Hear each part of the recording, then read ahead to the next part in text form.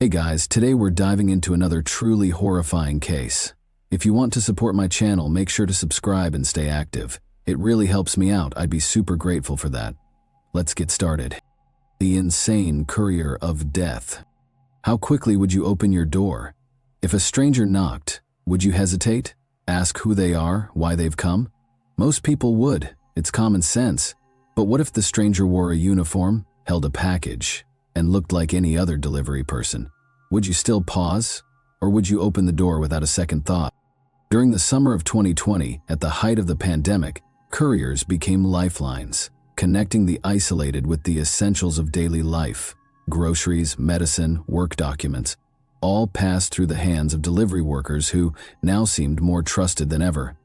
But in one case, behind the mask and the uniform, hid a killer. In the midst of lockdown, a man posing as a delivery driver was bringing something far more sinister than packages. He was bringing death, and no one knew who his next target might be. Police were baffled. No fingerprints, no clear motive, no witnesses. They feared spreading panic, but the truth was, a calculated killer was on the move. Everything changed on July 11th, 2020. That day, the masked courier arrived at a secluded, upscale property in the mountains southeast of Los Angeles.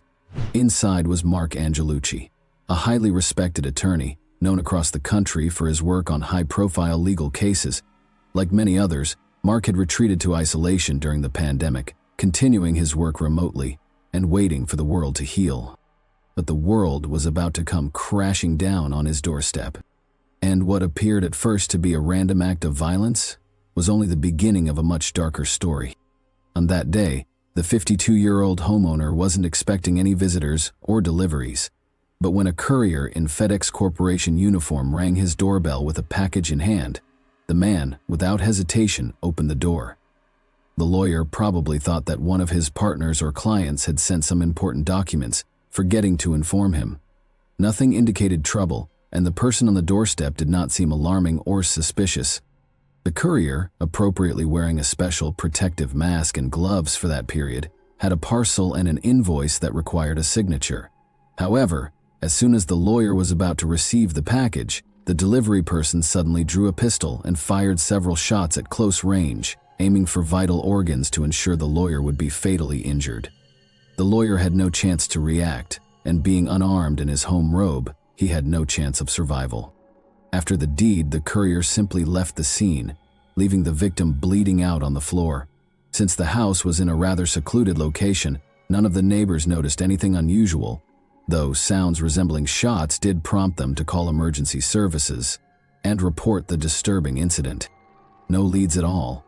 Mark Angelucci succumbed to his injuries at the scene, and the arriving medics and law enforcement could only confirm he was dead. Upon examining the crime scene, detectives immediately dismissed the notion that robbery was the criminal's motive.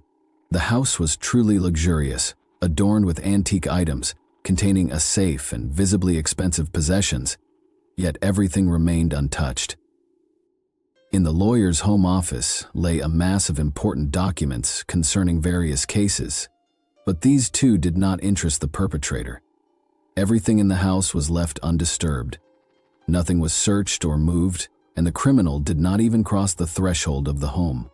Thus, from the very beginning, the main objective was clearly to eliminate the homeowner. The criminal was caught on several outdoor surveillance cameras, but as he was wearing a company cap from FedEx and a medical mask, it was virtually impossible to discern any distinctive features. All that could be determined was that he was a white male of average height and slender build. The criminal wore gloves, thus leaving no fingerprints anywhere. Essentially, the only evidence consisted of bullets extracted from the deceased's body. The police were baffled, and initially they decided to investigate the people closest to the lawyer to understand who might wish him harm and who might benefit from his death. The possibility that the crime was related to his professional activities was also not ruled out. Therefore, it was also necessary to examine which cases the lawyer had been handling recently, whether he had any dissatisfied clients, and whether he had conflict with any colleagues. There was a vast amount of work to be done, and determining a priority direction seemed impossible at the moment. So they decided to start with the relatives and close friends of the lawyer, rich, successful, and utterly alone. It soon emerged that Mark was profoundly lonely. No, he had quite a few friends, got along well with colleagues and neighbors, but he had no truly close or familial relationships. His parents had long passed away. Angelucci had no siblings, and he never started his own family in his youth. The man diligently studied, then he tirelessly built a career in legal practice, where he achieved great heights and recognition. But he intentionally decided to sacrifice his personal life, so at 52, he had never been married and had no heirs. Mark was quite attractive, intelligent, eloquent, always dressed expensively and stylishly, lived in a luxurious home and drove a luxury car.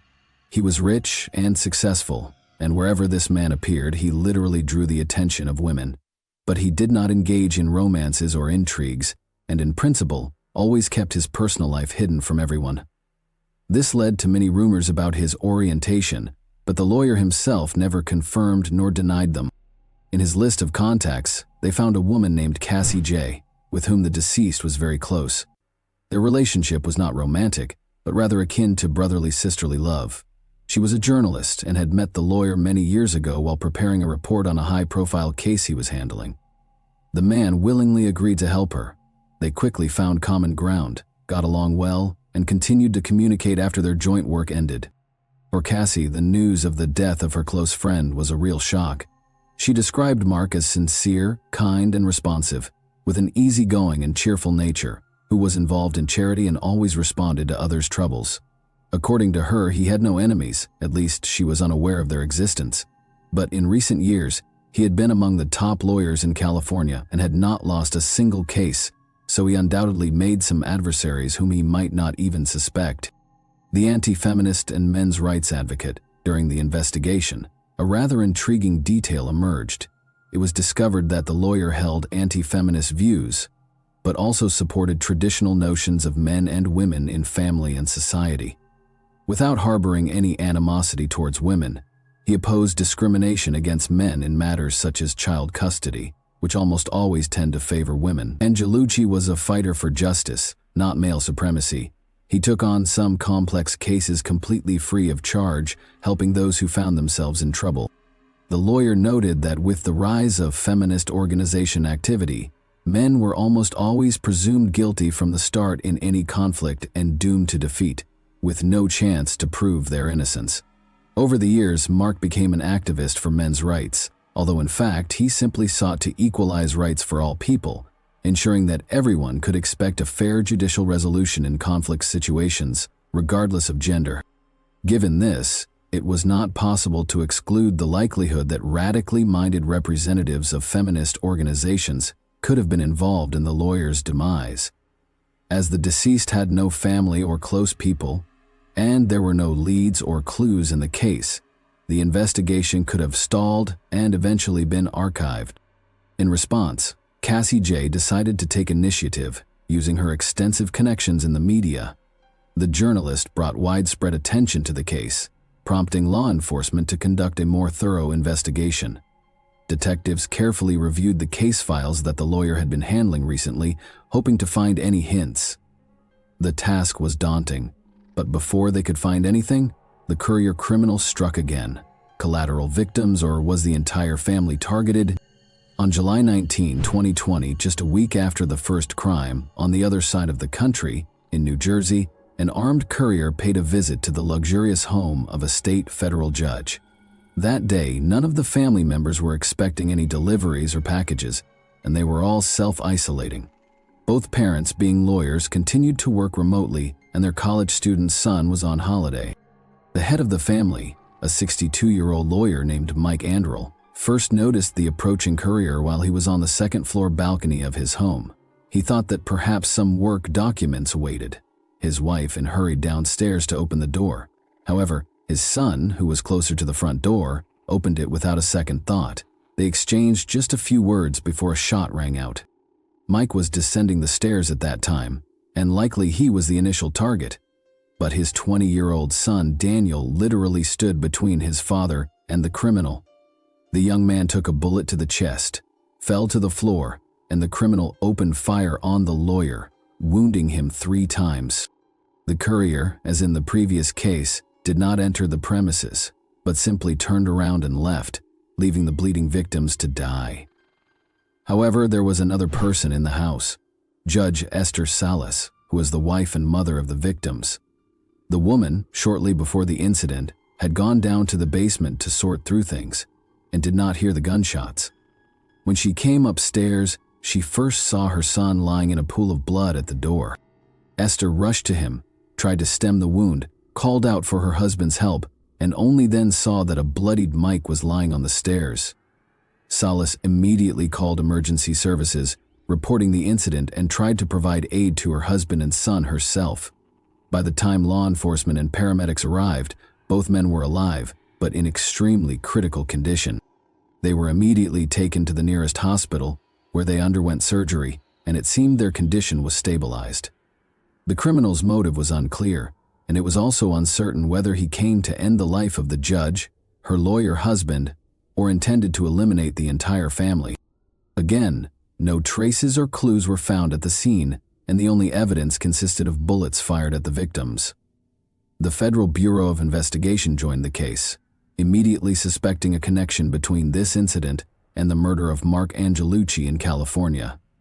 In both cases, the targets were lawyers, and the shooter disguised himself as a FedEx courier. However, the agents were confident that in the second case, the true target was the judge, and her relatives were merely collateral victims. Eyewitnesses, final account, ballistic analysis established that the shooter used a .380 caliber pistol in both incidents, and all bullets were fired from the same weapon. This dispelled any remaining doubts that the acts were committed by the same individual. But who was this person? Where could he be found? And where, when, and to whom might he strike next? It was necessary to question the surviving witness who had come face to face with the criminal and had even exchanged a few words. After a serious surgery, Daniel was in the intensive care unit in critical condition, but when he regained consciousness, he expressed a desire to speak with detectives, to tell them everything he had seen. The young man couldn't describe the perpetrator appearance because he was masked, but he thought the individual was elderly, as he could see gray at the temples, wrinkles around the eyes, and the courier's hands appeared old behind the courier, near the road. Daniel noticed a light-colored car, though he couldn't remember the make. The student also speculated that the criminal's target might have been his mother, as the attacker had inquired if she was home. However, at that moment, his father appeared on the stairs, apparently startling the criminal. The attacker quickly drew his pistol, shot the young man in the chest, and then began shooting at Mike, wounding him 3 times. After being injured, Daniel remembered nothing until he woke up in the hospital. The student's testimony provided little help to the investigation, except to confirm that the shooter was an older white male. Regrettably, Daniel's condition could not be stabilized. He worsened, and the day after speaking with law enforcement, the 20-year-old passed away in the hospital from resultant internal bleeding. Thus, detectives unanimously concluded that the main target of the shooter was indeed Esther Salas, but her husband and son were inadvertently in the way, and now the young man was deceased, while his father still hovered between life and death. It was urgent to understand what linked Salas and the earlier deceased Angelucci, what cases they were handling, and if they had common adversaries. Esther Salas was born in 1968 in Monterey Park, California. She had Cuban roots on her mother's side and Mexican on her father's. The girl who grew up in poverty achieved everything in life through her intellect and hard work. She attended Rutgers University for law school and earned her Juris Doctor in 1994. She built a stellar career, progressing from a clerk to an assistant U.S. public defender, and eventually to a United States magistrate judge in New Jersey. She also served several years as the president of the Hispanic Lawyers Association. Since 2011, she had been a judge for the U.S. District Court for the District of New Jersey. In 1993, Esther married renowned lawyer Mike Andrel, who was 11 years her senior. The couple desperately dreamed of having a child, but Esther struggled to conceive. After 4 consecutive miscarriages, doctors declared that she would never have children. However, a miracle happened on July 13, 2000, when the couple's only child, a son named Daniel, was born.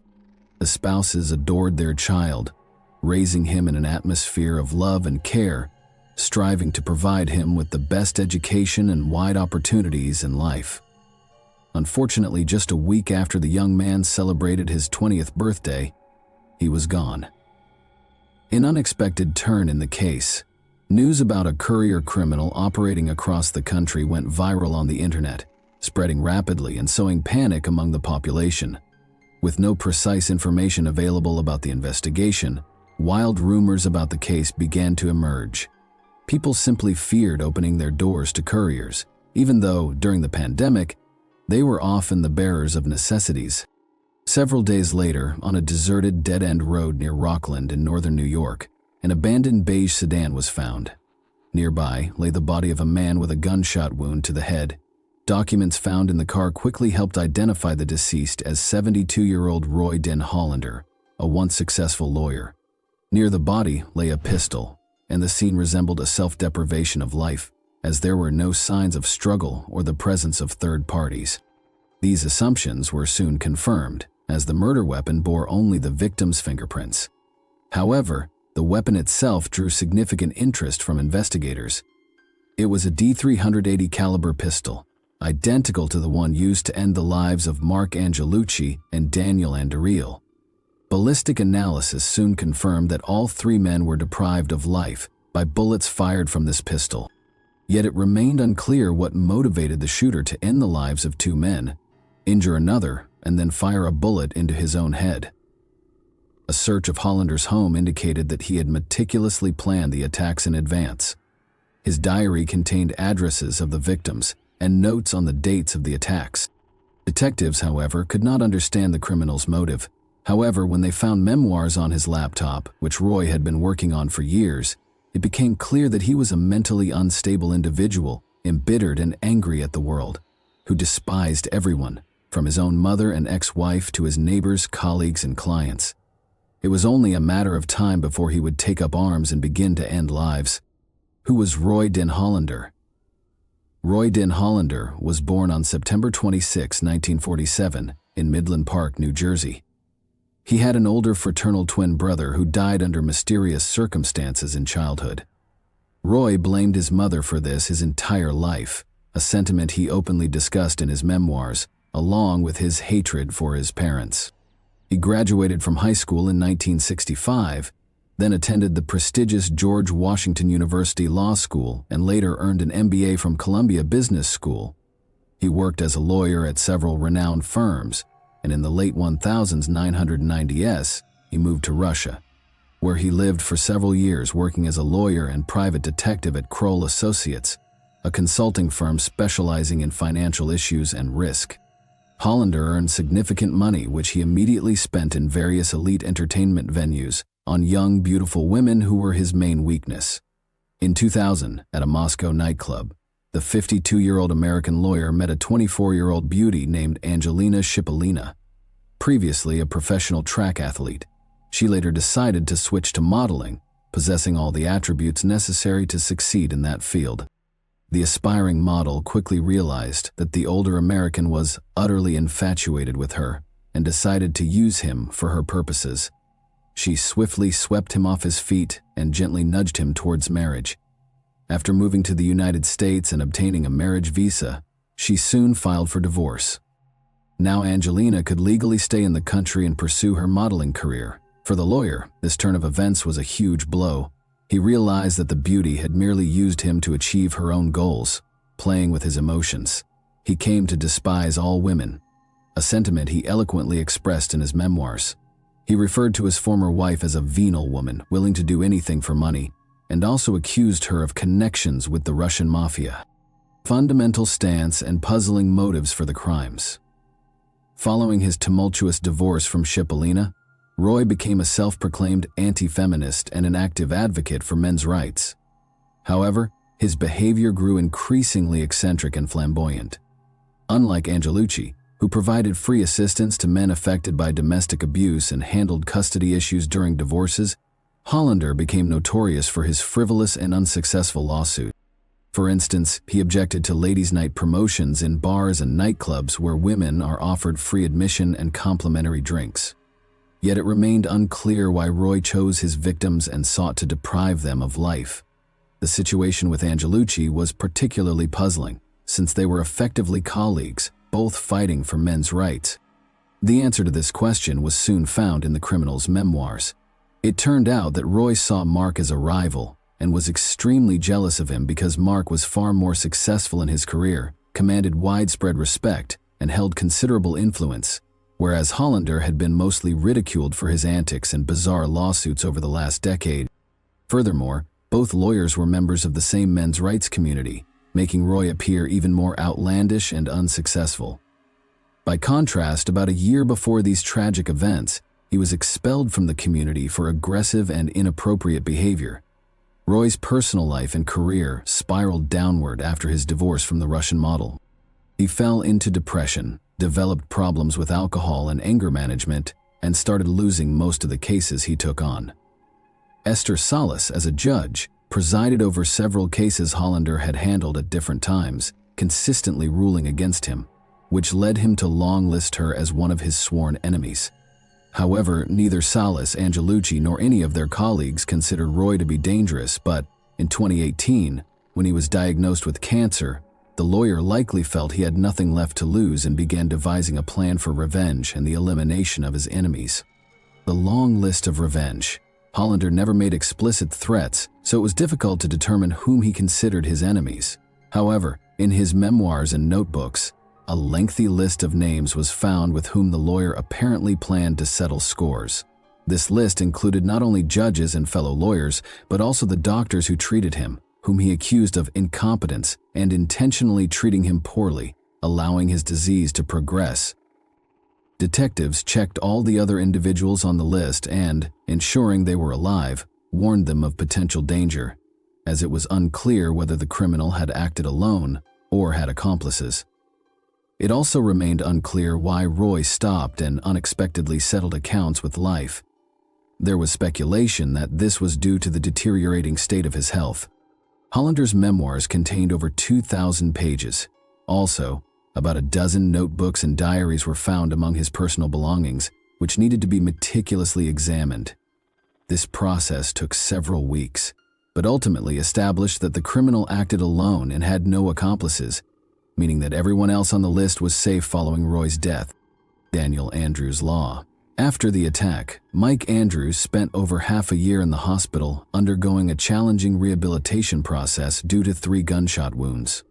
His wife, Esther Salas, remained in a prolonged state of depression due to the loss of their only son. However, in February 2021, she agreed to give an extensive interview for the television news magazine 60 Minutes, where she spoke publicly for the first time about the horrific events and the tragedy that struck their family. Simultaneously, the judge began working on legislative changes in New Jersey. A new law adopted in December 2021 was named after her late son, Daniel. The new amendments introduced a prohibition on the public disclosure of judges' addresses and other contact information, ensuring the safety and privacy of public officials and their family members. Thanks for watching, everyone. Your support means a lot to me, and you can help my channel grow by hitting that like button, dropping a comment, and sharing this video. Your engagement really makes a difference. See you soon. Hey guys, today we're diving into another truly horrifying case. Driving under the influence has always been treated as a grave offense in the United States, one that carries life-changing consequences. Whether it's alcohol, illicit drugs, or even prescription medication, getting behind the wheel in an impaired state puts lives at risk. And when that impairment leads to a deadly crash, the law does not take it lightly. These aren't just traffic violations anymore. They're felonies that carry years, even decades behind bars. The case of Macy Lathers is a prime example of how quickly a moment of recklessness can turn into tragedy, and how the fallout can echo far beyond the crash site. Macy Lathers wasn't just any driver. She was a public figure, a model, and an influencer with thousands of followers. Her life looked picture-perfect online, but on one shocking day, all of that came crashing down, literally. In a popular resort city buzzing with vacationers, Macy caused a devastating multi-car collision. 2 people lost their lives, 2 more were left with serious, life-altering injuries. But what made this tragedy even more disturbing was what happened next. When police arrived on the scene, they found Macy in a dazed, erratic state, clearly under the influence of psychoactive substances. The body cam footage captured her incoherent behavior. Witnesses filmed her staggering, yelling, and resisting officers. What was already a heartbreaking crash spiraled into a viral media storm. Overnight, Macy's name was everywhere, from news headlines to heated social media debates. Was this the fall of another influencer blinded by fame and excess? Or was it a deeper reflection of how privilege and recklessness collide? To understand how it all unraveled, we need to go back to where Macy came from. Macy Marie Lathers was born on July 16, 2000, in Fort Plain, New York, a quiet rural town nestled in Montgomery County. She was the middle child, the only girl among 3 siblings, raised in a home filled with warmth and stability. Her parents weren't wealthy or famous. They were ordinary people who worked hard, loved their kids, and built a life of modest comfort. Their house sat near the peaceful Mohawk River, in a town so small that everyone knew everyone else. Fort Plain wasn't the kind of place you expected scandal to come from. It was safe, slow, predictable. The kind of town where nothing much ever changed, until Macy changed everything. Macy grew up in what many would call a sheltered environment, largely disconnected from the outside world. She rarely left Fort Plain, and when she did, it was usually under the supervision of older family members. A high achiever in school, she consistently earned top grades and graduated at the top of her class. Macy was also active in sports, particularly gymnastics and track and field, though she never considered athletics as part of her long-term career goals. As a teen, Macy blossomed into a striking young woman. Suitors were constantly trying to win her attention, and there were even rumors of rivalries among the guys hoping to date her. She enjoyed socializing and going on dates, but she never let that interfere with her studies. Teachers described her as intelligent, focused, and driven, someone who always set high standards for herself. Macy graduated as valedictorian and was accepted into the State University of New York at Albany, where she chose to study linguistics and international communication. The campus was just over an hour's drive from her hometown, so Macy decided to stay at home with her family instead of moving into a dorm. Her close bond with her parents and siblings made this arrangement comfortable and natural. Albany, the capital of New York State, is a bustling modern city. Quite the contrast from tiny Fort Plain. To Macy, it felt like an entirely different world, full of energy, possibilities, and experiences she had never been exposed to before. With her charm, intelligence, and striking appearance, Macy quickly made friends and became a standout presence in her social circle. She continued to excel academically and soon became one of the top students in her program. At the same time, she and her new friends began frequenting local bars, clubs, and nightlife spots around the city. It didn't take long for Macy to adjust to this new rhythm of life. Days were spent in lectures and libraries, while nights often turned into late-hour adventures in the city's nightlife scene. Despite her increasingly active social calendar, Macy showed up for class, passed her exams with flying colors, and looked effortlessly put together. As is typical in many college nightlife environments, there was frequent consumption of alcoholic beverages. Over time, Macy began drinking more regularly, and what started as casual, social drinking gradually became a daily habit. Still, her young, healthy body seemed to handle the lifestyle well. She maintained excellent academic performance, and her professors continued to praise her intellectual gifts and talent. At home, her family didn't notice anything particularly alarming in her behavior or lifestyle. However, during her junior year, Macy decided to move out of her family's house and into an off-campus apartment near the university. She shared the place with a group of girlfriends, a change that marked a new chapter in her increasingly independent life. Around this time, Macy began experimenting more actively with a range of powerful and mood-altering substances. She typically obtained these restricted items directly from nightlife venues, often consuming them on site.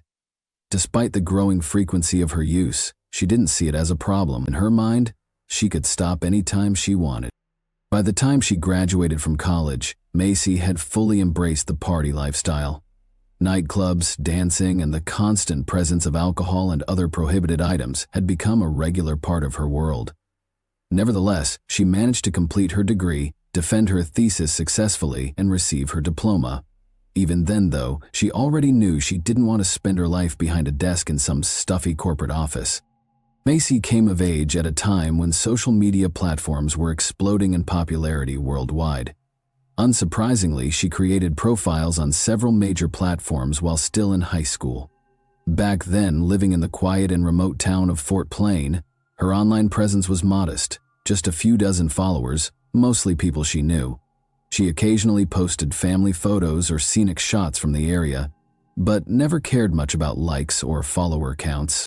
Everything began to change drastically after Macy moved to the city for her 18th birthday.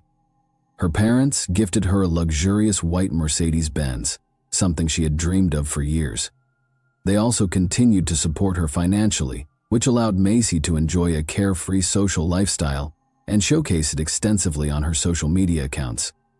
With her stunning looks, vibrant personality, and high-energy lifestyle, Macy quickly gained traction online. Her social feeds painted a picture of nonstop parties, fun, and glamour. Her follower count skyrocketed, and soon she had developed a loyal following that made her something of a local celebrity. During her final years at the university, Macy had already realized that she wouldn't be pursuing a traditional career in her chosen field. She was more interested in finding ways to turn her passion for fun into a source of income. She began taking dance lessons and sent out her modeling portfolio to various agencies, hoping to catch the attention of professionals who might offer her a lucrative contract. Despite her good looks, slim figure, and strong charisma, Macy wasn't able to break into any major modeling circles. However, her online popularity continued to soar. She portrayed a glamorous lifestyle, talked about her success, and occasionally promoted products or services on her platforms for small fees. After graduation, Macy informed her parents that she was planning to move to sunny Florida and settle in Miami. Her goal was to work as a hostess at one of the city's trendy nightclubs while continuing to pursue opportunities in modeling. Naturally, her parents were both surprised and disheartened by her decision. After all, she had always been a top student full of promise and had just completed her degree at a respected university. Now it seemed like she was walking away from all that for what? Still, they didn't pressure her or try to change her mind. In fact, they continued to support her regularly, sending money to help with her expenses. So, in early 2023, Macy relocated to Miami. She rented a modest apartment and began job hunting. At the same time, she immersed herself in the city's nightlife, hoping to make useful connections. She quickly became a fixture in the scene, fully embracing the party lifestyle once again, and she had no intention of slowing down. Over the years, Lathers had taken on various roles in the nightlife and entertainment scene. She worked as a promotional model, a dancer, and even served as a ring girl at combat sports events, stepping onto the mat in a skimpy outfit to display the round numbers to the crowd. During this period, her public profile began to rise. Local media outlets featured her several times, and she was even invited for a few interviews. By the spring of 2024, Macy's following on social media had grown into the tens of thousands.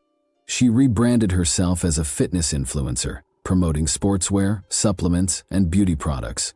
However, behind the carefully curated image, her real lifestyle was far from the clean and healthy image she projected online. She was a regular at nightclubs and parties, frequently indulging in strong alcoholic drinks, and was often open to trying new restricted substances offered in those settings.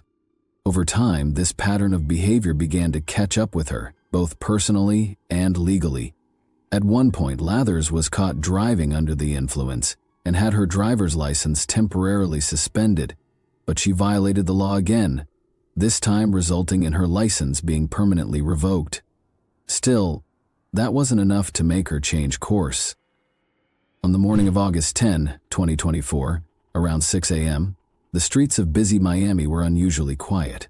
Suddenly, the stillness was shattered by the screech of brakes and the sound of multiple loud impacts. A major collision had occurred at an intersection involving 3 vehicles. Bystanders rushed toward a black Range Rover, which had taken a heavy hit on the driver's side. The man behind the wheel had a bloodied face but was conscious. Witnesses carefully helped him out of the twisted wreck. He had suffered head trauma and broken ribs and could barely remain standing. Good Samaritans provided first aid, doing their best to stop the bleeding, while waiting for emergency responders. The second vehicle was a Suzuki minivan, which sustained even more severe damage. The frame was crumpled and the doors were jammed shut. Inside were 3 individuals: a middle-aged woman behind the wheel, a man in the front passenger seat, and another man seated in the back. All 3 were seriously injured. The driver and rear passenger were unresponsive, while the front seat passenger appeared to be in shock. Since there was no immediate fire hazard, rescuers avoided pulling them out through the windows, fearing it could worsen potential head or spinal injuries. The third vehicle, a white Mercedes-Benz, was barely damaged. It had swerved off the road, lightly clipping the other 2 vehicles before striking a curb. When witnesses approached it, they found it empty. The driver was nowhere in sight, and the interior, covered in pale leather, showed no signs of injury. No blood, no visible struggle. It was clear the person behind the wheel had left the scene voluntarily, either unharmed or with only minor scrapes. Soon, eyewitnesses came forward. Several had seen a young woman leaving the Mercedes-Benz just moments after the crash. She exited from the driver's side, moving carefully and trying not to draw attention. She wore blue jeans and an oversized hoodie with the hood pulled low over her face. She crossed the street and quickly walked away from the scene, vanishing into the early morning quiet. The unidentified young woman attempted to blend in by joining a group of early morning joggers passing nearby. Since no one tried to stop her, she managed to slip away unnoticed. None of the bystanders were able to give a clear description of her appearance. When first responders, police, medics, and rescue crews arrived on the scene, they focused on freeing the injured passengers from the mangled vehicles. By that time, the man in the front passenger seat of the minivan was unresponsive. Medical examiners later determined that he had suffered extensive head and internal injuries, with massive internal bleeding cited as the cause of death. The woman who had been driving the minivan and the man in the back seat were both transported to the hospital in critical condition. Doctors fought hard to save their lives. The driver of the Range Rover was also hospitalized with moderate injuries. His life was not in immediate danger, though he had sustained a serious head injury and damage to one of his lungs. After speaking with witnesses, investigators determined that the person behind the wheel of the third vehicle, believed to have caused the crash, was a young woman who fled the scene. Fortunately, the intersection where the crash occurred had multiple surveillance cameras installed, and investigators quickly began collecting and reviewing the footage. The video clearly showed a white Mercedes-Benz speeding through the intersection, ignoring a red light. The other 2 vehicles were moving within the speed limit and had the right of way. The woman in the minivan appeared to try and avoid the collision, swerving at the last moment, but still clipped the Mercedes. Her vehicle then spun into the Range Rover before finally crashing into a utility pole. From the footage, it appeared that the woman in the Mercedes was not seriously injured. She jumped out of the vehicle, pulled her hoodie tightly over her face, and attempted to disappear among the joggers. She then veered off into a nearby park where the trail went cold due to a lack of camera coverage in that area. Who was the mystery driver of the white Mercedes-Benz? Why had she run? And where had she gone? None of the witnesses could describe her with any certainty or say where she had headed. Detectives turned to the vehicle registration to trace the owner, but before they could complete their investigation, the woman in question surfaced in the most unexpected way. While police were still reviewing footage and speaking with witnesses, a strange call came into emergency services. A construction worker laboring just a few blocks from the crash site reported an incident involving a young woman in a highly disoriented state. According to the caller, the woman had initially tried to flag down cars in an erratic and dangerous manner, running into traffic and throwing herself toward passing vehicles. Then she suddenly began undressing. She removed her hoodie, then stripped off a small top, leaving her in jeans and unclothed from the waist up. She started yelling profanities, spinning in circles in the middle of the road, attempting to force her way into random vehicles by yanking on their door handles. Eventually, she lay down across the roadway, rolling around on the asphalt. The witness who contacted emergency services rushed to help her. He tried to pull her to the sidewalk, but she was surprisingly strong and kept breaking free, shouting incoherently. Realizing he couldn't move her, he stood nearby and directed traffic to prevent vehicles from hitting her. He remained by her side until police arrived. When law enforcement officers arrived at the scene, the first thing they did was cover the half-dressed woman and try to ask her some basic questions to determine her identity. But she seemed completely detached from reality. At times, she muttered incoherently, then suddenly screamed, clearly under the influence of some kind of substance. She couldn't even say her own name, but was shouting about extraterrestrials, warning that they were on their way and would be arriving soon. Then, in a sudden shift, she calmed down and claimed she had come from the future, could travel through time, and possessed a magical orb. When asked what the last thing she remembered was, she paused for a moment and said, "I remember dying." It was clear that attempting a proper interview under these circumstances was nearly impossible. Her speech was a mixture of delusions and hallucinations. But then, unexpectedly, she asked if anyone had seen her white Mercedes-Benz and expressed concern that it might have been taken by aliens. At that moment, investigators no longer had doubts. She was clearly the same woman who had fled the scene of the crash. She repeated several times that she was from the future, then sat down on the asphalt and began speaking to someone who wasn't there, as if she were having a heartfelt conversation with her mother. "Mom, I'm gone now. Don't cry. I can time travel. I'll come visit you," she said. Then she looked around and asked where her car was, before turning back to her invisible companion. By the time paramedics arrived to assist the so-called visitor from the future, she had managed to recall her name, Macy.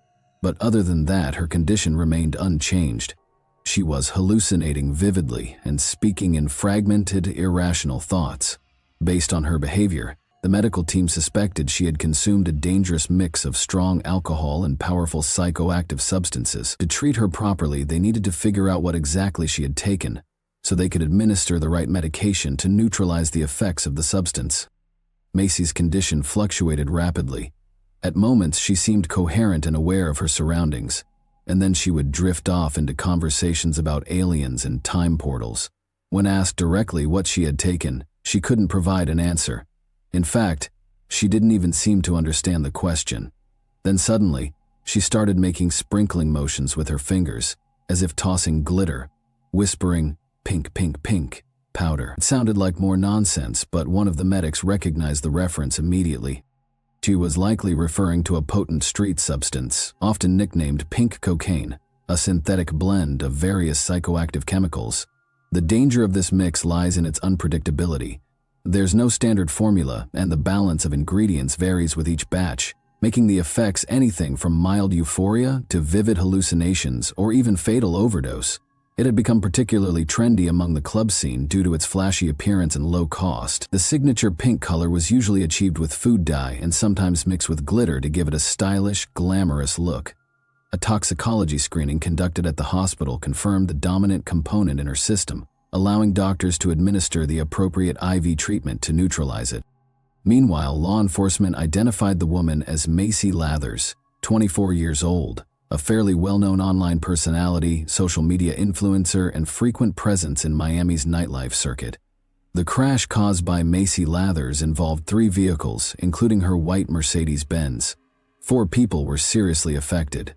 In the minivan were married couple Juanita and Abraham Nandez, along with their friend Jesus Rubio, who was seated in the back. Tragically, Abraham, who had been in the front passenger seat beside his wife, he succumbed to his injuries before first responders could reach the scene. Jesus in the back seat sustained severe trauma and was rushed to the nearest hospital in critical condition. Doctors fought for days to save his life, but he ultimately passed away without ever regaining consciousness. Juanita miraculously survived the collision, but the injuries she sustained left her permanently paralyzed. She now relies on a wheelchair. The couple's son, a school-aged boy, lost his father instantly and has been left without the daily care of his mother, who remains hospitalized. Jesus Rubio, a father of 2 and sole provider for his family, left behind loved ones, facing not only grief but significant financial hardship. The driver of the Range Rover was less severely injured than the others, but still required multiple surgeries and a long road to recovery. He remains unable to return to his previous work or lifestyle. Macy, on the other hand, escaped the crash without a single visible injury and attempted to flee the scene.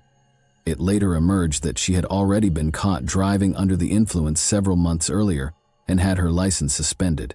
Following a second offense, her driving privileges were permanently revoked. Yet that didn't stop her from continuing to consume alcohol and restricted substances, then getting behind the wheel, until it all culminated in a devastating incident that claimed 2 lives. Macy Lathers now faces multiple criminal charges: driving under the influence without a valid license, vehicular manslaughter, causing serious bodily injury through negligence, and fleeing the scene of a crash. She was booked into custody without release, and her bail was set at $150,000, 0 cents. With no access to that kind of money, either personally or from family, she remains behind bars awaiting trial. Even though surveillance footage and eyewitness accounts strongly support Macy's responsibility in the crash, her defense attorney has argued that she should only be held accountable for driving under the influence and lacking a valid license.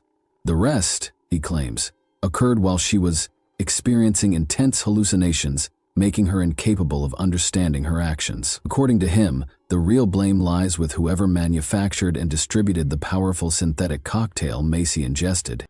The prosecution sees it differently. They point to video evidence showing Macy behaving rationally in the immediate aftermath of the crash, covering her face, attempting to blend in with bystanders, and even joining a group of joggers to avoid detection. These deliberate actions suggest that Macy was fully aware of what had just happened and was actively trying to avoid responsibility. The episode involving public disrobing and fantastical claims of time travel, prosecutors argue, was an attempt to appear mentally unfit to stand trial, potentially leading to psychiatric treatment instead of prison. As of spring 2025, the legal proceedings against Macy Lathers are ongoing. No final verdict has been issued, and she remains in custody. To date, she faces 8 separate charges, and if convicted on all counts, she could face a life sentence. Thanks for watching, everyone. Your support means a lot to me, and you can help my channel grow by hitting that like button, dropping a comment, and sharing this video. Your engagement really makes a difference. See you soon. Hey guys, today we're diving into another truly horrifying case. If you want to support my channel, make sure to subscribe and stay active. It really helps me out. I'd be super grateful for that. Let's get started. This is Mike Mansholt, a 17-year-old from Germany whose disappearance and death still leave more questions than answers. At first glance, Mike was just a regular teenager, healthy, adventurous, and full of life, but what happened to him in the summer of 2016 was anything but ordinary. In fact, it's one of the most chilling and unexplained cases in recent European history. When Mike's body was eventually discovered at the base of a cliff in Malta, it weighed only 35 pounds. Just months earlier, he had weighed nearly 5 times that. But that wasn't the most shocking detail. What horrified both investigators and his family was this: nearly all of Mike's internal organs were missing. His heart, brain, lungs, liver, stomach, pancreas, bladder, and intestines, all gone. Even stranger, there were no visible signs of trauma, no open wounds, no cuts, no signs of surgery or animal attack. His body was somehow hollowed out. So how does a seemingly healthy, happy teenager go missing on a solo trip and end up dead in a state that defies logic and science? What or who was behind this? To understand how Mike even ended up alone in Malta, we have to look at who he was. Born on August 20, 1998, in the city of Oldenburg, Germany, Mike grew up in a family that loved adventure. His parents, Bernd and Suzanne, eventually separated and started new families of their own. Mike lived with his mother and half-sister, Maria, but remained close to his father, who had a huge influence on his love for exploration.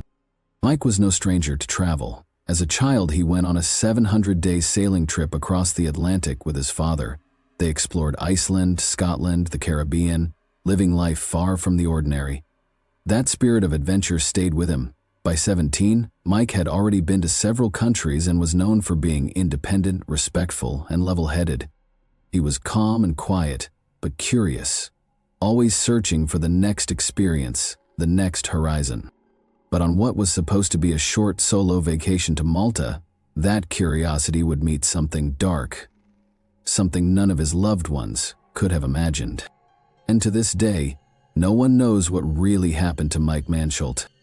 In July 2016, 17-year-old Mike decided to travel alone for the very first time. His destination, Malta, a beautiful island country in the Mediterranean Sea, just 58 miles south of Sicily, Italy. With a population of around 500,000 and just over 120 square miles of land, Malta is a popular summer destination known for its beaches, warm climate, and low crime rate. Mike flew there to visit his girlfriend who was attending a language course, and obviously he was very excited to visit her. The meeting with his girlfriend took place on the 8th of July 2016, when Mike landed on the island of Malta. Wasting no time, he headed straight to Valletta, the capital city where she was waiting. The two were overjoyed to be reunited, and the island seemed like the perfect setting for a romantic and adventurous getaway. They spent the next few days living in the moment, laughing, exploring, and soaking in the Mediterranean sun. Together, they wandered through colorful streets, relaxed on golden beaches, tasted new foods, and admired Malta's historical charm. It was the kind of trip that felt almost magical, the kind that lives on in your heart long after it ends. But for Mike, the trip wasn't ready to end just yet. As their final day approached and his girlfriend prepared to fly back to Germany, Mike had a change of heart. He realized he had fallen in love, not just with the experience, but with Malta itself. He wanted more time to explore its hidden corners, meet new people, and continue the journey on his own terms. So he made a choice. He gave his girlfriend a warm goodbye, promising to stay in touch, and then informed his parents that he wanted to remain on the island for a few more days. Back in Germany, Mike's mother, Suzanne, was at home, while his father, Bernd, was on vacation in Croatia with other family members. Neither parent hesitated when Mike told them about his change of plans. They trusted him deeply. As mentioned earlier, Mike wasn't just any teenager. He had been traveling since he was very young, visiting almost every corner of the world. His parents often said that he was unusually mature for his age, calm, independent, and resourceful. Mike had a quiet confidence that set him apart. He knew how to handle situations that would rattle even some adults. So when he told them he wanted to stay a bit longer, they didn't worry. They believed in him. After his girlfriend flew back to Germany, Mike was ready to experience Malta in his own way, solo, spontaneous, and unfiltered. He checked into a hotel in Slima, a lively coastal city on the northeastern edge of the island. If you've ever been to Slima, you'll know it's a hot spot, bustling with tourists, lined with stylish cafes, restaurants, and boutiques, and always humming with activity. It's also the most densely populated city in Malta, which means something's always happening, no matter the time of day. Mike booked a room at the Astro Hotel, a well-known place in the area that was popular among solo travelers. It wasn't too fancy, but it had everything he needed. A clean room, decent Wi-Fi, and a view of the Mediterranean. It was the perfect base for a young adventurer wanting to explore the island at his own pace. On the morning of the 18th of July, things started off pretty normal, or at least they seemed normal. Hotel surveillance footage captured Mike leaving room 105 at exactly 8:39 a.m. He looked calm, casual, just a guy starting his day. Around 9:10 he was seen again at the hotel reception desk. He asked a few questions, nothing unusual, just small talk with the staff. Probably about local attractions or bike rentals. He was polite, smiling, the same laid-back vibe he always carried. After a brief chat, he headed back upstairs. He stayed in his room for almost an hour. Then at 9:55, he left room 105 again, and that's the last confirmed sighting of Mike in the hotel's security footage. He was wearing a blue t-shirt with a black backpack slung over one shoulder and his phone in hand. He looked ready for another adventure under the warm Maltese sun. Inside his backpack, he had packed the essentials: his GoPro camera, a portable charger, his ID, a credit card, and some cash, just enough for a day trip. It was a bright, cloudless day, the kind that makes you want to explore every hidden corner of the island. From there, Mike walked to a nearby port where he rented a mountain bike. It was a blue and black Lombardo Sturdy, perfect for off-road trails. Just minutes later, at exactly 10:11 a.m. that morning, he sent a voice message to his dad via WhatsApp. His voice sounded upbeat and chill. He talked about the bike rental and how he was planning to cycle around the island. He mentioned the steep hills and how he might need to walk the bike in some parts. Mike even promised to send a photo soon, but that picture never came. And that was the last anyone heard from him for a couple of days. No one heard from Mike, and at first no one freaked out. Mike was always the adventurous type. He loved exploring on his own, soaking up new places and living in the moment. It wasn't unusual for him to go quiet for a while. Fast forward to July 27th. That was the day Mike was supposed to fly back to Germany. His mom, Suzanne, and his sister Maria headed to the airport to pick him up. They stood at the arrival gate, scanning every face that walked through, expecting to see Mike rolling in with his backpack and a big smile. But Mike never showed up, at first. They figured maybe he had a layover in Frankfurt and had landed there instead, but then Suzanne's anxiety kicked in. She tried calling Mike's phone, but it went straight to voicemail. She kept calling, hoping for a different outcome, but it was the same every time. Nothing. Her gut was telling her something was off. She called the airline for answers, and that's when she got hit with a bombshell. Mike had never boarded the plane. He had missed the flight completely. Now panic set in. Suzanne rushed to the police, filing a missing person report in the early hours of July 23. The authorities immediately took it seriously and put things into high gear, coordinating with the Maltese police. As Suzanne tried to piece things together, another shocker came her way. A German detective working on the case got word from the Maltese authorities.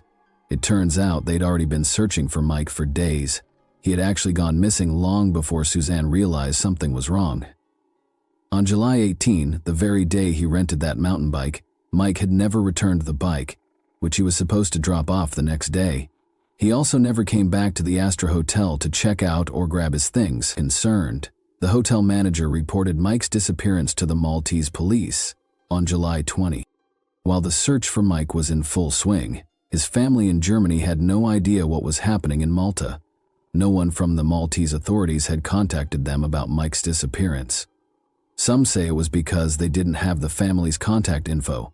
Others claim it was just negligence. Either way, Mike's dad, Bernd, was blindsided when he found out. Without wasting any time, he paused his vacation, grabbed Mike's brother Daniel, and hopped on the first flight to Malta. Though panic was setting in, Bernd tried to stay calm, thinking maybe Mike had missed his flight, lost his phone, or something like that. The family held on to hope, convinced Mike would turn up any minute. But what was really eating at Bernd was that Mike's phone was off, and there was no sign of him anywhere. Bernd stayed in constant contact with the authorities and even joined the search. The police combed every inch of Malta, checking ferries and small aircrafts, while flyers with Mike's face were plastered everywhere. On the 24th of July 2016, Interpol stepped in, and the case went international, with Germany and Malta working together. Then, on the 26th of July, 8 days after Mike vanished, the Maltese police got an anonymous tip. The caller said Mike was last seen near the Dingley Cliffs, 820 feet high in a hot spot for tourists. The guy who rented Mike the mountain bike had even mentioned that Mike had talked about visiting the Rabat catacombs nearby, so it was likely Mike had passed through that area. A full team was sent to the cliffs. Sniffer dogs, paramedics, firefighters, and Bernd and Daniel rushed there too. By the time they arrived, reporters were already asking questions, and emergency crews were on site. The search dogs soon picked up a scent, and after hours of searching, the unthinkable happened. Mike was found, but not alive. His body was discovered at the bottom of the cliffs, hidden under some bushes in a rocky outcrop. The bike he rented was found 98 feet above him, totally wrecked. Mike's body was sent in for an autopsy, and investigators found his sneakers and sunglasses nearby, but Mike was barefoot. His backpack containing his phone, laptop, GoPro, money, and credit cards was nowhere to be found. And the strangest part? Fresh hay was found near his body, as if someone had stepped on it and left a piece behind. But it couldn't have been Mike. He was barefoot, and his sneakers were found several feet away. When they asked a local farmer if he knew anything about the hay, he simply said he didn't. Bernd, Mike's father, wasn't about to let anything slide. After speaking with the farmer near the cliffs, he could tell something was off. The farmer seemed overly nervous, almost like he was avoiding the questions. When Bernd asked if he had seen anything unusual or if he knew where Mike's backpack might be, the farmer kept insisting he didn't know anything. But Bernd wasn't buying it. His heart was shattered over the loss of his son, but he refused to break down completely. He needed to get to the bottom of what had really happened. Mike's brother, Daniel, was hit the hardest. Unlike some half-siblings who struggled to get along, Daniel and Mike were inseparable. They had been thick as thieves, always dreaming about traveling the world together when they grew older. But now those dreams were ripped away, leaving Daniel with a pain that was impossible to ignore. When Suzanne, Mike's mother, heard the devastating news, it felt like she was trapped in a nightmare she couldn't escape.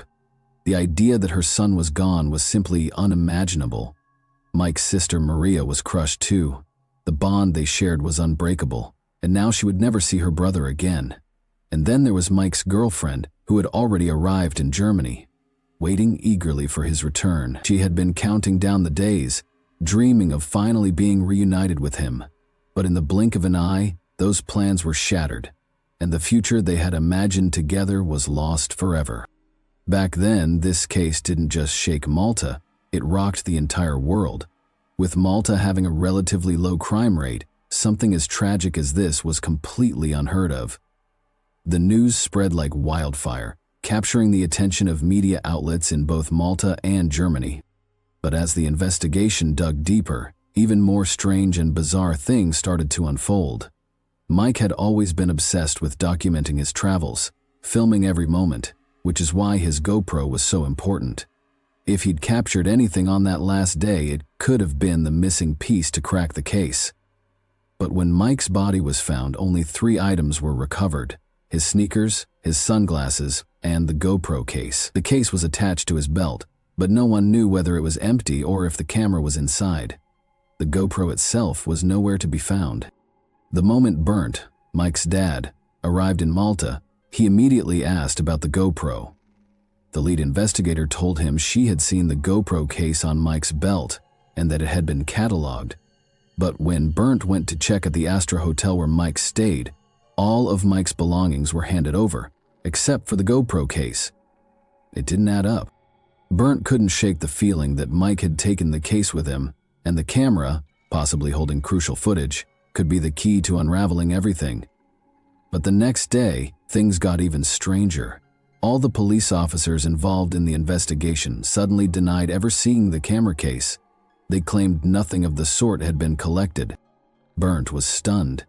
How could they deny it, when the lead investigator herself had confirmed it? When he confronted her, she stuck to the same story. There was no case. Something was definitely fishy. Just when it seemed like the case couldn't get any weirder, the police made a statement declaring that Mike's death was an accident. According to them, he had simply fallen from the cliff while riding his bike, but the way Mike's body was found didn't add up to that explanation at all. If he had fallen while riding, he would have dropped straight down, right? But Mike's body was found in a position that suggested he had fallen backward, which was nearly impossible if it was a natural fall. Despite all the inconsistencies, the police quickly closed the case, claiming Mike had fallen from a height of more than 30 meters and had somehow rolled to the spot where his body was discovered. But there was more.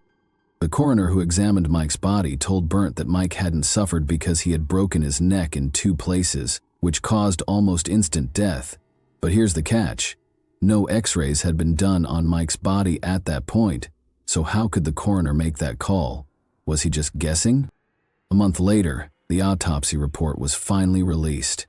It confirmed through DNA testing that the body was Mike's.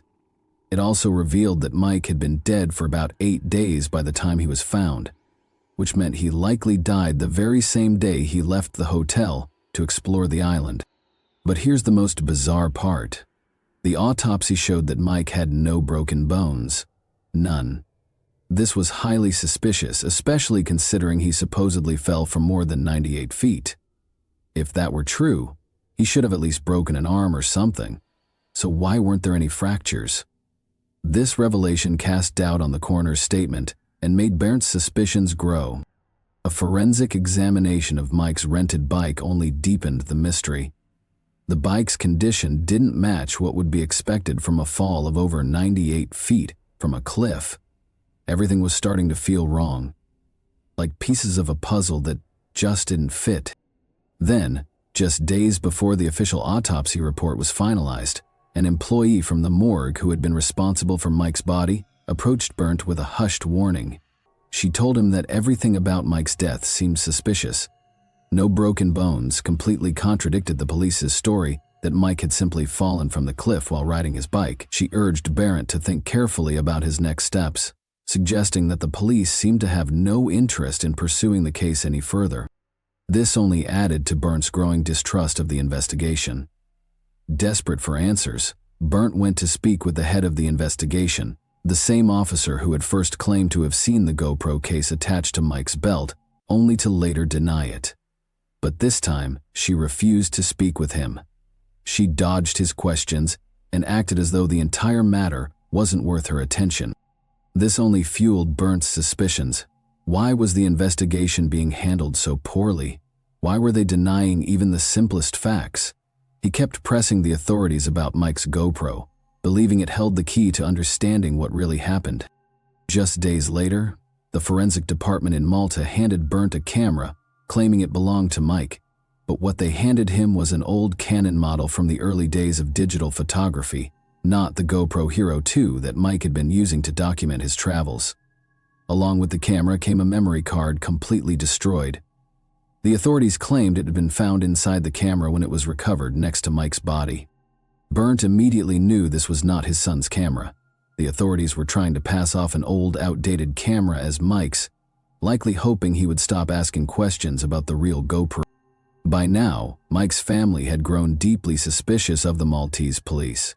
The lack of interest in the case, the inconsistencies, and the strange actions of the authorities were all too much to ignore. Bernd confronted some officers about who might have stolen his son's belongings. The officers, almost dismissively, claimed that no one from Malta would steal items from a body, suggesting it might have been a tourist. But then there were the phone records. The police claimed they had pulled location data from Mike's phone carrier only to report that they found absolutely nothing. No records, no trace. Everything seemed to be going in circles. Frustrated with the inconsistencies, the lack of progress, and the growing feeling that something was being hidden, Bernd was ready to make serious accusations against the authorities. But before he could take any action, he had to return to Germany to arrange his son's funeral and deal with the heartbreaking aftermath of the tragedy. Mike's body landed in Germany on August 17, 2016, and what was supposed to be a moment of mourning quickly spiraled into something out of a true crime documentary. The funeral home staff tasked with preparing his body for burial were immediately disturbed. Mike's body looked eerily deflated, like someone had let all the air out of him. It was obvious something was wrong. Even worse, he hadn't been embalmed at all, which was bizarre, considering his case was still under investigation. The smell was unmistakably that of raw decomposition, not the usual chemical scent you'd expect from a preserved body. The moment they realized this, the funeral home workers called the police.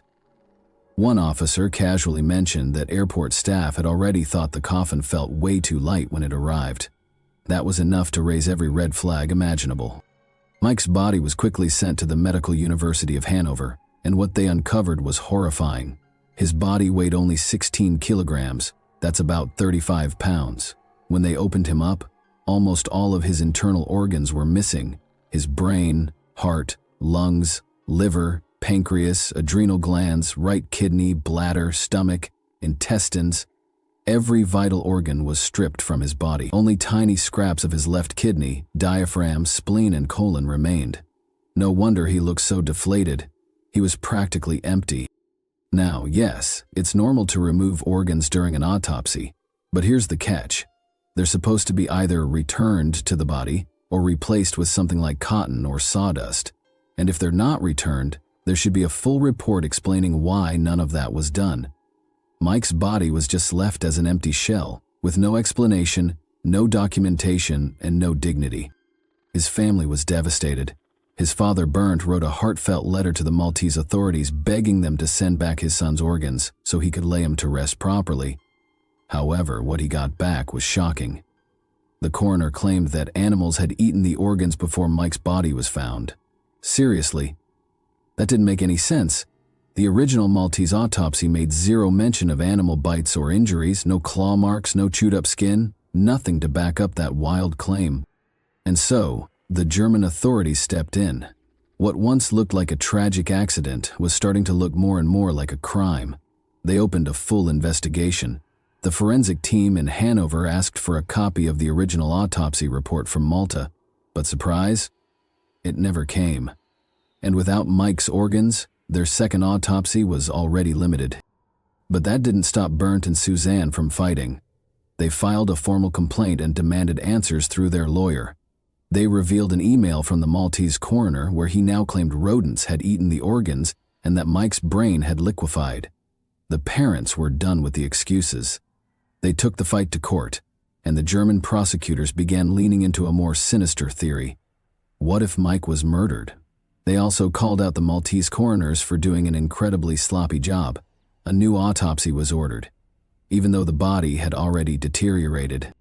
This time, Maltese officials had to be present so no one could twist the facts. And once again, the findings were disturbing. There were no bite marks, no signs of rodents, just a small nibble on the neck and a faint abrasion on the forearm. Definitely not enough to explain the missing organs. Plus, it was reconfirmed that Mike's body had been fully intact when it was recovered from under the cliffs and transported to the Maltese morgue. Most importantly, the new autopsy revealed what might be the biggest failure of all. Mike had never been embalmed. Because of that, his body had decomposed too much, destroying any remaining evidence that could have pointed to what really happened. To top it all off, there was absolutely no proof that Mike had died from falling off the cliffs. Nothing matched the story Malta had been pushing. And just like that, a simple case of a missing person found dead had transformed into a full-blown mystery. Despite all of this, the Maltese authorities stood by their official version of events, that Mike fell accidentally, and dismissed all other claims as conspiracy theories. The first autopsy done by Malta's own forensic team included 3 people, including Dr. Mario, the country's chief forensic doctor. Dr. Mario, who had an impressive reputation, was there when the body was found and performed the autopsy himself. However, when Mike's parents and journalists asked for more details, Dr. Mario was strangely tight-lipped. He only responded to one email from Mike's father, Bernd, saying the organs were already missing before the autopsy, suggesting that rodents had eaten them. He also mentioned that Mike's brain had dissolved due to the sun's heat. Dr. Mario stated that he had shared this information with the head of the investigation, but the German forensic team didn't buy it. They quickly debunked the idea of rodents having eaten Mike's organs, as there were no bite marks found on his body. As for the brain liquefying in the sun, that was just plain absurd. According to the Germans, they pointed out that many countries have summer temperatures exceeding 40 degrees Celsius, and no one had ever seen anything like this happen. Furthermore, Dr. Mario had documented that Mike's body was found lying on his back, but the German team didn't believe he'd died where he was found. They theorized that Mike could have been alive when he hit the beach and crawled to a shaded area under the cliff. They even considered asphyxiation as a possible cause of death, especially because Mike's hyoid bone was missing, an indication of strangulation. By November of 2017, Bernd had had enough. He returned to Malta and tried to speak with the police and detectives involved in his son's case, but they wouldn't cooperate. He then filed a legal request to access all the case files, only to be told the judge was sick and known for being slow in approving judicial decisions. Eventually, Bernd was able to gain access to the documents through a German diplomat in Malta, but when he reviewed the files, several key pieces were missing. The autopsy results and photos from the crime scene had mysteriously disappeared. In January of 2018, the Maltese government finally caved under pressure from the German authorities and reopened Mike's case. The first documents related to the case were sent to Germany, and the German media began covering the story. Once again, the German parliament even started debating it. However, the new judge assigned to the case also concluded that Mike's death was due to a fall from the cliff, and nothing really changed. The German authorities, despite finding numerous inconsistencies in the case, found themselves at a dead end with the limited evidence they had. Most people who analyzed the case, full of holes and carelessness from the diplomats, investigators, and journalists, have serious doubts about the Maltese authorities' official verdict. Bernd became exhausted and disheartened by all the negligence and decided to stop pushing for more answers. He shifted his focus to his family, feeling that they would never truly know what happened to Mike. A German newspaper that had been following the case from the beginning even tried to revisit the story, but when they reached out to the Maltese authorities, they were met with silence. No one involved in Mike's case seemed willing to talk, almost as if they were trying to cover it up. Theories surrounding Mike's case are still floating around, one of the most popular being that Mike could have been a victim of organ trafficking. Mike was a healthy young man, and the absence of his organs has made many wonder if he was targeted by traffickers. According to this theory, Mike was approached while cycling through a remote area of Malta. The traffickers allegedly took him to a hidden location, removed his organs, stitched his body back up, and then dumped him off a cliff to make it appear as though he had suffered a tragic accident. Some believe that the Maltese authorities uncovered the truth, but chose to cover it up in order to protect the island's tourism industry. Another theory suggests that Mike was the victim of a robbery. In this version, thieves may have stolen his belongings and thrown him off the cliff afterward. Supporters of this theory claim Mike may have been strangled and that his body was later placed at the scene in a way that minimized visible trauma, again to avoid any damage to the island's reputation. If strangulation had occurred, authorities might have removed his hyoid bone, brain, and other organs to prevent the true cause of death from being discovered. There is also the possibility that Mike simply fell from the cliff by accident, and opportunistic passers-by took advantage of the situation by stealing his belongings. The least accepted theory is that Mike took his own life, a suggestion that was quickly dismissed early in the investigation. Everything about his life indicated that he was happy, full of plans, in love, and showed no signs of depression or mental illness. Mike Mansholdt's case remains one of the most mysterious and unresolved cases ever documented. The Maltese authorities continue to stand by their official version of events, that Mike fell accidentally, and dismiss all other claims as conspiracy theories. But what do you think really happened to Mike? Was it a tragic accident, or was he the victim of something far more sinister? Thanks for watching, everyone. Your support means a lot to me, and you can help my channel grow by hitting that like button, dropping a comment, and sharing this video. Your engagement really makes a difference. See you soon. Hey guys, today we're diving into another truly horrifying case. If you want to support my channel, make sure to subscribe and stay active. It really helps me out. I'd be super grateful for that. Let's get started. Just minutes after a frantic 911 call, police arrived at the Beverly Hills mansion of Jose and Kitty Menendez, and what they found inside was pure carnage. The couple had been shot execution style, their bodies so brutally mutilated that they were nearly unrecognizable. The scene was chilling. But what shocked the world even more came 7 years later, when their own sons, Lyle and Eric Menendez, were convicted of the murders. Case closed? Not quite. Decades later, the Menendez brothers' case continues to spark debate, dominate headlines, and flood social media feeds. Some still believe they were cold-blooded killers, motivated by greed. Others argue they were deeply traumatized, victims of long-term abuse who saw no other escape. But before we can begin to unpack the controversy, we need to understand where they came from. The Menendez family wasn't just wealthy, they were extravagantly rich. They lived a life most people could only fantasize about: private jets, luxury cars, and million-dollar homes. In the late 1980s, their Beverly Hills mansion looked like something straight out of a Hollywood fantasy, more fitting for a movie star than a family of four. But their lavish lifestyle didn't come easy. It was built on the relentless ambition of one man, Jose Enrique Menendez. Born in Cuba, Jose fled the country during the revolution. At just 16, he arrived in the United States with no money and no safety net, only an unshakable determination to succeed. He earned a degree in accounting, but he didn't stop there. He climbed the corporate ranks in the entertainment industry with laser focus, eventually landing powerful positions at major companies like RCA Records, and live entertainment. By the time of his death, Jose was a multi-millionaire, a self-made man who believed in hard work, success, and control. But behind the closed doors of their perfect home, something else may have been brewing. Something darker. Something that would eventually explode into one of the most infamous family murders in American history. His wife, Kitty, was once a school teacher, but she left her career behind as Jose's success skyrocketed. With their growing fortune, the Menendezes gave their sons every possible privilege.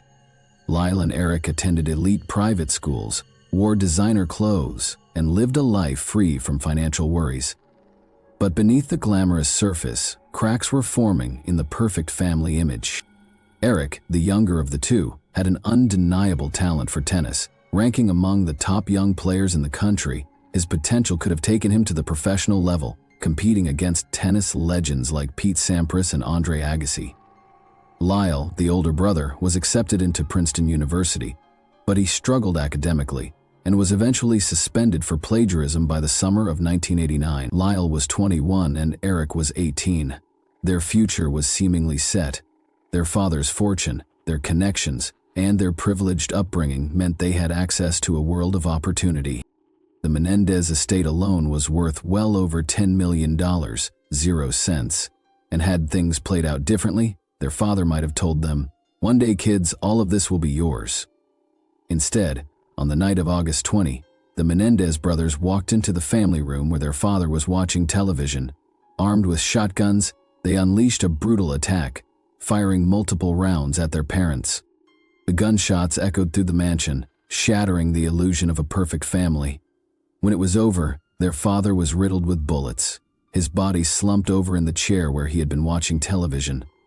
Their mother, who had tried to escape, was shot so many times that part of her skull was blown away.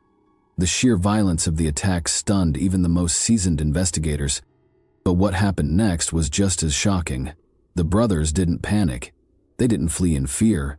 Instead, they cleaned themselves up, changed into fresh clothes, and went to the movies that night, while their parents' bodies lay lifeless in their blood-soaked home. Lyle and Eric sat in a theater watching Batman. After that, they returned home, and that's when they called the cops and pretended to be shot. When the police arrived at the scene, they found Eric rolling around on the front lawn, curled up in the fetal position, howling in grief. His cries echoed through the night, an Oscar-worthy performance that would have fooled even the most seasoned detectives. But given what they went through throughout their childhood, the realistic cries of them just make sense. The brothers sobbed, clung to each other, and played the part of heartbroken sons to perfection. But behind the theatrics, something didn't sit right. Investigators pieced together the brutal execution. Jose Menendez had been sitting on the couch, watching television, completely unaware of what was coming. The first shotgun blast struck the back of his head, killing him instantly. The force of the shot was so powerful that it nearly decapitated him. Kitty, hearing the deafening explosion of gunfire, rushed into the room. Her scream barely had time to leave her lips before the second shot rang out. The blast struck her in the leg, sending her sprawling to the floor. She attempted to crawl away, leaving behind a slick trail of blood on the polished hardwood, but there was nowhere to go. Her own sons towered over her, reloading their weapons. The next round of shots tore through her chest and arms as she writhed in agony. But it wasn't enough. The final devastating shot was delivered point blank to her face, obliterating her features and rendering her unrecognizable. It was a grotesque overkill, something more akin to a mob hit than a spontaneous crime of passion. And then, in an eerie and calculated move, the brothers fired additional shots into their parents' kneecaps. This detail was chilling. Why would sons do such a thing to their own parents? To detectives, this screamed of a professional-style execution, a deliberate attempt to stage the murder as a mafia hit. But here's where things got truly bizarre. The Menendez brothers were not immediate suspects. Despite being the only people with a clear financial motive, despite their suspicious behavior, and despite the glaring brutality of the crime, the police initially bought into their grieving act. They didn't even test them for gunshot residue, a basic procedure in homicide investigations. For a while, it seemed like they might just get away with it. but their greed would be their downfall. In the weeks following the murders, instead of retreating into mourning, Lyle and Eric embarked on a jaw-dropping spending spree. Lyle returned to the Princeton area and began a kind of spending frenzy. His friends say they thought it was his way of dealing with his grief. Over several weeks, he bought clothes, a Rolex, a $62,000 0-cents Porsche. Rather than return to school, he bought a restaurant, saying his mother would have been pleased. Meanwhile, Eric wasn't exactly keeping a low profile either. He hired a new top-tier tennis coach. On top of that, the brothers vacationed in exotic locations like London and the Caribbean, dined at 5-star restaurants in Los Angeles, and drove around town in their deceased mother's Mercedes-Benz L convertible. The money hemorrhaged out of their accounts at an alarming rate. In just 6 months, they had burned through over $700,000, 0 cents. They moved into high-end condos in Marina del Rey, flaunting their newfound freedom with reckless abandon. But while they were celebrating their new lives, the police were busy chasing a dead end. Investigators initially believed Jose Menendez's business dealings had made him a target. He was known for his ruthless and cutthroat style, making enemies in the entertainment world. The police considered the possibility of a mob hit. The staged kneecap shots made it look like an organized crime execution. But something didn't add up. If the mafia wanted Jose dead, why kill Kitty too? And why had nothing been stolen? As detectives struggled to find leads, Eric made a mistake that cracked the case wide open. Feeling guilty, overwhelmed, and unable to keep the secret buried, he confided in his psychologist, Dr. Jerome Oziel. He admitted everything: how they planned the murder, how they executed it, and how they covered it up. Dr. Oziel, bound by doctor-patient confidentiality, initially kept the confession secret. But here's where things took a wild turn. Oziel had a mistress, a woman named Judalon Smith. She knew about the confession, and in a moment of betrayal, she went to the police. Now, if you were the doctor's mistress at the time, what would you have done? According to her, she knew that Lyle and Eric were sexually abused, so if you knew that for a fact, would you still report it to the police? I want to hear your thoughts on this. At this point, Lyle and Eric were still oblivious. They truly believed they had pulled off the perfect crime. Lyle even went so far as to hire bodyguards for his shopping trips, parading around like a celebrity. Additionally, the two brothers had just established their own business called the Menendez Investment Enterprises. But law enforcement wasn't so easily fooled. With Judalon Smith's tip, they finally had the breakthrough they needed. The police were about to turn the tables on the Menendez brothers, and the downfall of Lyle and Eric was just beginning. They arrested Lyle first, since he was in California, and then Eric was taken into custody after he returned from playing in a tennis tournament in Israel. The case, however, was anything but simple. The legal battle was just beginning, and what followed was a courtroom drama filled with shocking twists and relentless maneuvering from both the prosecution and defense. The prosecution had what they believed to be a solid piece of evidence: the therapy session tapes. A judge ruled that these tapes could be used in court, but the brothers had hired a top-tier legal team, and they fought tooth and nail to suppress them for over a year. Every motion, every appeal, every legal loophole was explored. It was a fierce battle of legal expertise and strategy, stretching out the case and delaying the inevitable. First things first, let's talk about the person who first knew who killed the Menendez parents: Dr. Jerome Oziel. They started discussing what would happen, or how it would be, if the person who was a dominating force and a negative force and a very controlling person in their life wasn't there anymore. And at that point, it evolved into a discussion about killing the parents, most particularly the father. Basically, that the father had just been completely dominating and controlling, was impossible to please, had perfectionistic standards, that he was controlling of a lot of different aspects of Eric and Lyle's life in a very extreme way. They went up to the office where the infamous confession tape was recorded, a piece of evidence that would shake the entire case. But despite how damning the tape was, it didn't immediately lead to a guilty verdict. Instead, it played a major role in the Menendez brothers' defense. They claimed their father had abused them for years, physically, emotionally, and sexually. and they saw no other way out. In the tape, the brothers not only admitted to the murders, but also revealed something shocking. They had found their mother's suicide note before the killings, which deeply affected their decision. Eric described his mother's pain, how she discovered their father's long-term affair, and how it broke her. He recalled her struggling with alcohol and pills, telling him, "You don't understand how much stress I'm under. I take 13 pills a day and drink." The brothers believed that by killing her, they were actually doing her a favor, freeing her from misery. But there was also another terrifying thought.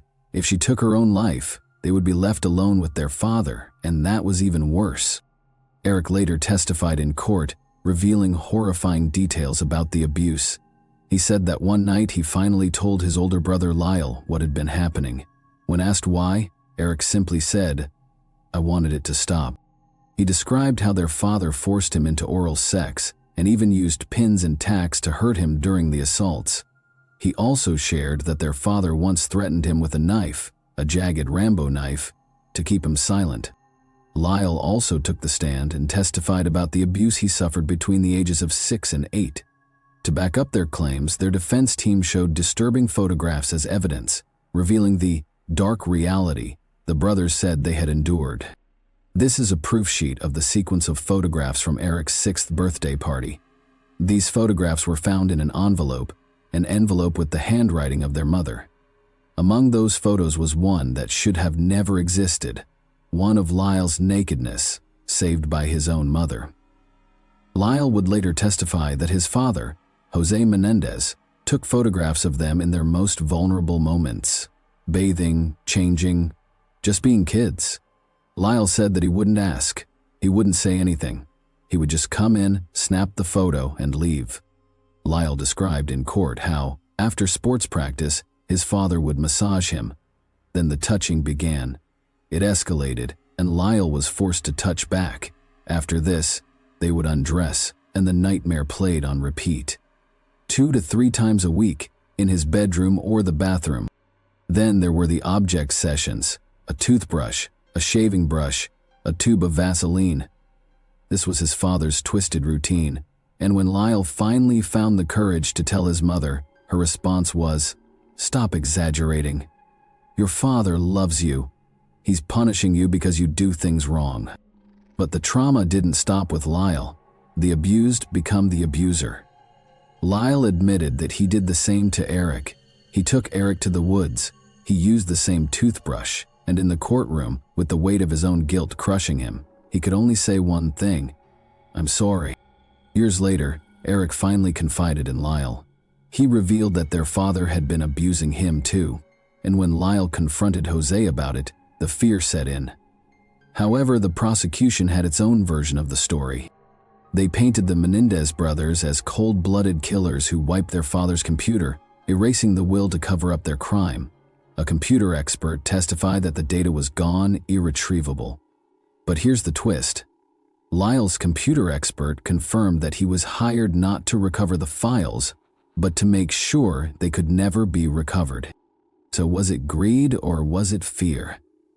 Back in the late 1980 CS and early 1990 CS, conversations around male sexual abuse were almost non-existent. It wasn't just a taboo topic, it was something that society outright dismissed or refused to acknowledge. Many people found it hard to believe that men, especially young men from wealthy, privileged backgrounds, could be victims of such horrific abuse. The concept of male vulnerability was often met with skepticism, mockery, or outright denial. And when Lyle and Eric Menendez stood trial for the brutal murder of their parents, Jose and Kitty Menendez, the nation was divided. The trial, broadcasted in real time across national television, turned into a media spectacle. While some people sympathized with the brothers and believed their accounts of long-term sexual and physical abuse at the hands of their father, others ridiculed them, especially for the way they broke down in tears on the stand. At one point, SNL even created a skit poking fun at the brothers during their trial. Their emotional testimonies were dissected, with critics accusing them of faking their distress to gain sympathy. Late-night talk shows made them the butt of jokes, and tabloid headlines painted them as greedy, spoiled rich kids who had killed out of a thirst for money and freedom. However, the trial took an unexpected turn when a forensic psychologist took the stand, presenting a crucial argument. The crime was not premeditated, according to the psychologist. Lyle and Eric's actions stemmed from years of abuse, fear, and trauma, rather than cold, calculated planning. For a moment, it seemed like the judge was leaning in their favor, acknowledging that the psychological impact of prolonged abuse could have led to a spontaneous, desperate act of violence, rather than an orchestrated murder for financial gain. But then, in a shocking twist, a key witness in the case, Lyle Menendez's best friend Donovan Goodrow, seemingly contradicted himself on the stand. Goodrow had previously provided a recorded statement in which he admitted that Lyle confided in him about years of sexual abuse at the hands of their father. However, in court, Goodrow shockingly denied ever hearing such things from Lyle. This contradiction sent shockwaves through the courtroom and was even aired on Prime 9 News. The revelation forced the trial into a temporary halt as the judge and attorneys debated the significance of the tape, which directly challenged Goodrow's testimony. At the heart of the case was a question that divided the nation. Were Lyle and Eric Menendez calculating killers who brutally executed their parents for inheritance money? Or were they lifelong victims who finally snapped after years of unspeakable torment? Brutal prosecution was completely focused on the idea that Eric and Lyle Menendez were greedy rich kids that had killed their parents because they were in a hurry to inherit their money. The jury struggled to reach a consensus. After weeks of deliberation, both juries, one for Lyle and one for Eric, ended up hopelessly deadlocked. On January 13, 1994, Eric's jury announced they were unable to reach a verdict, and just days later, Lyle's jury did the same. The mistrials left the nation in turmoil, with public opinion split. Some believed that the brothers' allegations of sexual abuse should have justified a lesser charge such as manslaughter. Others argued that no amount of trauma could excuse such a brutal and premeditated act of murder. The prosecution, meanwhile, remained steadfast in its stance that the Menendez brothers were driven by greed rather than fear. When their second trial began in August 1995, the media frenzy had died down significantly. Judge Stanley Weisberg, who had presided over the first trial, made a critical decision this time. No cameras were allowed in the courtroom. The lack of live television coverage meant the case no longer held the same level of public spectacle, and as a result, much of America lost interest in the proceedings. But behind closed doors, the defense faced major setbacks. Judge Weisberg significantly limited the testimony regarding the brothers' claims of sexual abuse, making it harder for the defense to argue that the killings were an act of desperation rather than cold-blooded murder. Additionally, unlike in the first trial, the jury was not given the option to convict the brothers of manslaughter instead of first-degree murder. Prosecutors dismissed the brothers' claims as nothing more than an abuse excuse and worked aggressively to dismantle their defense. Lyle, who had testified in the first trial, chose not to take the stand this time.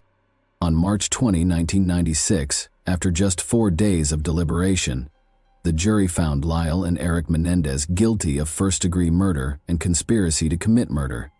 3 weeks later, after 3 more days of deliberations, the jury sentenced them both to life in prison without the possibility of parole.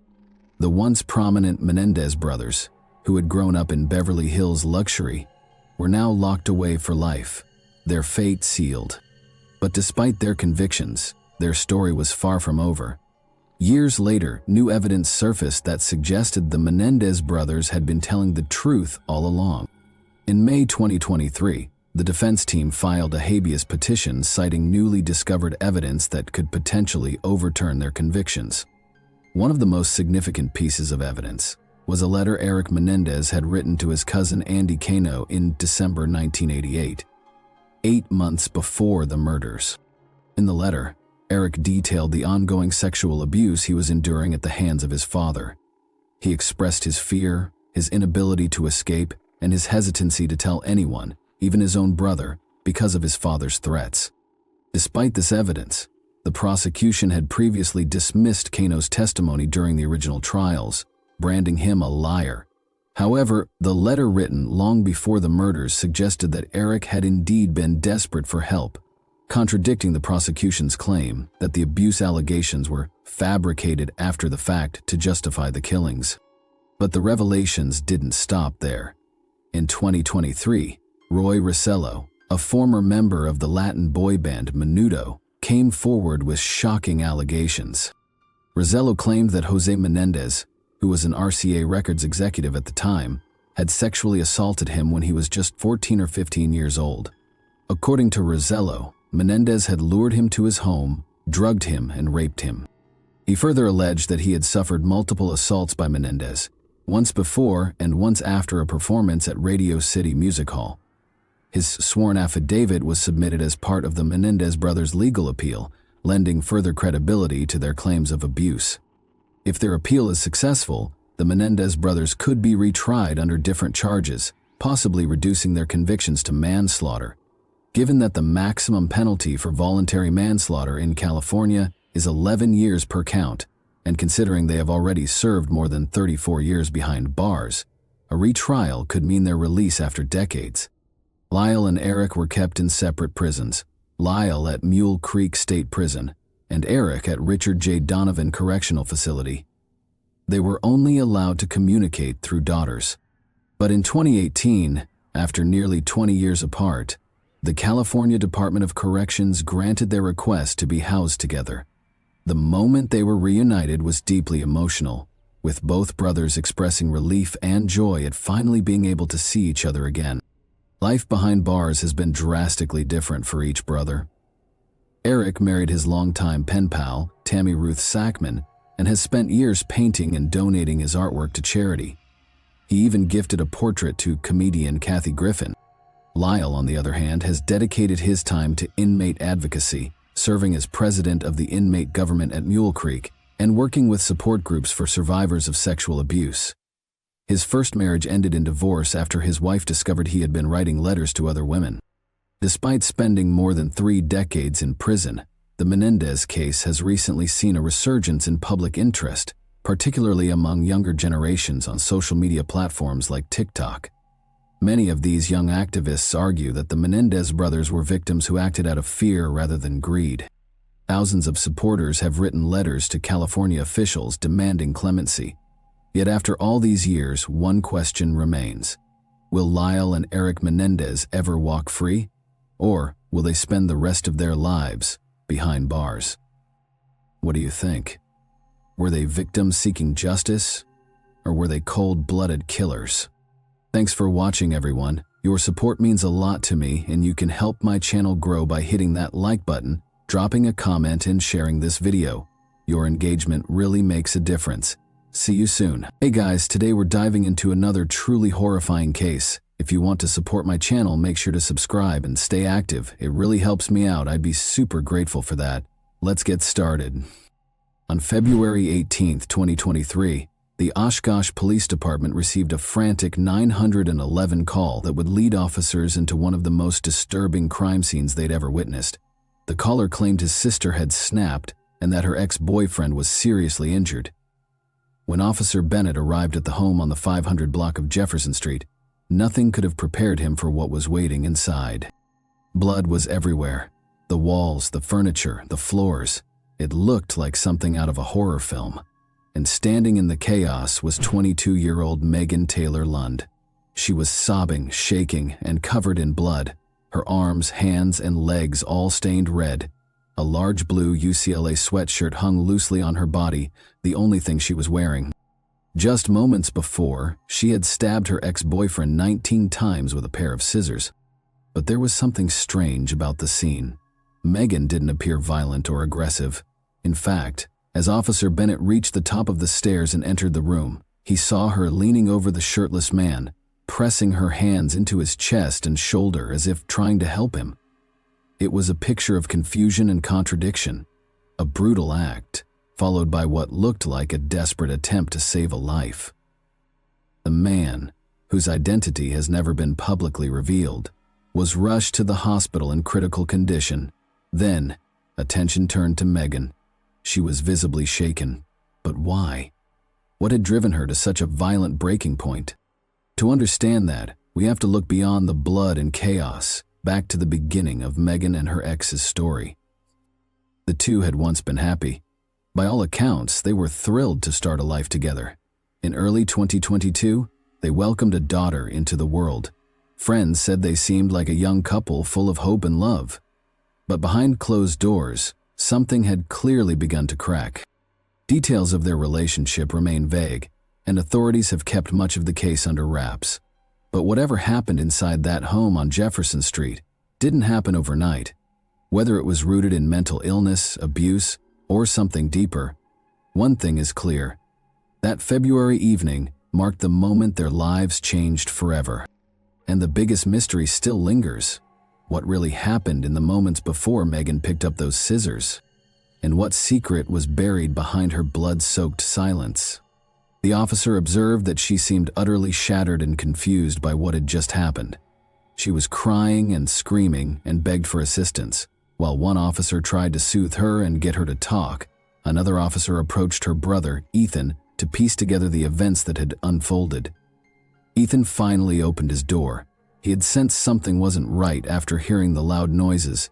This was when he found Morgan's ex-boyfriend on top of her, both drenched in blood. He was desperately trying to restrain her, but Morgan seemed consumed by something and relentlessly stabbed at him, as if she was under some dark spell. It was a scary scene, full of chaos and fear. The officer needed to question Morgan to find out if she was influenced by some external factors that pushed her to commit such a horrific act. This information would guide them in handling the case effectively and framing their questions during Morgan's interview. After speaking to Ethan, who couldn't provide them with much information, the officers again turned their attention to Morgan. She was the only one who could truly explain what had happened that morning and why she had attacked her ex-boyfriend.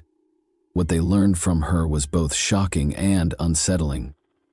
According to Morgan, she remembered that she woke up at around 6:30 a.m. that morning and found her baby peacefully sleeping beside her in the room. Despite her best efforts, going back to sleep eluded her, and she kept tossing and turning in frustration. She tried everything to sleep, but nothing seemed to work, so worried about waking up her baby. Due to her restlessness, Morgan decided to move the little one to a big playpen in the living room. Her ex-boyfriend was also there sleeping on the couch, so she figured he could keep an eye on the baby while she tried to get some more sleep. But here's where things get intriguing. Morgan claimed that she didn't remember waking up again after that moment. She said that the last thing she could recall before the chaos unfolded was drifting off to sleep. This suggested a gap in her memory leading up to and during the violent incident, which added a mysterious twist to the story. As the officer listened to Morgan's story, a sense of suspicion crept over him. Was she really telling the truth, or was she trying to paint herself as innocent?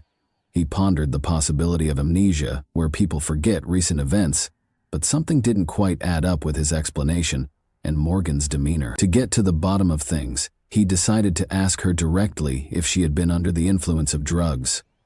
What Morgan revealed next left everyone stunned. It was something out of the ordinary, not your everyday occurrence.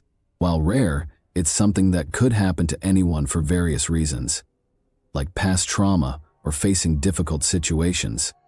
Morgan confessed she had been battling hallucinations and mental health struggles and had been feeling like she was seeing a mysterious figure everywhere, even experiencing out-of-body moments. It was like reality and imagination blurred into one eerie tale. Morgan shared that for the past 6 months to a year, she had been haunted by the presence of a dark, non-human figure. It didn't talk or tell her what to do, but she heard disturbing voices from it. Just seeing this eerie figure filled her with fear. And that's what she had faced this morning, when that shadow seemed to actually become real, making her feel trapped in her own frightening imagination. According to Morgan, her memory was all mixed up, like trying to remember a dream or an experience that wasn't real. She thought she had heard her ex-boyfriend yelling at their daughter, but it was all unclear. It's like when you wake up from a strange dream and can't quite separate it from reality. She said that she remembered finding herself in the living room, where she saw a terrifying, dark figure on top of her ex-boyfriend, attacking him. She was so confused and unsure about how to help him that she panicked, rushed to the couch and grabbed a pair of scissors that were laying nearby. Acting instinctively, She tried to defend her ex-boyfriend by attacking the dark, ominous figure with the scissors. It wasn't until her ex-boyfriend fought back and yelled at her, trying to snap her out of what she thought was a terrifying dream, that Morgan finally understood. She realized the figure she was attacking wasn't some imaginary threat. It was actually her ex-boyfriend, and everything was taking place in front of her daughter. Overwhelmed with shock, Morgan let go of the scissors and hurriedly tried to assist her ex-boyfriend by applying pressure to his chest to stem the flow of blood. The sudden realization of her actions left her frightened and disoriented. Despite Morgan's account sounding plausible, the police were torn between two possible scenarios.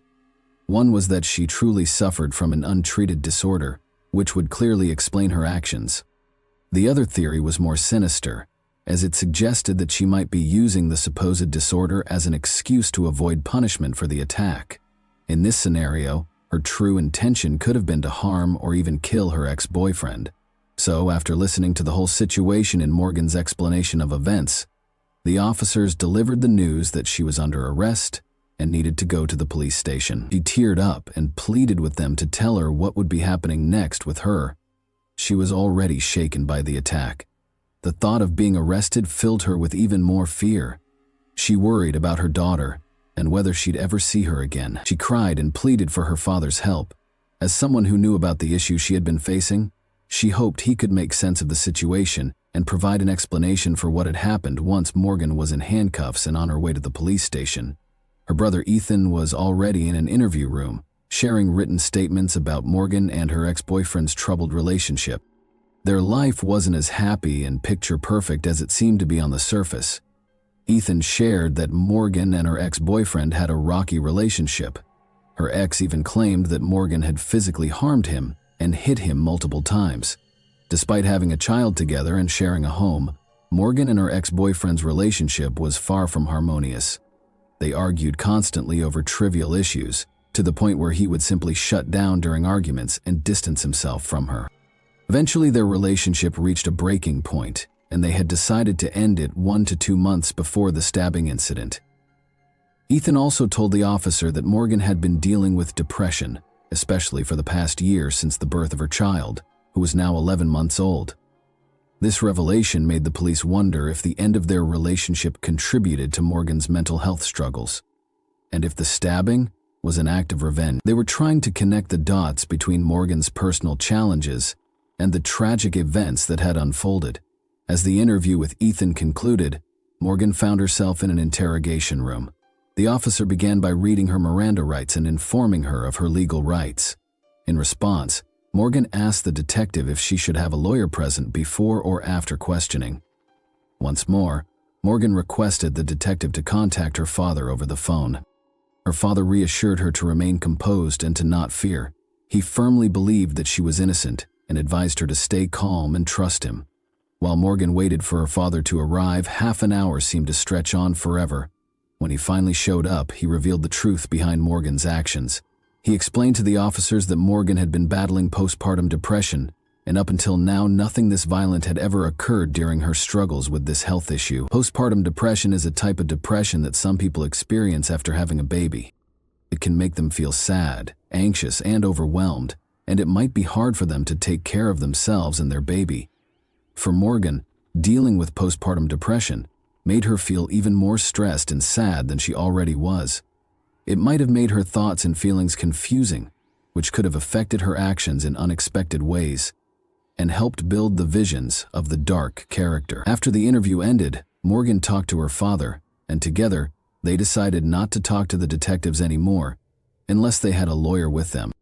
They wanted a trusted advisor by their side to make sure everything was handled properly and to protect their rights.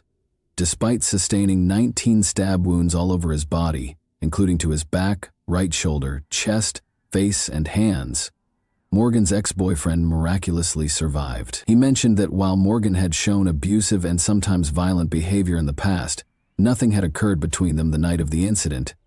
He also stated to his knowledge she had never threatened to kill him. The police charged Morgan of attempted first-degree homicide for stabbing her ex-boyfriend 19 times while he slept, but in August 2023, Morgan pleaded not guilty due to mental illness. explaining that her actions were influenced by her mental state. Later on, she accepted the plea deal to reduce her charges. Instead of the initial charges, she pleaded no contest to aggravated battery with the intent to cause great bodily harm and second-degree recklessly endangering safety. As a result, she received a sentence of 7 years and 6 months in prison on November 3, 2023. Additionally, she will have to serve 5 years of extended supervision for the aggravated battery charge. After that, she'll serve another 5 years of probation for second-degree recklessly endangering safety. She's currently serving her time in prison. Morgan's case sheds light on the complexities of mental health issues and their intersection with the legal system. While her actions resulted in severe consequences, the use of not guilty by reason of mental illness highlights the importance of addressing mental health issues within our society. As she serves her time in prison, questions linger. How can we better identify and support individuals struggling with mental health issues before they escalate to such tragic events? And how can the legal system change to make sure that people with mental illness are treated fairly and get the right outcomes when they're involved in criminal cases? Thanks for watching, everyone. Your support means a lot to me. And you can help my channel grow by hitting that like button, dropping a comment, and sharing this video. Your engagement really makes a difference. See you soon. Today we're diving into another truly horrifying case. On April 27, 2024, a 55-year-old man set out for what he thought would be a peaceful day of fishing near Myrtle Beach. His chosen spot was along the Lambert River, deep within the quiet expanse of Lambert State Park, a place he often visited to escape the noise and pace of everyday life. Unlike the crowded beaches and bustling boardwalks of the city, this park offered something different: solitude. He set up his fishing gear along a remote, overgrown section of the riverbank, surrounded by thick vegetation. As he cast his line into the slow-moving water, the only sounds were the rustling of leaves and the distant hum of wildlife. But then, something changed. He heard it. Faint, restrained, almost ghost-like, the sound of a woman crying. It wasn't hysterical or loud, but soft and uneven. It came from across the river, somewhere within the dense underbrush. The man paused, alert. For a moment he considered investigating, but quickly second-guessed himself. Maybe it was just someone having a quiet moment, a private breakdown in nature. Respecting their space, he turned back to his fishing line. Then, silence. The crying stopped, and the forest returned to stillness. The man exhaled and tried to ease back into his rhythm. But just as he did, a sound rang out. Sharp, sudden, and unmistakable. A gunshot. It echoed across the river, slicing through the quiet like a blade. In that moment, the tranquility of the park was shattered, and what began as a peaceful retreat was now the front line of a mystery that would soon grip the entire state. This sound jolted him into action, making it clear that something serious might have happened. Feeling compelled to investigate, he decided to move toward the area where the sounds had originated. He navigated approximately 200 yards through dense vegetation before arriving at a small, cleared section of the riverbank. There, he encountered an unusual sight. A backpack lying on the ground, accompanied by a pair of sunglasses and a cell phone. The immediate area appeared deserted, with no signs of anyone nearby. The man inspected the belongings, but found no evidence of a struggle or anything else alarming, such as blood. This only heightened his sense of unease. Curiosity and concern drove him to open the backpack, hoping to find clues about its owner. Inside, he discovered a wallet containing identification, cash, credit cards, some personal items, and a small Bible. Despite the contents, there was nothing that explained the strange sequence of events. Realizing the situation could be far more serious than he initially thought, the man promptly contacted emergency services. Law enforcement officers arrived approximately an hour later. After conducting a preliminary survey of the scene, they began a broader search of the surrounding area. Later that same day, a second report came in from another park visitor who stumbled upon something even more unsettling. Myrtle Beach, located along the Atlantic coast in South Carolina, is renowned as a popular tourist destination. While the city's population sits at approximately 35,000, It swelled significantly during the summer months, with the influx of visitors. Myrtle Beach is famous for its expansive sandy beaches, upscale resorts, and a variety of entertainment options, including fine dining, golf courses, and attractions such as one of the largest aquariums in the region and a towering Ferris wheel. Beyond its appeal to tourists, Myrtle Beach is home to numerous churches that play a central role in the local community. One of the most notable is Solid Rock Church, located in the heart of the city. Established as a spiritual hub for those seeking guidance and support during challenging times, Solid Rock quickly gained popularity. The church offers not only traditional services but also educational and recreational programs tailored to the community, including youth activities. At the core of Solid Rock's mission is Pastor John Paul Miller, appointed in 2009 at the age of 35. He brought with him a wealth of experience in spiritual leadership, known for his charismatic approach and deep involvement with his congregation. John Paul quickly became a beloved figure. He was married to Allison, and together they raised 3 children, along with 1 child from a previous marriage. The Miller family lived in a house near the church, allowing them to maintain close ties with the community. That same year, the Francis family joined Solid Rock Church. Angelita and Michael Francis, along with their daughters Micah and Sierra, had recently relocated to Myrtle Beach and chose the church as their spiritual home. For 14-year-old Micah, the church became a significant part of her life. She quickly formed friendships and immersed herself in the youth programs, many of which were led by Pastor John Paul. This involvement helped Micah integrate into the local community. Micah's older sister, Sierra, also participated in church activities, though her role was less prominent. Micah, on the other hand, stood out for her enthusiasm and faith, which did not go unnoticed. Her active engagement in church life provided opportunities to connect with other young members of the congregation. One such individual was Jeremy, a participant in the same youth programs as Micah. Over time, their relationship grew closer, and after several years, the young couple decided to marry. Their union appeared to be a perfect match. Their shared dedication to church activities and the strong support of their families seemed to lay a solid foundation for a happy life together. The wedding was held at Solid Rock Church, officiated by Pastor John Paul himself, underscoring its importance to the community. The ceremony was a joyful event, drawing a large number of congregants. Both families expressed their pride in the couple, viewing their marriage as a reflection of family values and spiritual unity.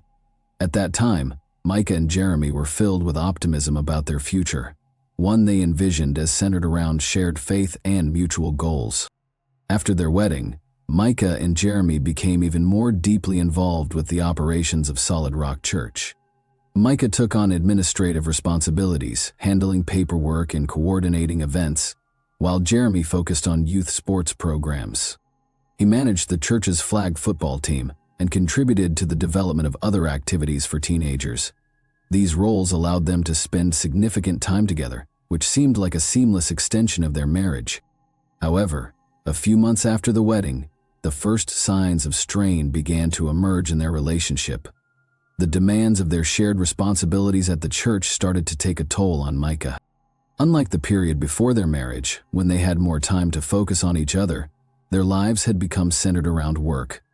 Jeremy, deeply committed to his role, began to dedicate less time to providing emotional support for Micah, leaving her feeling increasingly isolated.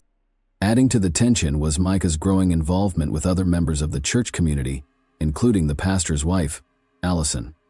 As Micah took on more responsibilities in the administrative office, she became an indispensable part of the team. This blending of her professional and personal life created additional stress in her marriage. While their relationship appeared outwardly harmonious, the underlying issues continued to build. The couple chose not to share their struggles with others, maintaining an image of a happy union. Yet those close to them began to notice subtle cracks in their relationship. These early signs of discord would later lay the groundwork for more significant challenges that would alter the course of their lives. After several months of working in the administrative office, Micah was promoted to a new role as the personal secretary to Pastor John Paul Miller. This decision was attributed to her organizational skills and her eagerness to take on more responsibilities within the church. The position required her to work closely with John Paul, including frequent one-on-one meetings and consistent communication to fulfill her duties. As Micah transitioned into this role, she began spending a significant amount of time with the pastor. John Paul valued her dedication and enthusiasm for church activities. Over time, their professional relationship evolved into more personal interactions. What started as discussions about faith and life eventually turned into more intimate conversations, forming a close emotional connection between them. This shift began to create tension in Micah's marriage. In 2016, everything changed abruptly. John Paul's wife, Allison, unexpectedly returned home early one day and discovered him in a compromising situation with Micah. This incident sparked a major conflict within the Miller household. Allison demanded an explanation, leading to a heated argument between the couple. Upon learning what had happened, Allison also chose to inform Micah's husband, Jeremy.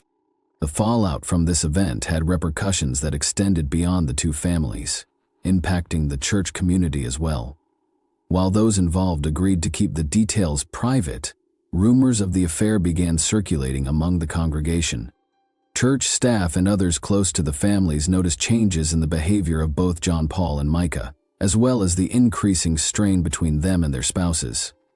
Despite attempts to maintain a facade of normalcy, the conflict became impossible to hide. Both Allison and Jeremy filed for divorce around the same time. The process was deeply challenging and emotional for everyone involved. Allison left the church and relocated from Myrtle Beach with her children, seeking to rebuild her life away from the events that had shattered her marriage. Jeremy, for his part, ceased his involvement with Solid Rock entirely, choosing to distance himself from the church. A few months after the divorces were finalized, John Paul and Micah publicly announced their relationship. They openly declared themselves a couple, igniting another wave of discussion within the congregation. For many church members, this was a devastating revelation. The pastor, who had previously preached about the importance of family loyalty, was now at the center of a scandal that undermined his reputation and eroded the trust of some parishioners. In 2017, a year after beginning their relationship, John Paul Miller and Micah officially became husband and wife. Their wedding took place at Solid Rock Church, where John Paul continued to serve as pastor despite the lingering controversies surrounding his prior actions. The ceremony was attended by close friends, family, and members of the congregation. For many, it was seen as an attempt to restore trust in the pastor and mend the community's fractured perception of him following the revelation of his affair with Micah. For Micah, who was 23 years old at the time, the marriage marked a new chapter in her life, along with increased responsibilities within the church. Becoming the pastor's wife placed her in a leadership role where she was expected to mentor and organize within the congregation. Many church members viewed this union as an opportunity for both the church and its pastor to move forward, leaving the mistakes of the past behind. Immediately after the wedding, Micah embraced her new duties at Solid Rock. Beyond her administrative work, she became an active participant in church programs, focusing on organizing missionary trips and charitable events. One of her key projects involved missions to Kenya, using funds raised through donations. Micah oversaw the construction of schools, providing essential educational opportunities such as English and math instruction. These trips to Africa became a significant part of her new life. Micah personally managed local educational programs and coordinated the delivery of humanitarian aid. Her initiatives garnered strong support from the congregation, many of whom enthusiastically participated in these efforts. Micah's dedication and energy made her a symbol of activism within the community, inspiring others to engage in charitable work. In addition to her mission work, Micah began leading classes and seminars at the church. Her presentations focused on topics like family values, personal faith, and overcoming challenges. One subject particularly close to her heart was addressing domestic struggles. She spoke publicly about this issue, drawing attention not only from church members but also from a wider audience. On social media, Micah frequently shared content on her platforms, emphasizing the importance of respectful relationships and the need for support systems for those experiencing hardship. Micah's efforts gradually began to rebuild John Paul's reputation. While many in the congregation still harbored criticism toward him for his past behavior, Micah's proactive involvement in church and community activities helped shape the image of a stronger, more forward-thinking ministry. Her work became a cornerstone for Solid Rock, fostering youth engagement and promoting both spiritual and social growth. Despite Micah's dedication to maintaining both her marriage and her work alongside John Paul, tension within their relationship began to escalate over time. It became evident that their union, initially rooted in mutual understanding, was facing significant challenges. The core issues included increasing control from John Paul and his interference in both Micah's personal and professional life. One of the first signs of trouble was frequent disagreements over finances. John Paul assumed complete control of the family's bank accounts, restricting Micah's access to funds. While he justified this as a means of safeguarding their finances, it became a source of stress for Micah. She felt stripped of independence, especially given her active role in church and mission projects. Additionally, Micah began to notice her connections with friends and family becoming increasingly limited. John Paul criticized her for spending too much time with her family and accused her of being overly involved in matters he believed detracted from their marriage. He also began monitoring her phone calls and messages, leaving Micah with a constant sense of being under surveillance. These controlling behaviors added to the strain in their relationship, creating an environment where Micah felt increasingly isolated and constrained. Psychological manipulation within Micah and John Paul's marriage escalated to include threats. Micah confided in her sister, Sierra, and close friends that John Paul used her past mistakes and vulnerabilities as leverage. One of the most distressing instances involved personal photographs that he allegedly threatened to expose if she attempted to leave the marriage. These tactics deepened her fear and uncertainty about ending their relationship. Amid these challenges, Micah began taking steps to break free from John Paul's control. She reached out to Sierra for support and shared her intention to file for divorce. Together, they visited an attorney who started preparing the necessary documents. However, when John Paul became aware of her plans, the situation worsened. He confronted her, refusing to discuss divorce terms, and insisted that their marriage must remain intact to protect the church's reputation. Unable to find common ground, Micah temporarily moved in with her family to escape the pressure. This time away gave her a brief reprieve, allowing her to reflect on the severity of her situation. However, John Paul convinced her to return, promising to change his behavior. Despite his assurances, the problems persisted. One of the most alarming incidents occurred with Micah's car. She contacted the police after discovering that all 4 of her tires had been slashed and a GPS tracker had been placed underneath the vehicle. Micah strongly suspected John Paul's involvement, although there was no concrete evidence linking him to the act.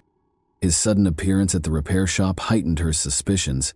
The pressure from John Paul intensified. He pushed for Micah to be hospitalized, claiming her behavior had become erratic. Based on his assertions, doctors diagnosed her with a psychological disorder and recommended treatment.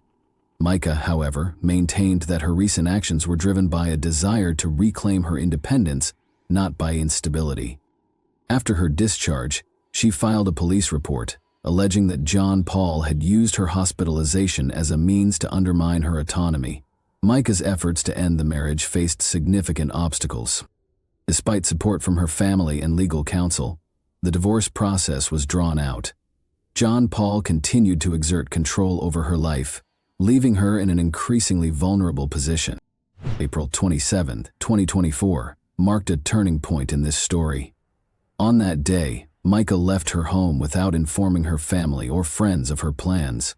The events that followed, pieced together from surveillance footage, phone records, and discovered evidence, revealed a sequence of actions leading to her untimely death. Surveillance footage confirmed that Micah visited a gun store earlier that morning. Store employees later described her as calm and composed during the visit. While completing her purchase, she engaged in casual conversation with the clerk. She left the store carrying a small case containing a legally purchased handgun. The receipt and payment records confirmed that she had made the purchase herself. After leaving the gun store, Micah drove toward Lambert National Park. Surveillance cameras captured her car along the highway leading to the park. Data from her mobile phone revealed several search queries for secluded locations and park areas, indicating that she had carefully planned her destination. Upon arriving at the park, Micah parked her car and walked toward the river. After some time, she made a call to emergency services. During the call, she stated her intention to end her life and requested that her location be shared with her family. The recorded call, later released to law enforcement, captured the somber tone in her voice, though it lacked any signs of panic or distress. Less than an hour later, a passerby fishing nearby reported hearing the sound of a gunshot. Responding officers discovered Micah's body along the riverbank. Nearby, they found her belongings, including a backpack containing identification, a phone, a wallet, and a small Bible. The handgun used in the incident was recovered in the water close to the scene. The investigation concluded that the firearm showed no evidence of other fingerprints. Based on the collected evidence, authorities determined that the gunshot was self-inflicted. It was also confirmed that Micah had arrived at the location alone and no other individuals were captured on surveillance footage trailing her. The official police report listed the cause of death as self-inflicted harm. However, this conclusion raised concerns among Micah's family, who argued that she had not exhibited any signs of depression and had maintained an active lifestyle. They pointed to her recent efforts to finalize her divorce as evidence of her determination to start anew, despite the official findings. Micah's tragic death stirred widespread attention and gave rise to numerous theories about what might have led to the event. With so many unanswered questions, the story resonated deeply, affecting both her loved ones and the public. The central argument raised by Micah's family was based on information she had shared with her sister Sierra shortly before her tragic passing. Micah confided in Sierra about the pressure and manipulation she faced from her husband John Paul. According to Sierra, Micah had even warned her that if anything happened to her, John Paul would be responsible. These claims were further supported by entries in Micah's journal discovered in her apartment after her death. The journal contained detailed accounts of her troubled relationship with John Paul. She wrote about emotional and psychological mistreatment, constant control, and threats. Micah described how John Paul frequently used her past mistakes against her and threatened to expose personal information if she attempted to leave him. In addition, both her family and the community began to scrutinize revelations about John Paul's conduct, including potential inappropriate relationships with other women in the church and allegations of financial misconduct. Some members of the congregation claimed that the pastor may have misappropriated funds meant for missions, using them for personal purposes. These accusations fueled a wave of rumors and conspiracy theories on social media and in the press. Speculation about John Paul's potential motives became a heated topic of discussion. His history of questionable behavior, such as allegedly placing a GPS tracker on Micah's car and threatening to release private photos of her, intensified public criticism. Some online users accused him of indirectly contributing to the tragedy, while others put forth more extreme theories suggesting a staged crime. Despite the lack of direct evidence, the accusations against John Paul drew the attention of both law enforcement and the public. He became a focal point of widespread condemnation, even as authorities found no grounds to open a formal case against him. Micah's family's persistence and the details that emerged from her life kept the story alive, creating an atmosphere of tension and mistrust. After Micah's tragic death, the police immediately launched an investigation to uncover the circumstances surrounding the incident. However, it quickly became clear that local law enforcement would struggle to handle the case alone due to the widespread public attention, pressure from Micah's family, and numerous allegations against John Paul. The FBI stepped in to assist. Their involvement was driven by the complexity of the case and the need for an impartial examination of all aspects. The key focus of the investigation was the firearm found near Micah's body. Investigators confirmed that the handgun was purchased by Micah herself on the day of her death, supported by surveillance footage and financial transaction records. No evidence suggested that anyone else was involved in the purchase.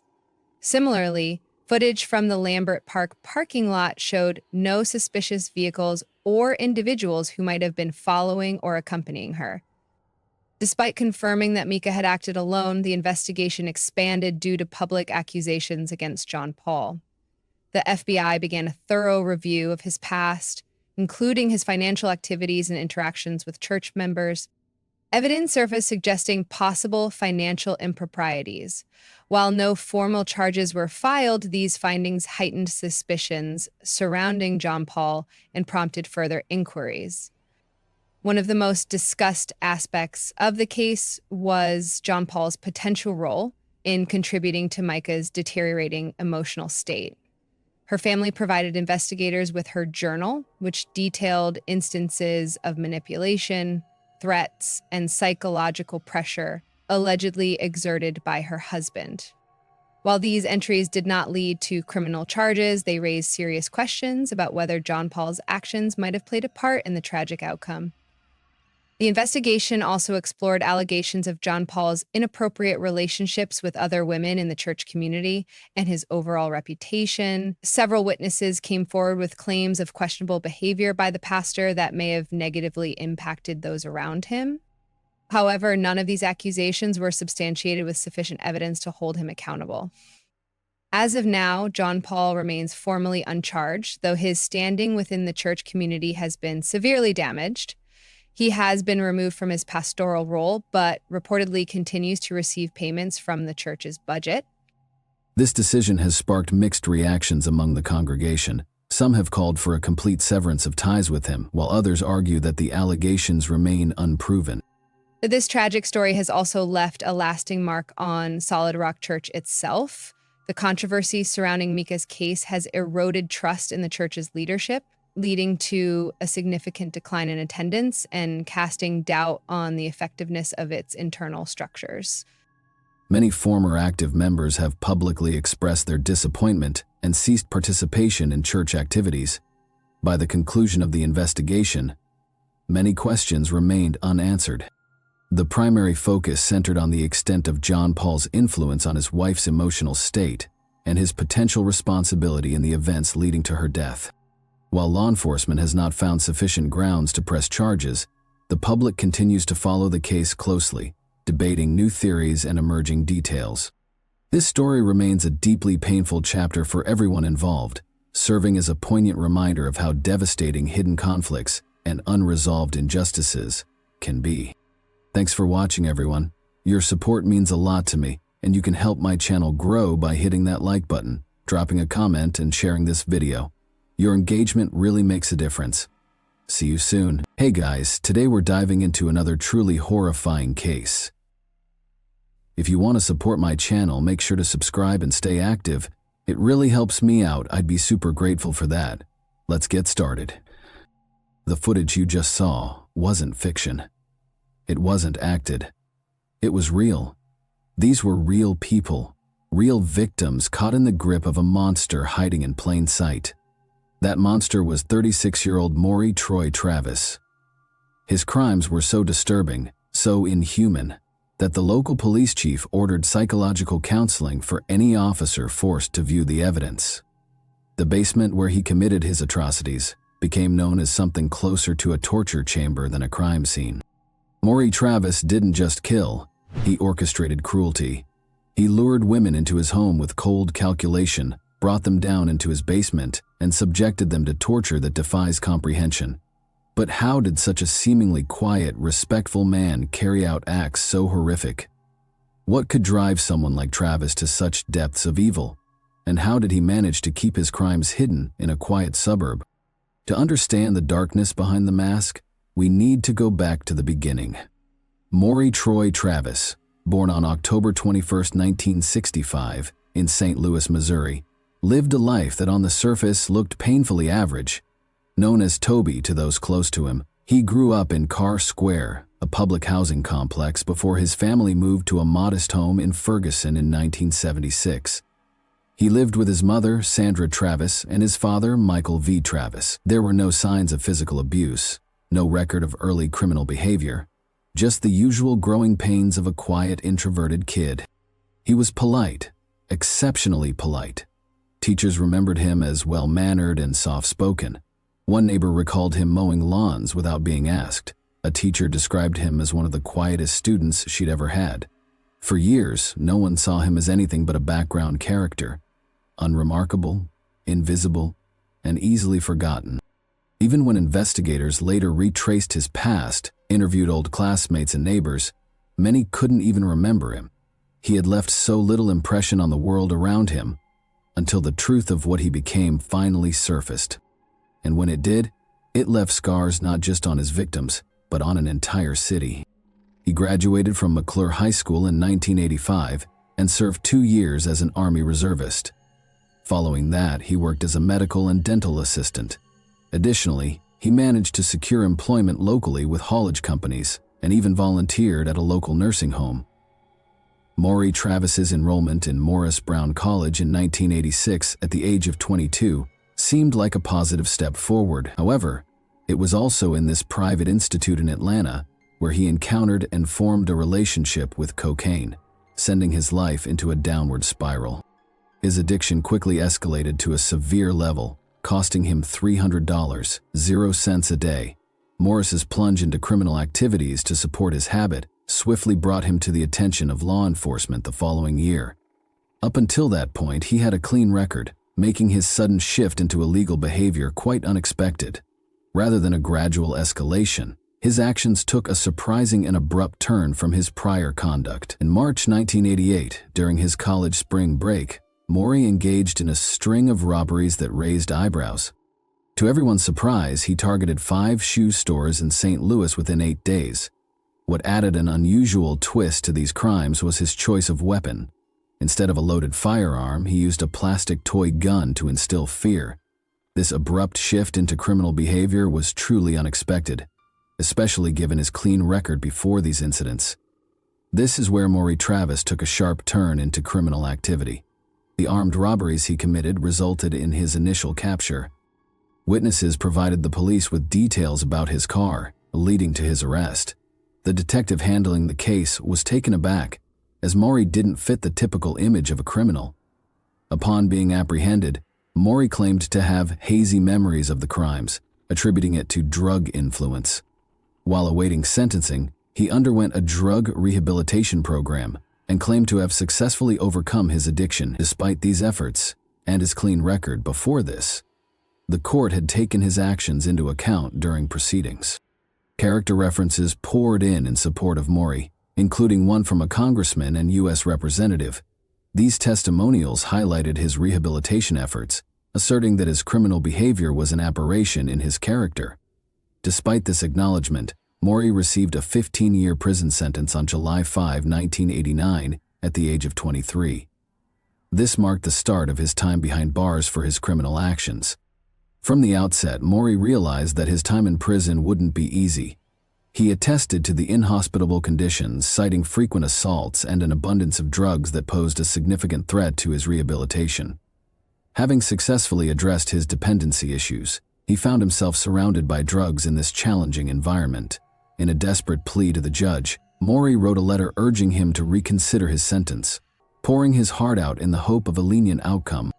In his plea to the judge, Maury wrote on how he was constantly thinking of taking his own life due to the horrible conditions he was living in. He ended by asking the judge to give him another chance in society.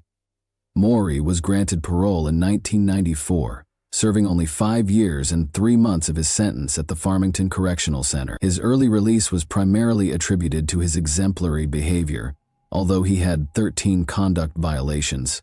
They were minor infractions. Upon his release, he moved into a duplex where neighbors regarded him as an excellent resident who didn't cause any disturbances. After serving time, initially from March 1989 through June 1994, Maury faced additional prison stages due to drug charges from February 1998 to January 1999 due to repeatedly violating his parole. Once outside prison, he worked in various restaurants, keeping to himself mostly. He also displayed an unusual fixation for his 2000 black Mitsubishi Eclipse, spending considerable time cleaning and maintaining it.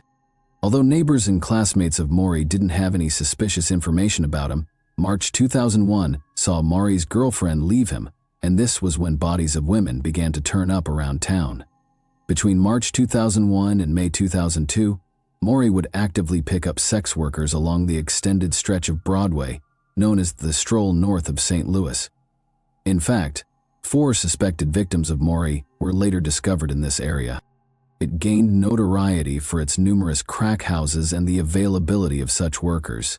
Maury would pick them up and then bring them back to his home in Ferguson. Once there, he would keep some of these women for days, subjecting them to his whims. However, it wasn't solely for his personal satisfaction. He recorded the horrifying events taking place in the basement.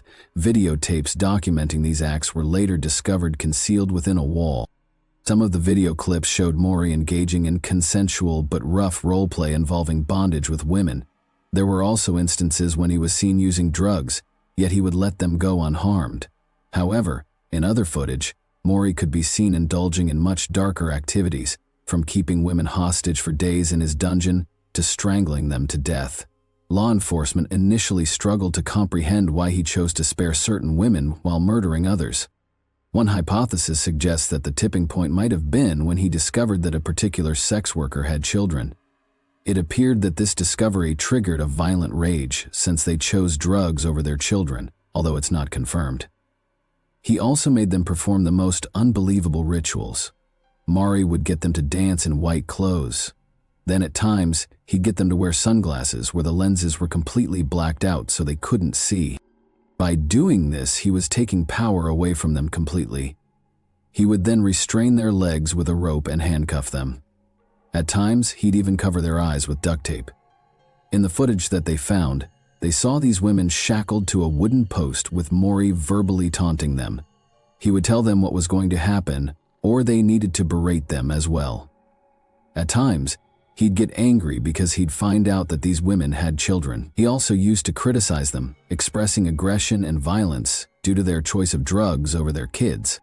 In some of the earliest footage, Maury is actually seen standing over a nearly naked woman, heavily bound with a rope and handcuffed. Then he suddenly grabs the belt, snaps it tightly around her neck and strangles her until she's unconscious and she's limp. He may even have broken her neck. He then just leaves her body face down on the floor.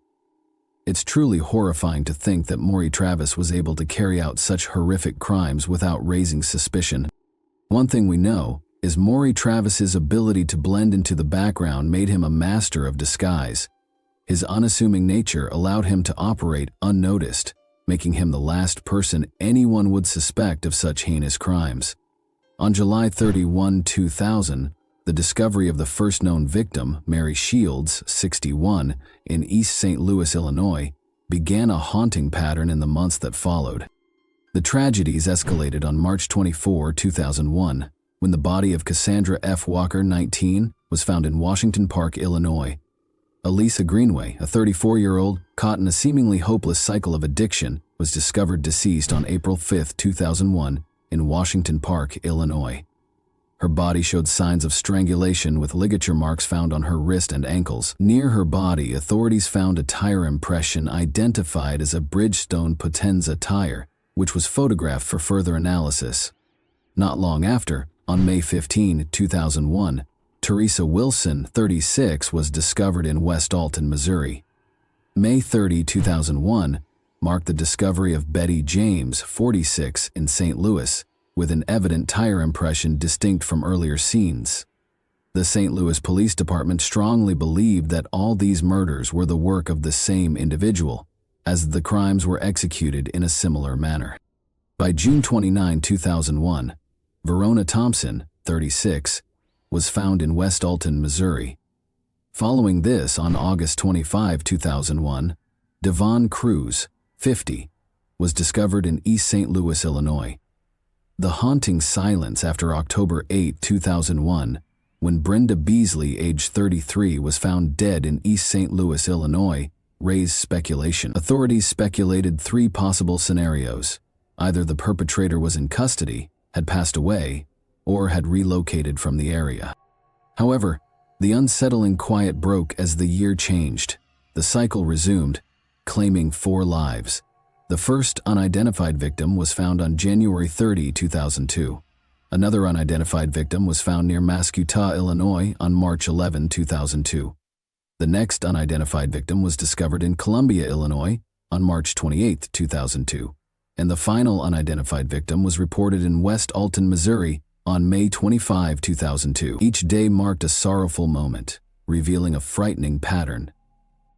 What ultimately led to uncovering the killer will stun you like never before. In an attempt to bring attention to one of the victims and maintain public interest in the investigation, Bill Smith penned an article. This was about Teresa Wilson, a victim, and her life struggles leading up to her unfortunate demise. He named the killer the Streetwalker Strangler. The article was published in the paper's May 19, 2002 issue. Less than a week later, Smith received a letter at his desk. While it's not uncommon for media personnel to receive letters or correspondence, this letter had an unusual return address on the envelope: Thraldom, 325311 Lafayette Street, New York, New York, 10,012. The letter bore a St. Louis postmark, indicating it had been mailed locally. Zip code 10,012 encompasses portions of Manhattan, Soho, NoHo, Nolita, and Greenwich Village neighborhoods. The letter bore a St. Louis postmark, indicating it had been mailed locally. However, the thraldom address is fictional, so why would someone use that term for an address? According to Merriam-Webster, thraldom refers to the state of being an enslaved person. It also served as the name of a bondage website. The letter was typed using what appeared to be Lucida handwriting font in red ink with minimal punctuation. Smith initially believed it was a prank. He quickly realized the letter was no joke, and that a person claiming to be the Streetwalker Strangler was contacting him. The letter read, "Dear Bill, nice sob story about Teresa Wilson. Write one about Greenwade. Write a good one, and I'll tell you where many others are to prove I'm real. Here's directions to number 17. Search in a 50-yard radius from the X. Put the story in the Sunday paper like the last." The letter Bill received included a map of West Alton marked with an X, indicating the location of a body. This sender offered to reveal the locations of additional victims, and as evidence of their identity, providing directions to number 17, accompanied by a typed internet-generated map. After finding a skeleton at the marked spot, authorities focused on the map, which appeared to have been generated using an internet mapping service. They found a possible match on Expedia.com. According to an affidavit by FBI agent Melanie Jimenez, on May 30, 2002, Expedia informed Jimenez that Microsoft, based in Redmond, Washington, provided the data for its maps site. The FBI requested records of any maps of West Alton made between May 18, 2002, the date of the newspaper story that prompted the letter, and May 21, 2002, the postmark on the envelope. It took 4 days to receive a response. On June 3, 2002, Microsoft reported that only one computer had accessed the map during the specified time period. The company further revealed that on May 20, the computer had zoomed in on the map of the West Alton, Missouri area approximately 10 times in chronological order, eventually generating a map that matched the one sent to the Post-Dispatch. However, Microsoft could not provide a name, only an IP address, a meaningless string of numbers to most people, 65.227 and 106.78. To translate the IP number into a name, the FBI turned to WorldCom Incorporated, which provided local telephone numbers to connect internet services to their dial-up customers. WorldCom assigns a temporary IP address to each customer for each internet session. The challenge was not just to identify who used 65.227 and 116.78, but also to determine who used it at the specific time in question. The next day, on June 4, 2002, WorldCom's internet division UUNet identified the user as MSN Maury Travis. This led to the identification of the user's real name, Maury Troy Travis of Ferguson. Before this, back in 2001, Maury also hinted about his crime to one of his co-workers. He told him that East St. Louis was a good place to hide objects due to minimal police presence. He also told his co-worker's girlfriend, who worked at a TV station, that prostitutes' bodies were dumped in the same area. Maury didn't state that he was the one who killed them, but he said he knew about it from a friend. The talking letter to the editor and his hints to co-workers suggest that Maury might have been one of those serial killers who craved attention. His actions indicate a desire to be found, a twisted sense of power derived from the fear he instilled in the community. This information provided the basis for surveillance and on June 7, 2002, an arrest and search warrant. The warrant led to the discovery of evidence including DNA, entire trademarks linking Maury, a 36-year-old waiter, to some of the killings. Investigators launched a thorough search of Maurice's residence in Ferguson, Missouri, uncovering a horrifying scene hidden within the depths of his home. They discovered a torture chamber. The ground floor of his home was tidy and well maintained. The woman who lived with him, identified as his girlfriend, told police she had no clue about the basement and had never been there. While police officers examined the house and basement, FBI agents and other investigators conducted a 2-hour interrogation of Maury in his living room. They learned that his mother owned the residence and had allowed him to stay there. Authorities later revealed that Maury evaded giving direct answers and instead inquired about how they had located him. Upon being informed that the computer-printed map had led them to his doorstep, Maury became enraged. Shortly after police escorted Maury outside and placed him in a car, he consented to accompanying the police downtown for further questioning. Computer forensics experts entered the house to inspect Maurice's computer, where they uncovered drafts of the letters sent to journalist Bill Smith. Downstairs, investigators uncovered a house of horrors. They found bloodstains on the walls, ceiling, carpet, and furniture.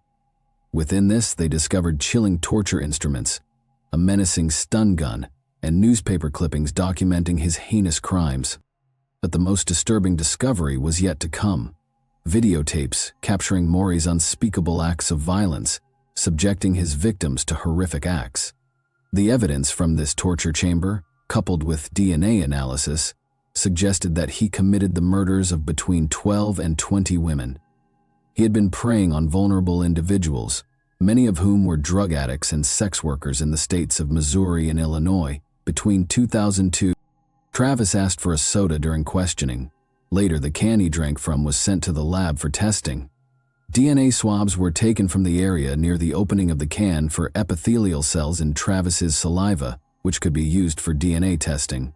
Travis's DNA profile was then compared to the biological material found on 2 of the murder victims, Yvonne Cruz and Brenda Beasley. St. Louis Police Captain Harry Heger said that investigators also found a crude diagram in Maury's home showing plans for a basement extension. Heger said that Maury was planning to build 2 cells in the basement where he could chain the women, and then he was planning to build vents connecting the basement to the outside. Heger said that Maury also made a list of things that he needed to keep the woman captive for some time, and that one of the items on the list was adult diapers. We spoke about the victims, who were identified, but now let us uncover a few who are not known till the present. On May 25, 2002, the tragic case of St. Charles County Jane Doe came to light, adding another victim to the list of serial killer Maury Troy Travis. The woman's remains were discovered near West Alton, Missouri, leaving her identity shrouded in mystery for 21 years. The discovery of St. Charles County Jane Doe unfolded following the anonymous letter sent to local reporter Bill Smith on May 21, 2002. The skeletal remains of St. Charles County Jane Doe were found west of Highway 67 and south of St. Charles Street, scattered over a 30-foot wide area. It was determined that she was a female between the ages of 25 and 35, of black ethnicity, and approximately 5 feet 4 inches in height. 1 or more limbs and 1 or both hands were not recovered. The remains found at the crime scene included a sleeveless, coarse blue denim dress with metal buttons, a black and silver V-neck stretch shirt with 3/4 length sleeves, a black spandex top, a torn piece of blue jean-type material, a white cotton tube sock, a blue shoestring-type tie-up in the back, and a thin white cotton fragment. A few months prior, on March 28, 2002, another discovery had been made: the remains of an unidentified woman. She would come to be known as Monroe County Jane Doe, one of the 3 victims of the notorious St. Louis serial killer Maury Travis. Her identity remains a mystery, her story shrouded in silence. She was believed to be between the ages of 29 and 50, her African-American heritage evident in her skin tone. She stood at 5 feet 1 inch tall. Her petite frame weighed about 105 pounds. Her dark brown hair bore the mark of a healed fracture on her forehead, possibly a mark of a childhood injury. There was no indication that she had ever given birth. At the time of her discovery, they could find only skeletal remains, along with a green shirt and the letter M and the word Mavericks in orange lettering. Her attire was completed by khaki canvas shorts and a brown leather belt with a silver buckle. These simple garments provided the only clues to her identity, silent witnesses to her life. Just a few weeks before that, on March 11, 2002, in Marine, Illinois, the remains of Madison County Jane Doe were found. Madison County Jane Doe was believed to be between the ages of 23 and 30. Her ethnicity identified as black. Her height was estimated to be between 5'1" and 5'6", and she weighed around 105 pounds. She also had dark hair when discovered. The victim's decomposed body was clad in a red and white, checkered flannel-style shirt, bearing the brand Tommy Hilfiger, and a pair of gray shorts from the brand Second Skins. A little under 2 months before that, St. Clair County Jane Doe, a woman whose identity remains a mystery, was discovered on January 30, 2002. Her skeletal remains were found in Mascataw, Illinois, though the exact cause of her death remains undetermined. She is presumed to be one of the unidentified victims of serial killer Maury Troy Travis. At the time of her discovery, she was believed to be between the ages of 20 and 40, of African American descent. Her skeletal remains revealed clues about her life, including 3 piercings in her right ear, a healed fracture above her left ankle, and additional healed fractures on her nasal bones, left second rib, wrist, and below her neck. She was found wearing a black velour sleeveless catsuit bearing the brand Jason Matthews with full-length legs. 2 yellow metal rings adorned her left middle finger. People were shocked and confused by how a man with such an appealing personality could be involved in these terrible crimes. The mother of one of his ex-girlfriends from Pagedale expressed her shock and disbelief over the news of Maury's arrest.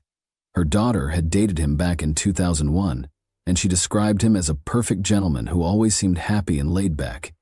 She couldn't believe that the man she knew could be different from the person now accused of such heinous crimes. Maury was suspected of being involved in the murders of 12 women, and he was also charged with 2 counts of kidnapping. Federal court documents linked him to these crimes. Police investigators believed that Maury may have killed more than 17 women in total. Following his arrest on June 7, 2002, Maury was taken into custody for interrogation and was placed on preventative monitoring until his trial for the alleged offenses. Just one St. Louis thought justice had been served with Maury. His arrest on June 7, 2002. The city saw darkness again 3 days later, on June 10, 2002. Maury planned to escape his sentence. He did that in the most unthinkable way possible. Maury Travis reportedly wrote a brief note on a sheet of paper in his 8th-floor jail cell in Clayton. Outside the cell, another inmate tasked with monitoring Maury attempted to keep watch through a window. Maury had no desire to spend the rest of his life in prison or face execution by injection. He conveyed to those who would read his final words. Instead, he decided to end his life on his own terms. He explained that he left a note to demonstrate, "You guys didn't kill me." His note read, "Dear Mom, I'm sorry for the pain this caused you and the family. My death seems to be the only way out, and a fast end to all the publicity. You were the best mother a man could have. But I've been sick for a long time, sick in the head, since I was about 14. I don't know why. I was just sick. I've never felt normal or happy at any time in my life. I think about the life I lead and what's ahead of me. This seems the best solution for all involved, especially me, because I won't spend the rest of my life locked up, or worse, let them kill me with a needle. Tell Grandma Marina James and everybody, I love them dearly. I love you the most, but you know that forever. Your son, Toby Travis." Jail regulations prohibited the inmate assigned to the anti-self-harm vigil from maintaining a clear view of what was to transpire, and the guards violated jail rules, skipping 15-minute checks, providing Maury with 45 minutes of privacy to carry out his plan. According to Clayton police, Maury meticulously threaded a torn strip of bedsheet through small holes in a jail wall vent 6 feet from the floor and looped the other end around his neck. He placed a pillowcase over his head, stuffed additional cloth into his mouth, and somehow managed to tie his hands behind his back. 12 years after Maury himself died in prison, his mother, Sandra Travis, still owned the home where he committed his horrific acts. In 2014, she rented the house to Katrina McGaw without mentioning its dark past. McGaw learned about the house's history from a television documentary and requested to break her lease, but Sandra refused. News 4 contacted Sandra, who claimed she had informed McGaw about the house's past. McGaw denied this, stating that she would have remembered the murders if Sandra had told her. Technically, landlords are not obligated to disclose information about a home's past in this country. Landlords are only required to report physical defects. The St. Louis Housing Authority intervened, allowing McGaw to move out at the end of the month, despite Sandra's objections. The situation was complex. On one hand, it was understandable that Sandra, the mother of a serial killer, would want to put the past behind her. She was legally entitled to rent the house without disclosing any information about past events, but it may not have been ethically right to do so. On the other hand, McGaw, who had a 2-year-old daughter, was uncomfortable living in a house where women were tortured and murdered. She also mentioned that her daughter had occasionally played near the same pole in the basement where Maury Travis tied up his victims. Considering how disturbing the whole situation was, McGaw understandably wanted to move out as soon as possible. Sadly, the victims found no closure. Moreover, several victims remained unidentified, adding to the heartbreak of this case. After witnessing these tragic events, one thing becomes evident. You never truly know who lives next door. This monstrous individual was carrying out these heinous acts right beneath everyone's noses, escaping notice even from those close to him. What's truly confounding is the mystery surrounding his actions. How could he commit 17 murders in his basement without anyone suspecting a thing, not even the women he dated? And then, the ultimate enigma. Why did he choose to end his own life in that prison cell? Was the reality of prison more horrific than the agony these women faced? Or was he such a narcissist that he couldn't bear anyone else deciding when his life would end? This case raises more questions than answers. Thanks for watching, everyone. Your support means a lot to me, and you can help my channel grow by hitting that like button, dropping a comment, and sharing this video. Your engagement really makes a difference. See you soon. Hey guys, today we're diving into another truly horrifying case. If you want to support my channel, make sure to subscribe and stay active. It really helps me out. I'd be super grateful for that. Let's get started. Yes, you heard that right.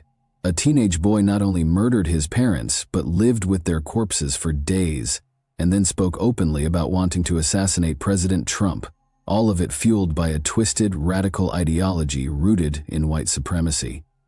But before this nightmare unfolded, the question remains: who was this teen? And how does someone go from being a model student to plotting acts of unthinkable violence? His name was Nikita Kossep, known to most simply as Nicky.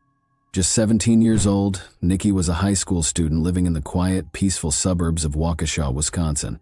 The kind of town where the American dream felt alive. Manicured lawns, friendly neighbors, and evening walks with dogs. On the surface, his life looked perfect. He lived in a spacious 4-bedroom home on Cider Hills Drive, with his mother, Tatiana Kossep, and his stepfather, Donald Meyer. They had a big house, a stable life, and even a loyal family dog named Toby. To the outside world, Nicky was polite, reserved, and respectful. Teachers described him as quiet but well-behaved. He wasn't a troublemaker. In fact, he was once honored as Student of the Month at his school, Waukesha U.S. Health Department High School. His grades were strong, his attendance impeccable. There were no major red flags. Until one day, he vanished. He stopped coming to school. Teachers were puzzled. Friends noticed his silence online. And then the calls stopped. What came next would stun the entire community. Because behind Nicky's calm exterior, a much darker transformation had been taking place, one that no one saw coming. And by the time the truth surfaced, it was already far too late. Nicky's last day at school was February 12, 2025.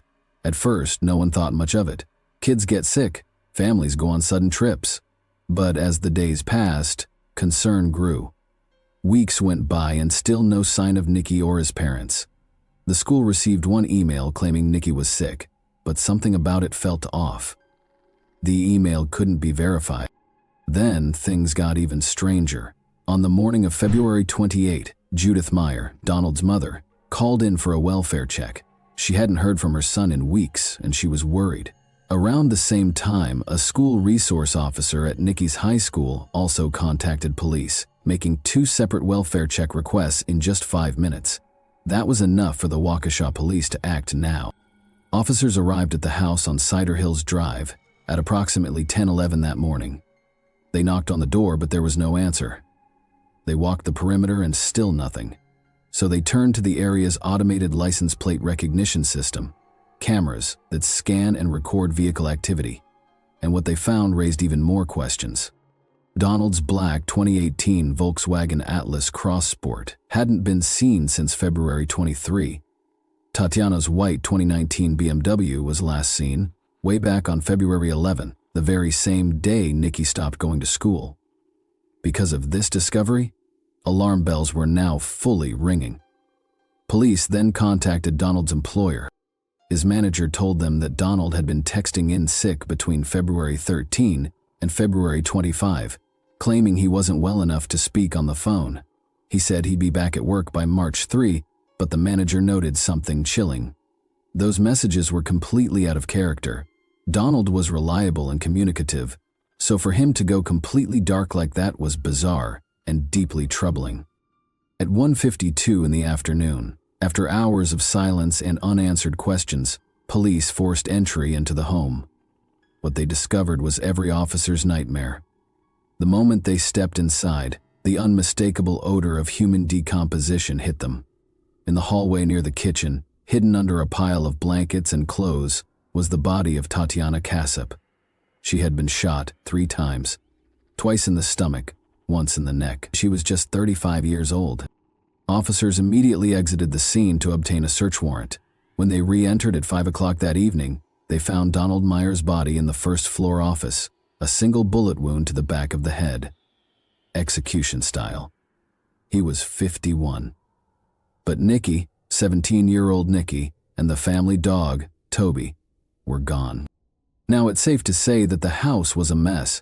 Furniture was displaced, artwork had been taken off the walls, drawers and closets had been rifled through, their contents scattered everywhere. The mattress from the master bedroom had been removed from its frame. Empty bank envelopes were found in the kitchen. Something had clearly happened here, and whoever did it had taken their time. With the parents dead and the son missing, investigators turned to surveillance and cell phone data, and what they discovered painted a haunting timeline. Nikki hadn't just fled. He had stayed in that house, lived in that house, for 12 full days with the bodies of his murdered parents before finally leaving town in his stepfather's Volkswagen. He then traveled through 6 states, Iowa, Illinois, Nebraska, Wyoming, Colorado, and Kansas. At 11:25 p.m. on February 28th, the same day his parents' bodies were found, Nikki was located in Winfield, Kansas, more than 800 miles away from Waukesha. He was arrested during a traffic stop, and what police found inside the vehicle left no doubt in their minds. On the floorboard of the car was a loaded Smith & Wesson W357 Magnum revolver. It matched the description of a firearm recently purchased by Donald Meyer. Also found were rounds of ammunition, over 70 pieces of jewelry, multiple tablets, 4 cell phones, 3 laptops, a safe that had been forcibly opened, and more than $14,000, 0 cents in cash. There were also credit cards and driver's licenses belonging to his parents and Toby. The family dog was found alive in the car.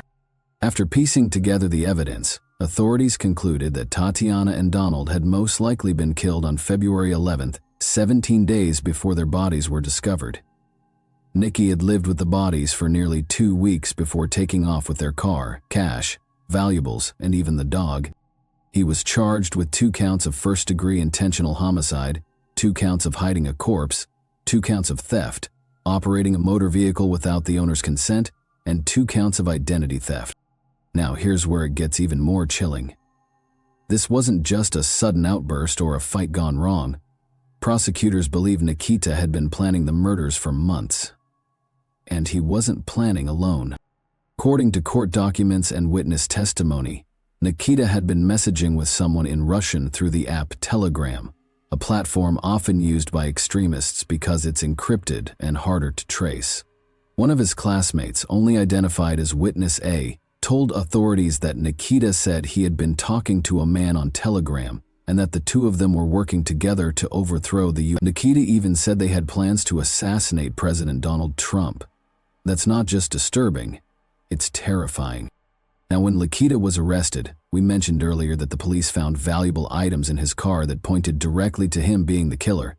However, there was one item that stood out above all the rest: an unassuming memory card. At first, it seemed like just another ordinary piece of evidence, but what was on it would send shockwaves through everyone involved in the case. On this memory card, investigators discovered images and videos that were nothing short of disturbing. These weren't just random shots. These were chilling recordings that showed Nikita actively documenting his crime. According to the criminal complaint, one of the most haunting videos captured Nikita adjusting a camera and then pointing it directly at the dead body of his stepfather, Don Meyer. This was no accident. Nikita knew exactly what he was doing. What makes this even more sinister is what happened next. In the video, Nikita can be seen lighting candles around his stepfather's body. Why would he do that? Some believe he was trying to mask the awful smell of decomposition, but others suggest that this act wasn't just about hiding a smell. It was an eerie, almost ritualistic gesture. It's as if he was creating a scene, setting a stage for someone to witness his crime. But it doesn't stop there. The videos go further, showing Nikita allegedly pointing his phone at the body and speaking to someone on the other end of the line. This person remains unidentified, but in the video you can hear Nikita saying, "So you can see him there. I can literally see the body there." It's chilling. He wasn't just filming for his own satisfaction, he was showing someone else. Investigators believe this person could be the same man Nikita had been messaging on Telegram, discussing far more disturbing topics. According to reports, these messages involved plans to take down the U.S. government. A thought that's as disturbing as it is confusing. Now let's take a step back and look at Nikita's background. His story is not just one of a troubled 18-year-old. It's one of obsession and darkness. Nikita moved to the United States from Moldova at the age of 7. Moldova is a small country in Eastern Europe, right next to Ukraine, and it has strong Russian influences. But what's truly chilling is the fact that Nikita had very little family left in Moldova. His grandmother was the only relative still alive, yet he developed an almost unhealthy obsession with Russia, fascism, and violence. This obsession became even clearer when his classmate, known as Witness A, came forward. According to her testimony, Nikita would send her horrific gore edits, videos that mixed graphic and violent imagery with Russian music. These weren't just random videos. They were carefully crafted clips that reflected the twisted mindset Nikita had developed. She described how Nikita even added her on Snapchat and began pushing for a relationship despite her clear lack of interest. But the creepiness didn't stop at unwanted attention. Nikita began talking about his desire to kill his parents. At first, he claimed it was just talk, something he didn't really mean. He reassured her in December of 2024 and again in January of 2025. But Witness A could sense something wasn't right. She even told Nikita that he seemed like a Nazi and a school shooter. She told him he needed help, but despite her concerns, it seems she didn't report any of this to the authorities. He had been speaking with someone in Russian about moving to Ukraine after committing these crimes, so the state is concerned that he's a flight risk if he is ever released. One of the most critical pieces of evidence came when police discovered a photo in January. It showed Nikita holding a Smith & Wesson handgun, the exact same weapon that investigators believe he used to kill his parents just a month later. This was not a coincidence. It wasn't until nearly a full month after his arrest that prosecutors officially filed murder charges against Nikita Kasub. By then, he had been caught in a small, rural Kansas county and had appeared virtually for an extradition hearing. The case moved forward in the District Court of Trego County, Kansas, under the case name State versus Nikita Kasub. Later on, authorities extradited him back to Wisconsin, where he made his first court appearance on lesser charges. At that time, prosecutors had not yet officially filed murder charges, but they were already signaling that they were coming. Initially, he was charged with taking his stepfather's Smith & Wesson handgun and the family car without consent, both of which carried serious weight considering the violent aftermath. Then came the autopsy reports, which painted a horrifying picture. Don, his stepfather, had been executed with a single gunshot to the back of the head, likely from behind.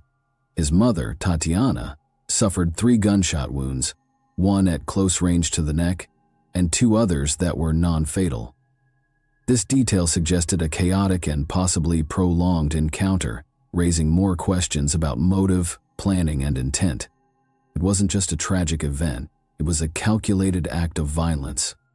Still, in those early days, Nikita's bond was set at $250,000, 0 cents, as authorities worked to build the homicide case. 2 weeks later, the full weight of the law came crashing down. Prosecutors formally charged Nikita with 2 counts of first-degree intentional homicide, the most severe criminal charges available under Wisconsin law, and 2 counts of hiding a corpse. These weren't just bureaucratic escalations. They were charges that, if proven, could send the 17-year-old to prison for life. Prosecutors declared him an extreme flight risk, citing his movements across state lines, his attempts to convert assets using a Bitcoin machine, and the $14,000, 0 cents, in cash and jewelry found on him at the time of his arrest. They believed he had the means, and possibly the connections, to evade justice, and they pushed for bail to be raised to $5 million, 0 cents. But Nikita's defense team wasn't backing down. They argued that the initial charges, taking a gun and a car, couldn't even legally hold water since the items were taken from individuals who were already deceased, and thus couldn't have given or withheld consent. When it came to the murder charges, they insisted that a $5 million 0 cents bail was excessive and unattainable for a 17-year-old. They claimed that the $250,000 0 cents bond should remain, framing Nikita as a troubled teen, not a calculated killer. At the bond hearing, the judge was visibly exasperated, not just by the nature of the case, but by the handling of the legal process. The judge wasn't just lamenting the bond debate, they were raising a broader question. When the system is faced with a suspect who allegedly murdered both parents, attempted to cover it up, and possibly plotted his escape, shouldn't the full legal framework be activated? The judge continued, highlighting the mountain of evidence laid out in the complaint. There's video evidence, there are communications, transactions, a witness. It's all here. If you believe he's a flight risk or a danger, don't just haggle over numbers. Use the mechanisms built into the law to keep the public safe. Despite the prosecution's push, the judge didn't grant the full $5 million 0 cents bail. Still, it was clear the court recognized the gravity of the situation. The idea that a teenager had not only killed his parents, but lived in the same home with their decomposing bodies for 12 days was profoundly disturbing. Authorities have linked Nicky to a neo-Nazi group called the Order of Nine Angles, and his manifesto allegedly called for a violent political revolution. As of the time this video was made, Nicky remains in custody with a bond set at $1 million 0 cents. He faces multiple charges, including first-degree murder, and his trial is set to begin on May 7, 2025. What makes this case truly chilling is not just the horror of the crime itself, but how a teenager, barely out of adolescence, could be so easily drawn into a world of extreme ideologies. One of the most unsettling pieces of evidence comes from a series of messages Nicky exchanged with a man on Telegram. In these messages, Nicky is shown toying with the idea of fleeing to Ukraine, wondering about the possibility of escaping the consequences of his actions. He even wrote, "So while in Ukraine, I'll be able to live a normal life even if, when it's found out, I did it." These words reveal a shocking level of detachment from the consequences of his actions. But even more disturbing is the way Nicky acknowledges that no matter what, the world will eventually know he was the one responsible for the murders. What stands out in these exchanges is the disturbing fact that despite his delusions about fleeing to Ukraine, Nicky was very clear-headed about one thing: the truth would eventually catch up to him. He wasn't trying to hide from the fact that he would be caught. He was simply trying to escape the fallout. But what's even more unsettling is how Nicky didn't even try to frame anyone else for the murders. There was no attempt to pin the crime on his parents or anyone else in the family. He didn't go through the motions of creating a false alibi. Instead, he accepted that the blame for the killings would fall squarely on him. This chilling realization only makes his actions seem colder, more calculated. Now, there are a lot of theories swirling around about whether Nicky's parents actually knew what he was planning, specifically his alleged desire to overthrow the U.S. government. Some believe they had suspicions, especially after receiving strange signals leading up to the murders. One particularly chilling detail comes from Donald Meyer's mother, Judith, who reportedly shared that her son had sent her some unsettling, cryptic messages shortly before he went radio silent. These weren't your usual check-in texts. They hinted that something was wrong, but Judith didn't know just how serious it was at the time. So what if his parents did know something? What if they started to piece things together, noticed a shift in Nicky's behavior, sensed his growing obsession with radical ideologies, or even confronted him about his extremist beliefs? According to some theories, this might be exactly why Nicky targeted his parents first, to eliminate the only people who could stand in the way of whatever twisted plan he thought he was about to execute. Think about it. His parents knew where the money was hidden. They were the ones who gave him access to the house, the resources, even the revolver that was later used in the crime. Maybe Nicky believed that as long as they were alive, they were a threat to his vision, so he made a calculated decision to remove them from the equation, brutally and without remorse. Now I want to hear your take. Do you think Nicky's parents suspected what was coming? Could this tragedy have been prevented if someone had intervened earlier or read the warning signs more clearly? Thanks for watching, everyone. Your support means a lot to me, and you can help my channel grow by hitting that like button, dropping a comment, and sharing this video. Your engagement really makes a difference. See you soon. Hey guys, today we're diving into another truly horrifying case. If you want to support my channel, make sure to subscribe and stay active. It really helps me out. I'd be super grateful for that. Let's get started. He was planning a massacre at his school, but before he could step through its doors with a loaded shotgun, he turned his rage inward on the people who loved him most. In the early hours of a quiet morning in Luton, while the town lay asleep, a nightmare unfolded behind the walls of a modest flat on Wallett's Bank Drive. 3 lives. His mother, his 13-year-old sister, and his 16-year-old brother were taken in brutal succession. A shotgun, a teenage hand, a plan that changed course in the most devastating way. The United Kingdom, still haunted by the memory of Dunblane in 1996, had not seen a school shooting in nearly 3 decades. There had been warnings, close calls, arrests, but never the act itself. Until now, that line had not been crossed. But evil doesn't always begin in public. Sometimes it grows quietly, inside homes that feel warm, safe, and familiar. Juliana Prosper knew about starting over. Born Juliana Falcon in June 1976, she was raised in the coastal city of Mar del Plata, Argentina. It was a place where the ocean met hardship, where people learned to be both resilient and hopeful. Juliana was one of those people. She was the kind of woman who pushed forward, no matter how steep the climb. Years later, she left behind her home country and began again in England. It was more than a move. It was a reinvention. She married Ray Prosper, and together they built a life. 4 children, a simple home, a future. Juliana wasn't loud, wasn't flashy, but she was present, devoted, a quiet force who centered her world around her kids. By 2024, she lived in that small Luton flat with 3 of them. Life wasn't glamorous, but it was full of purpose. She kept routines, celebrated the little things, and did what so many mothers do, sacrificed in silence, loved without condition.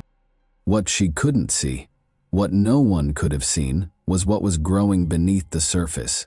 Behind one bedroom door, darkness had begun to take root. And when it finally erupted, it didn't just shatter a home. It shattered the fragile illusion that tragedies like these couldn't happen here.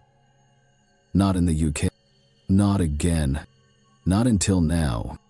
There was a storm brewing within those walls, in disguise of a boy who seemed too meek to even hit an object in his path.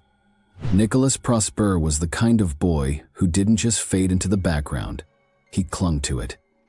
A December child born in 2005, he came into the world quietly, and for the most part stayed that way. Diagnosed with autism spectrum disorder early on, he walked through life a few steps apart from everyone else. Not always alone, but always slightly removed, as though he were watching the world through a speck only he could see through.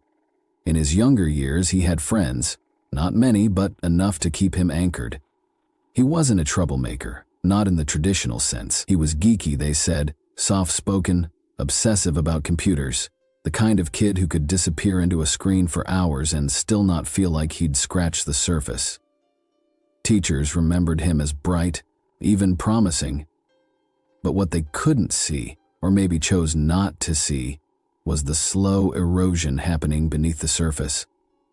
The way isolation began to calcify into something harder, something darker.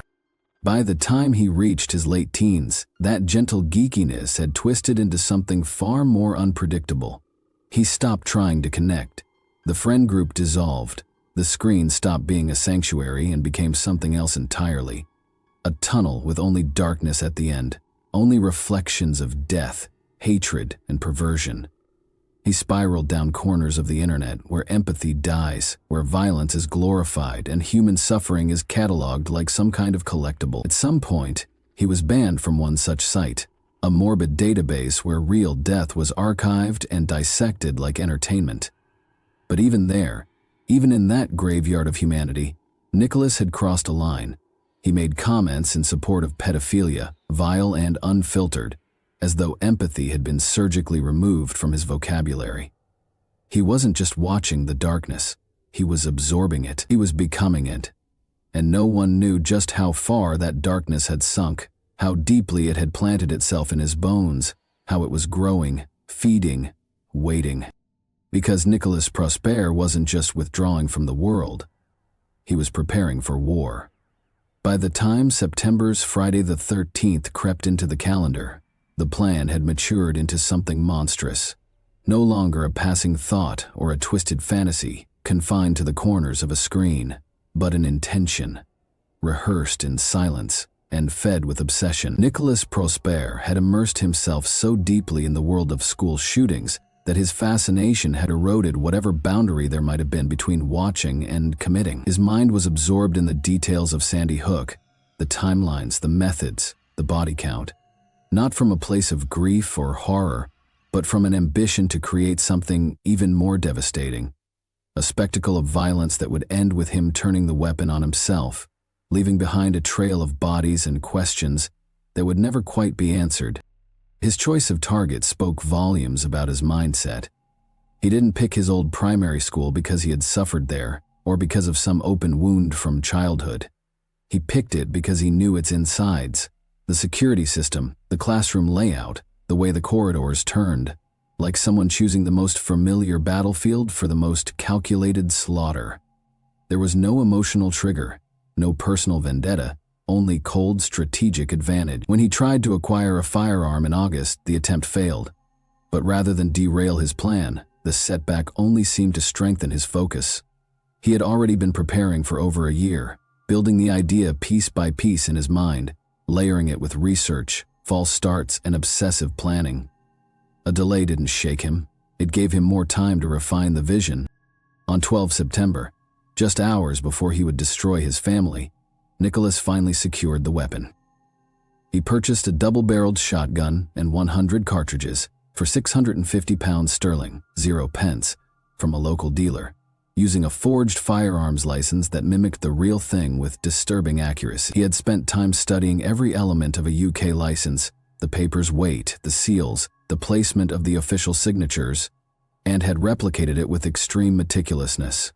The dealer, though uneasy, believed the documentation to be genuine and notified police, but the warning came too late. The weapon was his. His timeline had locked in. As night took hold and the town around him drifted towards sleep, Nicholas wasn't winding down or hesitating. He was finalizing. His browser history from that night became a window into a mind that had spiraled beyond recognition. Search after search for methods of killing with a shotgun, anatomical specifics, outcomes, the kind of blunt force horror usually reserved for war zones and nightmares. Mixed in were searches tied to necrophilia and to the murder of Sarah Everard, as though his appetite for violence was expanding, even as the clock ticked toward morning. Then came the video, a final digital confession broadcast from his bedroom into the world. He described himself as a follower of Clementine, a fictional character from the Walking Dead video game series, latching onto her image, not for her humanity, but for some twisted symbolic allegiance that only made sense in his fractured reality. He spoke poison about his sister Giselle, referencing a choice she had made in the game months earlier, a moment so trivial that it might have been laughable had it not been spoken with such vile certainty. He said her face would be mutilated further than necessary, delivering the line with a coldness that felt rehearsed, devoid of any trace of human feeling. Though prosecutors would later argue that this reference was irrelevant to the murders, it felt like a sign that nothing, not even a game played with family, was safe from the rot that had taken hold of his mind. As the hours passed and darkness deepened, Nicholas Prosper stood on the edge of his own carefully constructed horror, armed, ready, and emotionally removed from everything that had once tied him to normalcy. Behind him was the quiet of a flat where his family slept, unaware that the boy they had raised, the brother they had laughed with, the son who once played video games in the next room, was preparing to become a vicious monster. Under the thin veil of early morning silence, as the world outside remained unsuspecting, Nicholas Prosper sat alone in his room, watching violent, animated pornography while continuing the same heinous research he had started the day before. It was well past midnight. By 4:32 a.m., he had already test-filled the double-barreled shotgun once into a teddy bear. His plan had been to kill 3 people, his mother and 2 younger siblings, in under 30 seconds. He thought the timing would be tight enough to escape detection by the neighbors, but Juliana woke up early. She wasn't supposed to. She saw her son with the gun. There was panic, there was shouting, and a struggle followed. Prosper attacked her with a knife first, slashing and stabbing her hands and arms as she tried to fight him off. He then shot her in the head at close range, killing her. Her body would later be found sprawled in the hallway. Giselle heard the chaos and got up. She was shot at, the bullet grazing the back of her head. She ran, trying to hide under the dining table. He followed. He shot her in the face. Kyle tried to resist. He grabbed a kitchen knife. He tried to fight. Prosper shot him in the chest from across the room. Then he walked over and stabbed him more than 100 times while Kyle begged him to stop. His lung was punctured. He still got up and ran. He made it to the hallway. Prosper shot him in the head. 7 cartridges were fired. He reloaded at least twice. Neighbors heard it all, the shouting, the fighting, the crashing sounds. One of them walked to the door to complain about the noise. She heard ruffling, a boy groaning, and then a shot. She turned around and ran. The first emergency call came in at 5:29 a.m. CCTV footage until 4:47 captured Prosper's eerily calm walk out of the flat at 5:33 a.m., almost 20 minutes later. The police had reached the scene. They entered the flat at around 6. They found Juliana, Giselle, and Kyle, blood streaks across walls, bloody handprints, bloodied knives scattered. A copy of How to Kill Your Family was placed on Juliana's body. Nicholas had packed the shotgun and 33 cartridges in a large bag. He started walking towards St. Joseph's primary school, the same one he had attended, the same one he had planned to attack. But the school was still closed. Police activity was increasing. He didn't go through with it. He hid in a nearby wooded area for 2 hours. He shared the video he'd recorded earlier, the one about the Walking Dead. He tossed away 2 mobile phones, hoping to protect a group of pedophiles he had spoken with online. Nicholas also left the shotgun and ammunition in a bush near a playing field. At 7:55 a.m., he walked out from the woods and down Birmingham Road. He raised his hand to a passing police car. The officers were returning from the crime scene. They stopped. They saw the blood on his face and arrested him. "It's not murder," he kept repeating. "He didn't want to show up." The courtroom was ready. The families were waiting. The hour was set, 10:30, IM sharp. But Nicholas Prosper, triple murderer, self-styled executioner, failed school shooter, was refusing to step back into the dock. Not out of fear, not out of remorse, because he simply didn't want to. At 8:45 a.m., word reached the judge. The convict was refusing to appear. Mrs. Justice Chima Grubb wasn't having it. There would be no sentencing in absentia. He was to be dragged in if necessary. Not for his sake, for the sake of the mother, the sister, the brother, the people whose blood he spilled, for those who had come to see the face of the boy who had torn their lives open.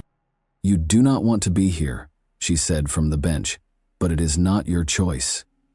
She had him brought in, and he sat there in silence, staring straight ahead. Prosper had always rejected what the world had tried to give him: help, assessments, understanding, structure. His parents and teachers knew something wasn't right. They saw him withdraw. They watched him lose interest in the living and wrap himself in shadows.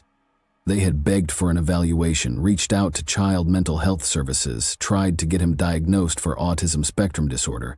He refused it all, shut every door, sidelined every attempt. A psychiatrist would finally look into him, but not until after the murders. In the cold, clinical light of custody, a diagnosis came: mild ASD traits. A report detailed the hollow space where empathy should have been. It was not just a lack, it was an extreme lack, the kind that echoed through every corner of this case. He wasn't unreachable, but he was uninterested. There were no friendships, no real connections. Only deep obsessive spirals about serial killers, about school shootings, about death as a spectacle. The judge laid it bare. These weren't just odd fixations. They weren't just dark corners of the internet. They were what shaped his identity. A boy who had failed to hold even a thread of ordinary social interaction, had built himself a sanctuary in violence. The internet had opened the floodgates. He waded in freely. Every disturbing image, every cold commentary, every headline soaked in blood, it all fed him. Yes, there was an indirect link between his autism and the way he moved through the world, but as the judge made clear, ASD does not make one violent. It doesn't instruct a person to plan a massacre. It doesn't teach someone how to craft a fake firearms license. It doesn't guide their hands when they aim a shotgun at their own mother. That was Nicholas, and now, whether he wanted to or not, he had to listen to the law, to the families, to the judgment. Because monsters do not get to vanish quietly. They must be seen, they must be named, and they must sit shackled in silence while justice carves its final word. The courtroom was silent when the full story came out in March 2025. These weren't spontaneous acts of violence. They were planned in detail with a clear goal to become infamous. Nicholas Prosper murdered his mother, sister, and brother as the first stage of a broader scheme to carry out a mass shooting at St. Joseph's Catholic Primary School. The preparations had been ongoing for months. Prosper picked St. Joseph's because he knew it well. He had studied there, as had his siblings. He searched the school's website for photos of students and teachers and noted the timing of assemblies and classes. Everything was methodical. He chose Friday the 13th deliberately, hoping the date would add weight to his actions. His plan was to kill his family early in the morning, leave home by 8:30 a.m. and arrive at the school during assembly to carry out a mass shooting. Earlier that night, he researched how to use the weapon and searched for disturbing content related to violence, including the murder of Sarah Everard and material connected to necrophilia. Neighbors heard the noise. Some reported shouts, banging and groaning, followed by what sounded like gunshots. One went to the door to complain but fled after hearing a loud bang. A police call was placed at 5:29 a.m. A chase of cat and mouse followed, which ended with Nicholas being found with the blood of his family on his face and clothes. He was charged with 3 counts of murder. He was also charged with possessing a shotgun and a knife in public, as well as acquiring a shotgun without a certificate. Child abuse images were later discovered on his phone, but no charges were filed for that. When the police found him, Nicholas Prosper stood in black and yellow. It wasn't a random outfit. He had chosen the colors on purpose. This was the look he wanted to be remembered by. The judge sentenced him to life with a minimum term of 49 years. Now, this does not mean that Nicholas will be out in the world in 49 years. A life sentence with a minimum term of this many years means that the person will spend the rest of their life in prison. But they must serve at least 49 years behind bars before they can even ask to be released after the decided tenure. They can apply for parole, which is a formal request to be let out of prison. However, being eligible for parole does not guarantee release. A special board will review the case to decide whether the person is still a danger to the public. If they believe it is unsafe to let the person out, the person will stay in prison. Even if parole is granted, the person will remain under strict supervision for the rest of their life and can be sent back to prison at any time if they break the rules or commit another crime. Going back to the heinous crime that Nicholas committed, it didn't just shake a courtroom. It sent waves through an entire system that many believed was working just fine. But behind the horror of what Nicholas Prosper did was a quieter, more troubling truth. It had been far too easy for him to get his hands on a gun. Law enforcement knew it, and they weren't subtle about it. They pointed out how shockingly simple it still was for someone to sell a firearm private. All a person really needed was a certificate, real or fake, and a willing seller. And that was it. No double-checking, no verification, no questions. Just a deadly loophole wide open. In response, police and safety officials started calling for changes that felt long overdue. One of their key suggestions was to build a national database for firearm license holders. Something clear and central, where every certificate could be checked against real records. And not just that. They pushed for a rule that would force sellers to get clearance from the police before selling a weapon, to make sure the buyer had the right paperwork, real ID, and a legitimate reason to own a gun. But the danger wasn't only in how Nicholas got the weapon, it was also in what had been building inside his head long before he pulled the trigger. Officials spoke of an obsession, rooted in endless hours online, wrapped in disturbing content, soaked in stories of mass murder, brutality, and control. What happened wasn't just a crime, it was a slow-growing sickness that had fed on unfiltered violence found in dark corners of the internet. Completely unbothered and those watching this unfold didn't hold back. They saw this as a warning, one that wasn't just about guns or loopholes, but about the growing storm of violent content reaching young people and changing the way they think, feel, and act. And the message from the government was clear. This couldn't be ignored anymore. They promised to act, to make the laws stricter around private gun sales, to close the cracks in background checks, and to do more to protect communities from the kind of thinking that leads to something like this. It wasn't about just one tragedy. It was about making sure no one else walks the same path, with a weapon in their hands and a plan built from hate. Even after the government of the UK has promised change, it takes time, and time is something we can no longer afford to waste. The next Nicholas Prosper may already be watching, waiting, learning, just as quietly, just as patiently. And as the world spins forward, more connected and exposed than ever, the real question lingers in the quiet. What happens when the next warning sign goes unnoticed? Thanks for watching, everyone. Your support means a lot to me, and you can help my channel grow by hitting that like button, dropping a comment, and sharing this video. Your engagement really makes a difference. See you soon.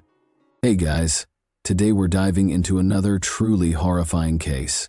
If you want to support my channel, make sure to subscribe and stay active. It really helps me out. I'd be super grateful for that. Let's get started. A young woman, 24 years old, brilliant, vibrant, and overflowing with potential, walked into a quiet restaurant one evening in Malibu, California. Her name was Matrice Richardson. By all accounts, it was supposed to be an ordinary night. But what happened inside that restaurant would set in motion a tragic mystery that continues to haunt those who knew her, and many who didn't. Matrice was taken into police custody that night. That much is undisputed.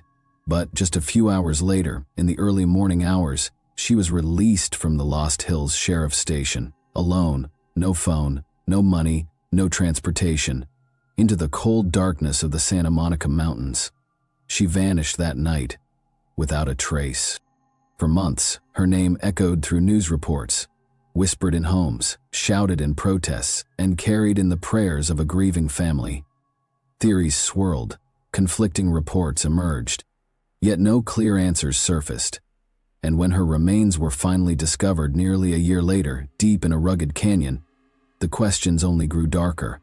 What really happened to Mitrice Richardson? Why was she released in such vulnerable conditions? And why, even after all this time, does justice still feel so far out of reach? To understand her story, we need to understand the young woman behind the headlines. Mitrice LaVaughn Richardson was born on April 3, 1985, to Lettice Sutton and Michael Richardson, both still in high school at the time. Young, uncertain, and navigating their own lives, they made the difficult decision to have Mitrice raised by her great-grandmother in Covina, California. It was a home filled with love, but also change. Her parents eventually separated, and later Mitrice moved back in with her mother, who married Larry Sutton. With her stepfather in the picture, Mitrice adapted quickly. She was magnetic even as a child, always in motion, always laughing. She danced, she lit up rooms. She was the kind of person you didn't forget. Her energy was electric, her spirit unforgettable. And that's what makes the silence surrounding her case so deafening. Because a light that bright should never have vanished so easily. And it should never have taken so long to find out why. She carried that same spirit into her school years, first at South Hills High School in Covina, then at California State University Fullerton. Mitrice wasn't just a good student, she was exceptional. A 4 GPA honors graduate, a degree in psychology, the first in her family to earn a college degree. It was a time of self-discovery.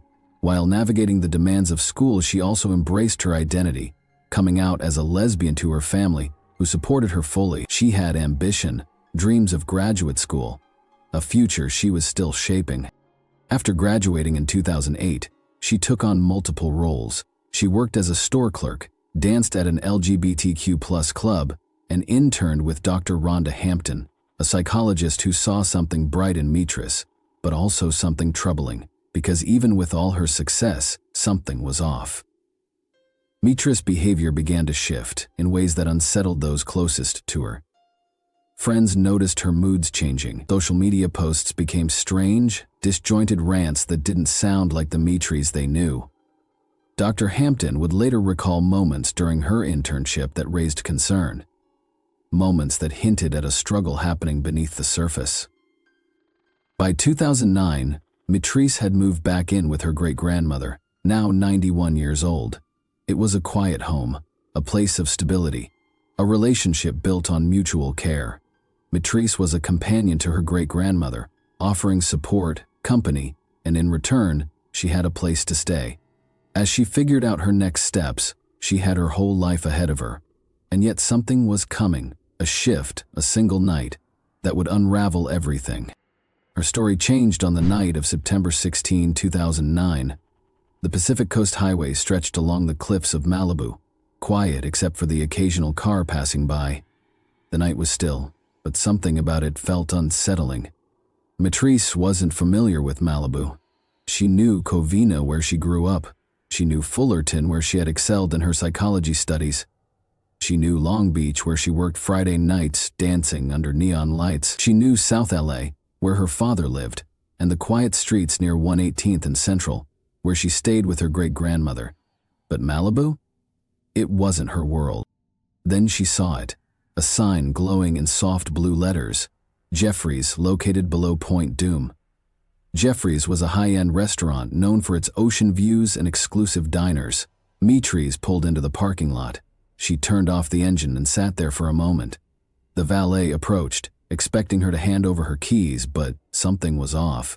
By the time he reached her, she wasn't in her car anymore. She had moved into his. The door was open, and she sat in the driver's seat of his vehicle.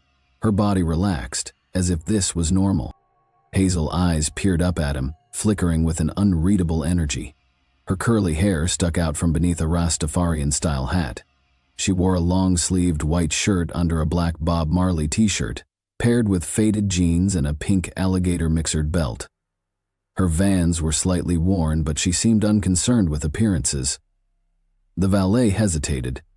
She wasn't aggressive, but something about her behavior felt strange. Her words, when she spoke, were cryptic. She muttered something about Michael Jackson's death, as if she were solving a puzzle only she understood. Then, just as casually, she handed him her own car keys and asked a bizarre question. "Vanessa here?" She told him to look out for a girl with tattooed arms, as if he should already know who she was talking about. Before he could respond, she strolled past him and entered the restaurant. Mitrice took a seat and placed her order, a Kobe steak and an ocean breeze cocktail. At first, she dined alone. Then she became drawn to a nearby table where a group of 7 people were engaged in lively conversation. Without hesitation, she got up and joined them, slipping into their conversation as if she had always been there. Her energy was erratic, her words fast and disjointed. She talked about astrological signs, jumping from topic to topic without pause. The group exchanged glances, uncertain but entertained. She wasn't causing trouble, just behaving in a way that felt offbeat, unusual. After a while, she returned to her own table, but minutes later she was back. This time she had an announcement. She was going to Hawaii. She told them she would call them when she arrived. They smiled politely, humoring her. Then they paid their bill and left Mitrice. However, she stayed. When she tried to leave, the restaurant manager stopped her. Her bill remained unpaid, $89.00 in total. She looked confused. Hadn't the other table covered it? Mitrice was asked to pay her bill, which was more of a shocking news to her. A slow smile spread across her face, as if this were an amusing misunderstanding. She gazed at the restaurant's computer screen, watching the numbers blink and change. Her expression shifted, lost in thought. "I am busted," she finally said. "What are we going to do?" As the manager spoke, she wasn't listening. Her eyes remained fixed on the screen, as if she were deciphering something invisible to everyone else. Then her demeanor changed. She said something strange. She wasn't from here. She was from Mars. Her voice was calm, her expression unbothered. She wasn't joking. The staff grew uneasy. When she emptied her pockets, she found nothing but a small joint. And a restaurant employee picked up the phone and dialed the Lost Hills Sheriff's Station. They told the sheriff that this girl seemed crazy, that she might be on drugs or something. In the distance, the glow of approaching headlights cut through the dark. A patrol car was on its way. Mitrice's night, however, was far from over. It was just beginning. While the sheriff's deputies were en route, Mitrice continued talking, this time to the hostess. She told her she had been watching a soap opera at work earlier that day when God instructed her to take the afternoon off. Her words were confident, as if this was an undeniable truth. Then she made another strange claim. She had no parents, she said, just her great-grandmother, Mildred. Concerned, the hostess decided to call Mildred. When the elderly woman answered, her voice was filled with worry. She quickly offered her credit card number to pay the bill. But there was a problem. The restaurant required a signature. The 90-year-old Mildred was unable to help. She was still on the phone at around 9 p.m. when the Lost Hills deputies, Frank Brower, Armando Lerrero, and John McKay arrived. The manager quickly filled them in on what had happened and described Mitrice's bizarre behavior. One of the deputies took the phone from the hostess and spoke to Mildred, who pleaded for them to take care of her great-granddaughter. Then the phone was passed to Mitrice. She sounded completely unfazed, as if nothing about the situation concerned her. Mildred, however, was not amused. "You put that phone close to your ear," she warned. "They're get ready to take your black ass to jail." Her words carried the weight of experience, the urgency of a grandmother who knew trouble when she felt it. After the call ended, Mildred wasted no time. She immediately dialed another number, Lettice Sutton, Mitrice's mother. Mitrice's mother was already worried. When she found out her daughter had been arrested, she called the sheriff's station before Mitrice had even arrived. Would they be releasing her that night? She wanted to know. Lettice was uneasy. Mitrice didn't know the area, and this kind of behavior was so unlike her. She even tried to joke, hoping to ease the growing knot of fear in her stomach. At 12:30 a.m., Mitrice was released from the Malibu Lost Hills Sheriff's Department, alone, 50 miles from home, no phone, no wallet, no car. She stepped out into the night, disappearing into the darkness. By the time Lettice found out, it was already morning, and then began the journey of going back and forth at the doorsteps of law enforcement, demanding justice for their beloved daughter. For months, Matisse's name was on top of missing persons reports. Theories surfaced. Was she working as a prostitute, being held against her will? Her father, Michael Richardson, was convinced he had seen her in January. He was in Las Vegas when he spotted a young woman who walked like Matrice, moved like her. He almost got hit, but by the time he reached her, she was gone. Just like that night in Malibu. In the days following Mistress Richardson's disappearance, her father, Michael Richardson, desperately sought help from local officials. He approached Malibu Mayor Andy Stern, hoping to rally support for the search. But instead of finding an ally, he was brushed off. Stern, in a hurry to attend a meeting, dismissed Richardson's plea, claiming he didn't have time to stop and talk. But Michael Richardson wasn't willing to be ignored. He decided to test the mayor's priorities. He called Stern's real estate business, disguising his voice and posing as a black professional football player interested in purchasing one of Stern's multi-million-dollar properties. The response was immediate. Stern suddenly became available, eagerly offered to cancel his meeting and show the property right away. When he realized he was actually speaking to the same man he had just rejected, Stern was caught off guard and embarrassed. The situation spoke volumes about whose concerns the mayor found worth his time. Tensions between the two escalated in October when Richardson called Stern again to discuss the case. The mayor abruptly hung up, later claiming Richardson had become abusive. Frustrated and desperate, Richardson left voicemails threatening to organize a protest outside the mayor's office. Stern responded by reporting Richardson to the sheriff's department. Despite this slow and reluctant response from local officials, the search for Matrice continued. By November, the city of Malibu finally offered a $15,000 0-cents reward for any information leading to her whereabouts.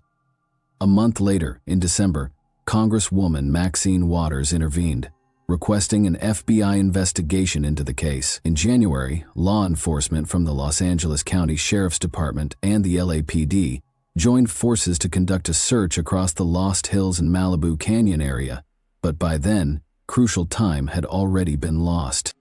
Mistress Richardson was 24 years old when she vanished. At that age, most people are building their futures, but for some it is the first time mental illness manifests in full force. Bipolar disorder, classified as an adult-onset disorder, often doesn't reveal itself until a person's early or mid-20s. Witness accounts from the night of her arrest strongly suggest that Mistress was in the middle of a manic episode. Employees at Jeffrey's Malibu described her behavior as erratic. She seemed euphoric, talking about astrological signs and claiming she was from Mars. She attached herself to strangers, convinced they would pay for her meal, and when confronted about her unpaid bill, she became detached, as if the situation didn't fully register. The restaurant manager noted her fixation on the numerical patterns on a computer screen, her thoughts turning into incomprehensible statements, her speech patterns, delusions, and impulsivity were all red flags. Yet instead of recognizing these signs, authorities dismissed them. The sheriff's department did not conduct a proper mental health evaluation. Instead, they released her into the night, alone in a desolate area she had never been to before, without her car, phone, or money. After Mistress's disappearance, her father spoke with a restaurant employee who revealed an alarming detail. Mistress's car was filled with clothes, purses, books, makeup, and stacks of journals, almost as if she had been living out of it. Her friends later confirmed that it wasn't unusual for her to sleep in her car for days at a time. All the signs pointed to a mental health crisis. Her mother, Lettice Sutton, had called the sheriff's station the night of her arrest, pleading with them not to release her in the middle of the night. She explained that Matrice was unfamiliar with the area and that her behavior was completely out of character. She even raised her concerns of finding her daughter's head chopped off, disguised as a joke. But little did she know what she feared would happen. If a police officer believes that an arrested person is mentally unstable, they have the power to detain them for a 5150 hold, a legal term for someone who may be a danger to themselves or others. In these cases, the person is either kept under strict watch at the station or sent to a hospital for a 72-hour psychiatric evaluation. But both options require extra paperwork, time, and effort. That didn't happen with Mistress Richardson. The deputy who arrested her, Loretto, didn't mention anything unusual in his report. No strange behavior, no odd statements, just a simple charge, failing to pay her bill at Jeffrey's and carrying a small amount of marijuana. Her record was clean. Keeping her locked up without reason would have been against policy. Beatrice never called her mother from jail. The only number she had memorized was her great-grandmother, Mildred. The jail's logbooks show she tried to call Mildred 4 times that night. The sheriff's department later claimed that she had a conversation, but Mildred swears her phone never rang. And then came a shocking piece of information. The payphone in the station was broken. That meant Beatrice had to use a line that didn't record calls. No one knows if she actually spoke to anyone. She could have been talking to a dial tone. Alone in that cold, fluorescent-lit room, with no way to reach her family. Her mother Lettice assumed Beatrice would sleep in the holding cell overnight, but at 5:35 a.m. she called the station to check on her daughter, only to hear words that would haunt her forever. "She's not here." The jailer, Sharon Cummings, knew Beatrice had no belongings, nothing but her driver's license and 2 keys in her pocket. She also knew no one had come to pick her up. Yet, despite all that, Beatrice was released at 12:15 a.m. into the pitch-black night, alone, with nowhere to go. The sheriff's department later claimed she was offered a place to stay in the lobby, but that she turned it down, saying she was going to meet friends. But what friends? No one was expecting her. The jail sat along a desolate stretch of road. The nearest open businesses were a mile away, out of sight, past empty sidewalks and darkened buildings. Beyond that, just the vast, sprawling wilderness. A moment after speaking to Cummings, Lettice called the station again. This time she spoke with Deputy Kenneth Baumgardner. She had no idea that this conversation would mark the beginning of a nightmare after her release. Sightings of Beatrice were unsettling, to say the least. At 5:30 a.m., a man called the sheriff's department to report a young black woman asleep on his lawn. When he approached her, she assured him she was just resting. By the time deputies arrived, she had disappeared again. Another sighting at 7:30 a.m. reported a black woman walking around the area. After that, the trail went cold. For months, there were whispers that Beatrice had been spotted in downtown Los Angeles and even in Las Vegas. Some theorized she was being held against her will or had been forced into sex work. Remember when her father almost got hit? It happened when he believed he saw her in Las Vegas, running into a girl with the same walk and body language as his daughter. The encounter was so eerily familiar that he jumped out of a moving car, risking his own safety just to chase after her. Yet law enforcement dismissed his claims, only taking them seriously when another witness reported something similar. The idea that Beatrice had simply vanished without a trace was not just improbable, it was impossible. The sheriff's department justified their decision to release Beatrice by stating that she had passed a field sobriety test and showed no obvious signs of impairment. But that reasoning ignored the reality of mental illness. A person experiencing mania does not always appear obviously distressed. They may seem alert, talkative, even overly energetic. That does not mean they are okay. What logical person would choose to be released into an unfamiliar area with no resources in the dead of night? The answer is simple: someone who is not thinking clearly. And yet, despite her mother's urgent warning and all the bizarre behavior witnessed earlier that night, Beatrice was sent out alone. The Friends Group of Pasadena later wrote to the sheriff's department demanding transparency about their nighttime release policies. Why had no mental health assessment been conducted? Why was Beatrice not held for further observation? When Beatrice Richardson went missing, people had questions. But when her body was found nearly a year later, the mystery only grew darker. It was a hot August afternoon in 2010 when park rangers made the shocking discovery. They were deep in Dark Canyon, a remote and wild part of the Santa Monica Mountains, checking on an old marijuana farm. The farm had been abandoned after a police raid the year before, but the rangers were making sure no one had come back to restart the operation. Dark Canyon was the perfect hiding place, thick with trees and steep hills. It was hard to reach and rarely traveled. It was close to Malibu and Calabasas, yet felt completely cut off from the world. The only way through was by scrambling over boulders, and pushing through sharp, scratchy bushes. Poison oak grew everywhere, and the creek that ran through the canyon made the ground slippery and uneven. Anyone moving through this area had to be careful. The rangers found the usual signs of an old grow site: coiled garden hoses, broken pipes, and other scattered equipment, but no new plants. Satisfied that the farm was still shut down, they started heading back. Then they saw something unusual: a clearing about 60 feet from the creek. It looked like nothing at first, just dirt and fallen leaves. But as they stepped closer, something pale stood out against the dark earth: a skull, and beneath it, a body. The remains were badly decomposed, lying in the dirt, uncovered and exposed. The rangers froze. They had come expecting to check on a drug operation, but instead, they had walked into something far worse. They immediately radioed for help: the Malibu or the Lost Hills Sheriff's Station, the same station that had released Mitris alone into the night nearly a year ago. I was alerted. Deputies arrived quickly, securing the area and calling in the coroner. Though no one had confirmed it yet, they all knew. The missing woman had finally been found. But instead of bringing closure, this discovery only raised more disturbing questions. How did Mitris end up in this isolated canyon, miles from where she was last seen? Had she wandered here alone, or had someone brought her here? And most haunting of all, what really happened to Mitris Richardson? Thanks for watching, everyone. Your support means a lot to me, and you can help my channel grow by hitting that like button, dropping a comment, and sharing this video. Your engagement really makes a difference. See you soon.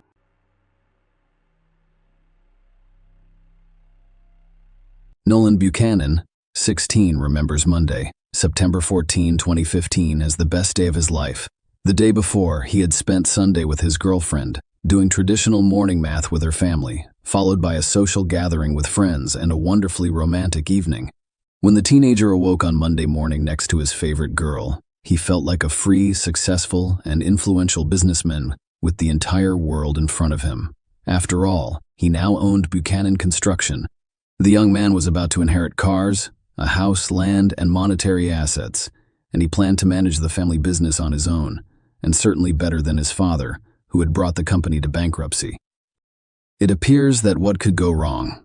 The El Dorado County Sheriff's Office arrested Nolan Keith Buchanan on October 1, 2015, at Bonita High School in Bonita, California.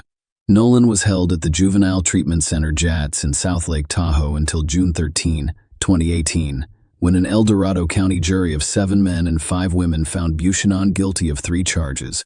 The jury took only 2 hours to reach a decision. The young man was sentenced to 150 years in prison, with the possibility of parole starting in the 25th year. This is how his attempt to take over the family business failed. Nolan was praised by neighbors and classmates as a model student. As far as I know, he was a good kid, but as a high school student, Campbell Ruxton would later say in an interview, he was always concerned about school. He appeared to be very kind, and he was even surprised he was arrested. But what exactly happened in the Buchanan family? Let's go over this horrific case in detail. Molly first met Adam when she applied for a position as an office manager at his firm. By the time they met, Adam was already divorced and raising his son Nolan from a previous marriage by himself. The cheerful, sociable, and cheerful blonde immediately caught the attention of the company's owner. The interest was mutual. Molly fell in love, began a romance that evolved into a serious relationship, and moved to Adam. Molly wished for a loving, friendly family and worked hard to foster a positive relationship with her stepson. She soon became pregnant. Gavin was born. People who knew the Buchanans said they were a close-knit family of 4. The family's head, who owned a construction company, made enough money to live comfortably. The family also purchased vacation property in El Dorado County, California. A small cabin sat on 19 acres in Greenwood with no electricity, water, sewer, or gas. Adam, who worked in construction, took an active role in remodeling the house, and the family began visiting their office on September 13, 2015. At 10 a.m., members of the Garden Valley Fire Department responded to a wildfire in Greenwood Township, western El Dorado County, on Highway 193 between Cool and Georgetown. Upon arrival, They discovered that the fire had destroyed 10 acres of the property. A cabin on the property was still smoldering, but had burned down. The fire department personnel discovered charred remains among the assets. The fire scene remained intact. At 11 a.m., firefighters called the El Dorado County Sheriff's Office. Nobody had realized what was going on. Firefighters were almost certain that the wildfire killed a pet trapped inside the house. The arriving coroner faced a daunting task. The remains of the house were still smoldering, and there was no way to examine the inside of the house without waiting for the flame to die down and the temperature to drop slightly. As the coroner examined the house, he detected the sweet odor of burnt flesh and discovered a human skull and a burned chest. It appeared that the tragedy had taken someone's life. The officer requested backup, and officers from the sheriff's office arrived to conduct a thorough investigation of the scene. The conclusion was obvious. The small, secluded, and remote cabin was not the owner's primary residence. It was more likely a country cabin where people came to vacation. A Dodge truck and trailer were discovered on the property next to the cabin. It was possible to run the license plates and determine who owned the car. The owner may have been a victim of the wildfire. It didn't take long to discover that the vehicle and trailer belonged to Buchanan Construction, which is owned by Adam Buchanan. The man in question lived in Bonita, California, 160 miles from the accident scene and about 3 hours away. This information confirmed the police's assumption that the house was simply a country retreat for those who wanted to get away from the hustle and bustle of the city. It remains to be seen whether Mr. Buchanan or someone else was inside. The name of the company's owner provided the detective with their first clue, prompting them to begin their investigation. The Bonita police officers were tasked with checking to ensure that all of Buchanan's family members were safe and at home. They went to the correct address and soon arrived in the Buchanan's driveway, where they noticed a white Ford pickup truck and a knock on the door. Adam's 16-year-old son from his first marriage has come out. He greeted the uniformed officers with surprise and inquired as to why they had come to him. To avoid frightening the family, the officer decided to first determine who was present in the house. Perhaps the company car was taken by someone from the company rather than the owner. Nolan Buchanan stated that his father Adam had gone away for the weekend to his country estate 160 miles away with Molly and their 8-year-old son Gavin, and that they were expected back in the evening. According to him, his father had left him to care for the house. Investigators did not have enough evidence to believe the remains in the cabin belonged to the Buchanans, but the information they received and the discovery of the remains led them to believe they belonged to two people. By the evening of September 13, it was sufficient to report the family missing in the El Dorado County fire. The following day, September 14, El Dorado County Police went to Nolan's house to speak with him further and determine who had died in the fire. Howard and Susan Buchanan, Adam's parents, met with the officers. They stated that their son, the owner of the burned-out cabin, performs his own home repairs and thus travels there frequently. The parents were extremely concerned because they had been unable to contact their son or daughter-in-law until now. The officers learned from the story that the house is powered by generators. However, there was no electricity at the time of the tragedy. There were gas cylinders inside this Cave 2 series, so the fire could have been accidental or intentional. By September 15, the fire had subsided, allowing investigators to collect evidence, including debris from a nearby fire pit. According to Denton James Peterson of the El Dorado County Sheriff's Office, new remains were discovered, which changed the course of the investigation. Police discovered a piece of skull with a bullet hole. At that point, we all realized there had been a homicide. According to the sheriff, the fire was not an accident. The remains were collected and sent for forensic DNA analysis. In the first set of remains, the bullet was lodged in the victim's thigh. The skull with the bullet hole based on its eyes belonged to a child. The version of a fatal accident dropped on its own. Murder became the dominant narrative. No one doubted that the fire was intended to destroy the evidence of the crime. It remained to determine under what circumstances the crime had occurred. Was this a botched burglary? Or did the family deliberately end their lives? But who committed the crime and why? Could it be related to Buchanan Construction, where Adam Buchanan was president and chief operating officer, and someone held a grudge against him because of a working relationship? Initially, investigators focused solely on the latter theory. They also investigated Molly's life to see if she had any enemies capable of the crime. When those lines of inquiry stalled, officers turned their attention to issues in Molly and Adam's marriage. There were plenty of them. Investigators discovered that Molly and Adam's relationship deteriorated over time, and at the time of the crime, they had been sleeping separately for quite some time. Molly's diary was discovered, in which she described abuse from Adam. Witnesses interviewed reported rough treatment and abuse. They claim Adam was rude not only to Molly, but also to the children. Molly's mother, Susie Flankers, admitted to investigators that there were times when she was afraid they'd kill each other during an argument. Molly did not end her relationship with Adam, but would occasionally take her son and leave to go to her parents' house, returning a few days later until their next fight.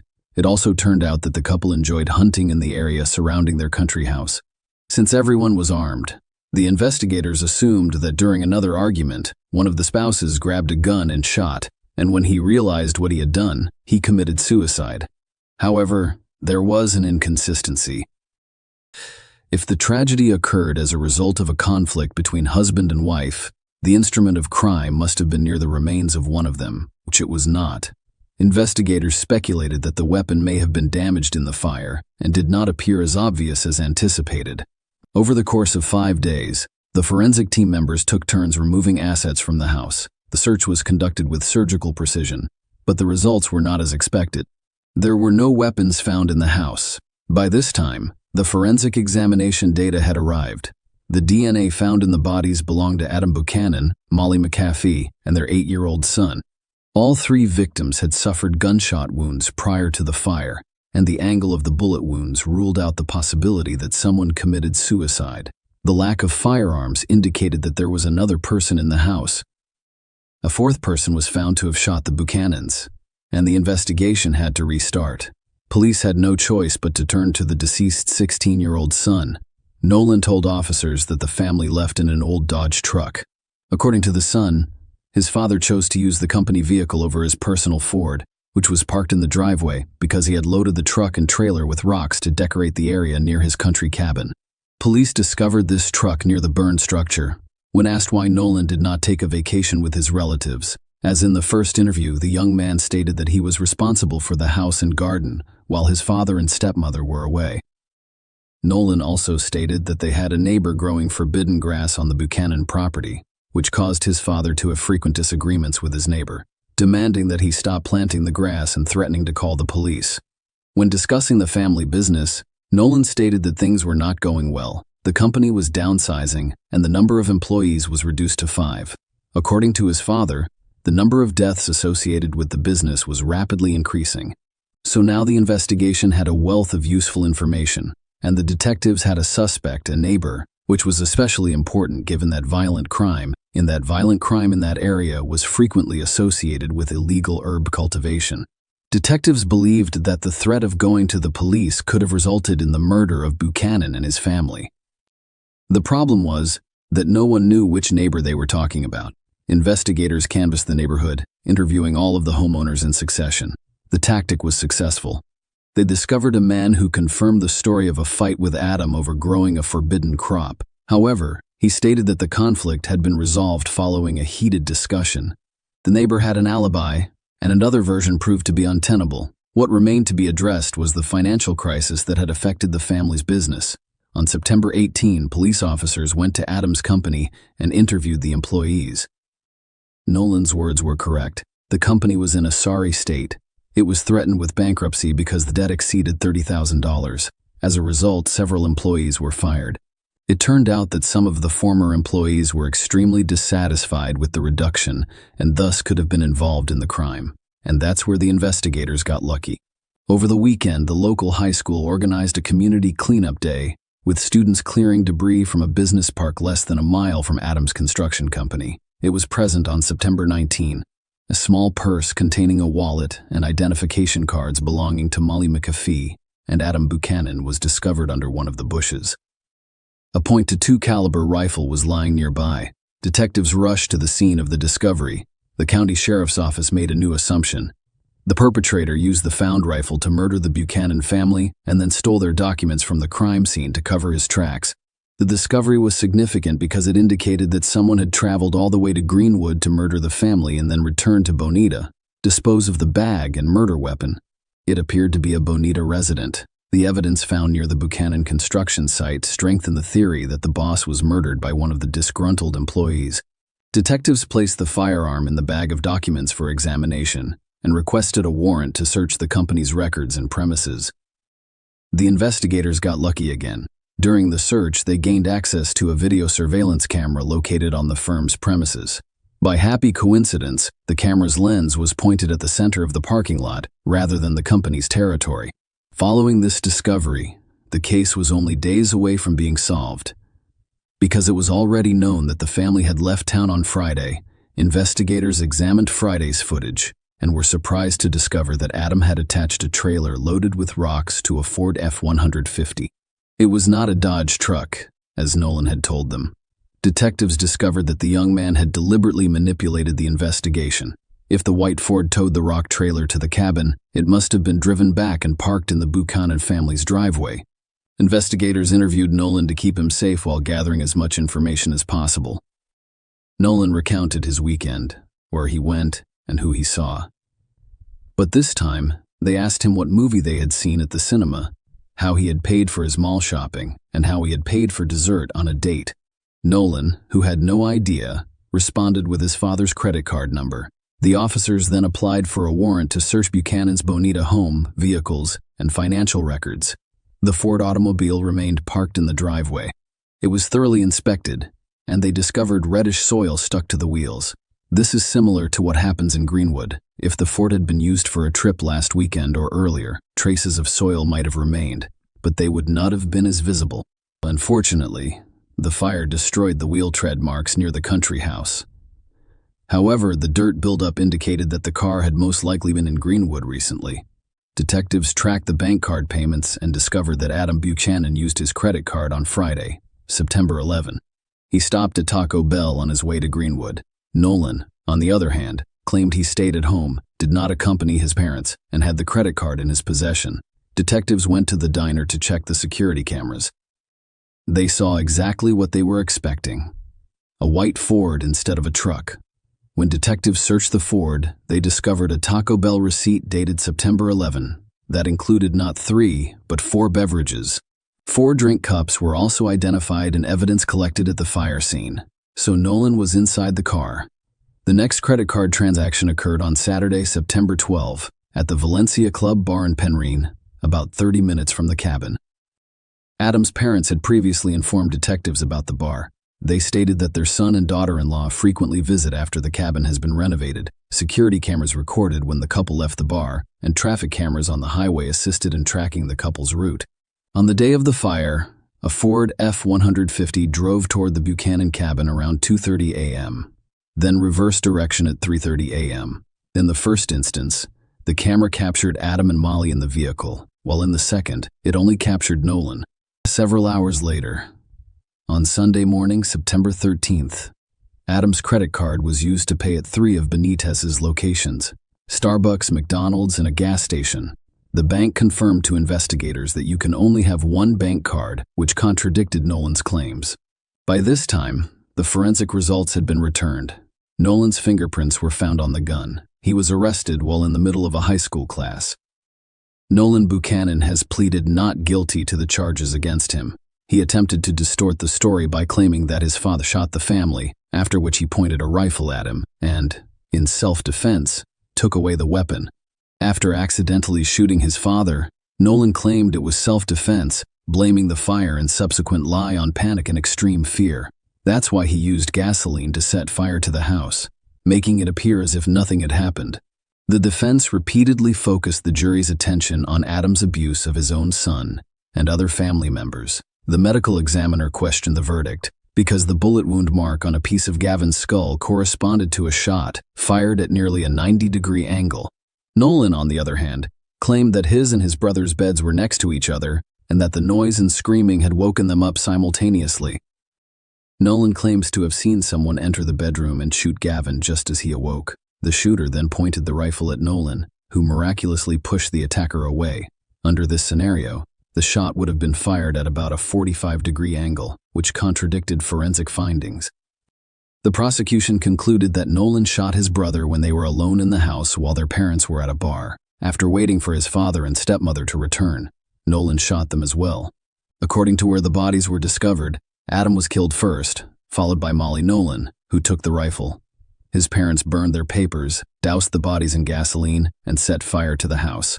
Then he went home, met his girlfriend, and spent the day with her, establishing an alibi for himself. On July 13, 2018, a jury convicted Nolan of 3 counts of first-degree murder. As a result, he was sentenced to 150 years in prison, with the option of parole after 25 years. Judge Kingsbury. The sentence announcement reflected on verbal and physical abuse. Nolan testified that he massacred his brother because he did not want him to experience the same horror or be forced to live with what his father had already done to him. However, as he did so, he also listed facts about the premeditation of the crime and subsequent arson, the creation of alibis, and Nolan's plans to run the family business, which he had discussed with family members. The judge cited Nolan's failure to follow rules and deviant behavior as observed by staff at the South Lake Tahoe Juvenile Treatment Center, where he went after being arrested. Everyone has the ability to change. Judge Kingsbury told Nolan, "I hope he will do everything in his power to do so, if you behave properly. According to the Senate bill and Supreme Court rulings, you will be eligible for parole after 25 years in prison. You decide whether or not to take that chance." Nolan continues to insist that he is innocent. If he is ever released on parole, he will be required to pay significant compensation to the victims. The payout amount is currently unknown.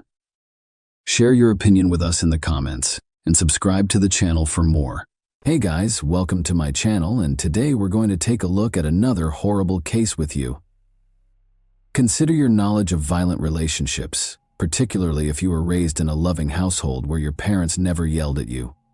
It's likely that what you comprehend is based on what you've read online or heard from friends or colleagues. Abuse, however, is far more than you may imagine.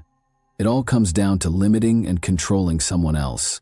The limitation of human freedom is one of the most heinous forms of aggression, and we will return to it repeatedly throughout this debate. Abusive individuals frequently believe they have the right to dictate every element of their partner's life, including who they speak to, who their friends are, where they go, what they wear, and when they return home. It sounds terrible, doesn't it? Even terrible, though, is that these individuals believe they are being giving. By letting their partner do things that wouldn't even be debatable in a healthy relationship, they are granting their partner independence. Our heroine lost her life as a result of her refusal to follow the restrictions that were imposed upon her. Let's begin the investigation to determine whether the public merely sought to portray the husband as an abuser in order to hold him responsible for the murder of his wife, or whether there was actual abuse in this household. For a peaceful family life, Cary, North Carolina is the ideal town. People quit securing their cars, or even their front doors, after years of living there since it's so safe. Great schools, open highways, amiable, smiling neighbors, and little racial friction or crime are all present. The Coopers decided to establish a happy life and create a family in this town. Outside of their house, Brad and Nancy Cooper appeared to lead the ideal life. Brad was a successful and intelligent IT engineer. Nancy was the best mother to their 2 young kids and was athletic, attractive, and entertaining. They lived in peace and quiet. Nancy looked after the girls in the house, while Brad worked. As a former competitive runner, Nancy took good care of herself and made sure she kept in condition. July 12, 2008 began as any other day would. Nancy never returned after going for her morning run. The events that followed are complex and unsettling, leaving you to question what actually transpired. The narrative is so heartbreaking that the only things left for Nancy and Brad's family were doubts and a glimmer of hope for justice. Jessica Adam reported her close friend Nancy Cooper missing to emergency services that afternoon. Jessica told the dispatcher, her voice trembling, that Nancy had left for a run at 7 a.m. but had not come home. Nancy never showed up for the planned meeting between the 2 pals. Even worse, Nancy's house phone and mobile phone did not answer when Jessica tried to call her for hours. Brad didn't give his wife's disappearance much thought because he was at work. Even in the evening, Nancy had not returned, so he figured she had simply gone for a longer walk than usual and would be back shortly. To determine Nancy's possible whereabouts, perhaps some answers will come to light on their own if we examine the Cooper family's past more closely. Harry Renz and Donna Audrey, both graduates of the University of British Columbia, made the decision to formally enter into marriage in the 1960s. They had 3 girls, Krista, Jill, and Nancy, who all lived in Edmonton, and a son, Jeff, during the course of the following few years. They provided a warm and nurturing environment for their kids. Harry and Donna founded an employment firm in 1988 that provided employment assistance, job training, and life management to persons in Alberta, Canada. On October 25, 1973, Nancy Renz was born as her sister's identical twin. In 1998, Nancy was only 24 years old when she met Brad Cooper in Calgary. Nancy was instantly drawn to Brad's height and black hair. She was drawn to his steady, composed demeanor more than his attractive appearance. He was as dependable as a rock. Nancy fell in love. It was a reciprocal emotion. In addition to being tall, blonde, and in good shape, Nancy exuded a subtle charm that won Brad over. Their romance progressed swiftly, and when Brad received a high-profile job offer from Cisco Systems in Raleigh, North Carolina, he wanted Nancy to follow him there in order to stay together and facilitate his immigration to the U.S. The fall of 2000 saw the marriage of Brad and Nancy. The pair had previously been arranging a wedding for the fall of 2002 once they moved to North Carolina, despite the first impression that they were married for immigration purposes, so Nancy could move with Brad.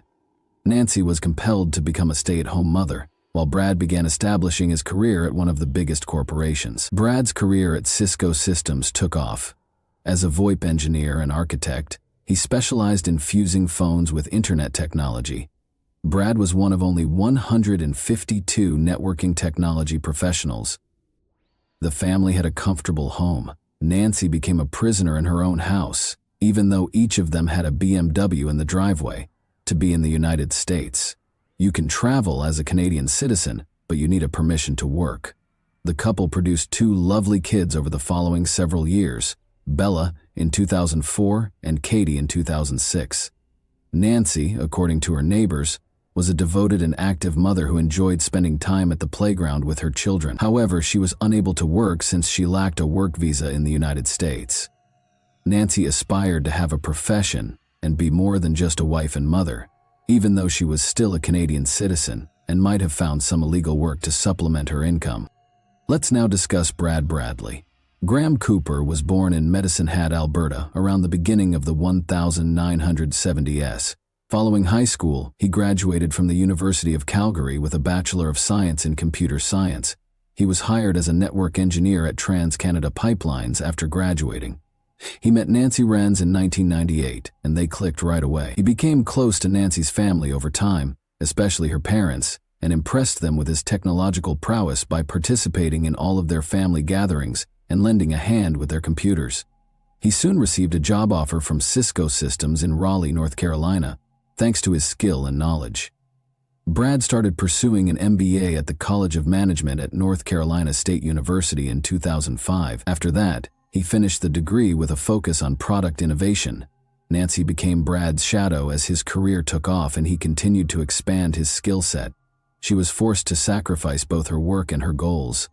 Nancy used to be a runner who dreamed of going to the Olympics.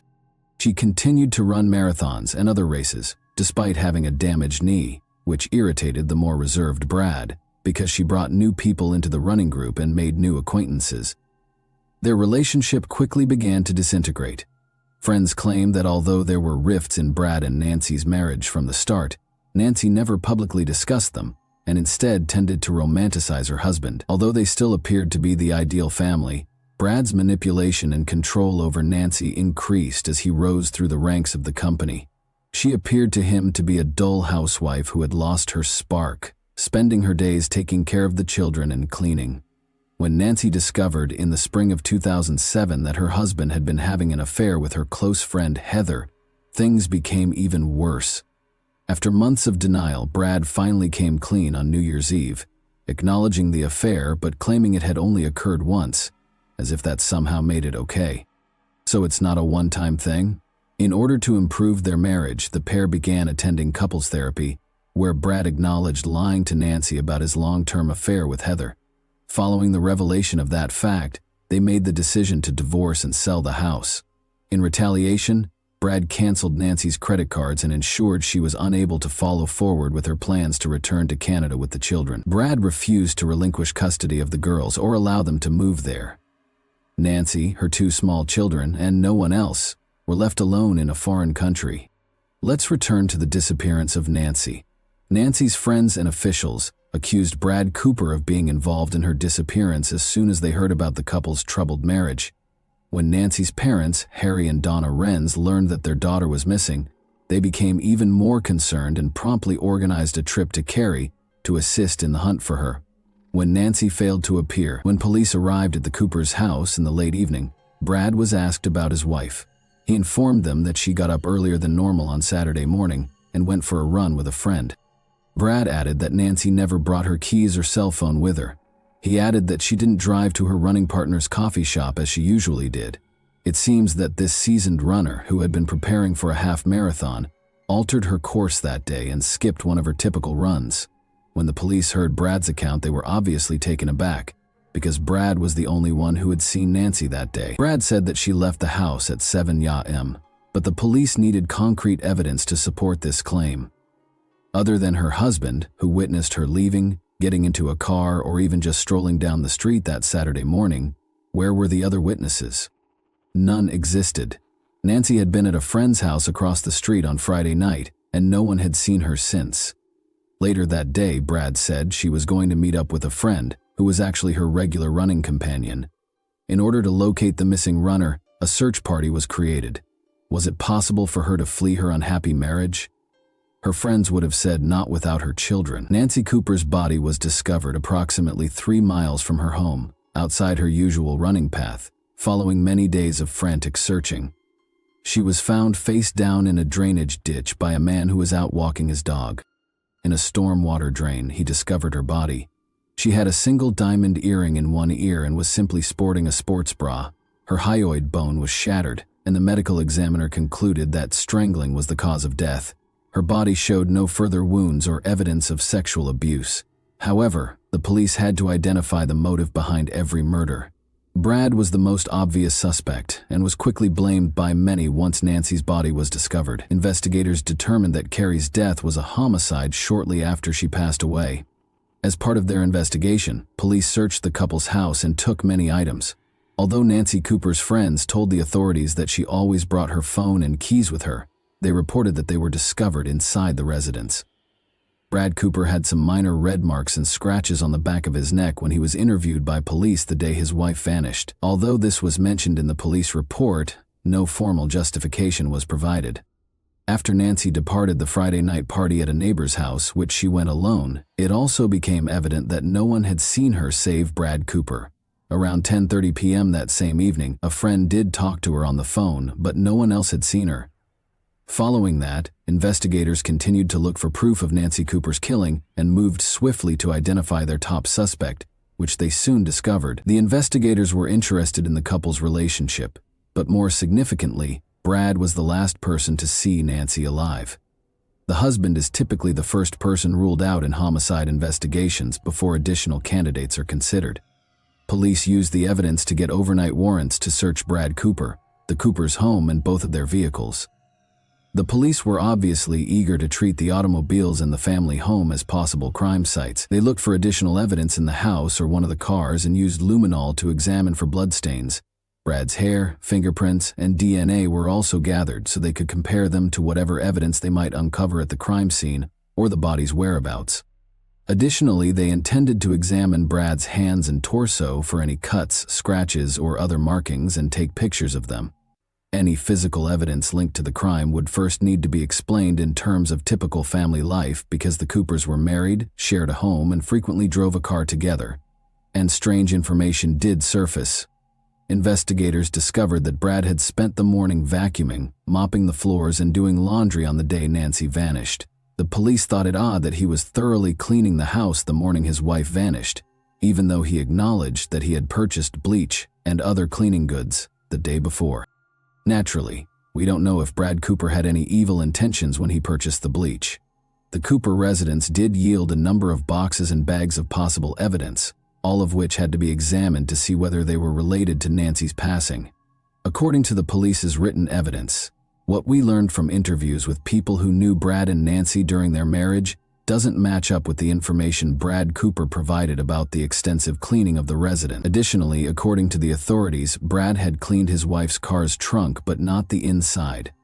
Although Brad claimed to have spilled gasoline in the trunk, neither the gas nor the cleaning fluid smell was detected by the police. The couple, who were both Canadian citizens, were divorcing at the time of Nancy Cooper's murder, according to the prosecution, and Nancy had intended to return to Canada with their children. In order to stop Nancy from leaving, Brad changed his mind in April 2008, confiscated the children's passports, and deleted Nancy's name from their credit cards and bank accounts. Brad's computer was examined for documents that would include instructions on how to murder someone or dispose of a body as part of the investigation. During cross-examination, Detective Adam Dismuck stated that when Nancy came home from the neighbor's party, several parts of the couple's house, such as the front hallway, suggested a potential battle.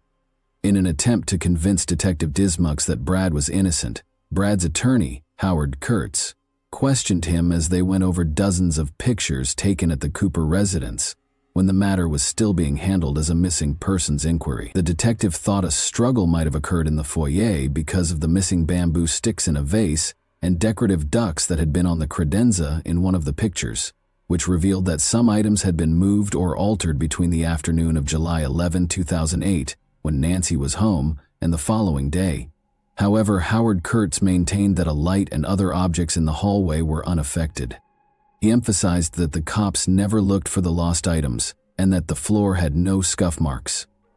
Kurt added that other items in the house, such as a computer in the home office and a glass coffee table and lamp in the living area, had also not been harmed. According to Dismuck, Brad Cooper stated in a subsequent interview that he believed the detectives had already identified him as a suspect when they searched their house. On the drive home, Brad Cooper strangled his wife in their car and left her body a few miles away, according to police testimony. Detective Adam Dismuck stated, "I think Mr. Cooper killed Nancy Cooper when she came home early on the morning of July 12. More than 3 months after his wife, Nancy Cooper, was discovered dead 3 miles from their Cary home, Brad Cooper, 37, was taken into custody in October 2008 after sufficient evidence was gathered. But it wasn't until March 2011, more than 2 years later, that his trial began. The jury heard arguments from the prosecution and defense during the 36-day trial. Brad was given a life term in jail after the jury judged him guilty of first-degree murder, despite his insistence that he was innocent. According to the evidence used in court, Brad had been having an affair and was acting more and more violently and controllingly toward his wife. According to the prosecution, he killed Nancy in order to get rid of her and carry on with his affair.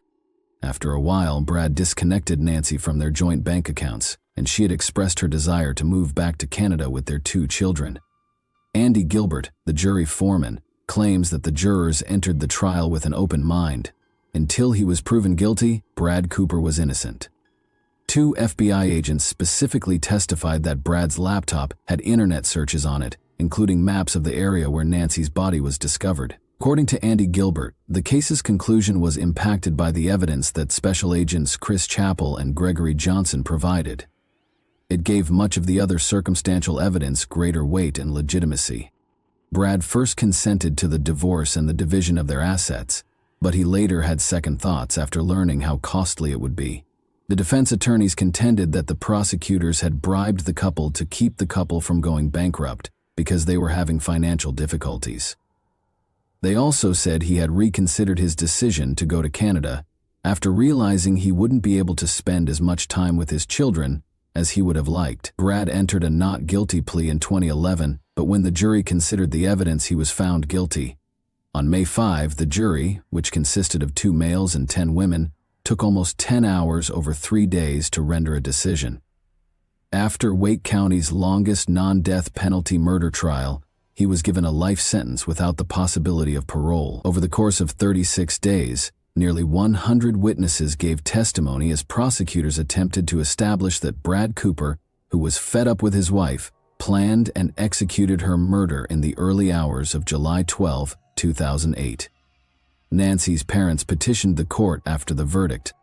They claimed that Brad had verbally attacked Nancy, yelled at her, and had been engaging in an affair. Additionally, they asserted that Brad was dangerous to the children and emotionally disturbed. Brad had made several attempts at suicide as a youngster, and more recently the previous winter, according to court filings. He filed an appeal in 2013 to have his conviction reversed, and a retrial was considered. He entered a guilty plea to second-degree murder while awaiting trial, and was sentenced to 12 to 15 years in prison, including time already served. Brad, meanwhile, persisted in battling Nancy's family for custody of their 2 daughters. Nevertheless, his guilty plea resulted in the forfeiture of his rights, so granting custody to Nancy's twin sister. Since the jury was never given access to the evidence indicating Brad's laptop had been tampered with, defense attorneys think they have a good chance of appealing the conviction. Additionally, they said that the police only looked into their assumption that Brad was the murderer of Nancy, ignoring evidence that would have pointed to the real murderer or murderers. Theory: who is Brad Cooper then? A ruthless despot or a victim of the circumstances? Although Brad Cooper's youthful suicide attempt and winter 2008 threat are well known, suicidal thoughts and behaviors frequently indicate manipulative motivations, a means of proving something to someone, when disagreements and the will to fight are gone. Throughout the trial, Bradley insisted he was innocent, but in 2015 he admitted to killing Nancy, saying he strangled her during a fight and disposed of her body in a drainage ditch. In Wake County Superior Court, Brad Cooper, then 40, entered a guilty plea to the murder of his wife, Nancy. He was first found guilty of first-degree murder in 2008, but the North Carolina Court of Appeals reversed that decision in 2011. Cooper was subsequently given credit for the 5 years he had already spent when Judge Paul Gessner sentenced him to 12 years in jail. After successfully appealing the first-degree murder conviction in 2011, Brad Cooper pled guilty to second-degree murder and stayed in the Wake County Justice Center under an agreement that reduced his life term without parole. He was given a minimum 12-year sentence instead. Only a few years after disposing of his wife's body in a drainage ditch while only wearing a bra and reported her missing following a run, did the unfaithful husband admit to killing her. When the judge questioned Brad about whether he had murdered Nancy, the mother of their 2 children, and concealed her body at a building site in Cary, North Carolina in 2008, Brad replied in the affirmative. He has never before confessed to the crime in court. As part of the agreement, Brad, who is now in his 50s, had affairs with other women including a neighbor, while his wife attempted to dissolve the marriage and return to Canada, according to the prosecution. Cooper also relinquished his parental rights to their children, Bella, now 10, and Katie, now 8, so that Nancy's twin sister, Crystal Lister, may adopt them. When we started this process many years ago, I said I wanted the person responsible for this crime to come forward, admit guilt, and acknowledge their actions. Harry Renz, Nancy's father, said following the hearing. That has finally occurred. Nancy was a 34-year-old mother of 2 little kids and an athlete. She had begged her husband to move out and allow her to leave their home because she was in a bad marriage, but he refused and handled the situation his own way. On November 23, 2020, Bradley Graham Cooper was released from the Mountain View Correctional Institution in Spruce Pine, North Carolina, following the completion of his 12-year term. U.S. Immigration and Customs Enforcement detained him as soon as he was released in order to start the deportation process back to Canada. According to reports, he currently resides in Canada but is not authorized to speak with either of his daughters. It appears that he would rather remain anonymous and out of the spotlight these days. Individuals in Brad Cooper's shoes must discover how to satisfy their wants in interpersonal connections. To be honest, kids need to learn how to listen, communicate, and compromise, as well as how to create relationships where they feel heard and understood. Although it's more difficult than using manipulation to acquire what you want, it's much more fruitful and presents a genuine opportunity for intimacy, self-awareness, and release from the crippling burden of loneliness. I strongly advise anyone in a challenging relationship at the moment to take the appropriate precautions to protect themselves, as Nancy's murder is an example of domestic abuse at its worst. And that wraps up today's chilling story. If you enjoyed this video, don't forget to like and subscribe so you never miss a new upload. Also, let me know in the comments what part of this story shocked you the most. Thank you for watching, and I'll see you in the next video. Hey guys, welcome to my channel, and today we're going to take a look at another horrible case with you. 2 roommates, Lori Lister, age 21, and Melinda Aguilar, age 18, were the victims of a horrific attack in their Houston, Texas apartment on Sunday, May 23, 1982. They appeared to be the target of a man who was obviously trying to kill them. He restrained them and tried to drown Lori in the bathtub of their apartment. Melinda managed to get away, though, by feigning fainting and then plunging headfirst from her balcony. She asked for assistance, and she and her roommate were saved with the help of a neighbor. As he tried to escape, the offender, Coral Watts, 28, was taken into custody. Nobody could have predicted that he was suspected of killing nearly 100 other women, in addition to being involved in these 2 attempted murders. In 1982, he admitted to the murders of 13 women and was sentenced to 60 years in prison. Then, in a startling turn of events in the early 2000s, this man, who had committed multiple murders, was about to be released from prison. He was reclassified as a nonviolent felon as a result of a contentious court decision. Remarkably, well-behaved nonviolent felons could have 3 days taken off their sentence for every day they served under Texas law. Model inmate Watts had accrued enough time deductions to be eligible for release on May 9, 2006. The public, police, and relatives of the victims were all in complete shock and terror. Everyone was plagued by the unanswered question, why? How could a murderer like him be freed against all logic? What possible reason could there be for releasing a serial killer who has killed numerous people? Richard Eugene Watts and Dorothy Mae Young were the parents of Carl Eugene Watts, also known as Coral, who was born in Killeen, Texas, on November 7, 1953. His mother was a kindergarten art teacher, and his father was a private first class in the Army. Watts was raised by his mother after his parents divorced before he turned 2. After they moved to Inkster, Michigan, Dorothy Mae married Norman Caesar, a mechanic, in 1962. The 2 of them had 2 daughters. Watts and his sister fought meningitis when Watts was 8 years old. He was held back in school for an additional year and missed the 3rd grade because of the illness, which almost took his life. Watts was temporarily housed at Herman Kiefer Hospital, where he required isolation from other patients and spinal taps. Journalists reported that Watts' body temperature rose to dangerously high levels, which raised questions about possible brain damage.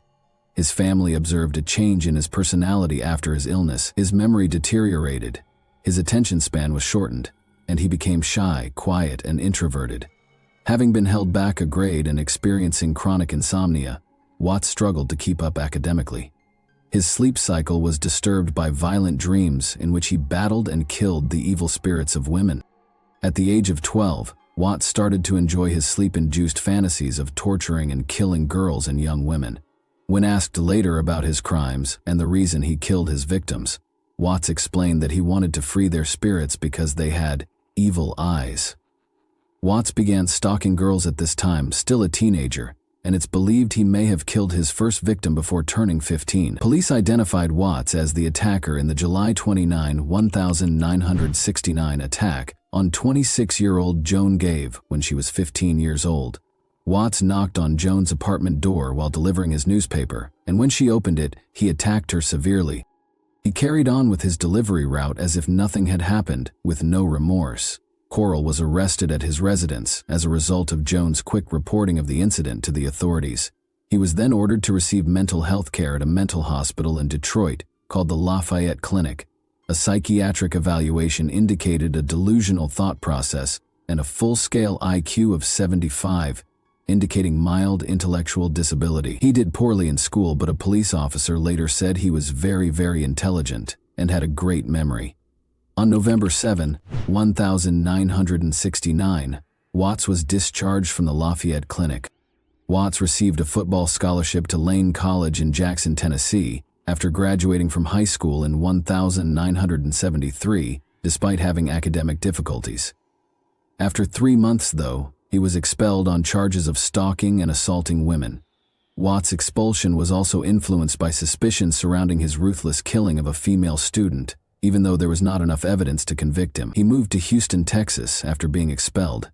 Coral and his girlfriend Dolores Howard welcomed their daughter, Nikisha Watts, in 1979. Coral and Dolores, however, went their separate ways and broke up soon after her birth.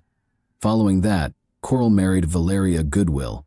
Not long after they were married, Valeria saw that Coral was acting strangely. He broke candles, melted them on a table, rearranged furniture all the time, chopped up houseplants with knives, and strewn trash all over the floors without cleaning up after himself. Furthermore, he would abruptly depart after intimate moments, going missing for a few hours. Sadly, they were only married for 6 months. Although there are hints that Watts may have had more victims before this, his murders officially started in 1974, when he was 20 years old. After abducting his victims from their homes, he tortured them until he killed them.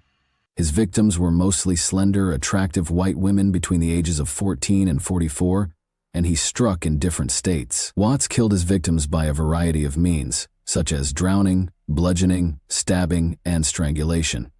10:45 a.m., Coral knocked on the door of Lenore Knizacki's apartment on October 25, 1974, saying she was trying to find Charles, one of his siblings.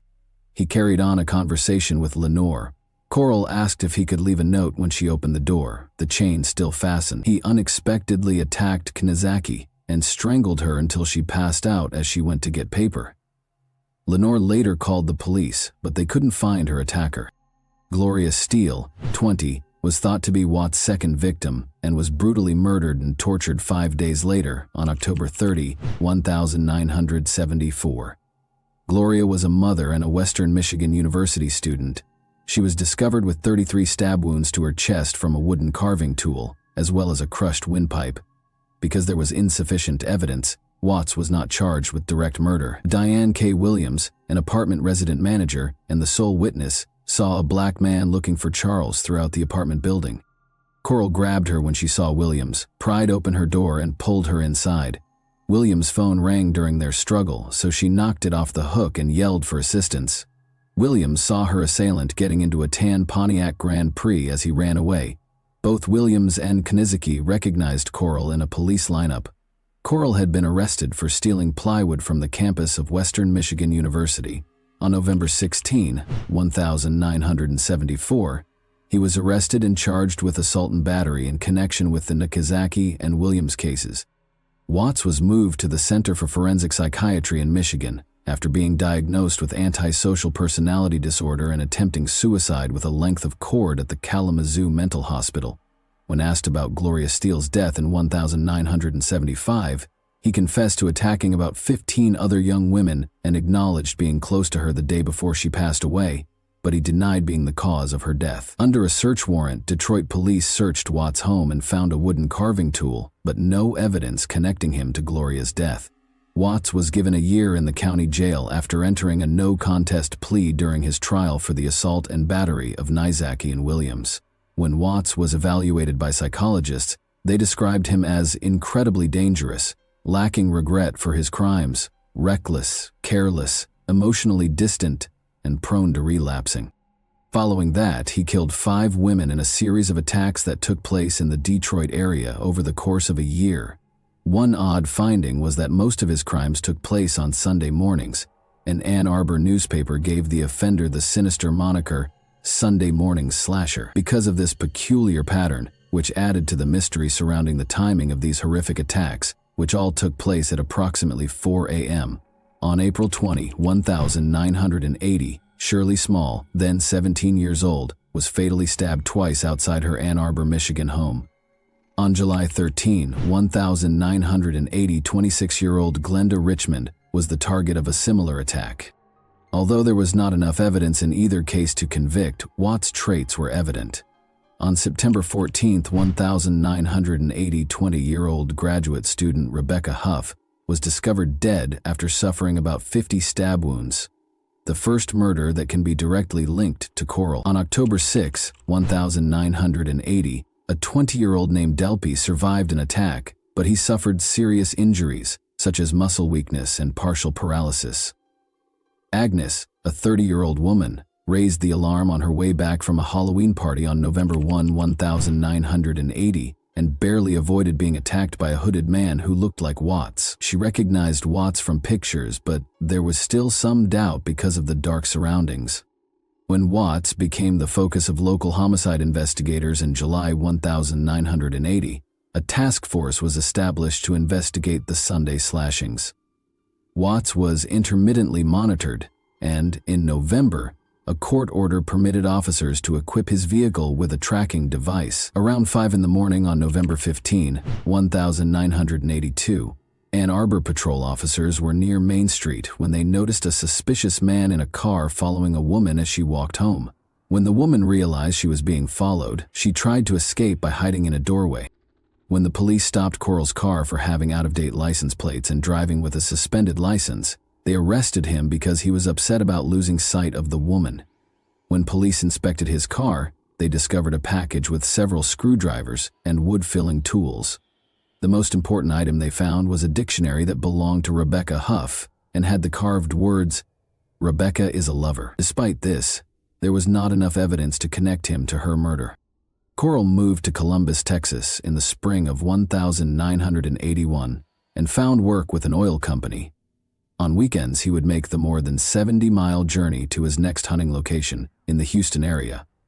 Watts murdered scores of women, including dozens, between 1974 and 1982. Watts avoided being identified as a serial killer for almost 8 years in spite of the long list of victims.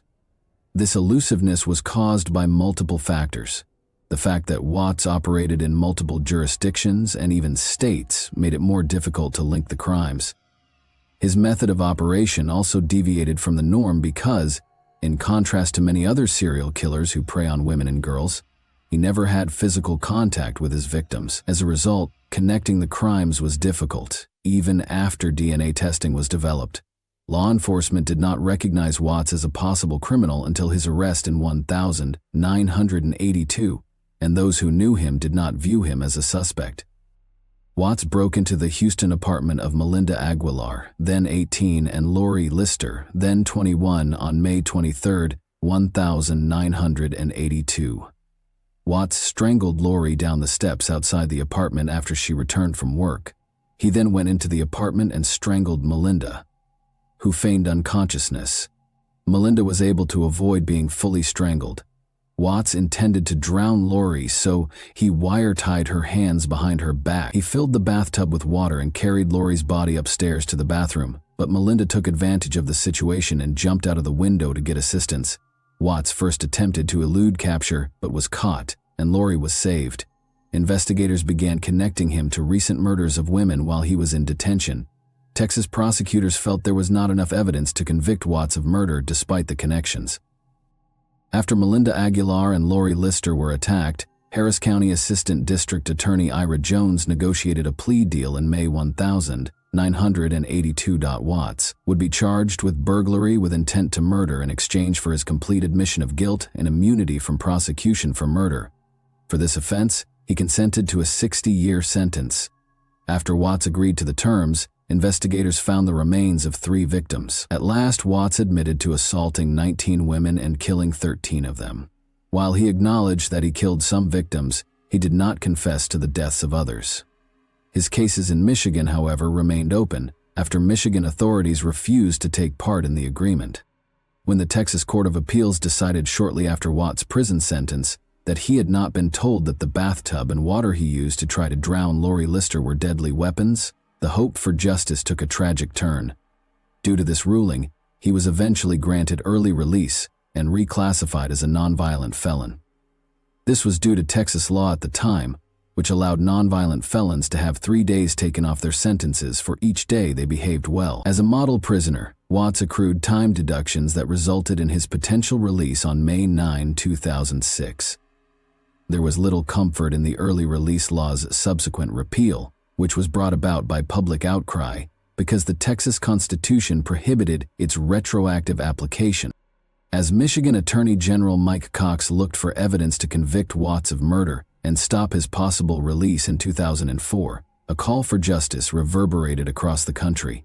Westland, Michigan resident Joseph Foy courageously came forward to describe the horrific scene of Watts-like man killing 36-year-old Helen Dutcher on December 1, 1970.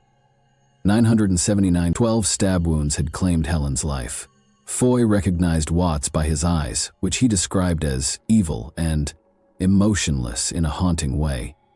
Michigan had no such agreement, even though Watts was exempt from prosecution for the 13 confessed murders in Texas. Law enforcement officials begged the trial judge to admit the Texas confessions into evidence as the 2004 trial drew near, and he agreed. Watts was found guilty of killing Helen Dutcher and Gloria Steele, and he was given 2 life sentences without the possibility of release in a Michigan jail.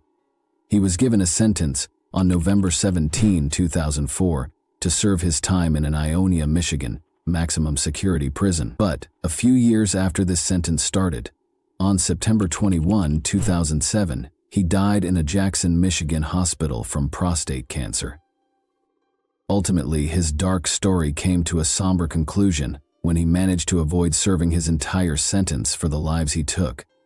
A vicious serial killer named Coral Eugene Watts terrorized the nation with his numerous murders. Despite his confessions, he was nearly released due to legal loopholes that allowed for a reduced sentence. The extent of his darkness was revealed by his subsequent conviction for Helen Dutcher's murder in 1979. In April 2379, Watts' legacy is haunted by the fact that he left the Ann Arbor murders unsolved, a terrifying reminder of hidden evil.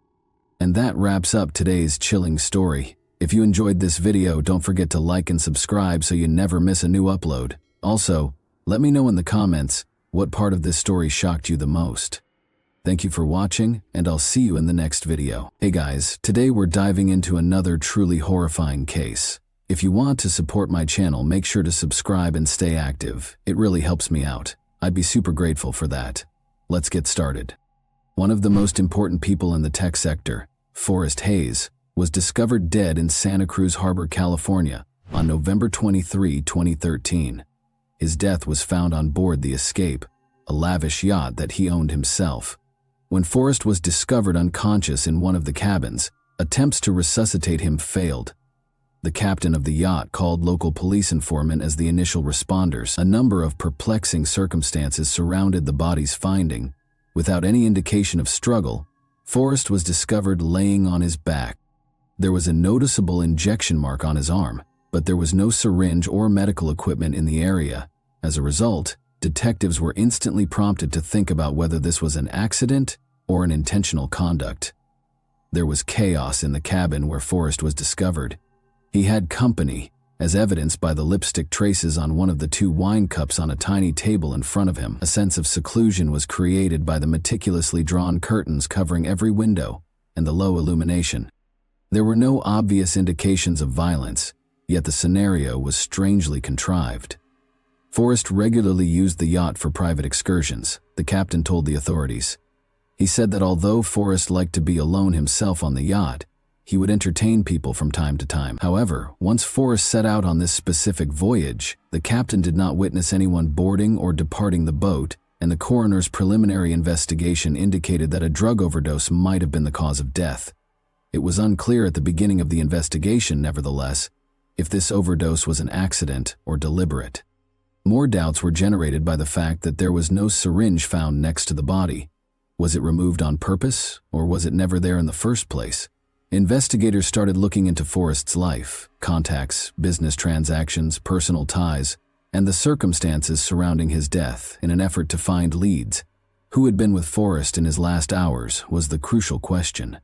The lipstick-stained wine glass and the absence of obvious evidence at the scene suggested a woman was present, but neither the harbor personnel nor the captain saw anybody get off the yacht after Forrest got on board. Examining Forrest's phone, which was discovered close to his body, was the first step in the inquiry. An initial look through his texts and applications turned up nothing unusual, but the investigators made the decision to delve further into his private life. Investigators believed Forrest might have had a secret side to his life that might provide hints about what had transpired. Despite his impeccable professional image, it became clear from a thorough examination of Forrest's relationships and routines that his apparently ideal existence might have been hiding some surprising truths. In their efforts to comprehend what happened aboard the Escape that tragic evening, law enforcement made finding these their top priority. On May 10, 1962, Forrest Hayes was born in Dearborn, Michigan. He demonstrated exceptional learning skills at a young age, and his innate charisma, curiosity, and talent for handling challenging situations made him a leader among his peers. His captivating personality and drive for perfection were often praised by teachers and classmates, and these attributes set the groundwork for his eventual success in the workplace. Forrest enrolled at a prominent university to study computer science and engineering after graduating from high school. He rapidly became proficient in the state-of-the-art technologies of the time and started working on his own projects, which attracted the interest of significant tech firms. Early in the 1980s, when the information technology sector was just starting to take off, his career really took off. Forrest's 2005 hire by Apple was a turning point in his career. Apple was expanding quickly at the time and was creating groundbreaking devices like the iPhone and iPad. Forrest was hired by the corporation to work in one of the main divisions, in charge of developing cutting-edge technologies. He immediately gained the respect of his coworkers and leadership due to the substantial contributions he made to Apple's projects. Forrest was more than just an accomplished expert. He was a pioneer. He was a vital team player because of his exceptional ability to come up with novel answers to challenging problems. Coworkers recalled his unwavering commitment to putting innovative concepts into practice that improved the usability and accessibility of Apple's products. Forrest developed technology during his time there that went on to become industry norms.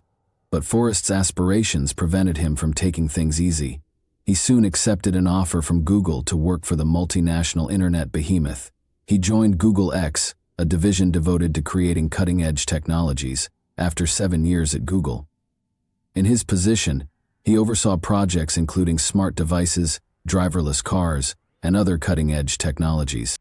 Forrest's accomplishments include helping to create self-driving car systems, a revolutionary development in the realm of autonomous mobility. According to colleagues, Forrest Hayes had the ability to motivate a group of people and lead them toward challenging objectives.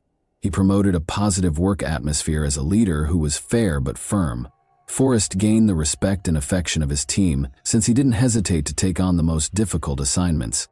He was able to successfully oversee large-scale projects that influenced the direction of technology because of his ability to blend strategic thinking with meticulous attention to detail. Forrest's family life and career accomplishments were closely related. He married Denise Hayes in 1996, and the two of them had a close relationship based on support and understanding. Asha, Lily, Roscoe, Lauren, and Daniel were the couple's 5 children. Forrest was a loving parent in addition to being a prosperous businessman. He always found time for his family in spite of his hectic job schedule. He loved spending time with his children, planning family vacations, and establishing customs that strengthened their bonds, according to individuals who knew him well. Forrest seemed to have a happy family life. Situated in one of California's most prominent communities, their $3 million 0-cents home provided a peaceful and comfortable sanctuary. But trips aboard his yacht were the source of Forrest's greatest happiness. For him, the yacht was more than just a means of transportation. It represented the unity of the family. He regularly took his family on quick getaways, where they could unwind and spend quality time away from friends, co-workers, and the bustle of the city. Admired Forrest's ability to strike a balance between his commitment to his family and his career achievement. He demonstrated how to balance professional accomplishments with personal obligations. Those around him were profoundly impacted by his attention to detail and desire to succeed in all that he did. But notwithstanding, Forrest occasionally confided in intimate friends about feeling empty despite the external peace. Though it didn't provide him total fulfillment, he felt as though he had accomplished everything he could have imagined. This restlessness might have contributed to his pursuit of novel hobbies and experiences, which ultimately had disastrous results. Using the app Seeking Arrangement was a big part of Forrest's covert existence.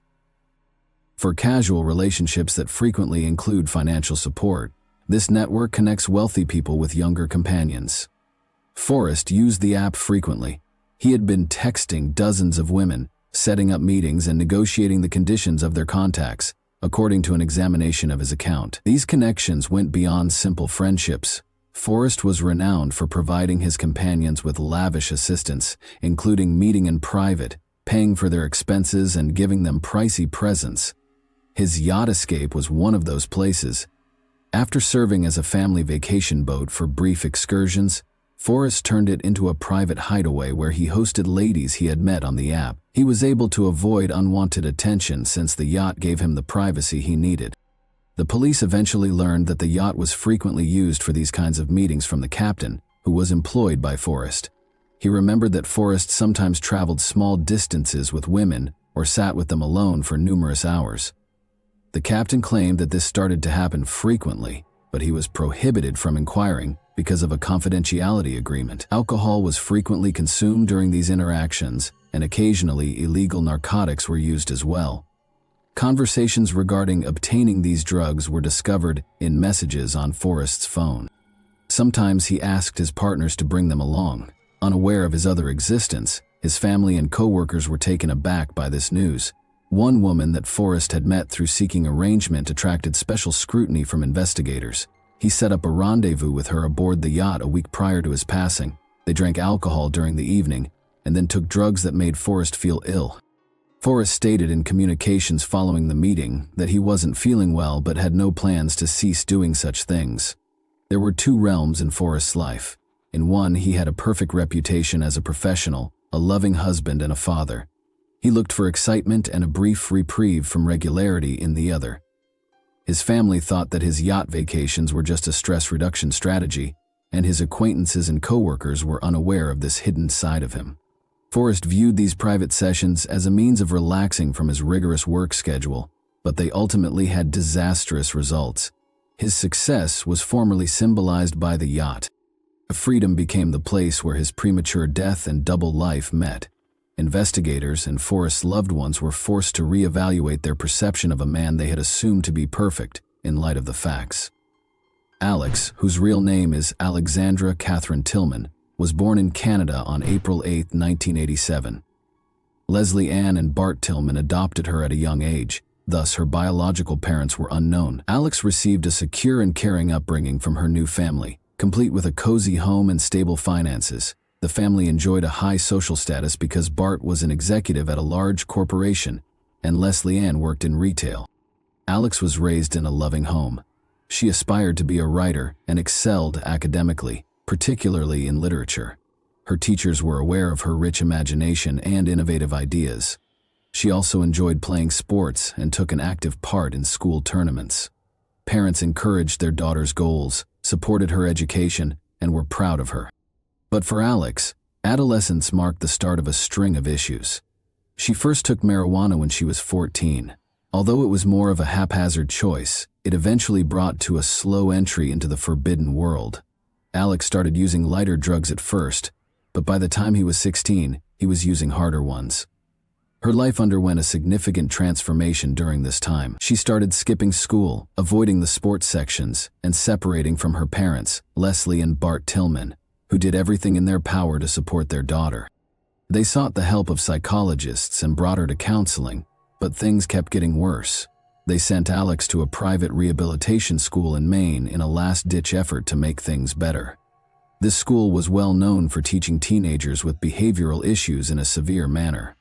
The parents believed that removing their daughter from her familiar surroundings would aid in her transition back to a regular life. However, the anticipated outcomes of the stay at the institution were not achieved. Unable to adjust to the new surroundings, Alex quickly went back home and resumed her old way of life.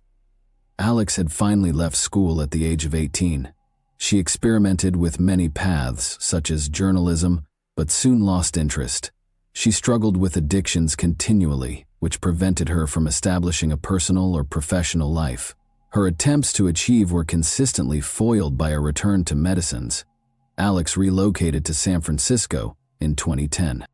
She wanted to dedicate herself to the entertainment industry in order to begin a new chapter in her life. She started a YouTube account during this time, posting videos about makeup and her daily life. But the initiative didn't work out, and Alex was disappointed. She looked to the modeling world once more in an attempt to make a name for herself, but after determining that the typical requirements for a lucrative modeling career did not apply to her, Alex decided to specialize on fetish photography. She took involved in picture assignments that emphasized provocation and epitage in the BDSM style. Although this decision helped her establish her audience, it did not result in stable finances. Alex was still battling addictions, living in disarray, and dealing with difficulties all the time. Alex started using the Seeking Arrangement website in 2011. This choice gave her access to wealthy men who could support her financially and provide her access to a more opulent lifestyle. This platform introduced Alex to Forrest Hayes. As was common on the platform, they started their connection by talking about the conditions of their meetings. In exchange for financial support and lavish presents, Forrest was looking for a partner to join him for intimate gatherings on his yacht retreat. He offered Alex the opportunity to attain the stability she sorely desired. Their sessions were informal and frequently included light chat and wine, but as investigators eventually found, their encounters soon took on a new dimension. On occasion, Forrest asked Alex to bring illegal drugs to their sessions, and he paid her extra for doing so. Alex accepted, seeing this as a chance to make more money. They started meeting frequently, and the yacht escape became their main gathering spot. Among the important people in Alex Tillman's background was Dean Riopelle, a musician, entrepreneur, and proprietor of well-known nightclubs in Atlanta. Because of their significant age difference, their romance, which started in 2011, immediately attracted attention. Alex was only 24 at the time, while Dean was 51. They both seemed to thoroughly embrace a colorful and intense lifestyle, though, and didn't seem to mind the difference. In addition to being a prosperous businessman, Dean had a strong interest in rock music. His band frequently played at his clubs, which were essential to Atlanta's music culture. Dean was well known for his vivacity, charisma, and passion for an unrestrained lifestyle. Dean took a major role in Alex's life, as she sought both stability and attention. Their relationship reflected the idealized anarchy of rock and roll, wild parties, travel, and a carefree lifestyle. However, there were serious issues underlying their relationship's glitzy exterior. Alex frequently started arguments, according to Dean's friends and co-workers.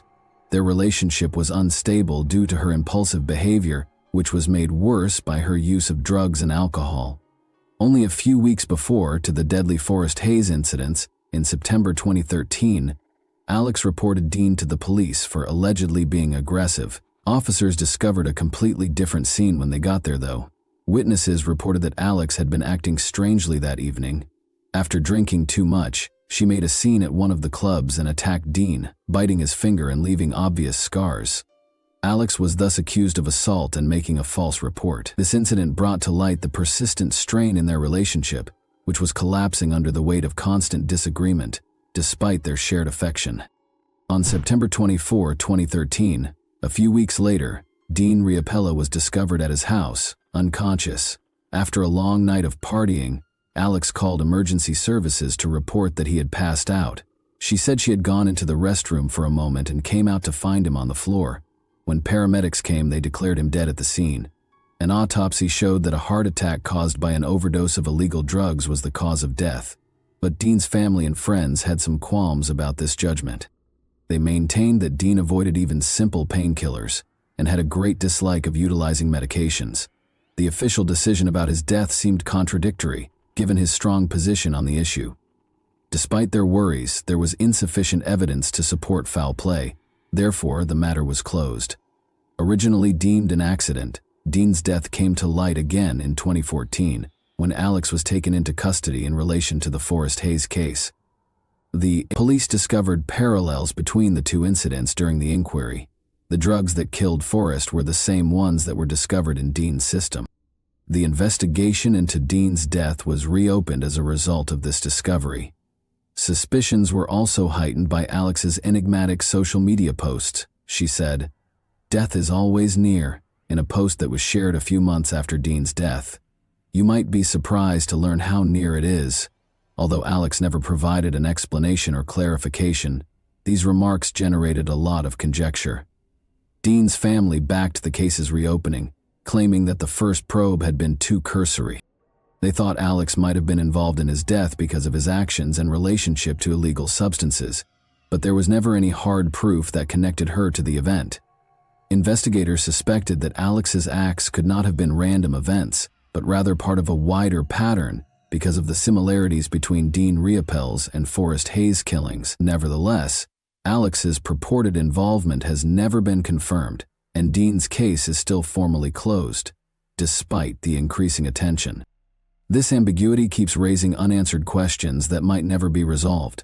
With the use of video records recovered from cameras on the yacht, witness statements, and other pieces of evidence, investigators were able to piece together what happened the night Forrest was discovered dead. As usual, Forrest arrived at the escape in the afternoon on November 23, 2013, and he boarded by himself.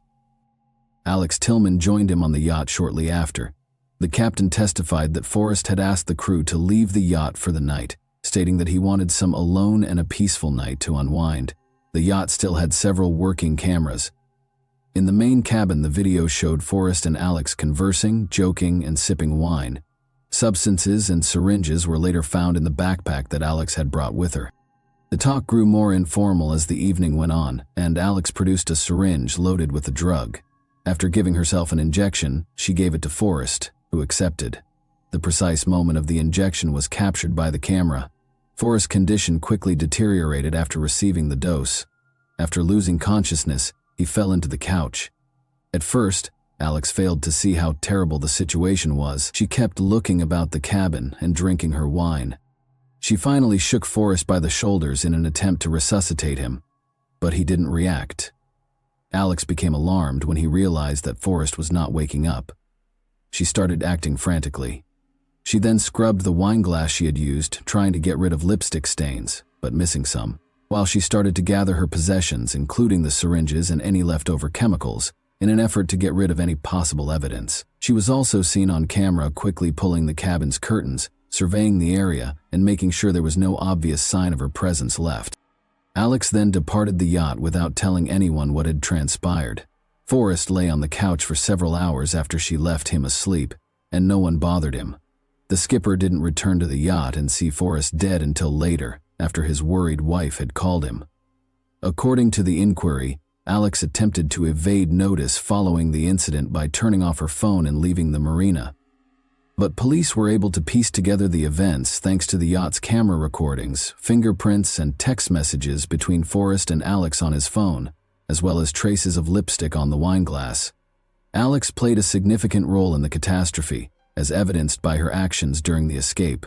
She was suspected of trying to avoid responsibility because of her frantic flight and attempts to destroy evidence. One crucial question, though, was still unsolved.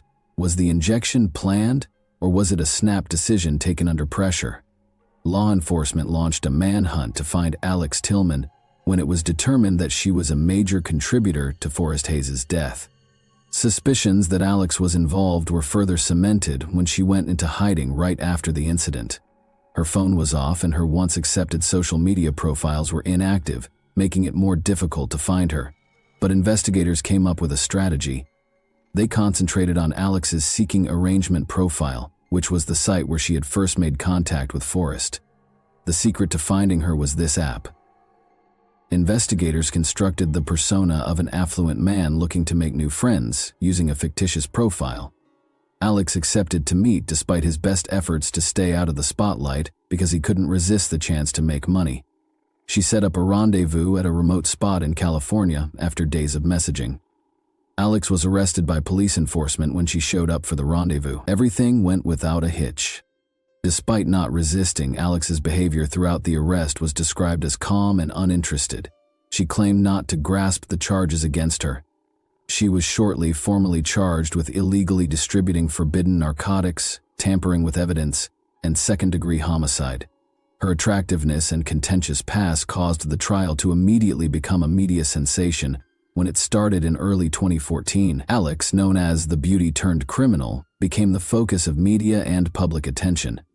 During court appearances, a lot of people talked about her previous appearances, interviews, and demeanor.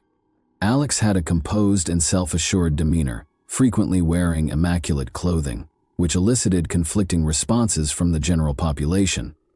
According to the prosecution, Alex was completely aware of the dangers associated with her behavior. They played camera footage from the yacht that showed her giving Forrest an injection and then walking away without helping him. The prosecution asserted that this showed her lack of interest and willful efforts to hide her activities. Alex's defense team argued that she didn't mean to hurt anyone and that she only did what Forrest asked her to do.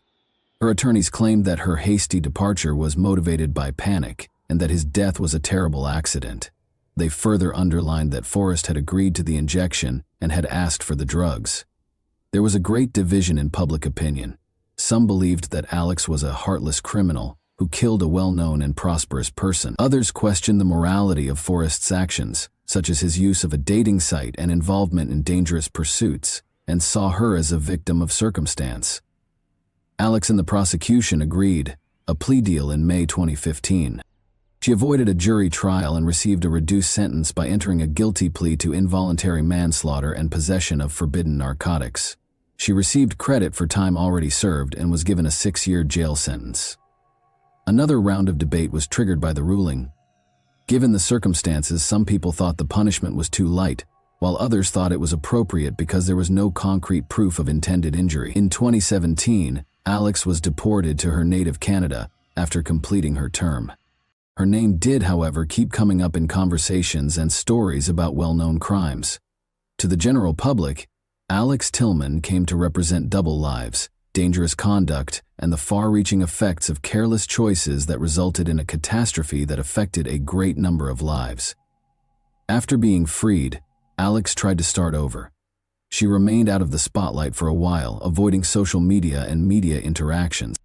But a year later, she had her first significant video call interview with a Canadian journalist. To many, Alex seemed collected, serene, and emotionally aloof. Her account of what happened rekindled controversy and sparked fresh discussions about her behavior and the fallout. Alex claimed in the interview that she had never meant to hurt Forrest Hayes and that she was shocked by his passing. She asserted that she was not aware of any prior medical conditions he might have had and that the injection had been given at his request. Alex said she thought Forrest knew his boundaries and had control over his behavior. Additionally, she denied intentionally attempting to conceal evidence, stating that her actions were motivated by panic and ill-advised decisions made in a moment of crisis. However, the evidence in the case contradicted her allegations. Video from the yacht showed Alex leaving the area without trying to contact for assistance, in addition to deleting any record of her presence. Her justifications were criticized harshly by the Forrest family, who saw them as an attempt to deflect blame and cast further doubt on her sincerity. Her comments regarding Dean Riopel were equally contentious.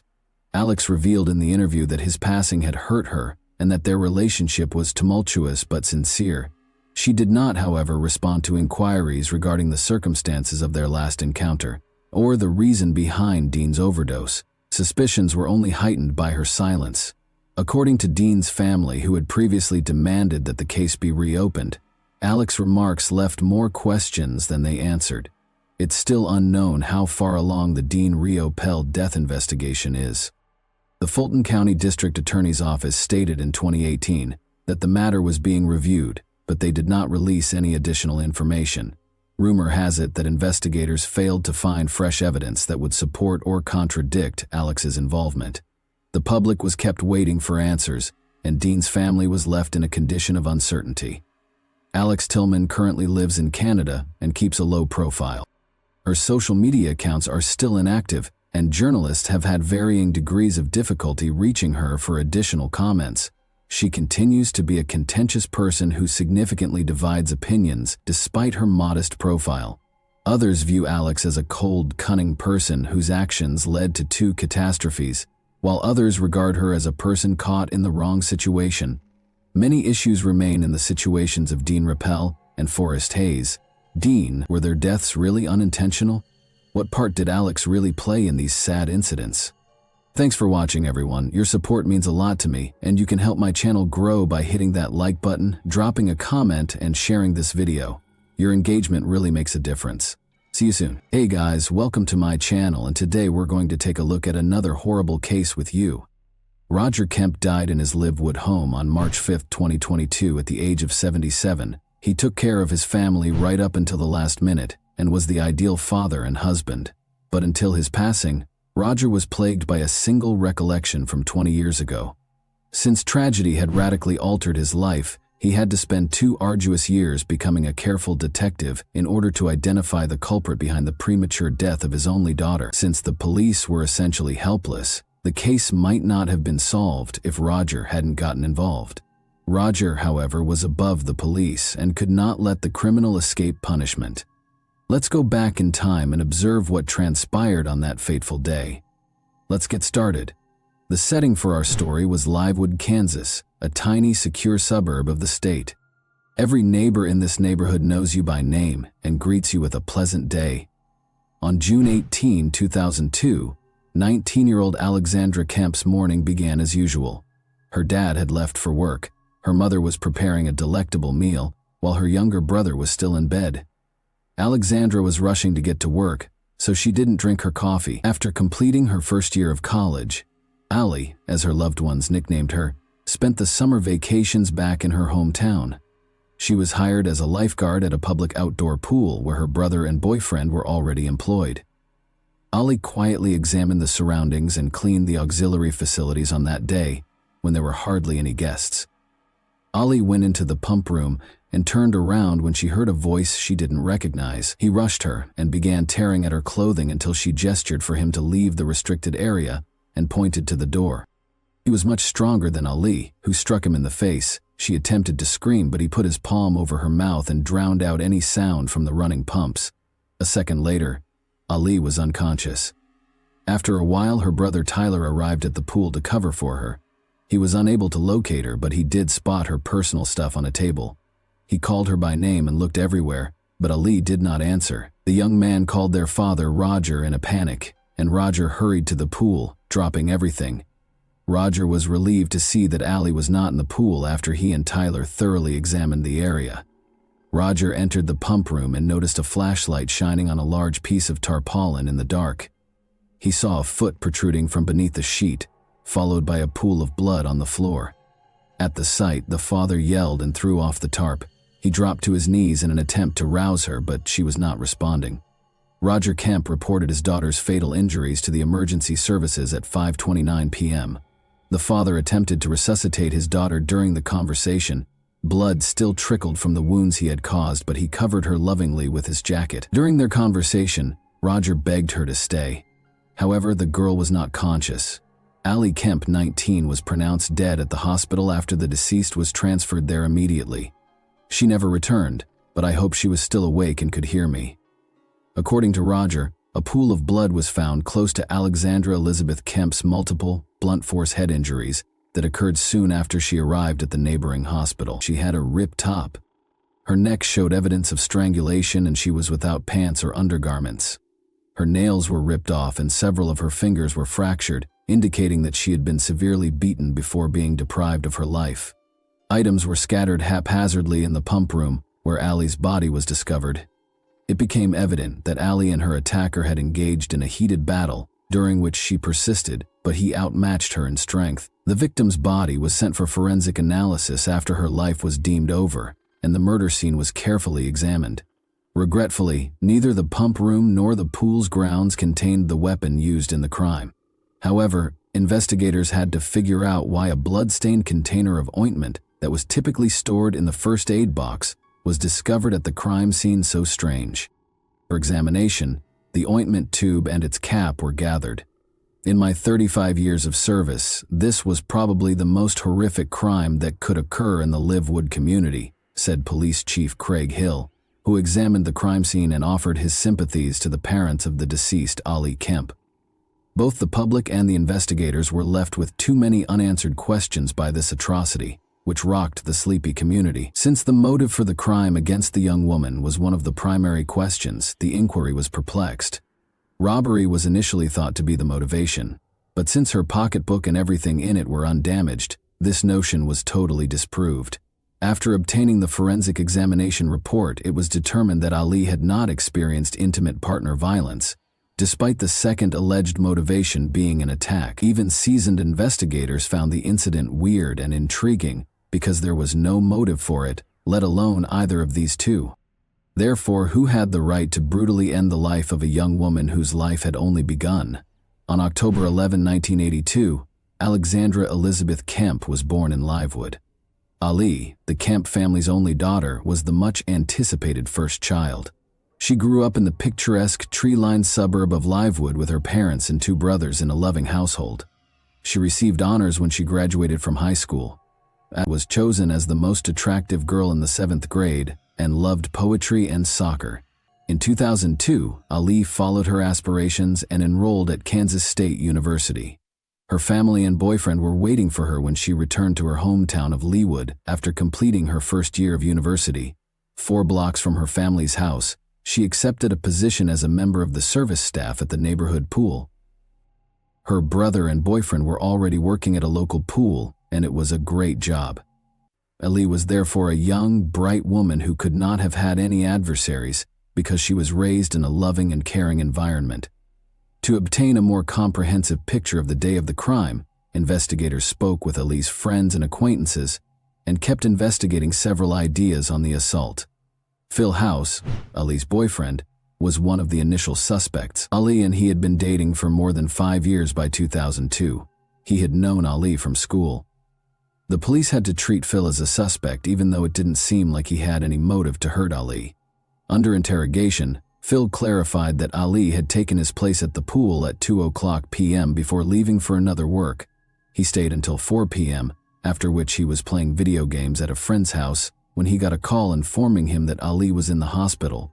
Colleagues and acquaintances with whom Phil had been playing games verified his alibi. But he did provide the police with important information. As it happened, Phil was unable to answer when Ali contacted him at 2:52 p.m. because she did not answer the phone when he contacted her again at 3:44 p.m. Authorities surmised that Ali met her terrible end at this time. This hint did not help the police discover the perpetrator, despite their determination to solve the case as soon as possible. As there should have been enough on a summer day at a public pool, there was optimism in the testimony of possible witnesses. However, the pool was nearly empty that day due to unfavorable weather, and the hunt for any hints or testimonies was moving very slowly. A few days later, it was determined that 2 workers from a lawn care firm were in the parking lot on the day of the incident. After re-interviewing the pool personnel and the neighborhood, when they were taken in for interrogation, they reported seeing an automobile circle the parking lot at approximately 2:40 p.m., occasionally pulling away and then coming back.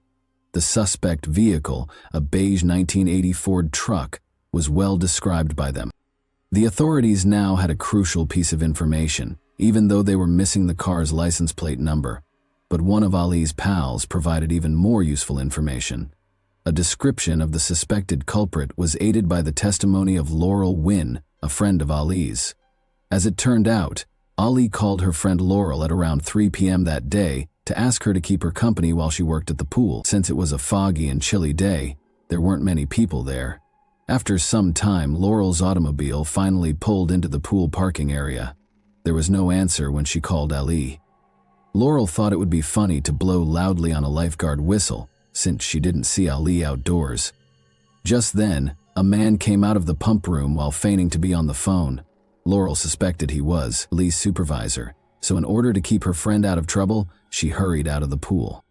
Laurel was able to recall the man's face as he turned around and waved to her as she left the pool area.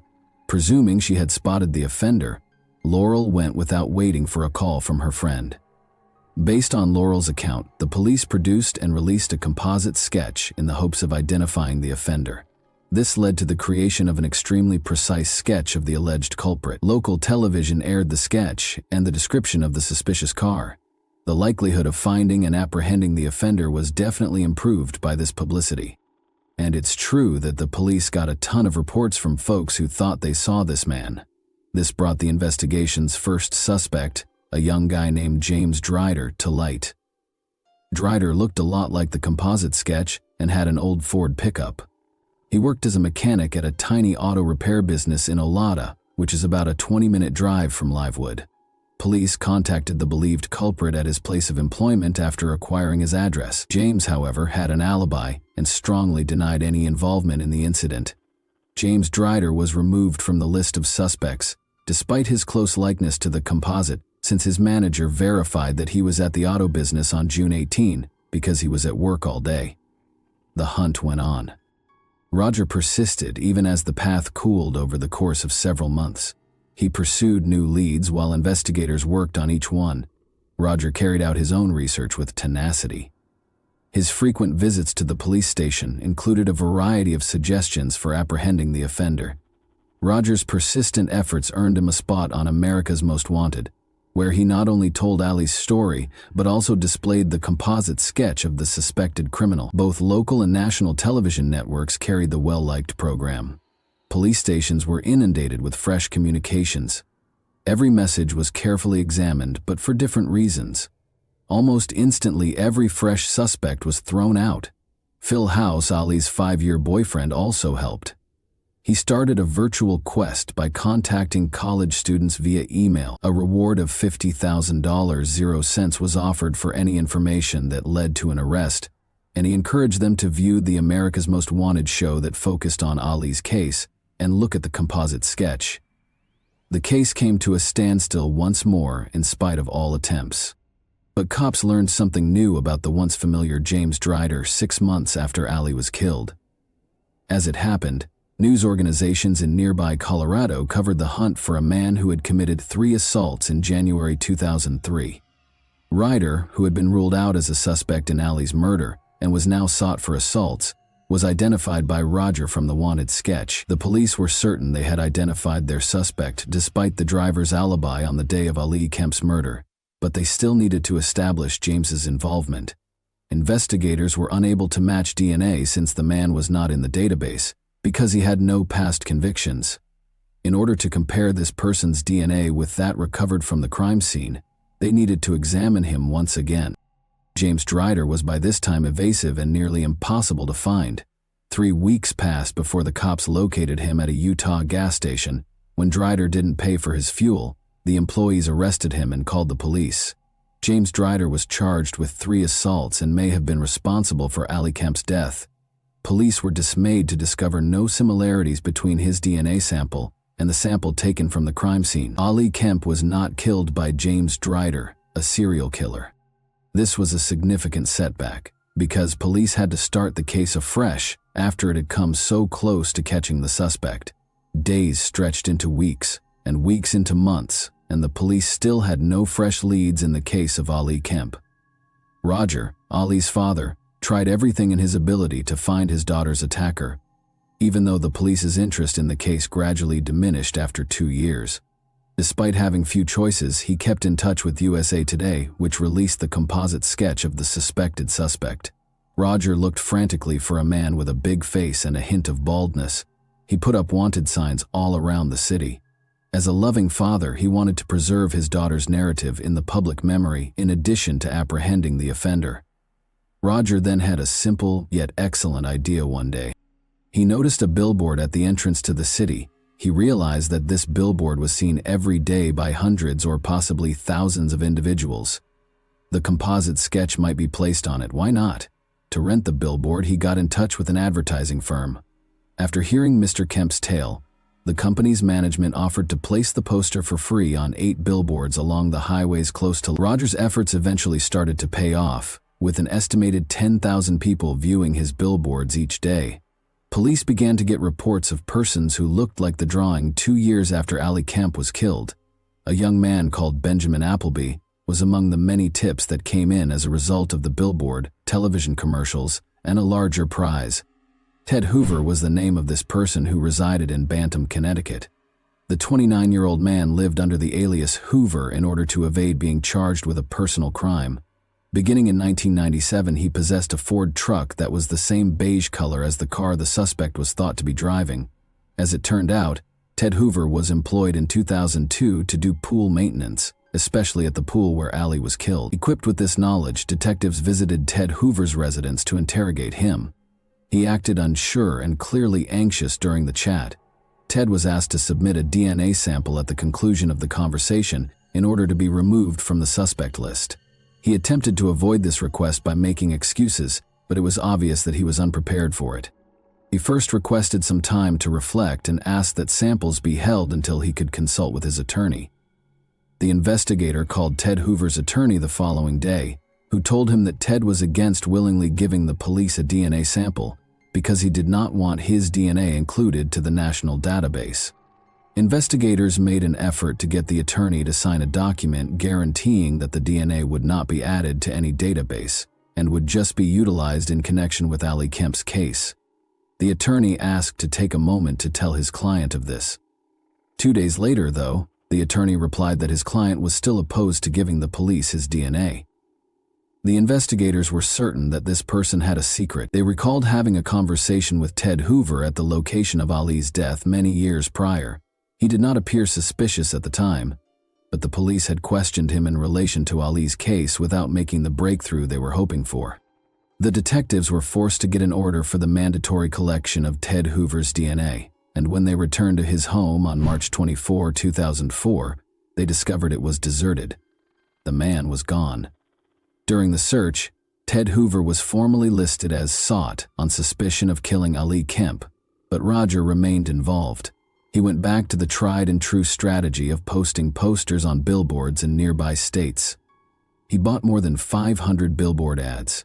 In Colorado, Oklahoma, Arkansas, Missouri, Iowa, and Nebraska, Ted Hoover's face was on exhibit.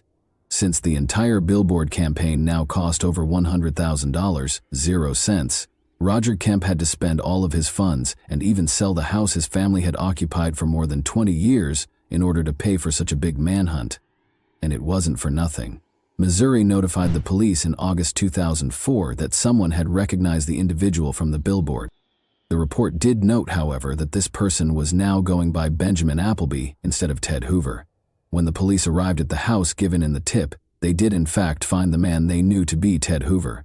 The cops lawfully took a sample of his saliva and immediately detained him on suspicion of murder. When the DNA from the crime scene and that of Benjamin Appleby, also known as Ted Hoover, matched, their suspicions were validated. Benjamin's past encounters with the law included intimate partner crimes and robberies. He was arrested by Connecticut police on a previous warrant after being accused of indecent exposure. He admitted to the police when they questioned him about Ali's murder that he had tried to flirt with the girl he liked, but she had not reciprocated. Benjamin lost control and attacked her when she pushed him away when he attempted to touch her. Benjamin was later accused of both attempted assault and murder. On both charges, he was found guilty. "I choked her. I suppose I have no idea why I did." In a recorded interview, Benjamin Appleby stated as much. Appleby claims that he touched her, but not very deeply. "Ang Lee," he said, and when she objected, he started beating and strangling the 19-year-old. The investigators then discovered the terrible explanation for the antiseptic ointment's open state. When Ali passed out and Appleby required lubricant, he attempted to attack her. Benjamin Appleby defended himself by claiming that he just lost it, went back to his car, and drove off. On the last day of the trial, Benjamin Appleby, also known as Ted Hoover, was found guilty and given a 50-year prison sentence on December 10, 2005. According to Kansas law, he was found guilty and given a 50-year prison term without the possibility of release until 2054. But after serving his term for a number of years, Benjamin Appleby has questioned whether his punishment under the Kansas Hard 50 legislation was fair. He contended that Kansas law automatically mandated that his sentence be changed because the elements that resulted to his Hard 50 were decided by a judge rather than a jury, as mandated by a prior U.S. Supreme Court decision. Prosecutors argue that the Hard 50 should be maintained and that Benjamin Appleby's case is exempt from the state statute. Roger Kemp cautioned the public that lowering Benjamin Appleby's prison sentence would endanger other young girls and women. Roger Kemp's battle and his search for the guy responsible for his daughter's death came to an end at this point. He had a somewhat unique notion as a result of his unwavering commitment to see Ali's attacker brought to justice. He intended to display the composite sketch on highway billboards for everyone to see. The creative use of billboards by Roger Kemp to expand his audience proved to be a very successful strategy. Following Benjamin Appleby's conviction, a number of jurisdictions nationwide made the decision to implement comparable policies, with varying degrees of success. Take Defense is the name of the Ali Kemp Educational Foundation, which Roger Kemp started.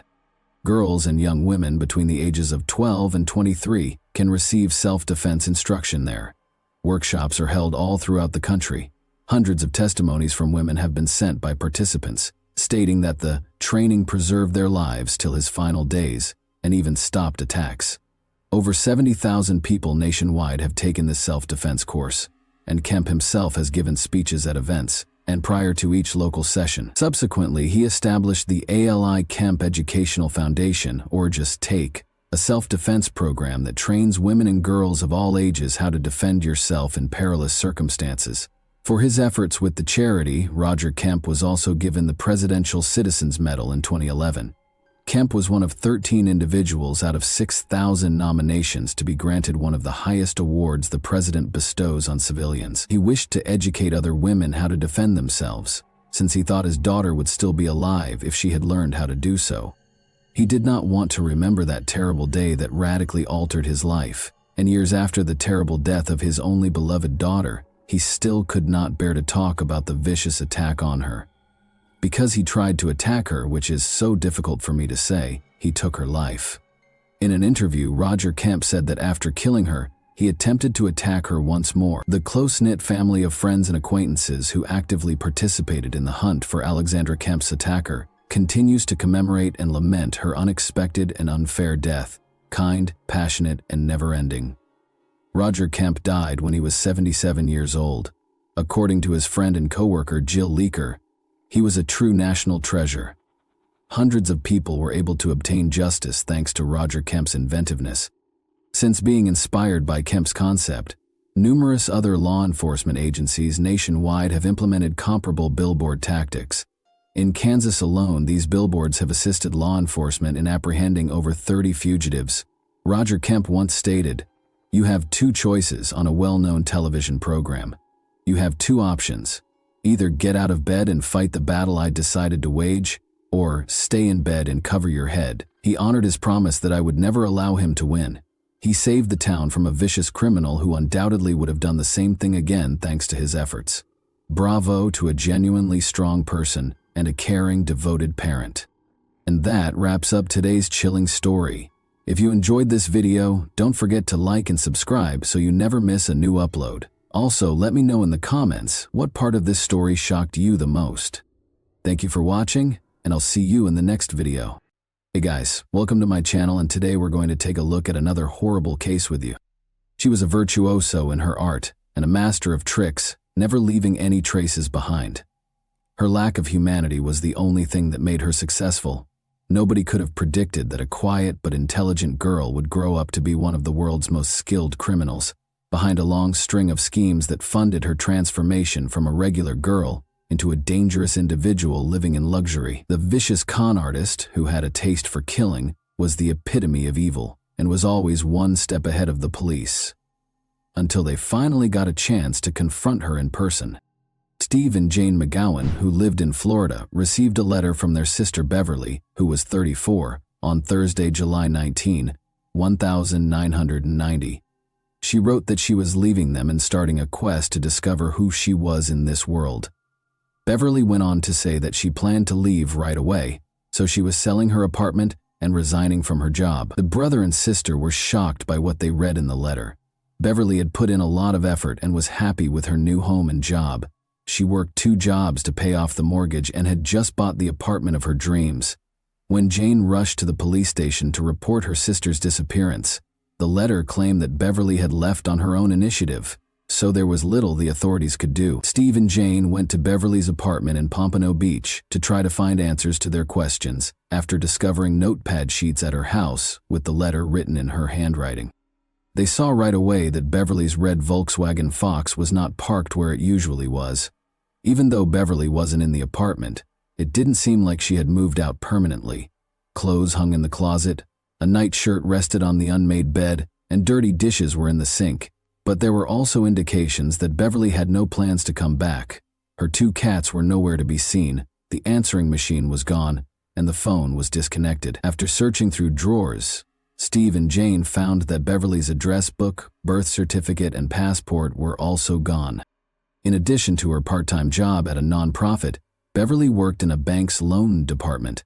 Steve called the bank to ask if her coworkers could provide more information. They told him that Beverly had taken a sick day, claiming to be ill, the day before he got the farewell letter. Given Beverly's reputation as a trustworthy and accountable worker, this was out of the ordinary. She asked them to sell the mortgaged property and get rid of her personal belongings that were still in the apartment during the phone call, adding that she no longer wanted to live there. In order to confirm her request, Beverly was asked to send a telegram, which she did. Steve and Jane had to accept that their sister had actually left without telling anyone why, despite the peculiar circumstances. Nevertheless, Steve closed Beverly's credit cards and persuaded the police to report her missing. Closing the cards would upset her travel schedule and make her angry enough to call the family, he thought. While Steve and Jane were checking out their sister's apartment that same evening, a fisherman and his young niece went fishing to find bait for their next trip. They reached a broad irrigation canal in a secluded part of St. Lucie County, 160 kilometers north of Pompano Beach. When the fisherman saw what looked like a bag of trash, he left his niece in the car and started to walk along the canal. He rushed back to the car and called the police as he got closer and recognized what it was. When deputies from the St. Lucie County Sheriff's Office got to the spot the fisherman had pointed, they found a woman's body. It was clear that in addition to killing her, the killer did everything in his power to hide her identity. But he missed something. A tiny tattoo of a yellow rose was concealed under the woman's jeans on her right ankle. The media was given the tattoo's description in the hopes that locals would recognize it. Around 10 p.m., Steve McGowan had already arrived home when the phone rang. It was his sister's missing friend. She had recently learned of the discovery in the St. Lucie Canal and Beverly's corresponding tattoo. Steve and Jane went to St. Lucie the following day to talk to investigators and show them a picture of their sister. Although conventional identification techniques had to be disregarded due to the body's condition, they were both certain that it was their Beverly. A comparison of her dental records proved it was her. No blood or suspicious objects were found during the examination of Beverly's apartment. No indication of a struggle was present. Jane and Steve were unable to comprehend who would hurt their sister. Her nephews in particular loved her, and she loved them in return. Beverly didn't have a lot of money, and she didn't have any complicated relationships. The deaths of her two boyfriends in different auto accidents cast a shadow over her life, but Steve was sure Beverly had been enjoying her life lately, even in spite of her past. Despite working 2 jobs, Beverly's income was insufficient to pay her mortgage. She began renting out one of her apartment's bedrooms in order to supplement her income. Investigators discovered a notebook containing a list of possible tenants while searching her apartment. Except for one, each entry contained the full name, phone number, and the time of the apartment viewing. Alice was the only name on the first line, which was scheduled for Tuesday at 6:30. Beverly had heard nothing but good things about Alice. She worked for the famous company IBM, was from London, drove a fancy car, and was immaculately dressed. Due to a temporary transfer to the company's Fort Lauderdale office, Alice had relocated to the area. She told her friend that Alice would be moving in on Friday, July 20th, and she had impressed Beverly enough that she decided to make her the new neighbor. By the way, Beverly said she was first introduced to numerology by Alice. Alice tried to forecast Beverly's future, but she required a number of numbers that were important to Beverly, including her date of birth, social security number, passport number, and even information from her driver's license. The odd thing is that Beverly gave her all these numbers. She shared Alice's future predictions with her friends because, all things considered, she was happy with them. Regretfully, she didn't give them her new neighbor's last name. The identity of Alice was still unknown. Furthermore, there was no proof that Alice had ever been to Beverly's apartment, let alone moved in. When the investigators contacted IBM, they were told that the company did not have any UK workers in the South Florida region. They didn't even have a Fort Lauderdale office. According to the results of the financial investigation, someone took $795 out of the $800 in Beverly's bank account on the day her body was discovered. Then, at a Miami shopping center, she used her credit card to buy books and women's clothes. The customer was described as bright blonde with a British accent by the salespeople who assisted her. The tall blonde woman who had garnered national attention at the time fit the description. Police officer Lori Bembenek had been given a life sentence in 1,982 years, 8 years prior, for killing her ex-husband's ex-wife. There had been a stir about the case. Lori was somewhat of a celebrity due to her glitzy appearance and the high-profile nature of the case. Lori had freed herself from Wisconsin prison a few days prior to Beverly's murder. The Miami salesperson identified Lori Bembenek as the person who had used Beverly's credit card after seeing pictures of her, until it was revealed that Lori had actually fled to Canada and was not in Florida at the time of the crime. The police were baffled as to how the path of a modest bank employee could have intersected with that of a convicted killer. However, Beverly's card was used once more in Miami, this time at a travel agency, on Friday, July 20, one day after her body was found. Interestingly, the cardholder looked like a man disguised as a woman. The individual wore oval-shaped glasses and a cheap black wig in the Cleopatra style. The man identified himself as Sam and spoke with a British accent. Sam apparently used the card to buy a ticket for British Airways Flight 2922 because he was going to London in 2 days, on July 22nd through 2922. Investigators looked through Flight 292's passenger registration records and those of every other flight that was scheduled to depart for Britain on July 22. None of them bore the name of Beverly McGowan, but after being parked there for 5 days, Beverly's car was discovered in the airport parking lot. 4 synthetic black wig hairs were found inside the car, but fingerprints inside the car did not show any significant results. On Monday, July 23rd, according to London time, British Airways Flight 292 touched down at Heathrow Airport. A traveler with oval glasses and short black hair came up to the Avis car rental desk after the plane touched down. The passenger, who was most likely Sam, provided her driver's license as identification and made a car reservation in Beverly McGowan's name. Beverly wore glasses and her dark hair reached her shoulder. She looked like the person behind the counter. Sam gave Beverly's Visa card to the clerk when she asked for a credit card to pay for the car's fuel. However, the card was turned down.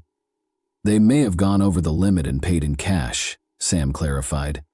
Actually, Beverly's credit cards had been canceled by her brother Steve by that point. Sam was long gone by the time Florida detectives found out about this botched transaction. Transactions on the credit card could not be tracked because it was no longer in use. American law enforcement agencies had no jurisdiction over Sam once he arrived in Britain. Detectives from Florida called the London police to ask for help. John Cornish, a detective, consented to assist with the global investigation. He talked to the Avis company and told their employees to tell the suspect to go to their closest office if he got in touch with them. Sam did get in touch with Avis later that week. He was asked to come to the local Avis office and asked for an extension on the rental car. Sam never arrived at the location where the police were waiting for him. On the day of the car's return, a contingency plan was developed in which officers would wait at Heathrow Airport. When that day finally came, Sam was nowhere to be seen. Without any hints, Sam's abandoned car was discovered a few miles from the airport in the early morning. Detective Cornish ordered his team to board all flights to the U.S. that day in order to check the passengers, because he suspected Sam might be trying to fly back to the U.S. However, this effort was in vain. The chance to capture the criminal was lost on the police. British Airways Flight 292 was the last lead the police had. Sam had purchased a ticket in a different name because he did not board the flight using Beverly's passport. Although it was illegal for investigators to check passengers who did not live in Florida, they made an effort to examine the 248 people on that flight. So they turned to the United States for help, State Department in Washington, D.C. The process could take years because each passenger's name had to be compared with passport information, and there was no single database that contained all of this data. The State Department didn't give the police a name they considered significant until January 1996. British national Sylvia Hodgkinson was on Flight 292. A woman with dark hair and eyebrows was shown in the passport photo. She was compelled to relocate to a women's shelter following the death of her spouse. There was nowhere else for her to go. A passport was issued in her name less than a year after her husband's passing. It was suspected by investigators that someone else had taken Sylvia's identity in order to obtain documents in her name. There was fear that Sylvia had met a similar end to Beverly's because they were unable to find her in any way. Additionally, the State Department found a fascinating link between Sylvia and 2 other women, Elaine Antoinette Parent and Charlotte Ray Callan.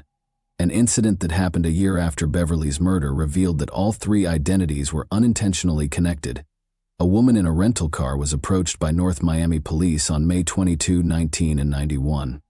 It was past due to return the car, which had been rented in Los Angeles 6 months prior. To hide its origin, stolen license plates were affixed to the vehicle. A tall redhead woman, who introduced herself to the officers as Charlotte Ray Cowan, sat inside the vehicle. The woman's personal diary, 2 dogs, multiple wigs, and several documents bearing Charlotte's photo under the names Sylvia Hodgkinson and Elaine Parent were all evidently in the car with her. Charlotte's failure to return the rented car led to her arrest by the police. The following day, she posted bail after spending the night in jail. Surprisingly, the police did nothing about this issue, even though the woman was clearly using a false identity. One of the arresting officers was in the building on the day of Charlotte's court hearing for the offense. A redhead woman stood up when Charlotte's turn to appear before the court came. The officer who had arrested Charlotte, however, was taken aback to discover that the woman he had arrested was not the same one who had been called to court by the subpoena. Charlotte was perplexed as to why she had been summoned to court so abruptly. She questioned the officer about the height and red hair of the woman he had arrested. She boldly declared that she knew exactly who it was when he said yes. Almost 10 years prior, in the middle of the 1980s, Charlotte was unwinding at an Orlando bar when a well-dressed woman with a British accent came up to her. Like Charlotte, she had stunning blue eyes and short red hair. The woman offered to buy Charlotte a drink and identified herself as Anne Tremont. The offer was accepted by Charlotte, and they struck up a conversation. Anne mentioned numerology in passing during their conversation. She began by requesting Charlotte's birth date, adding that she would be pleased to make a matching matrix for her. Anne took Charlotte's driver's license information and social security number one by one. She wrote it all down on a napkin and made a hopeful forecast for Charlotte's future. Anne and Charlotte began talking and became friends right away. Charlotte met Anne's brother a few days later. He was a tall, blonde man who shared his sister's grace. The women eventually lost contact with one another, though, as they saw each other less and less. When Anne called Charlotte a few months later to inform her that her aunt had died and left her a sizable inheritance, Charlotte was taken aback. Anne claimed that her brother had chosen to have her institutionalized in order to keep all of the money for himself, even though they were meant to split it. Anne showed up at Charlotte's door at 3 in the morning, approximately a month after the phone call. She was wearing a man's shirt with a tie and a tangled wig. She broke down in tears as she described how she had gotten out of the institution where her brother had put her. She needed assistance going missing because she was hiding from her family. In order to establish a new identity for herself, Anne pleaded with Charlotte to let her take her birth certificate. At first, Charlotte declined, but after witnessing Anne's distress, she grudgingly consented. The birth certificate would be returned shortly, her friend assured her. Charlotte didn't hear from Anne for weeks. She started to worry. The birth certificate and a note from Anne expressing regret for the wait were finally sent to her. It wasn't until she was summoned to court in 1991 that Charlotte learned more about her friend. After hearing this intriguing tale, the investigators were curious to find out who the mysterious and elusive scammer was.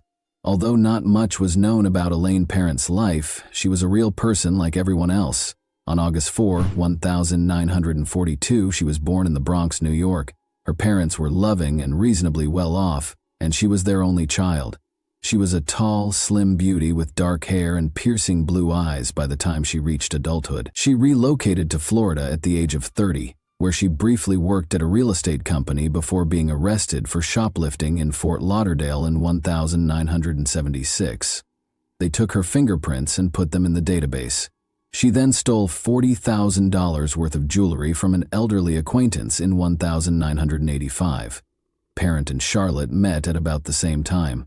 The fingerprints of the parent and the woman who was arrested in 1991 for not returning a rented car were compared. They were identical. Elaine Parent was the woman posing as Charlotte Cowan. Naturally, it was assumed that Elaine Parent, the elusive suspect Sam, and the new neighbor Beverly McGowan's Alice were all the same person. They still had to establish a clear connection between Elaine and Beverly's murder, though. In addition to reviewing the case's evidence, the detectives looked through a notebook that contained letters that Beverly had written to her sister and brother. This specialized equipment uses an electrostatic detection device, ESDA, to find impressions or indentations left by previously written letters on paper. The notebook had been used for a number of other letters that weren't written in Beverly's handwriting, according to the analysis of the notebook. The author appeared to be a woman with a deep-seated animosity toward Beverly. Threats were included in the rather aggressive messages. Elaine Parent's handwriting samples were compared to the letters, and they matched. Parents' letters were sent to a woman in London who was the chief executive officer of a large corporation. She filled in many of the gaps in the elusive fraudster's life, but was named Witness X in the case materials for her protection. The woman disclosed that she and Elaine became friends right away after meeting during a trip to Miami in the 1980s. Elaine reportedly fled to London in 1985 while the police were looking for her in connection with the jewelry theft, and she asked Witness X if she could stay with her. However, Elaine's unstable and explosive temperament quickly made it clear to the two young women that they couldn't live together. The scammer went back to the United States in 1990, but Witness X was shocked when she left for London at the end of July. She was operating an Avis-rented vehicle. Parent stole two of her old friend's dogs and fled to the United States 3 months after she returned to London. She then tried to extort a ransom for her dogs by sending Witness X threatening letters. Clearly, these were the same dogs that were discovered in her possession when she was arrested in Miami in 1991. The State Department accused Parent of forging her passport by the end of 1996, but they were clueless as to where she might be hiding. Elaine Parent was featured in an episode of the television program America's Most Wanted in 1998. Patricia Evans of St. Petersburg, Florida, was watching television at home when the show started. She instantly recognized Elaine when she saw her photo. Elaine was known to Patricia Nevins, a church employee, as Sandra Little, a blonde. In 1992, Patricia met Sandra Little while she was residing in a St. Petersburg homeless shelter. Sandra lived with Patricia for nearly a year and a half after Patricia let her use her empty bedroom. Sandra sued a restaurant during this time after she hurt herself after slipping there. She prevailed in the case and was compensated, though it is unknown how much. Patricia talked about a number of odd things that happened when she lived with Elaine. She was once informed by Elaine that adopting a new identity was one way to live a dignified life. After that, at a dinner party, Parent indiscriminately cut a guest's hand in order to take a gold bracelet. Elaine's psychiatrist, whom Patricia arranged for Elaine to see, told Patricia that Elaine was a highly intelligent sociopath who would leave Patricia's life as soon as she entered it. When the women parted ways in 1993, this prophecy was realized. An interesting letter was delivered to the St. Lucie County Sheriff's Office after the police made a public plea for the community's assistance in apprehending Elaine. There was a copy of an oil-colored painting inside. It showed Elaine Parent, with pearl earrings and a teal-green swimsuit. She had gray hair that was styled the way her parents usually did. She was shown emerging from a swimming pool. This was printed on the back. "Best wishes, your chameleon."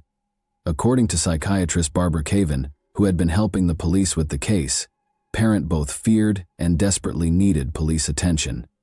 The painting is very telling. She sent it to the police to taunt them, as if to say, "I'm alive, I'm okay, look for me." Elaine gained international recognition after appearing in the documentary series World's Most Wanted in February 2009. People from all over the world began reporting that they had seen Parent in South Africa, Australia, France, and Turkey. The media referred to her as the most wanted woman in the world. Elaine Parent was featured in another episode of America's Most Wanted in April 2002 and Happy, and 16,000 minors in Russia. After the show, many calls were received from the wealthy Panama City, Florida neighborhood, identifying a woman there as Elaine. The address was visited by 3 police officers. When they reached a small one-story home, they knocked on the door. The door was answered by a brunette middle-aged woman wearing a beige silk pajama set. The officers gave an explanation for their visit to her. Presenting her military ID with her photo on it, the woman identified herself as Darlene Thompson. The officers had seen a picture of Elaine Parent, but she didn't look like her. She was asked to accompany the officers to the station for formalities, even though they knew the neighbors had erred. Darlene consented and asked the officers to hold off while she changed.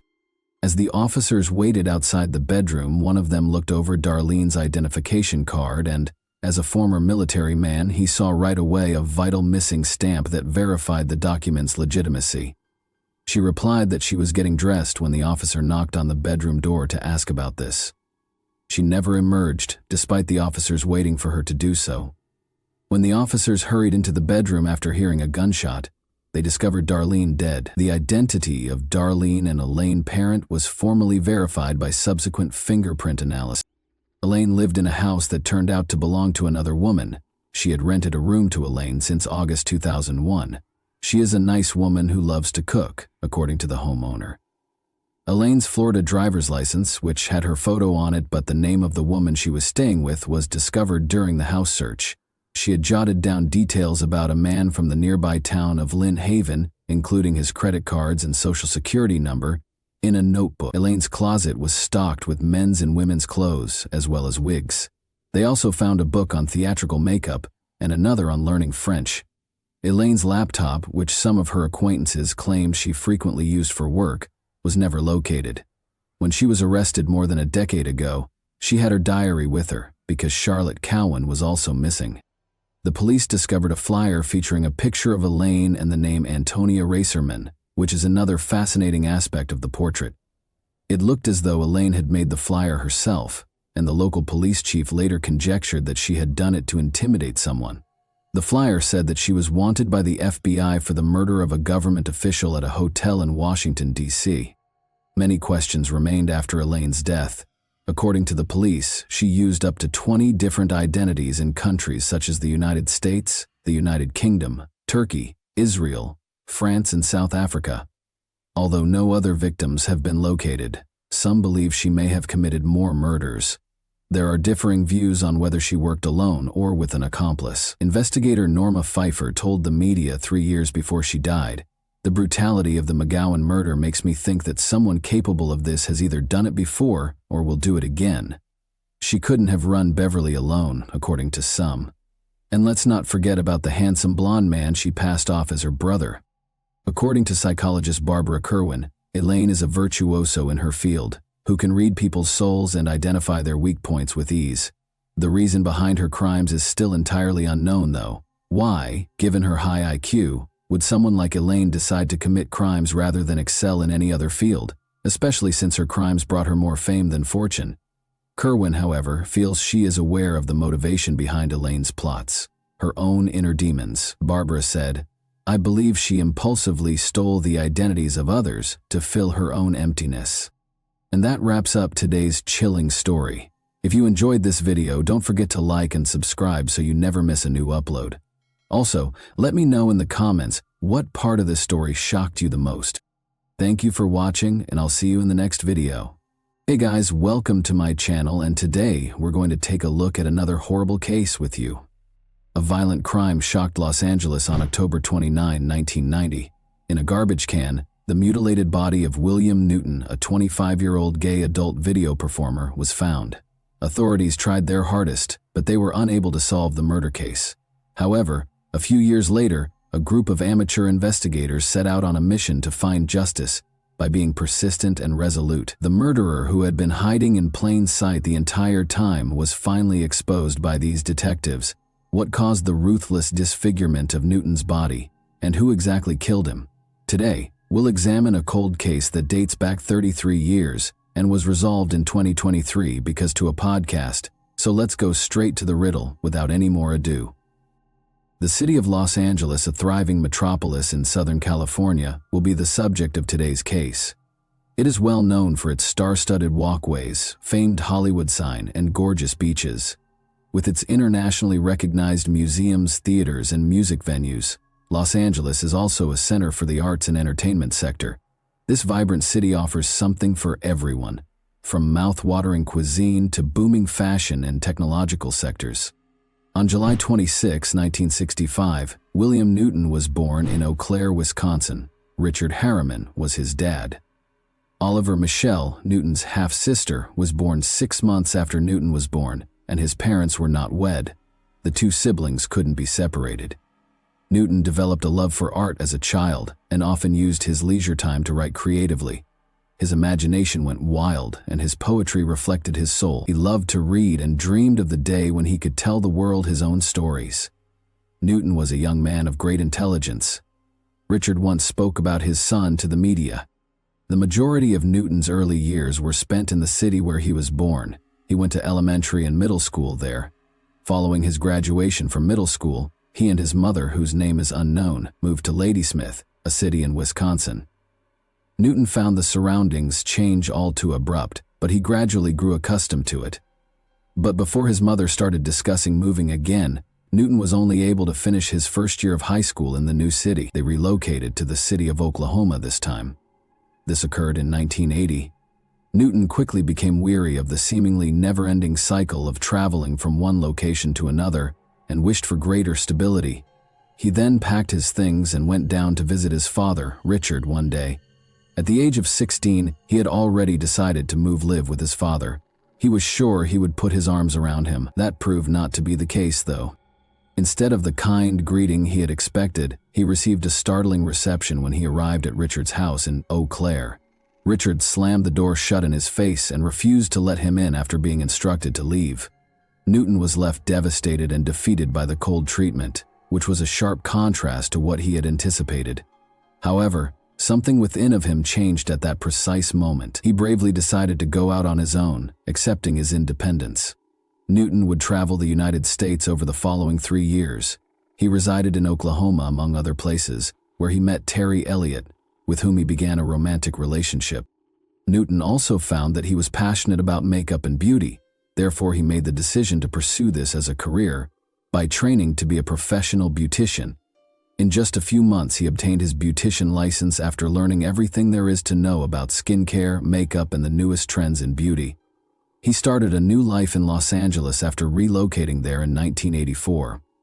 He didn't have to wait long for job prospects to present themselves, despite the difficulties that came with establishing a new life in a new city. Equipped with his extensive knowledge and experience, he attracted the attention of a music video production firm right away. They soon employed him as a choreographer and beautician.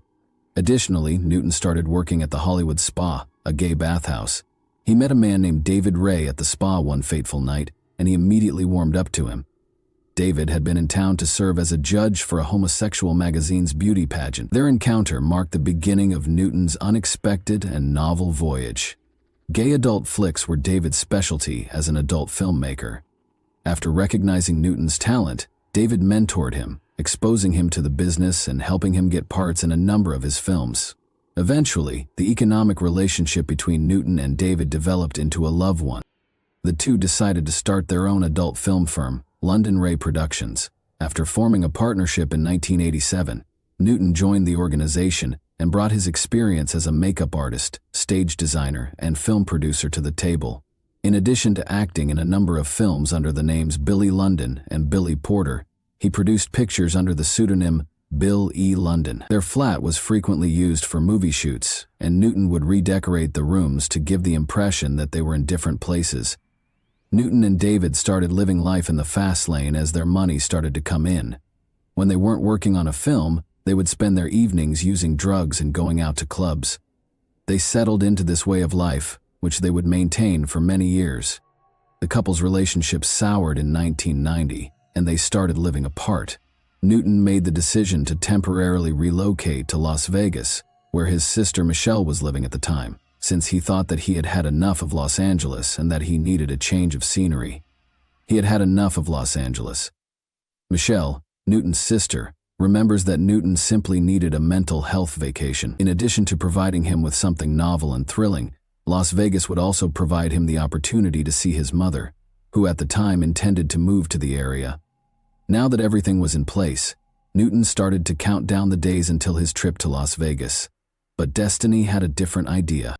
Newton went to Rage nightclub, a well-known club in Los Angeles, on the evening of October 28, 1990. He walked over to his favorite spot in the club and sat down to watch the people having a good time around him. Newton soon began to feel the beat and joined in on the fun. He lost himself in the thrill of the evening after taking a few drinks and letting loose. The hours passed quickly, and before long, he knew it was time to return home. As he stood up to go, it was immediately apparent to anyone who happened to catch sight of him that he was drunk. He found his way to the exit and walked out of the building. No one would ever see him alive again after that. Unaware of a murder that would frighten many, the majority of Los Angeles citizens went about their everyday lives as the week started on a Monday morning. The same morning, a homeless individual looked through dumpsters in an alley just behind Santa Monica Boulevard in search of food or trash. He received the shock of his life when he opened a specific dumpster. A human head was sitting in the center of the rubbish, staring back at him. The homeless man could see a pair of feet that had been haphazardly put next to the head, but the remainder of the body was nowhere to be seen. In terror, the man closed the dumpster since it was just too much for him to process.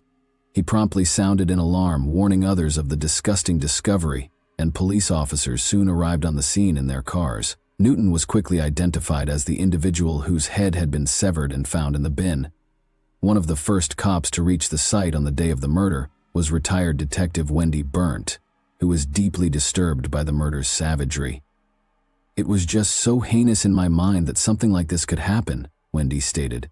Newton had methamphetamine, a detective drug, in his system prior to his death, according to the results of his autopsy. Additionally, there was proof that he had been strangled before, to being decapitated. Detectives started looking into what had happened to Newton and how he got into this condition right away. Wendy was in charge of the team of investigators assigned to the case, and she made sure to give it her all. "It was a murder that I felt was my responsibility to solve, so I put everything into this case," Wendy stated. Detectives investigated every tip that came in over the months following the murder, but none of them turned up any useful information. Newton's killer and the location of the rest of his body were unknown. The investigation finally went cold since detectives had nothing concrete to work with for a long period. 15 years after the murder in 2005, the Los Angeles Police Department said that they were working on a reinvestigation of the case. However, nothing significant came of the examination and the case was closed. The case then returned to the press at the end of 2006. The following year, the Los Angeles Police Department had neglected his son's murder case and could have done much more to try to solve it, according to a reporter named Mickey Ski, who said that Newton's father had contacted him this time. In response to this charge, the LAPD issued a statement informing the public that they were still working on the case and were making every effort to find a solution. Richard, however, never saw justice for the murder of his son. On May 3, 2011, he died at home at the age of 65. Authors Christopher Rice and Eric Shaw Quinn, who were best friends, became fascinated with Newton's murder around 2022. After reading an article about the case from an adult entertainment journalist, Christopher had become aware of it, and it had stuck in his head ever since.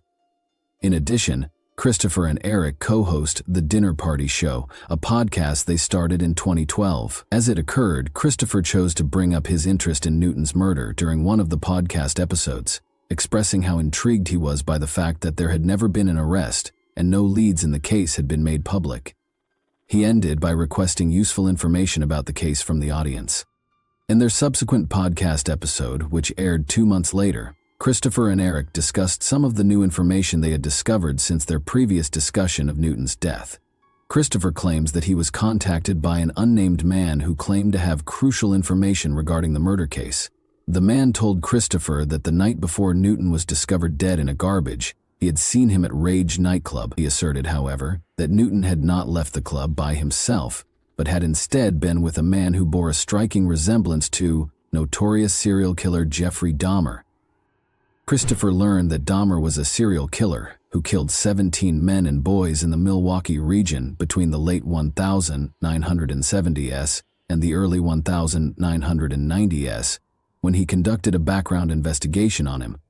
However, Dahmer was apprehended by the authorities in 1991, a year after Newton's horrific murder, and was given 15 consecutive life terms. Without a doubt, Dahmer's profile matched that of a person who might have killed Newton.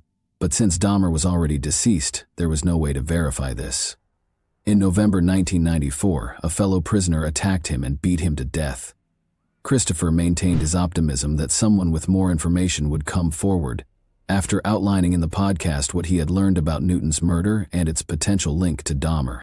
Detective John Lamberti of the Los Angeles Police Department started to get interested in this case about the same time, in 2012.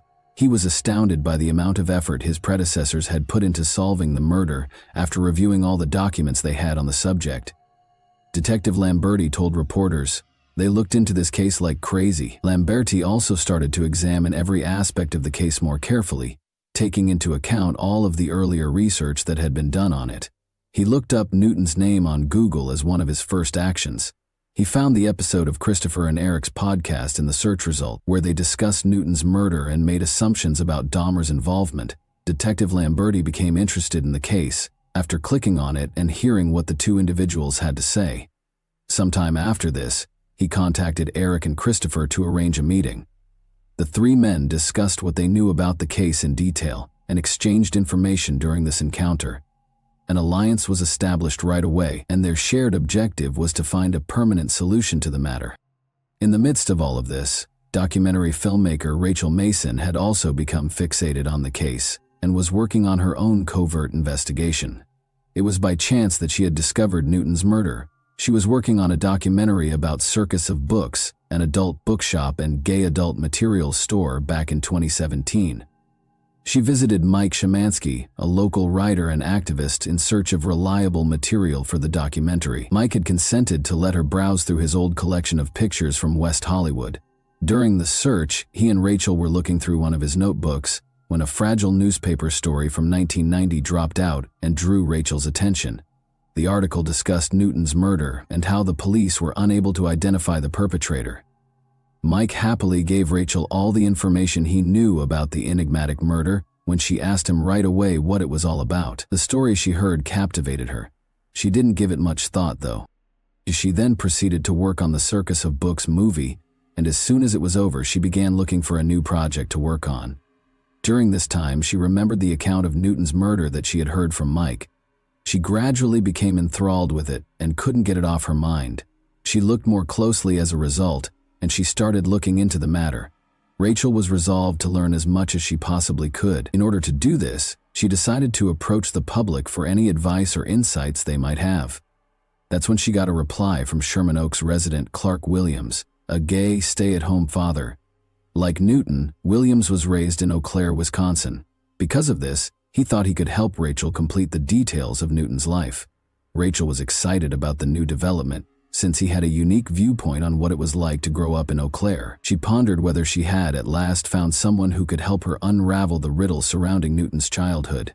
She eagerly set up a meeting with Williams to find out and hear his thoughts. She learned at the discussion that it was while perusing a Facebook page that Williams first learned about Newton's murder.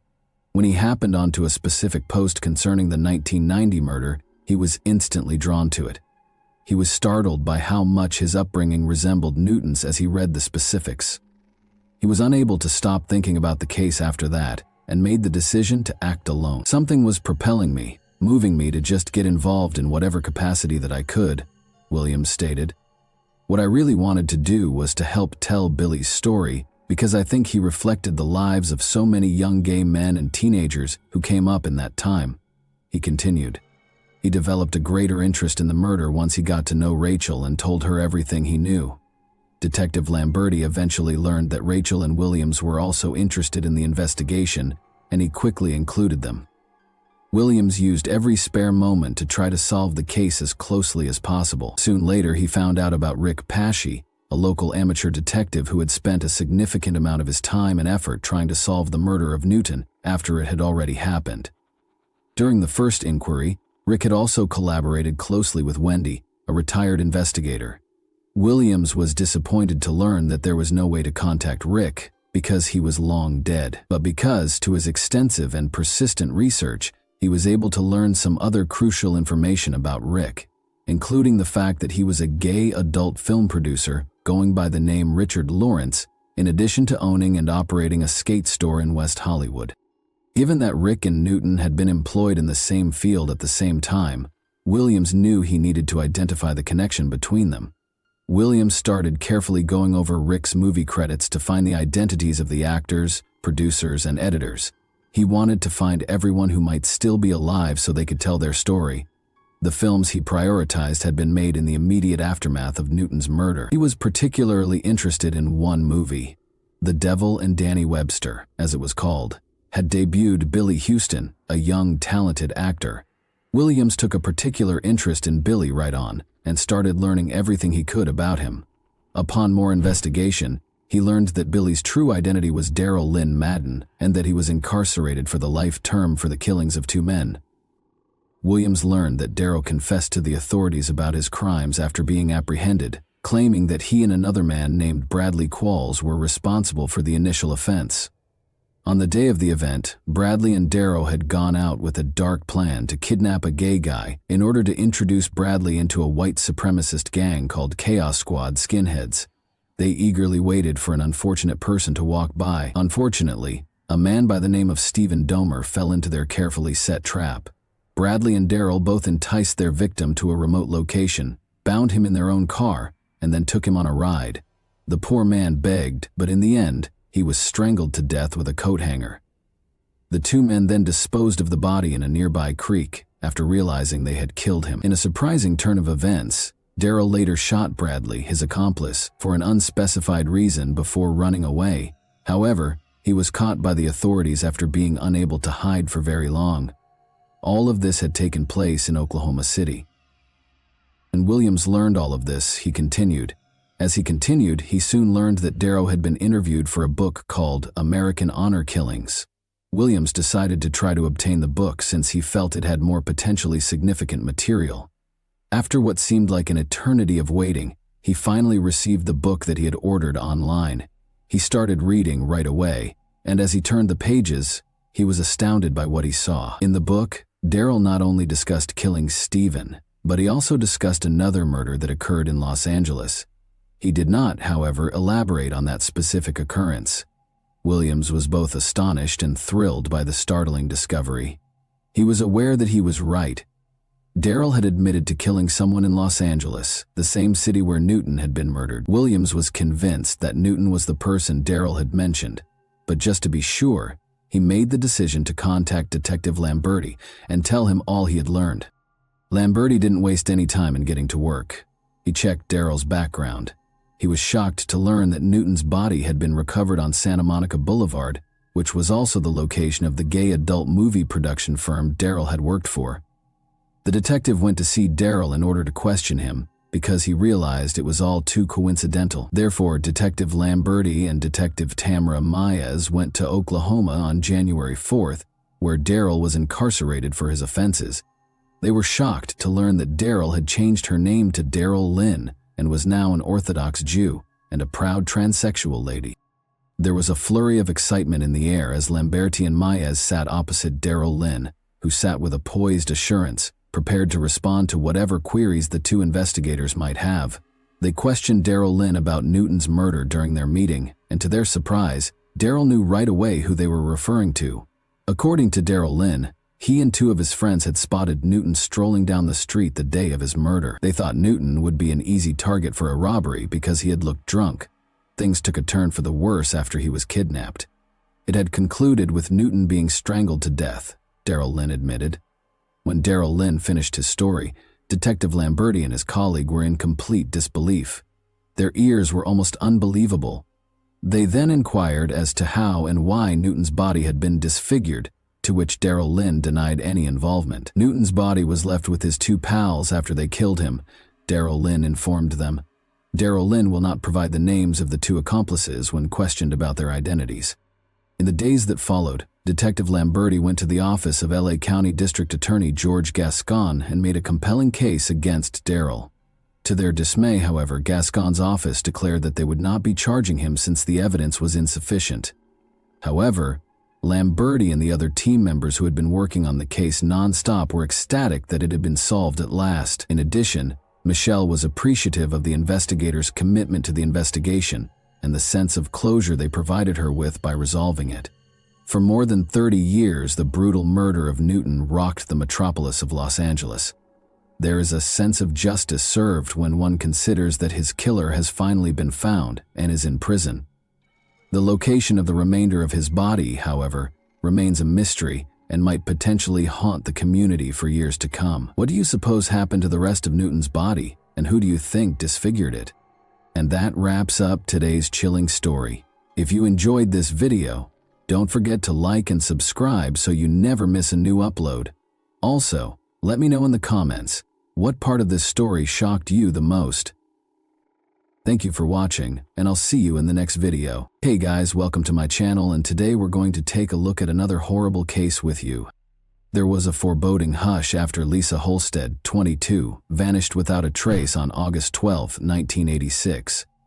Authorities began a desperate search when her partner reported her missing, and an hour into the hunt, they discovered something gory. Lisa had been viciously strangled, and her lifeless body was discovered in a marsh in the Kenyers Nature Park. There were no leads or suspects to speak of who may have perpetrated such a horrible act, thus the case remained a mystery for years. Why would somebody choose to take the life of a woman who is so young and active? Today, we'll examine how the 34-year-old Green Bay cold case murder inquiry was resolved. So let's go right to the puzzle without further ado. The incident was committed in Green Bay, a city of around 104,000 residents, in the U.S. state of Wisconsin that is situated on the shore of Lake Michigan. It is renowned for its vibrant football culture and is the third largest city in the state.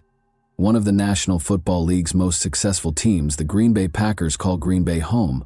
The city's economy is varied, encompassing sectors like as industry, tourism, healthcare, and education. The historic downtown area, Bay Beach Amusement Park, and the National Railroad Museum are among the attractions available to visitors to Green Bay. In 1986, a terrible murder occurred here in Green Bay. A daughter with sparkling eyes was born on April 18, 1964. Lisa Holstead was raised by Judith Karen Peral Thompson, a tough and courageous single mother. Lisa's early years weren't without difficulties. Despite the absence of her father, Frank Holstead, Lisa continued to shine brightly. She had a creative spirit and an inquisitive mind from a young age, which shaped her life. She was raised by two devoted elder sisters, Susan, who is 2 years Lisa's senior, and Deborah, who is 3 years Lisa's senior. They were always available to listen to her or to provide a shoulder to weep on. With them, Lisa experienced a warmth and security that was difficult to duplicate. She was protected by her elder brother, Stephen Holstead, who was 5 years older than her. He always made sure his younger sister felt loved and safe. Being raised by a single mother presented financial challenges, yet their love for one another remained constant. Judith loved her kids unconditionally and put in a lot of effort to support them. In addition to her love of horses, Lisa Holstead was artistic and enjoyed drawing in her own time. But when she became pregnant at the age of 17, her life took a surprising turn, and in 1981 she gave birth to her cherished son, Jeremy. Notwithstanding her difficulties, Lisa was a dedicated and affectionate mother who lavished her son with attention. She put in a lot of effort to make sure Jeremy had the greatest life possible. As she raised Jeremy alone, much as her own mother had raised her and her siblings, her compassionate, gregarious, and imaginative nature was evident. Lisa Holstead was a strong, independent woman. She bravely decided to relocate across the country to Los Angeles in order to follow her ambitions since, although living with her family was comfortable, she longed for something more. After a while in 1981, she came to the realization that she and her son Jeremy needed a stable, tranquil life. In 1982, she discovered that in the Wisconsin town of Green Bay, where they established a house, Lisa was keen to further her education, even though she never went to college. From 1983 to 1984, she enrolled in a goal-oriented non-credit adult learning course at the Northeastern Wisconsin Technical Institute. Lisa was only 22 when she returned to Green Bay in 1986, but she had already achieved a great deal with her now 5-year-old kid at her side. In this new phase of their lives, she was prepared to face any obstacles that could arise. She even fell in love again, this time with John Sott, with whom she lived in a comfortable house in Green Bay. The pair had an oddball array of pets, including an eel and a bird named Herbie, and they relished simple pleasures like fishing and darts. Lisa adored every time she spent with her loved ones, and her passion for life and love for her family were clear in everything she did. But on August 12, 1986, her promising future was sadly cut short by a cruel twist of fate. When Lisa and John set off on a late-night trip in Wisconsin, the moon was high in the sky. As they played darts game after game, Lisa and John appeared to be enjoying themselves immensely, and their competitive nature was evident. However, tension increased as the evening wore on, and it appeared that the booze had taken its toll. At 2:30 a.m., the automobile stopped at the corner of Mason and Taylor Street as they were returning home. She unlocked the door and stepped out into the chilly night air, where she and John had been fighting. She needed to get her thoughts straightened out, because the conversation with John had left her feeling angry and irritated. She informed John that he could go ahead and rest while she walked home. He wished that she would return quickly so that they could reconcile and move past this disagreement. John's concern turned into a bothersome feeling of dread as the hours went by and the sun rose above the sleepy town of Green Bay. He had the unshakable impression that something was seriously amiss, and Lisa had yet to return. Calling her name, he searched the streets and alleys but got no answer. Fear and uncertainty weighed heavily on his heart as he frantically went to the police station and reported her missing. 2 unwary employees in the Ken Years Nature Park made a horrifying discovery an hour after John reported her missing. On a typical day, the workers were walking along the riverside when they noticed a hand protruding from the water's surface. Curious, they halted their truck and walked to the water's edge. They would never be able to forget what they discovered there. A woman's lifeless body lying half-naked, as though she had been discarded like an unwanted item. They phoned the police right away, and when the Green Bay Police Department officers showed up on the scene a few minutes later, they saw a horrifying scene. Surrounded by towering reeds and murky water, the dead body of the unidentified woman lay in the marsh. In order to collect any evidence, the investigators made an effort to secure the area. The police discovered a tiny piece of cloth sticking out from beneath the murky waters as they searched the marsh for any hints that would help them identify the woman. They waded across the muck in haste to get the fabric, and when they looked more closely, they found an identity card in a pair of trousers' back pocket. At that point, they were able to identify Lisa Holstead as the victim. The case was declared a homicide once they came close to her body and noticed the telltale marks on her neck, sad proof that she had been strangled to death. Lisa's last moments were described in graphic detail in the autopsy report. Her blood alcohol content was discovered to be extremely high, measuring an astounding 0.25%, well beyond the legal limit. The autopsy at the time also showed that she had sustained numerous wounds that left her body covered in blood, a sight that could have troubled even the most courageous person. Even worse, the results of the medical examiner indicated that the main reason for her death was a horrific sexual assault.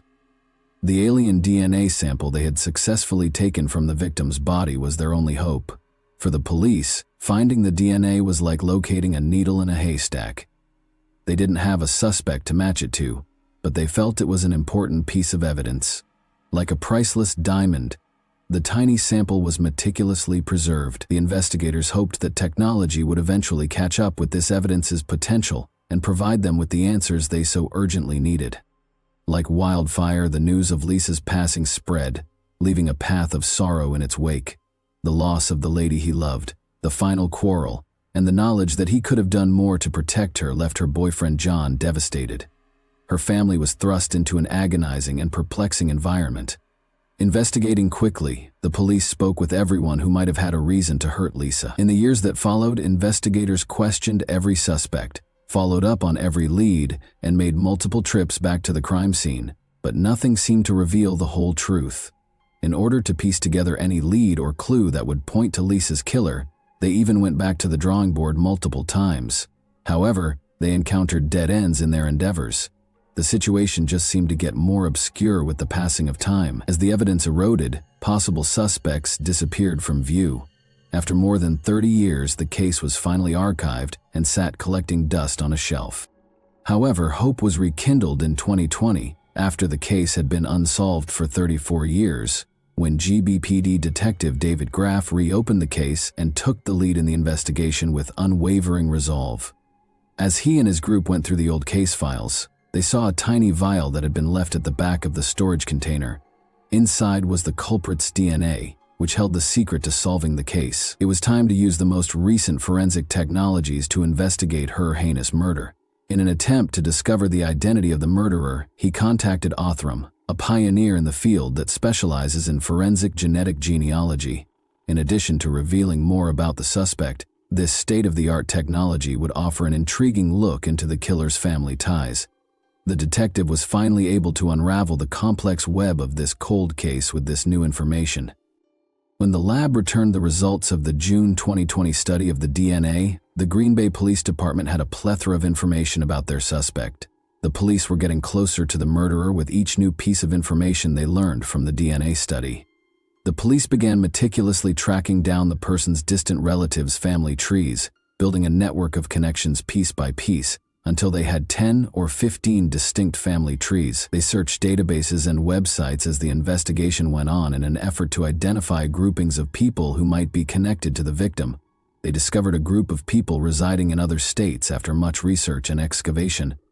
They followed their trail and eventually discovered a link to Wisconsin, which brought them to Green Bay, the scene of the gruesome murder. In 1986, the year the crime was committed, the authorities discovered a family member who had been residing in Green Bay.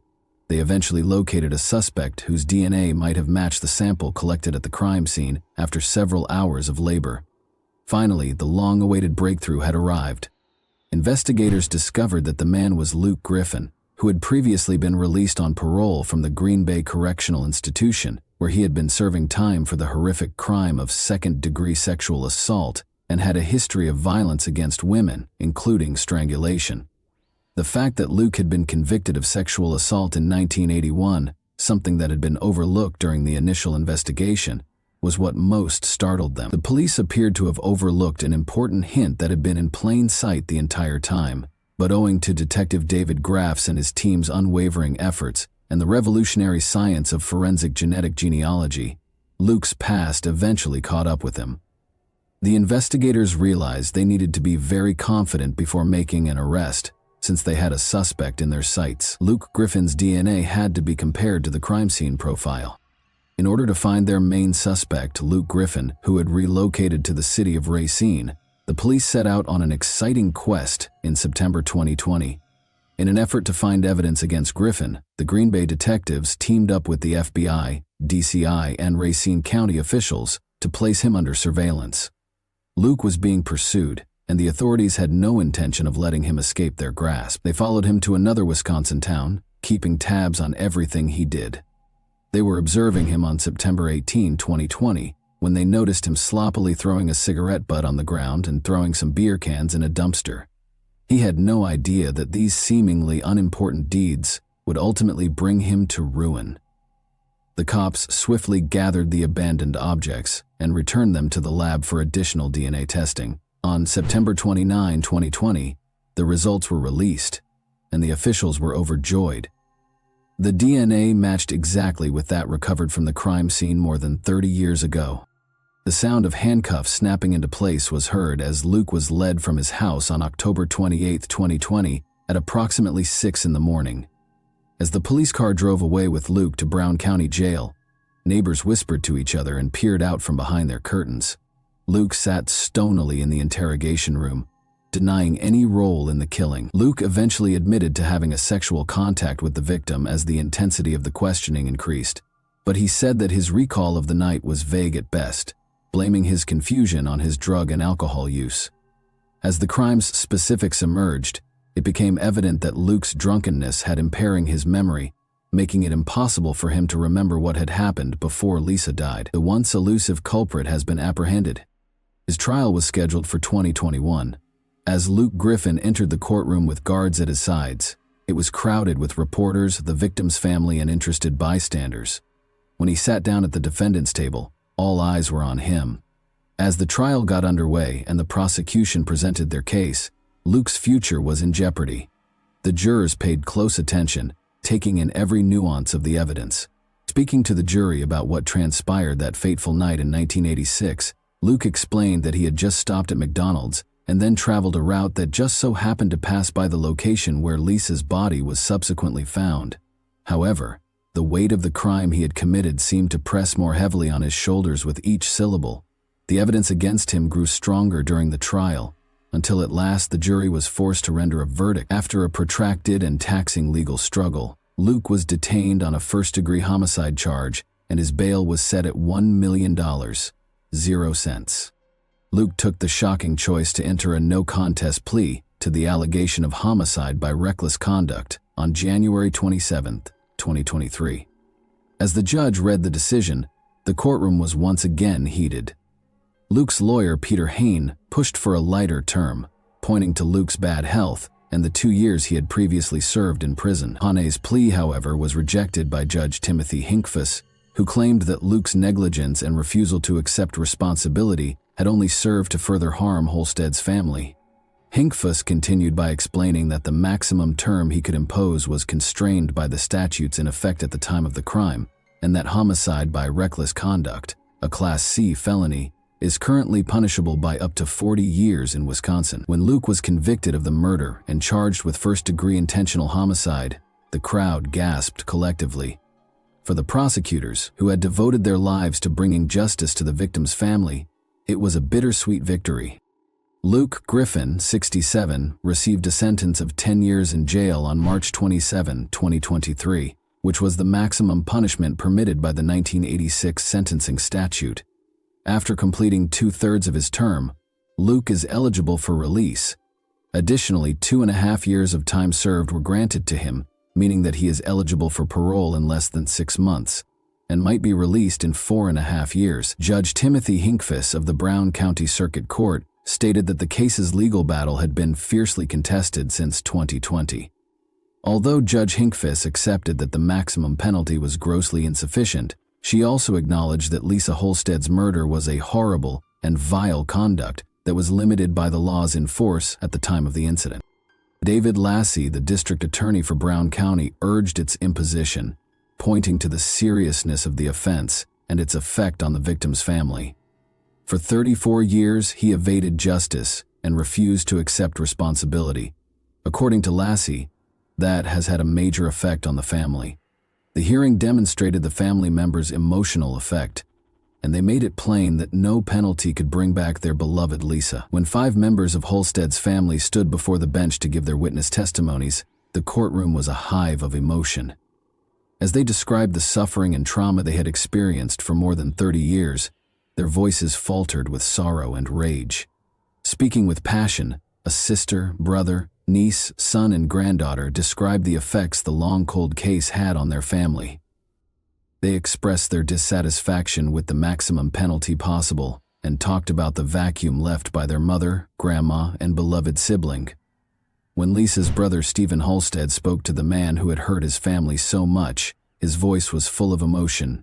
He looked directly at Luke as he said, "The pain it caused our family cannot even be described to you." They depicted Lisa as a kind and caring mother to her small kid, saying, "Many tears. I've thought about Lisa all these years. Every day spent 13,377 days since you murdered her." The family talked of Lisa's trustworthy and gregarious personality, as well as her creative energy and love of music and art. Although they admitted that they didn't have many pictures or videos of Lisa, one family member brought a framed photo of her to the stage, and another played a clip of her singing when she was younger. The Lisa Holstead case serves as a monument to both the strength of tenacity and the astounding advancements in forensic science in recent years. Even though it may have appeared like an intractable enigma for decades, justice was eventually served thanks to the relentless efforts of law enforcement and the application of state-of-the-art forensic procedures. What punishment do you believe Luke should receive for his offense? And that wraps up today's chilling story. If you enjoyed this video, don't forget to like and subscribe so you never miss a new upload. Also, let me know in the comments, what part of this story shocked you the most? Thank you for watching, and I'll see you in the next video. Hey guys, today we're diving into another truly horrifying case. If you want to support my channel, make sure to subscribe and stay active. It really helps me out. I'd be super grateful for that. Let's get started. The cost of love. What will shape our future? Without a doubt, the choices and behaviors we make. However, they believe that you can't escape fate when chance gets in the way of your normal existence. The protagonists of today's tale, Joseph and Olga Connell, experienced this as well.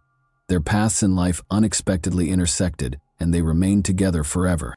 Unfortunately, because of their terrible fate, the couple were unable to fully enjoy one another. Numerous gunshots were heard close to the Paladin Club condominium in Wilmington, Delaware, on September 23, 2013 at around 2 in the morning. Witnesses noticed a guy and a woman laying on the ground when they rushed to the site. A call was sent to emergency services a short while later. The incident and its victims were reported by the caller. First aid was administered by the arriving medics. In contrast to her friend, the victim was still alive despite suffering facial bullet wounds and blood loss. There was no sign of life in the man who had been shot. He He was apparently shot in the back of the head and killed instantly. But sadly, time was not on his side. When the police realized this, they asked the woman what had transpired. She replied with an unintelligible word and passed out. They hurried the victim to the hospital. Halfway there, though, she gave up her final fight for survival and passed away. Specialists on the scene discovered documents and personal items. The deceased turned out to be Connell's newlyweds. Since none of the valuables, including Olga's wallet, pocketbook, cell phones, and even the diamond ring on her hand, were taken, the incident was a targeted murder rather than an attempted robbery. After the young guys came home from celebrating their spouse's 39th birthday, it was later discovered that the victims had been attacked outside their house. About 25 rounds were fired into their backs by the treacherous attackers. Investigators had to determine what broke up the couple's romance and whether a long-running domestic conflict could have served as the crime's motivation. Joseph Connell was born into a prosperous and close-knit family. He has a younger sister named Kelly and an older brother named John. He was the middle child. The children used to fight about nothing when they were younger, but after their parents' divorce, they joined together and became inseparable. The lads stayed to live with their mother after their relationship ended. After some time, a woman's life was occupied by another man. The second marriage went according to plan. The stepfather took the role of the father, and the family continued to be self-sufficient. The neighborhood where the family lived was rather calm and comfortable. Everyone went about their daily activities during the day, and in the evenings they all gathered around a round table to talk about personal matters. Joe was raised as a righteous and tenacious youngster. These attributes, however, were more related to labor and education. Other than that, he was the lifeblood of the business and a joyful, affectionate youngster. The young man had aspirations of being a businessman and launching his own company from a young age. His efforts were successful because of his resourcefulness and commercial sense. The protagonist of the story, Christopher Rivers, opened a machine store and a specialty store in Tullyville with his closest friend. The young men were well known around the area as prosperous partners who had started from the beginning. The friends were amiable. Additionally, they developed their business and burned a shared idea. According to the acquaintance narrative, Joseph was certain he was a bachelor until he met Olga, a Russian beauty. The young people started talking to each other on the dating site. As they were already quite mature individuals with a wealth of life experience, they soon discovered similar ground for conversation. A female friend just moved to the United States and disclosed on the internet that she was going through a divorce. The man discussed his past relationships as well as his future goals.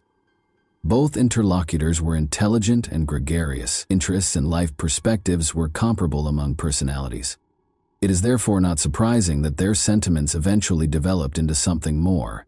Joe made her an offer after realizing one day that he could no longer picture his existence without his lover. Olga did the same. The bride has not yet been introduced to the family, which is the only subtlety, but this did not frighten the man. He had faith in his decision and in his family's response. His relatives were enchanted by the selected one's beauty and temperament. They were shocked to learn that a woman could win over a hot, affectionate relative. The couple's connection progressed quickly. Joe didn't disguise his affection for Olga because he was proud of her looks and personality and carried her everywhere with him. But as time went on, it became evident that the beloved's true Siberian character was hidden beneath the woman's sensitivity and malleability. Everyone was in awe of her boundless enthusiasm and spirit of entrepreneurship. It felt like she could accomplish anything. Connell was so happy and in love that he made the decision to hold off on getting married for a long time. Maybe he was eager to get married and was unaware of what was about to happen. It's common to say that these folks are rushing through life. You have all undoubtedly seen cases like this in your surroundings. Police conducted interviews with the victim's neighbors, spectators, and the crowd as part of their post-attack investigation. Maybe some of these people might provide clarification? Regretfully, none of them had witnessed the incident. Nevertheless, a lot of individuals fled after hearing gunfire. Some also reported hearing loud male voices just before the shooting, as if they were having a heated argument with the newlyweds. Crime broke out not far from the crime scene, and forensic specialists discovered numerous fired casings from two distinct kinds of guns. Consequently, it became evident that multiple attackers were present. The pair was originally sentenced to death, based on the sheer volume of gunfire. In such a shootout, it is doubtful that anyone would have survived to execute their strategy. The The thieves bided their time till the youths returned from the celebration. One of the well-known bars served as the venue for the birthday celebration. The party was attended by some Connell family members as well as friends. After dancing till midnight and having a great time, everyone headed home when they were exhausted. After parking at the residence, the pair made their way to the front door. The intruders discovered the best moment to execute their illegal plan at this point. Interviewing the victim's relatives was the next stage of the investigation. Joseph's parents were questioned by officers. The man's mother and stepfather said they had no knowledge about the couple's supposed adversaries and critics when they were questioned about it. The newlyweds appeared to have no enemies. On the other side, very few people do not have jealous others. At any rate, none of the recently married couples mentioned it. Meanwhile, the investigators received some intriguing information. It comes out that on the eve of the wedding, Joe and his sister Kelly got into a fight. It had to do with a pricey diamond-encrusted family ring. Experts estimated its worth to be around $20,000. Relationships between the relatives changed after the argument. All of Kelly's relatives, however, asserted that she would never have attended the crime. In particular, the ring was still on Olga's finger following the assault. However, it was a weird coincidence that forced the version concerning the hidden crime to be checked. Even though the woman lived in a different neighborhood, Kelly was among the first people on the site of the murder that fateful night. She was close to the ring story at the time. The couple intended to wed in the Virgin Islands. The engagement ring was the single thing that ruined the wedding planning. The mother gave the family treasure to her son in accordance with family custom. The youngest daughter, however, had already received the jewelry for the wedding 10 years prior. Joe carefully removed the ring from his sister and swapped out the precious stones for zirconium so as not to alter the long-standing tradition. He then surreptitiously gave the mistress back the ring and diamonds that had been placed into Olga's engagement ring. Given his financial circumstances, the protagonist's action is hard to justify. He may have made the decision to follow the regulations in this way. None of the women were supposed to have guessed it, but the calculations had not worked out. After spotting the switch, Kelly started searching for the offender. The younger sister was furious when she found out about her brother's behavior. She was understandably outraged and told Joseph so. The latter, however, was furious because he believed the sister's anger was unfounded and that her only intention was to break family customs and somehow sabotage the wedding. However, the ceremony happened. Kelly excused her absence from the event by stating that she was working at the time. The woman chose to ruin the celebration in retribution and sent Olga, the gullible bride, a mocking message. Discovered the truth. Following that, there was tension in the brother-sister connection. There were fights between them from time to time. Mutual insults and rebukes were common, and the subsequent incident, a strange robbery, completely jolted everyone out of their rut. In the Virgin Islands, the newlyweds started their joint life. The honeymoon was a happy time for the newlyweds. Olga and Joseph enjoyed fishing, sailing on a yacht, swimming in the sea, sunbathing on the beach, and sampling local food. There was no shortage of funds for these uses. The newlyweds purchased a pricey Mercedes, and Joe was delighted that the business was flourishing and earning a solid revenue of almost $1 million annually back home. They spent $100,000, 0 cents, on the new convertible. Olga started to assist her spouse because she didn't belong to the group of ladies who enjoy sitting on her neck. Olga possessed a rare appeal in addition to being well-read, intelligent, and fluent in English. She entered the company and worked in administration with ease because of her prior experience working on the stock exchange. Joe and Chris had a lot more customers after the attractive blonde took over the firm. While the couple was busy conducting business, a young family's home was broken into a week prior to the attack near the condominium. Jewels and family heirlooms were taken by an unidentified individual. Olga owned the diamond ring. When the Connell couple got home that day, the family's head of household saw the unauthorized entry and phoned 911. Surprisingly, when law enforcement investigators inspected the area, they found no evidence. There were no conclusive findings in the burglar's hunt. Investigators presented the theory that the heist was staged or the product of a professional. Many people thought the sister had every incentive to fake the crime, which is why Kelly was highly suspicious. Maybe she eventually decided to discipline her brother because she could no longer forgive him for what he had done. However, the case investigation quickly reached a standstill. The spouses were the victims of a more horrific crime, and detectives' focus was diverted to the investigation of a double crime in an attempt to find a motivation. During her interview with detectives, Kelly appeared distraught. The woman didn't conceal anything and helped with the investigation. She described the argument with Joe and even produced correspondence pertaining to it. Olga stated in one of the chats that she believed Kelly was the one who planned the most recent heist. Kelly denied it, but the inquiry could not rule her out as a suspect. The woman later acknowledged that she applied strong pressure in some areas, despite the clear motive, and all the evidence pointed to the opposite conclusion. The victim's younger sister appeared devastated, yet she did not alter her testimony during any of the interrogations or appear perplexed during Joe and Olga's funeral. She was clearly suffering the loss and loved her brother. Other theories about the murder were being considered at the same time. Jealousy was not ruled out as a motive for the crime, because Joseph Connell was one of the many ideal grooms, and his bride was exceptionally beautiful. Perhaps not everyone in the couple's immediate vicinity was as happy as they were, and some of the former youths might harbor resentment and seek retribution in life after marriage. Nevertheless, the inquiry did not substantiate the detectives' assumptions. It was discovered that Joe had a cordial farewell to his former friends. They are also happily married and have been for a long time. This also holds true for Olga's previous partnerships.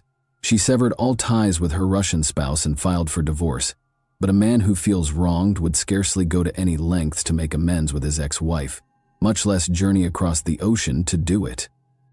This theory has been disproved in this respect. However, while the detectives were searching for the newlyweds' opponents, they continued to focus on the issue of brother-sister conflict. One of the most frequent motivations for criminal activity is greed. As a result, after interviewing Kelly, the inquiry turned to her husband, Garrett Catalano. The man would do everything for his wife since he loved her so much. The possible suspect acted coolly and persuasively, but it's likely that he could have committed a double crime during the chat at his beloved's request.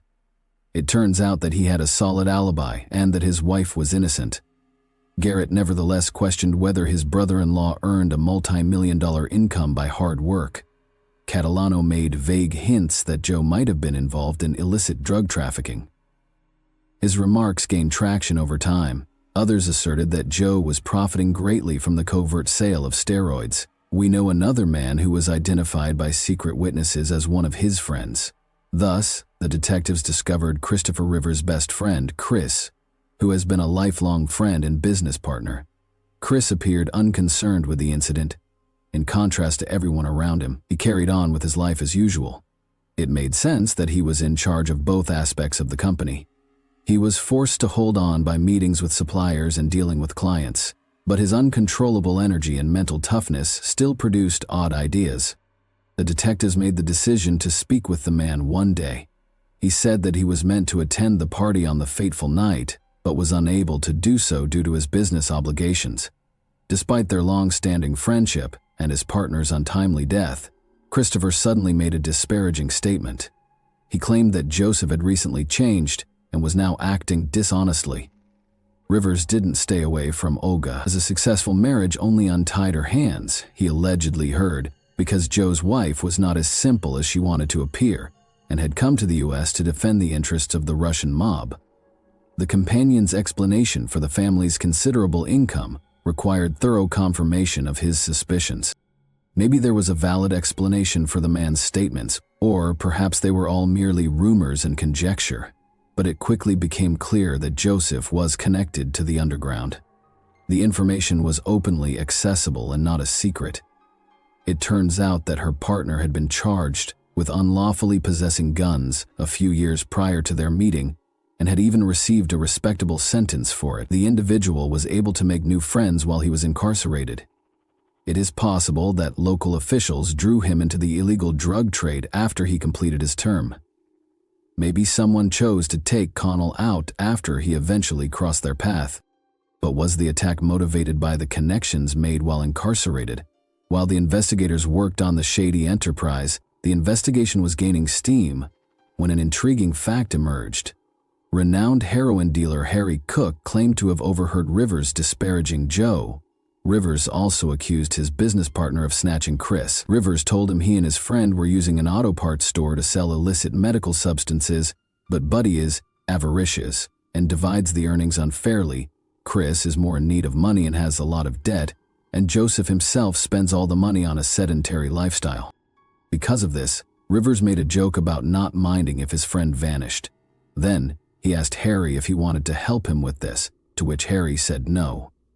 As a result, Rivers' identities took on new significance. Chris was questioned about this on multiple occasions during the investigation, but he had an alibi. Both internal and external video surveillance cameras verified that the man was home when the murder occurred. Simultaneously, experts chose to review his criticisms and examined the company's accounting records. It turned out that the company did experience losses in spite of the high revenue. But as it happened, Connell had nothing to do with a number of embezzlements. Who was at fault was the stipulator himself. According to police informants, Chris has a lengthy history of excessive substance use, and recently, his addiction has grown out of hand. This explains the high rate of shoplifting and debt. In light of this, the man became paranoid.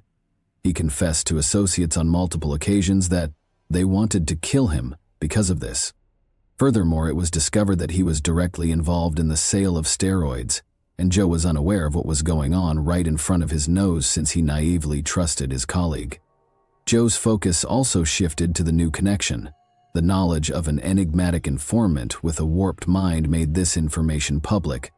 After reviewing Rivers' phone logs, detectives found the man.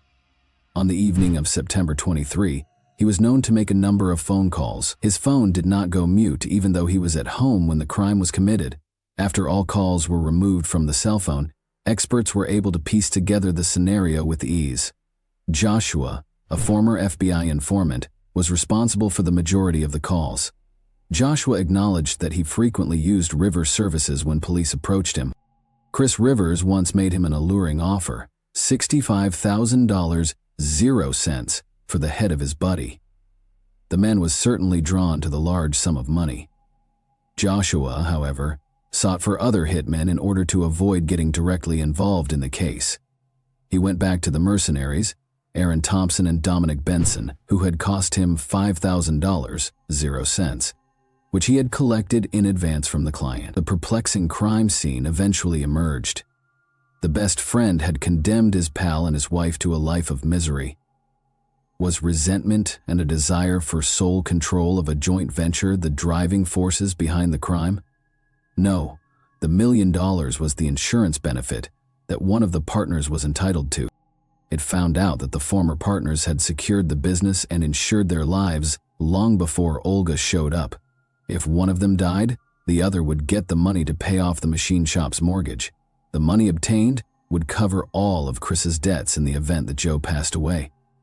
The issue is that Rivers chose to remove 2 of them at once because his partner got married and all payments were owed to the lawful spouse. The discussion that occurred on the night of the crime between the organizer and his accomplice. This was indirectly corroborated by the fact that Rivers was clearly worried about the operation's success, even though the men's conversations were encrypted. Detectives confiscated the phones of the 4 suspects in order to properly examine the communication between the 2 guys. Their activities on the night of the incident were captured on camera thanks to the mobile devices. At that point, Dominic and Aaron were close to the young couple's home. Curiously, Connell was swayed by the video footage that supported Chris's alibi. It shows the man is apprehensive and keeps the phone in his hands. Joshua didn't resist when investigators approached him and turned himself in to the police to lessen his penalty. The man testified against the customer and agreed to a deal with the investigation during the interrogation. So Christopher devised a clever scheme. He intended to frame Kelly by using the argument between his sister and brother. The heist at the Connell residence was shown to represent the subsequent phase of the criminal scheme during the course of the investigation. Joshua broke into the couple's house and committed a burglary after receiving orders from Christopher. But the target's head was a diamond ring, a contentious family relic. That day, Olga happened to be wearing it. Had the scheme been successful, Joe's sister would have been held responsible for everything, and the investigation would have followed a false trail. However, This was insufficient for Rivers, who attempted to discredit his friend after the crime. Later, it was discovered that a cold-blooded and meticulously organized crime for money justice in 2014 was the cause of Joe and his lover's deaths. First-degree murder. 2 counts of first-degree murder, 2 counts of possessing a firearm while committing a criminal, first-degree conspiracy, and first-degree solicitation of a felony were among the charges against him. They tried his co-defendants as well. The experiments were conducted simultaneously but independently. Aaron Thompson's possession of the weapon was established during the trial. Consequently, he was convicted of 2 counts of first-degree murder, 2 counts of first-degree conspiracy, and 2 counts of possessing a firearm while committing a felony.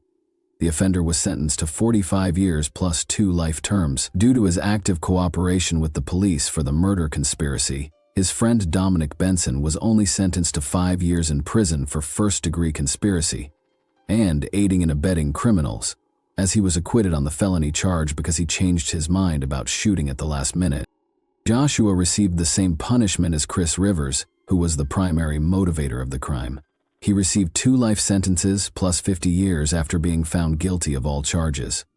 According to the well-known proverb, we can forgive someone for anything other than success in spite of his youth. Joseph was an extraordinary individual. He discovered the love of his life and established a business, but he was deprived of the chance to share happiness with her. The pair might achieve great things, create a solid family, and produce children. However, their measured life was irrevocably altered by his partner's distaste and his greed for money. During his years in prison, Christopher's selfishness, pernicious addiction, and money, one of the traditional and prevalent reasons for criminal activity, ruined many lives. The prisoner will undoubtedly be healed of his harmful substance addiction, but will he be able to suppress the remorse that will inevitably surface? Or, in his situation, may the voice of conscience never be heard at all? Ultimately, not everyone has the courage to live a lifetime of persistent self-doubt. Thanks for watching, everyone.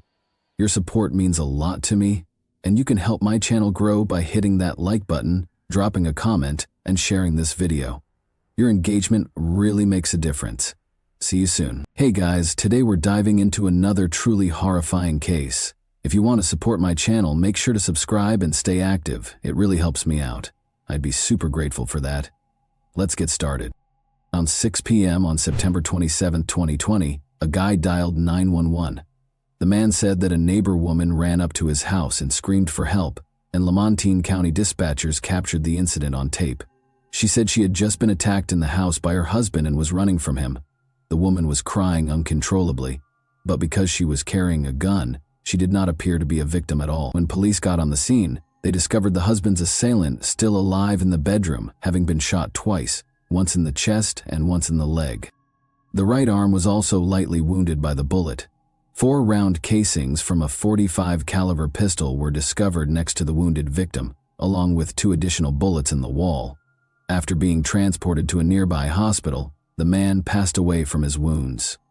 An hour later, police investigators interrogated the woman and conducted a comprehensive investigation of the tragedy scene, but she chose not to alert the authorities. Detectives started looking into her claim of self-defense after she was not taken into custody that evening.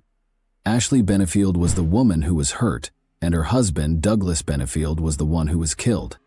Let's examine the actual circumstances of that day, though, and if Ashley might have rescued herself by shooting her husband alone. In August 2016, our story starts in sunny Florida. Douglas Benefield and Ashley Byers first crossed paths at a Palm Beach Republican fundraising event. After supper that same evening, the man was so enamored with the young girl that he requested for her phone number. This was the beginning of their loving correspondence. Ashley Byers, 24, was employed at Donald Trump's Sarasota campaign office. She was responsible for organizing demonstrations and urging evangelicals to vote. Ashley was involved in politics, but she was also a model and dancer who occasionally performed with the Maryland Youth Ballet. But Ashley wanted to launch her own ballet company and become a well-known ballerina. Ashley was 30 years younger than Douglas Benefield. He was a successful consultant who worked with defense contractors and technology companies, a former Navy pilot, and a native of Charleston. In addition, he worked in restaurants and real estate. Douglas raised his 15-year-old daughter Eva alone after becoming a widower approximately a year ago. Despite their vast age differences, the little girl and the older man were drawn together by their shared love of weapons and conservative ideals. They were married in just 13 days. Douglas's hometown of Charleston hosted a little celebration. Only Douglas's buddy Trip Cormany, who was then an ordained Episcopal minister, was invited. Because Douglas was very devout and wanted to marry Ashley before he became sexual with her in front of the rest of the couple's family and friends, Trip consented to perform the wedding, even though he wasn't happy and disliked what he saw as too little time for them to have known one another. It was a surprise wedding. Douglas didn't even extend an invitation to his daughter's wedding. At the age of 15, Ava Benefield was still dealing with the shock of losing her mother. Ava found her mother, Renee, dead 9 months ago when she returned home from school. She had passed away from an unidentified cardiac disease. Ava was taken aback by her father's unexpected union with a girl who was just 9 years her senior. The relationship between Ashley and Ava did not work out after Ashley moved into Douglas's house in Charleston, and this led to many arguments and scandals in the family. Douglas's new wife significantly harmed the close father-daughter bond. Ashley didn't want to be her husband's daughter's friend or stepmother. In contrast, Ava believed that she was just losing her father. Douglas pledged to fulfill his wife's dream of starting a ballet company that would feature dancers of diverse physiques and nationalities, as envisioned by Ashley Benefield. He held his young wife in high regard. Douglas told Ashley she was the most beautiful, tall, slim, and graceful, and he often planned romantic dates and surprises for her. He also gave her flowers. Ashley, like a swan, truly enchanted everyone in her vicinity. Her long brown hair, like a bird's plumage, gave beauty and splendor, and her blue eyes emanated friendliness. Douglas was prepared to go to any lengths for his Ashley since he saw only spiritual purity in her. Her desire came true so quickly. Douglas's commercial acumen and Ashley's love of ballet led to the founding of the American National Ballet in Charleston, where they recruited ballet performers from across the nation. The objective was to operate a for-profit school and a non-profit ballet company. Ashley and Douglas started holding the initial auditions in the summer of 2017. Ashley, however, was contemplating a pregnancy and dreamed of becoming a mother in addition to launching a ballet company. Approximately 40 dancers from all over the world started traveling to Charleston to practice with Ashley during the late summer of 2017 while the ballet company was being formed, but she never returned for another audition. Douglas was left to do all the job. Douglas hired ballet master Michael Wise to train the dancers, but Ashley was the one that many dancers were waiting for. She wasn't planning on doing ballet anytime soon, citing a serious condition from her pregnancy. Despite the growing tension between Ashley and Eva, Douglas continued to support his wife in her dream to start a ballet company in Charleston with a unique mission. The man, who was not very involved in ballet, tried to run the company on his own with the help of hired managers and choreographers, but the company soon ran into legal issues after being sued by dancers and choreographers who accused the couple of breach of contract, claiming they were fired just weeks after being hired. After Ashley left, Douglas brought in new managers in the hopes of getting the ballet up and running, but they made drastic changes, and Ashley's original vision of dancers from all ethnicities didn't work. Douglas failed to see the growing tension between Ashley and Ava because he was too focused on the ballet. Douglas lost his temper and shot their home ceiling one day after he and Ashley got into a fight over Ava.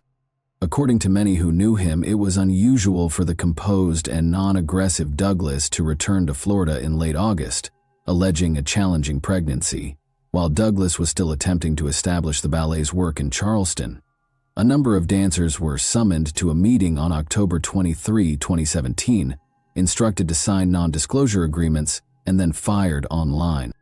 Ashley voiced her disapproval of Douglas and the rest of the company. "Everything we've worked so hard to achieve has been ruined by the current management, and I cannot support them or their behavior." According to her, A&B was founded to distinguish out from other dance companies and ought to have established new guidelines for how it handles its dancers. The way it was handled should make everyone embarrassed. A brilliant concept appeared to have vanished like smoke. The American National Ballet was permanently completed a few months later. Douglas had lost more than $100,000, 0 cents, by the end of the dance case. His ballet nightmare was finished. Douglas, who had long collaborated with numerous dancers, arranged a farewell party for A and B. But instead of his expectant wife waiting for him when he got home, there was a farewell note. Ashley outlined all of Douglas's flaws in her 4-page letter, labeling his behavior toward her possessive and domineering. She said that his heart was crushed and that she had to leave him because she was afraid for her life and the safety of her pregnant child after he shot a gun into the ceiling. Ashley's note, however, was just the start. As it turned out, Douglas had to deal with a blow from the man he loved, making the months that followed much more challenging. Still holding out hope for a reconciliation, Douglas sent Ashley a birthday gift in late November 2017. He was aware of his wife's passion for tea. He purchased a specialty tea for expectant mothers, as well as a lovely teapot, cups, and saucers. Ashley was not going to tolerate the present, even though she accepted it. Rather, she accused Douglas of a number of offenses. Poisoning her with her tea was one of them. Investigations into her claims revealed nothing to support such serious charges. Ashley, however, didn't stop there. In order to find out if she had been poisoned, she sent her hair to a different facility for investigation. According to the report, her hair had higher than usual concentrations of zinc, aluminum, and other elements. Ashley went to the hospital 3 weeks before to giving birth, without telling Douglas. Tampa General Hospital was where she was. The woman was quite terrified and said that her husband had poisoned her, exposing the unborn child to heavy metals through the womb. Ashley continued to blame Douglas of unsubstantiated physical abuse. Additionally, she said that he imprisoned her in his house in Charleston and that he stalked her everywhere, beginning in Florida, despite Douglas being hundreds of miles away. Since there was no way of knowing whether Ashley's statements to hospital workers were accurate, management took safety measures and renamed her Christina. A C-section was done by doctors 3 days later. Ashley was still concerned that her daughter had been poisoned, even though the newborn girl was healthy, but Douglas wasn't prepared to give up. He begged Ashley to reconsider in a series of texts. He still had a family, which he had assumed would be faithful, happy, and ideal, but it had disintegrated in the most dubious manner. Ashley didn't feel like going back, much less forgiving Douglas. She made the decision to approach the police and bring fresh charges against her spouse. She sent in Florida Child Protective Services to investigate after learning of Douglas's abuse of his eldest daughter, Eva. Ashley detailed the day Douglas discharged a gun inside the house and informed the police that he struggled with anger management. Following Eva's interview with investigators, Douglas was also questioned. The gun incident was looked into, but Douglas was ultimately found not guilty. A psychologist who conducted a thorough psychiatric test on him concluded that Douglas was completely well and not a threat. Ashley wrote a lengthy letter to Douglas again because she couldn't believe it. He was warned in the final paragraphs not to approach her or attempt to stalk her, or else the police will be called in once more. She didn't appear to be prepared to start dating again. Ashley Douglas received yet another harsh note that made it clear how she felt. When Ashley and Douglas reunited in a Bradenton courtroom in the summer of 2018, the poisoning accusations reached a boiling point. Ashley requested a restraining order, and Douglas wanted to see his newborn baby, but the judge was not persuaded, despite Ashley's 2 days of testimony and the results of her lab tests. According to Judge Diane Moreland, there was not even the most plausible indication that Miss Benefield had ever been poisoned or experienced any poison illnesses.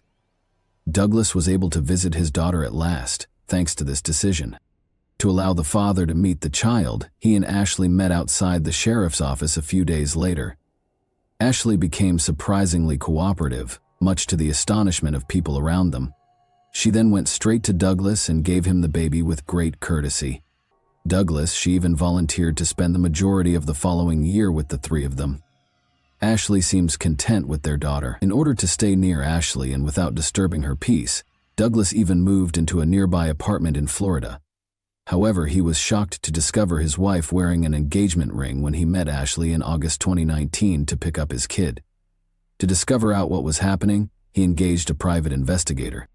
Douglas was notified by the private investigator that Ashley was seeing another guy, who filed for divorce in November 2019. Ashley soon started complaining about Douglas Benefield once more. Ashley said that he had behaved inappropriately toward his small daughter. She made several horrible accusations against him. Authorities accepted the lack of proof despite Douglas's strong denial that he had harmed his daughter. Then, in March 2020, Douglas accused Ashley of having a dual personality in an email to the sheriff's office. However, a few months later, Douglas made the startling announcement that he and Ashley were moving to Maryland in an attempt to reunite as a family. Despite holding their breath, friends believed that her parents' miraculous reunion was imminent for the benefit of their small daughter. Douglas Benefield was getting ready to start a new life on September 27, 2020. He was relocating from Florida to Maryland with Ashley, their little daughter, and Ashley's mother, Alicia. Let's imagine that it is Sunday evening. Ashley meets with Douglas at around 5:30 p.m. to begin packing for the relocation. Ashley and Douglas are contentedly packing at Alicia's house. Alicia chooses to walk to a neighboring park with the infant. Douglas and Ashley are left alone. As they converse, Ashley abruptly declares that they will be moving without him. In a fit of rage, Douglas shouted that they would move in as a family and begin a new life. Furious, the man started shifting filled boxes.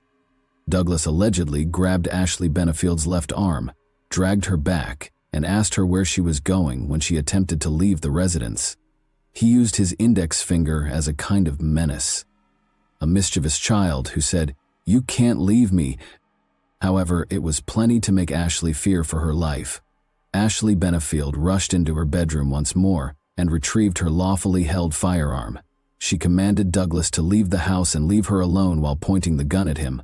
In an attempt to soothe Ashley, Douglas didn't pause and kept moving in her direction. She started shooting as he moved closer to her. Ashley witnessed Douglas's fall as his feet slipped out from beneath him and he abruptly collapsed, lifting his legs into the air. Screaming for assistance, the woman rushed to the neighbor's house. She was seen crying and shouting while running outdoors with a rifle by two neighbors who were out for a dog walk. Ashley hasn't spoken up, though, so only she truly knows what transpired in the house that evening. Ashley was taken into custody and charged with second-degree murder 5 weeks after the incident. She entered a not guilty plea. After around 2 weeks in jail, she was freed on bail. On November 4, 2020, Ashley went into cooperation with the government. She was officially taken into custody at that point and accused with second-degree murder. She is being kept without bond until February 2023, when she is scheduled to appear in court. Ashley Benefield shot her husband in self-defense, according to the defense, which filed a request to dismiss the case. Her version of events leading up to the deadly shooting is presented in the 105-page motion. Neil Taylor, Ashley Benefield's lawyer, stated that the motion is partly an effort to clarify her version of events. Ashley Benefield's lawyers included supporting documentation, photographs, and other evidence in their move to dismiss. In addition to images displaying Douglas Benefield's flawless form and power, there are also pictures of Ashley Benefield with a black eye and a cut on her side that was allegedly caused by a moving box that Douglas was carrying toward her. According to the defense, the images of her wounds were captured on the day of the shooting. In addition to their long-standing admission that Douglas punched their dog and punched a hole in the wall, defense lawyers have done everything in their power to link Douglas to cruelty and uncontrollable aggression. During the original hearing in July 2018, he allegedly acknowledged to taking a revolver from his sleeve, shooting at the ceiling, and even hurling the weapon against a wall to try to silence Ashley Benefield during a dispute. Neil Taylor, the attorney for Ashley Benefield, and Assistant State's Attorneys Suzanne O'Donnell and Rebecca Friel debated whether Ashley Benefield's actions the night she shot Doug Benefield were a lament or self-defense. Ashley was accused of killing her ex-husband, and after 2 months after she appeared in court for a hearing, the county judge dismissed a motion to dismiss the case. Judge Stephen White of the Circuit Court stated that the state had demonstrated through the entirety of the evidence given during the hearing that Douglas Benefield's death was the result of Ashley Benefield's long-term, coordinated effort rather than a single act of necessary self-defense. The court agreed with the state that there was probable cause to proceed with the case, rejecting the defense's version of events. Judge White said in the finding that the defendant is not entitled to judicial immunity from prosecution because she was not justified in employing fatal force against the victim on September 27, 2020, as demonstrated by the competent and significant evidence offered by the state. Ashley Benefield was therefore refused immunity and the dismissal of the case, since the prosecution and the court were not persuaded to shoot him by the evidence that was given in court. According to court documents, Douglas Benefield was shot after an altercation broke out on that fateful day of September 27, 2020, when he went to visit his child at the Lakewood Ranch home where the suspect was staying with her mother. Later, in a nearby hospital, he passed away from his wounds. Ashley Benefield said that when she attempted to flee from the police, Douglas grabbed her and started beating her. According to the affidavit, Douglas was not facing Ashley when she started shooting because of the entry wounds on his torso. Additionally, he did not adopt a defensive stance. Ashley's claim of self-defense became troublesome as detectives looked into it, even though Douglas was not found to have a weapon on or near him. The man apparently didn't even anticipate being shot by his cherished wife. Ashley Benefield is awaiting trial and maintains her innocence. Yes, she is. Not entered a guilty plea yet.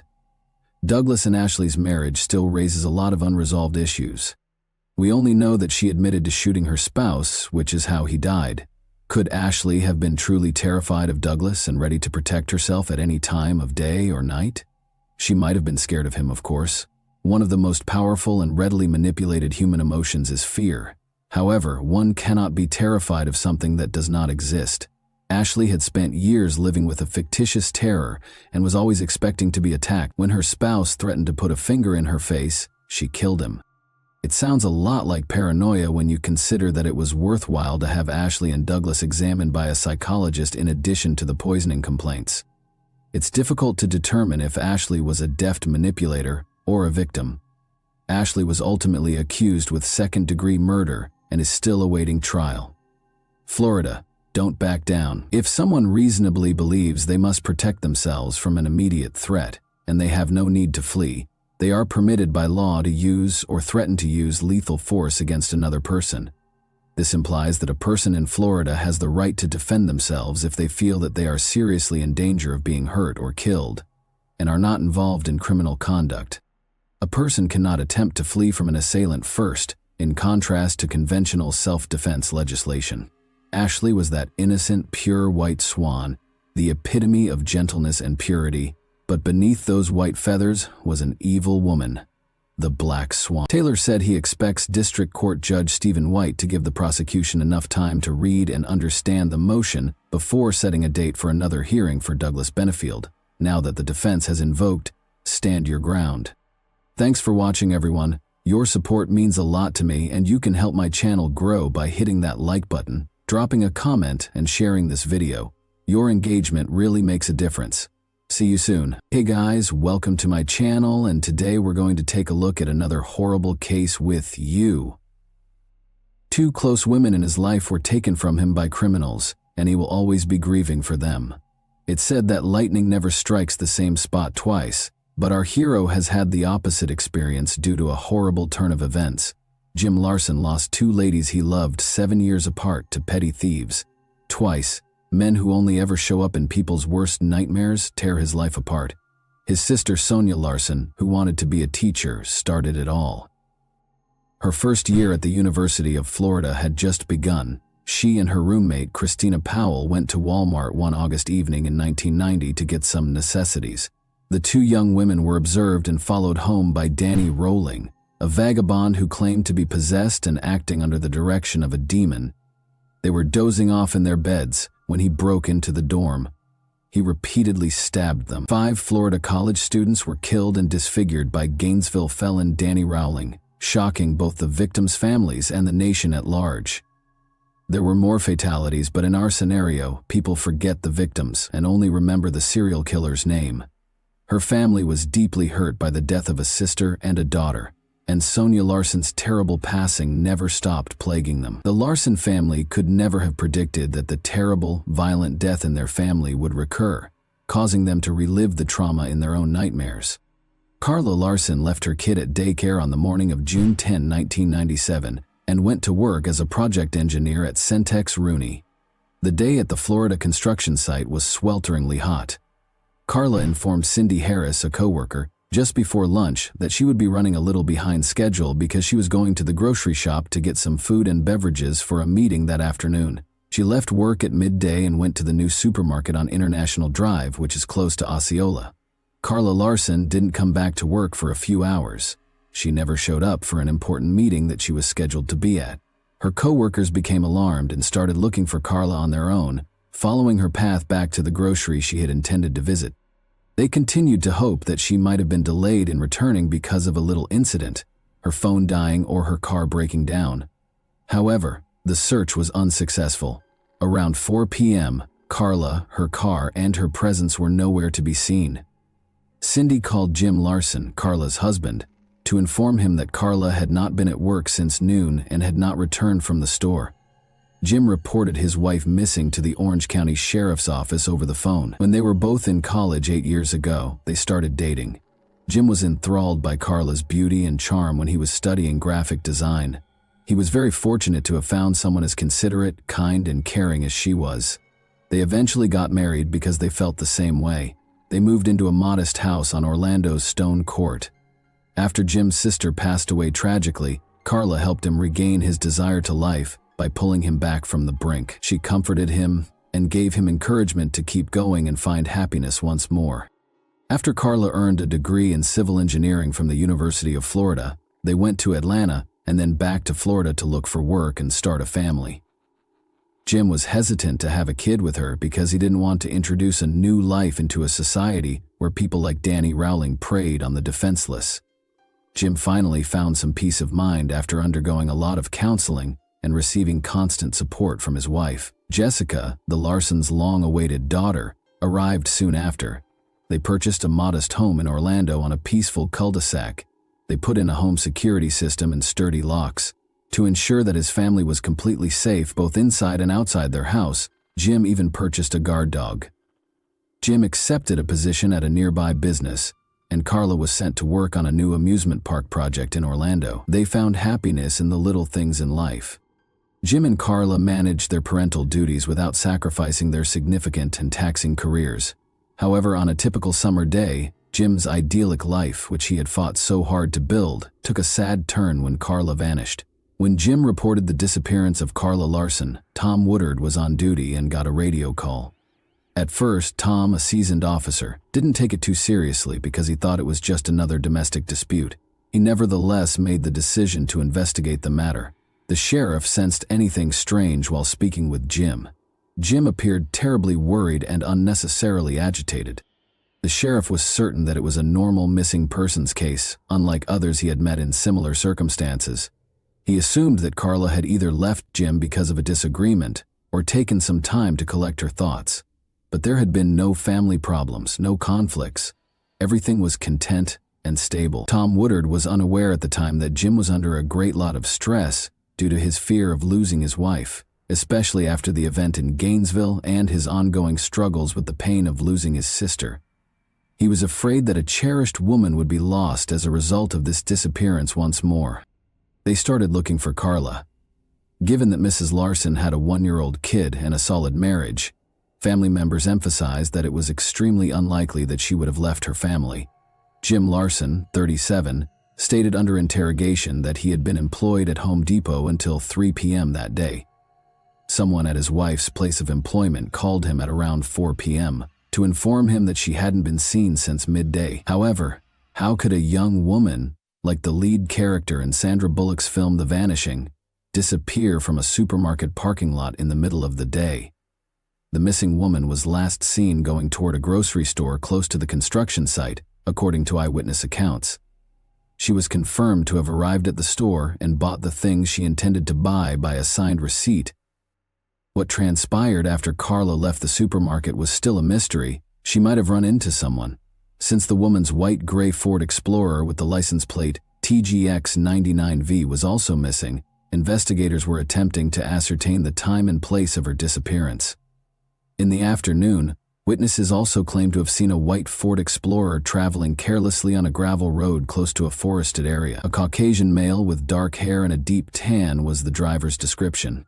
The accused kidnapper was depicted in a composite sketch. Since the car might be a crime scene, a search team was dispatched to the area to look into it. Such incidents don't frequently occur in Orlando. The hunt for Carla attracted a large number of volunteers. The city's citizens, particularly those in College Park, were frightened when word spread that the young woman had vanished from the grocery parking lot. The volunteers posted leaflets at bus stops and grocery stores. The area around the store was searched by search teams. The search radius increased with every hour. Over the course of the 2-day search, a helicopter was brought in to survey additional ground. Even though there was less and less chance of finding Carla alive every minute, the homicide department and her co-workers persisted. After 36 hours of searching the same spot again, 2 of Carla's co-workers finally found something early on June 12. A woman's mangled body was lying in a marsh covered in a towel. One of the men described how, following the gory finding, he and his companion had exited the vehicle to explore when they smelled something odd but were unable to identify its source. From the little flash of his lighter, Jack lit a cigarette. The aroma was brought toward them by a modest breeze. After roughly 70 feet of leisurely walking, they located the woman at 3:39 p.m. She was half covered in sand, lying behind a shrub in the swampy region. It took the men a long moment to understand that what they had discovered was, indeed, Carla Larson, who had vanished 2 days before. She was naked, with a blue towel over her head and her long blonde hair flowing down her back. Her wedding band was the only piece of jewelry left. When Jim Larson and his family noticed the patrol cars, they began searching the area on their own. Jim was told about the discovery in the woods by a police chaplain. He felt nothing when the cops discovered her partially covered in sand. But nobody realized that the man was already burned up and overcome with emotional pain. In order to ascertain whether Mr. Larson was responsible for her death, the police were so perplexed by his actions that they put him through a polygraph test. Locals who had been keeping tabs on the COVID hunt, Carla even said that Larson appeared too aloof throughout the probe, but they failed to realize that he was just exhausted. Jim was shocked that he had experienced this twice. He stopped sleeping and eating. He had black circles under his eyes and had lost a lot of weight. The police brought detectives to what they thought might be the scene of a crime, roped off the area, and summoned the medical examiner. Investigators thought that there had been an attack after first examining the scene of the body, since the woman was found naked and all of her jewelry, aside from her wedding ring, was gone. So was it a robbery or an assault? In addition to stealing items, the robber also killed a woman. But first they had to be sure the body was indeed that of Carla Larson. Florida's extreme heat and humidity had taken their toll. The rain, animal activity, and insects had made it very difficult to identify the remains. The forensic team was concerned about the DNA evidence they could gather because the body had started to degrade, changing its chemical composition. There was not much time left. However, given Mrs. Larson's car had been last seen in the vicinity, authorities were almost positive that the severely decomposed body belonged to her. Jim Larson identified the towel found on the body and verified that it was the same towel that had been in his wife's car. Her handbag and regular clothes were gone. The investigators were greatly distressed by the autopsy findings. All traces and evidence that could have identified the offender had been obliterated by decomposition. The purported assault was not verified, and the investigation determined that strangulation was the cause of death. Could a car and a few pieces of jewelry really have cost a lady her life?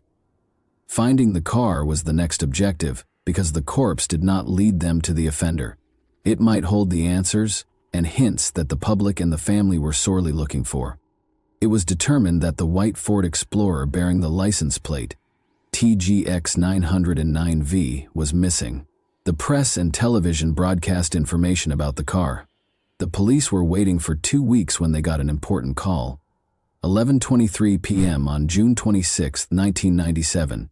A black truck was on fire in a Cocoa Beach vacant lot, according to a call. As the car burnt, it became evident that the black was not the car's natural color and was neither soot nor ash. Following the fire, white paint was visible in several parts of the body. Excessive spray on the tires showed that a cheap can of spray paint had been used to apply the black paint in an amateurish manner. After being taken to the police garage, the car was examined by forensic specialists. It was discovered during the inquiry that the torched truck, which was 62 miles from Orlando, was in fact white and belonged to Jim's victim. The car had been fitted with a radar detector, experts discovered. Detectives were able to locate the mount where the detector had been in spite of the fire damage, proving that the vehicle belonged to the Larsons. Finding the radar detector was the police's main priority. Before an unforeseen love triangle helped solve the case and identify her criminal in Central Florida, The inquiry stagnated. There are hundreds of cars that are similar to hers, but one woman's phone call caught the detective's attention in particular because of the strange tale she told. Angel Huggins and her family had arrived in Orlando on the day Carla Larson vanished. Despite having traveled to Orlando together, Angel clarified that she left the city without her spouse. Angel informed Orange County investigators John Linner and Cameron Wire that infidelity, violence, and drug usage had made their family vacation a complete bust. At a motel close to Disneyland on June 9, their family vacation came to an end the same evening it started. According to Angel Huggins, she was almost strangled to death by her husband, John Huggins, since she had refused to have an intimate relationship with him. He left the motel on West Highway 192 early the following morning and didn't come back until midday. John Huggins drove a white truck that was identical to the victim's car when he arrived at Angel's mother's home in Melbourne. In the midst of their divorce proceedings, Angel was enraged with John for his adultery. John had become engaged with Angel's sister when they were in Melbourne. Tammy also informed the cops that Huggins had been given permission to park the white SUV at John's friend Kevin Smith's residence for a few days. The investigators went to Kevin's house to ask him some questions because they were so intrigued by this narrative. However, his girlfriend answered the door as Kevin wasn't home. For a few days, Kim virtually proved that a white Ford Explorer had been parked in their driveway. It had been parked in her space, and she was unhappy since she had once lost control of her little vehicle while driving and collided with the Ford Explorer, denting it. The Explorer's white paint was still visible on her pickup. To determine whether the small paint sample belonged to Carla's automobile, collision specialists sent it to the lab. Since the paint from Mrs. Larson's automobile had been discovered on Kim's, this was required to demonstrate Kevin Smith's role in Carla's car's disappearance. The police had questions for Kevin Smith before they could prove his whole involvement, but they were almost certain that Carla's Ford Explorer had been parked at his residence. The person who had been operating the SUV had to be identified. Despite matching the sketch of the man who was observed driving Carla's car that day, Kevin Smith would not identify the driver.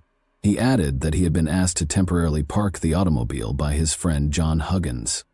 Upon inspecting the truck, Kevin discovered a radar detector inside. He tore it from the automobile and held onto it for a while, but he concealed it in the yard out of concern that he could be caught.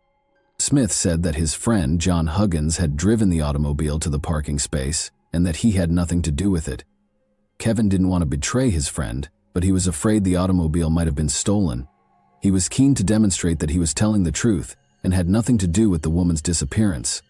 Kevin voluntarily turned over the radar detector after he had a conversation with the cops. After more questioning by the authorities, Kevin finally confessed to locating the radar detector, erasing all fingerprints, and tossing it into the bushes close to his home. By tracking down the serial number, the authorities were able to collect the detector and verify that it belonged to the victim. The first concrete evidence that Carla's automobile had been parked at Kevin's and that John Huggins had driven it there came when detectives verified that it had been fitted in her vehicle. Investigators now had the radar detector, a paint match, and the car, but the crucial question was still unsolved. John Huggins was the top suspect right away. John Huggins has a lengthy criminal background, according to a thorough investigation of his past.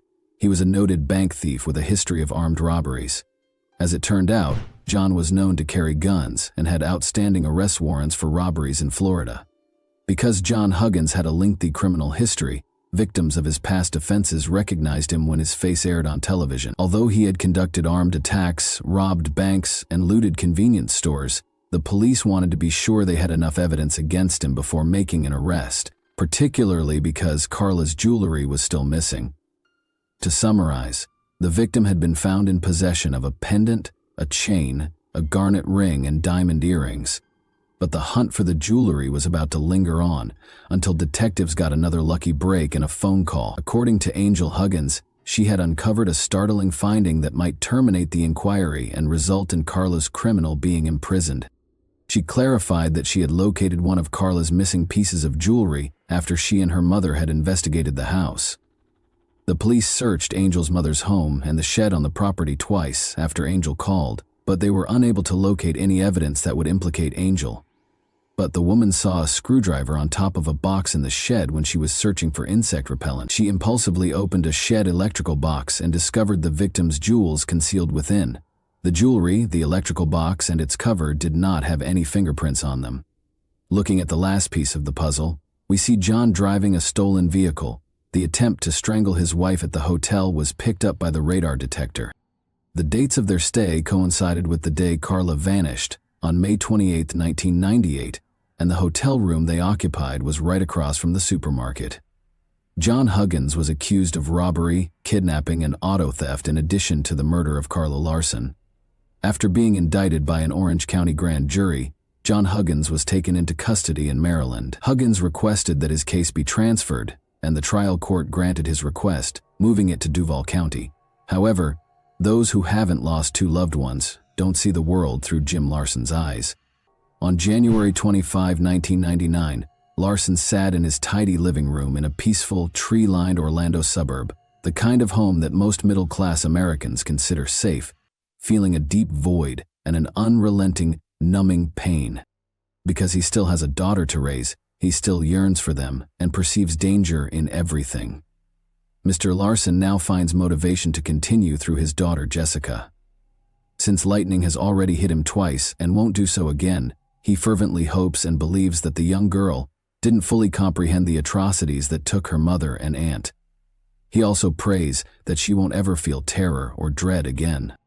And that wraps up today's chilling story. If you enjoyed this video, don't forget to like and subscribe so you never miss a new upload. Also, let me know in the comments, what part of this story shocked you the most? Thank you for watching, and I'll see you in the next video.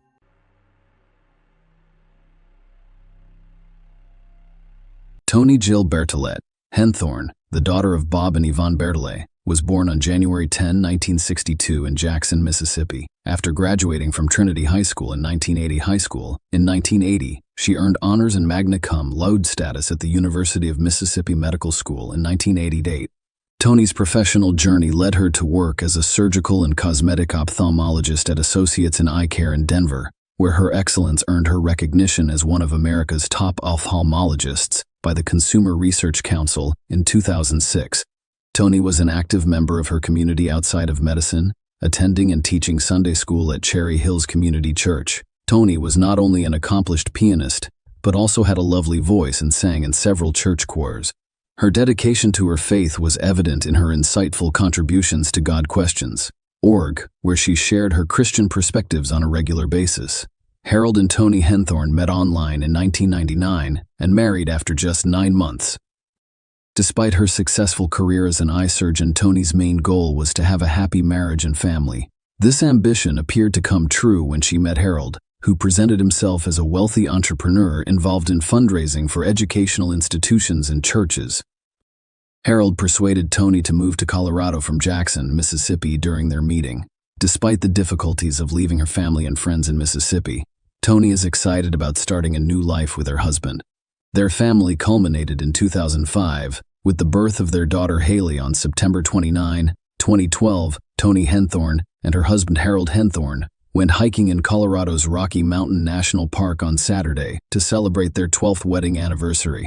Just before 3:30 p.m., they deviated from the trail and ate lunch atop a picturesque cliff. By 4:45 p.m., they discovered a cliff beneath their lunch spot after deviating from the designated trail.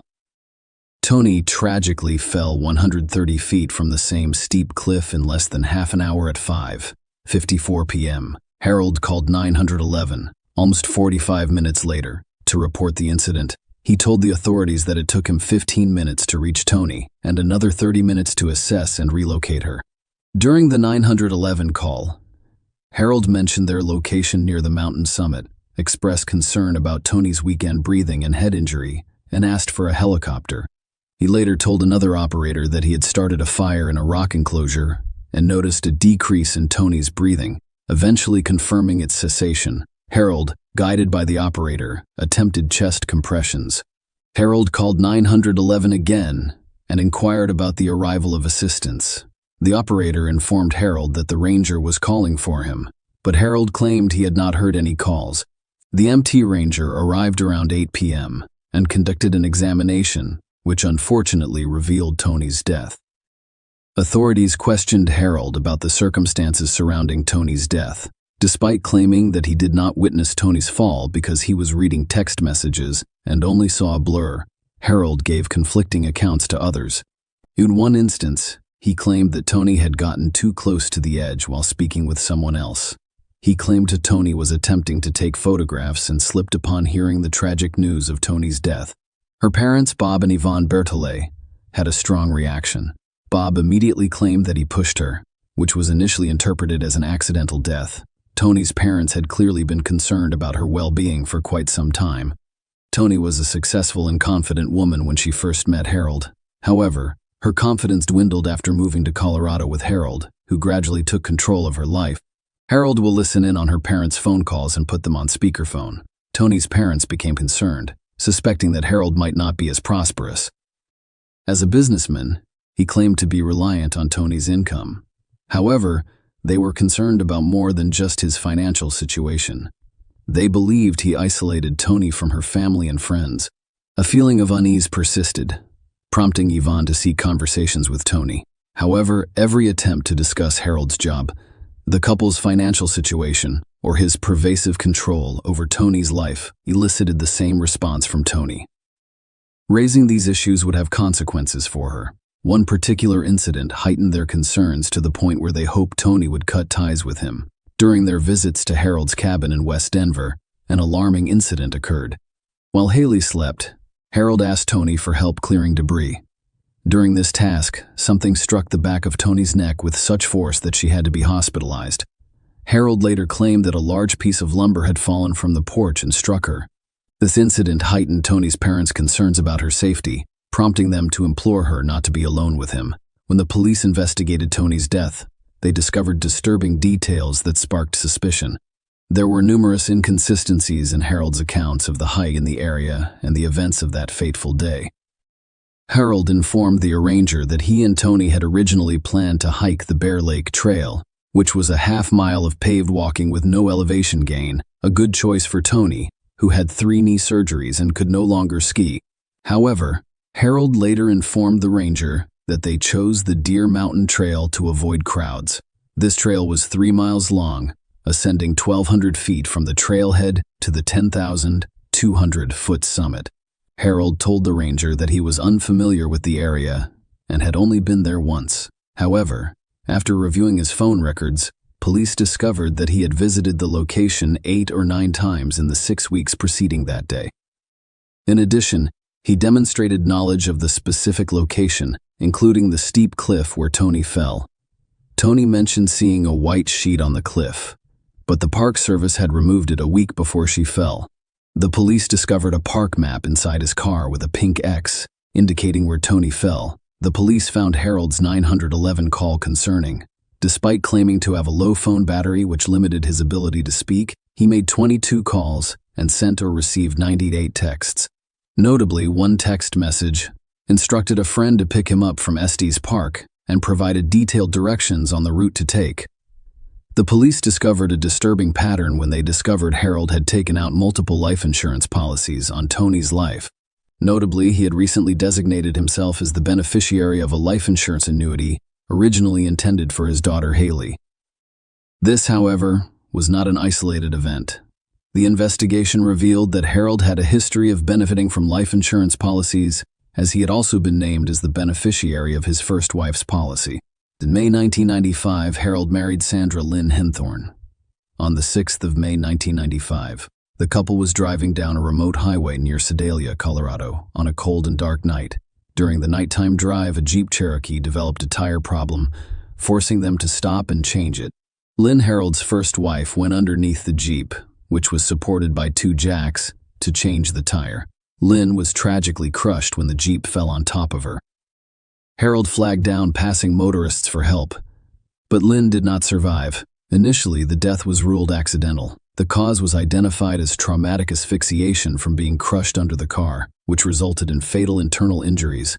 Following Tony's death, a re-examination of Lynn's case revealed errors made during the initial investigation, leaving several issues unresolved. Harold, as the sole witness to Lynn's tragic incident, gave the police statements that were inconsistent.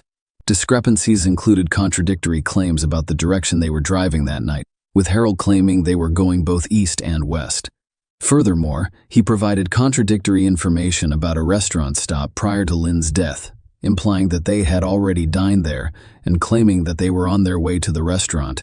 Notably, authorities failed to verify Harold's accounts with the restaurant before confirming their presence that night. Further inconsistencies arose, including conflicting statements about the tire's condition.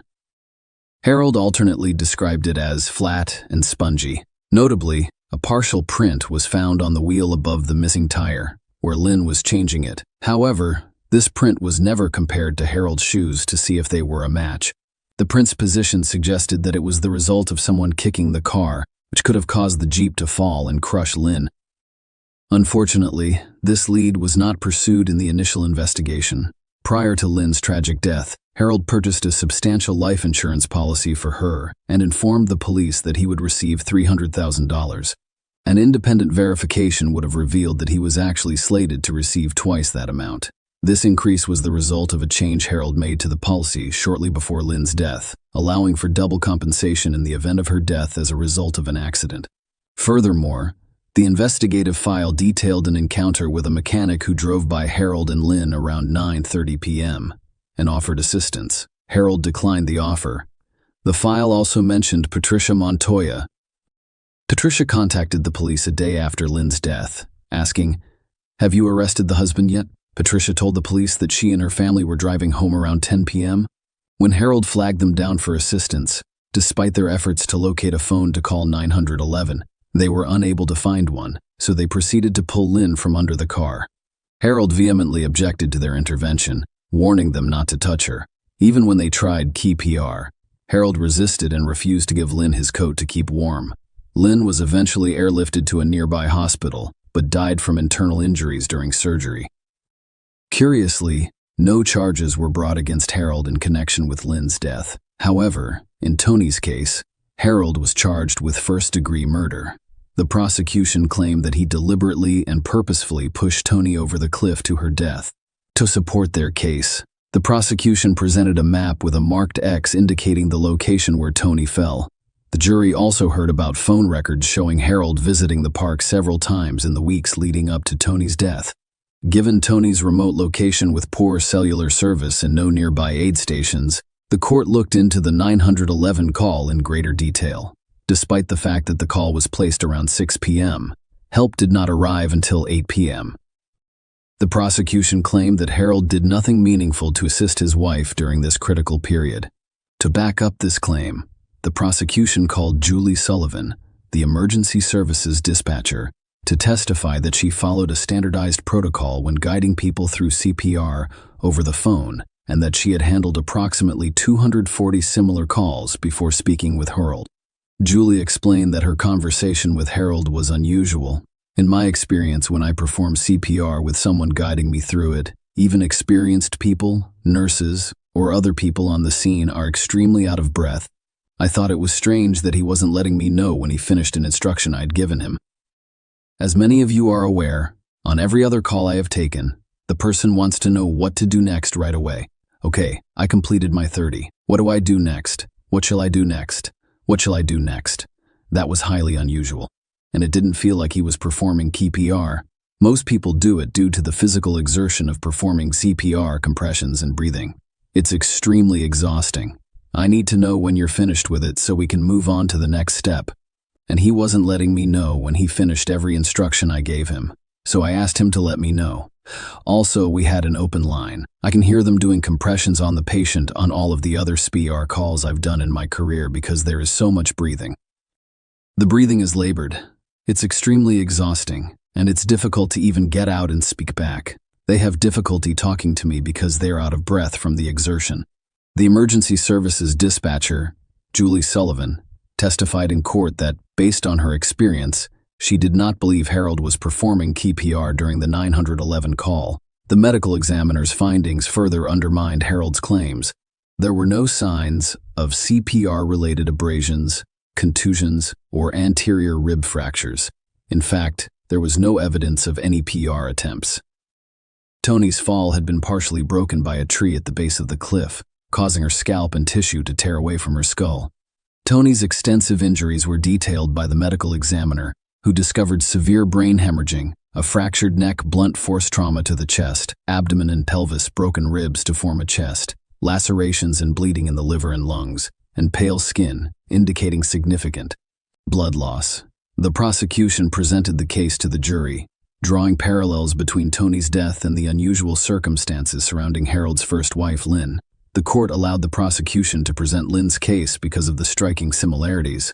Following the same principle, the prosecution revealed the incident Tony described to her mother at Harold's cabin. The jury was shown another disturbing incident involving Tony that occurred in May 2011. Tony sustained a neck injury when she was struck in the back of the neck and upper back with a large wooden beam, similar to previous incidents. This occurred in a remote and secluded location around 10 p.m. That night, Harold was cleaning the deck of their cabin and asked Tony to help him, which resulted in the unfortunate incident with the beam. Harold gave various people different accounts of what happened. He initially told paramedics he threw the beam, but later admitted to a doctor that it had fallen off the deck. Another version was shared with a friend in which Harold claimed he dropped the beam on Tony after slipping from the ladder she was holding, adding to the complexity of the situation. A nurse's note in Tony's files indicated that she was beneath the deck when the beam fell. The prosecution based its case on a clear motive for financial gain from life insurance policies. Harold had three $1.05 million life insurance policies on Tony, as well as a $205,000 annuity, making him the beneficiary of more than $4.07 million when Tony died. Tony died a month earlier, in April 2011. Harold designated himself as the beneficiary of a $205,000 life insurance annuity purchased by Tony's parents for their granddaughter Haley. The defense made a strategic decision not to call any witnesses to provide evidence, believing that the prosecution had failed to establish its case. However, this gamble did not pay off. After 10.5 hours of deliberation, the jury convicted Harold of murder and sentenced him to life in prison. A disturbing pattern emerged when it was revealed that Harold had Tony and Lynn's bodies cremated immediately after their deaths, scattering their ashes in the same location. Share your opinion with us in the comments and subscribe to the channel for more. Hey guys, today we're diving into another truly horrifying case. If you want to support my channel, make sure to subscribe and stay active. It really helps me out. I'd be super grateful for that. Let's get started. Sometimes it is hard to embrace the truth, so people make up a lie that they genuinely start to believe and persuade others of. Truth is something that exists in reality and corresponds to the actual state of circumstances. To celebrate the new year, 11 young men and 1 girl gathered in a hotel room. You'll think, strange collaboration, and you'll be correct. But hold on, one information will totally alter your perspective. Since all of the men at this party belong to a sexual minority, the 12 friends who got together to celebrate the year 2021 did so with great joy. In fact, they celebrated so well that on January 1st, the company had to take the only girl to the hospital, where doctors declared her dead. However, who was she? How did she pass away, and did anyone face charges related to her demise? However, everything is in order. You'll realize why we began this story with the idea of truth, as we dive into the previous party, practically minute by minute, and learn what transpired on that fatal night. Thus, John Paul de la Serna arrived at the 4-star City Garden Grand Hotel in Manila, the Philippine capital, around 11 a.m. on December 31, 2020. 9 additional men booked into rooms 2207 and 2209, which were on the same level, during the day, and Christine de Serra checked in later. Shortly after midnight, John Paul Kalili, the hotel manager, joined the merry company. The focus of New Year's Eve night was dancing, having a good time, and drinking a lot of alcohol. When Rommel Galida awoke at approximately 10 in the morning, she saw Christine dozing off in the bathtub. He wrapped a blanket around her and returned to his slumber. She was unconscious and starting to turn blue when he woke up a few hours later. 3 friends and hotel employees drove Christine to the hospital, but when they arrived at the emergency department, the physicians just declared her dead. The only girl was dead in the morning after spending the whole night in the hotel room with the 11 guys. News. The public was outraged by the crime's headlines. Since it was clear what a bunch of young men and one female could do all night, everyone had the same idea of what the story would be about. The investigation's task was to determine what actually transpired on that New Year's Eve night and the cause of Christine DeSera's death. Born on April 13, 1997, Christine Angelica DeSera was raised in Barangay San Isidro, General Santos City, into the prosperous household of John Nestor de la Serna and Sharon Rose Faba de la Serna. She developed into a bright, independent, and gregarious young woman. For her three siblings, Monica, Chloe, and JJ, Kristen was a devoted sister. She relocated to the bigger and more promising city of Davao, which is located on the shores of the bay of the same name. After completing high school, she enrolled in a university there. Christine was active on social media, danced, modeled, and studied hard. In addition, Christine was the pinnacle of knowledge and beauty. She received a Bachelor of Arts in Communication, Arts with a major in Media Arts from the University of the Philippines, Mindanao, in Davao City in 2017 with honors. The girl has taken an active part in both acting and modeling. She faced off against 8 other contestants for the title of Ms. Silve Davao 2017 in the Davao City Mall run by the New City Commercial Corporation. In June 2018, she placed second. From September 2017 until January, she took part in the yearly fashion show. She served as a marketing consultant for Gaisano shopping centers in Davao City, General Santos City, Tagum, Toro, and Digos in 2019. Christine has had a rich and satisfying life. Her life's ambition was realized in February 2019. She relocated to Manila in order to begin working for Philippine Airlines subsidiary, PAL Express, as a flight attendant. Desserts from Christine. December 28, 2020, was my last flight as a flight attendant. Since Christine's passing was widely reported, a lot of debates and theories were developed among the community. At first, authorities believed that Kristen was probably murdered and abused by a group of men she was hanging out with on New Year's Eve.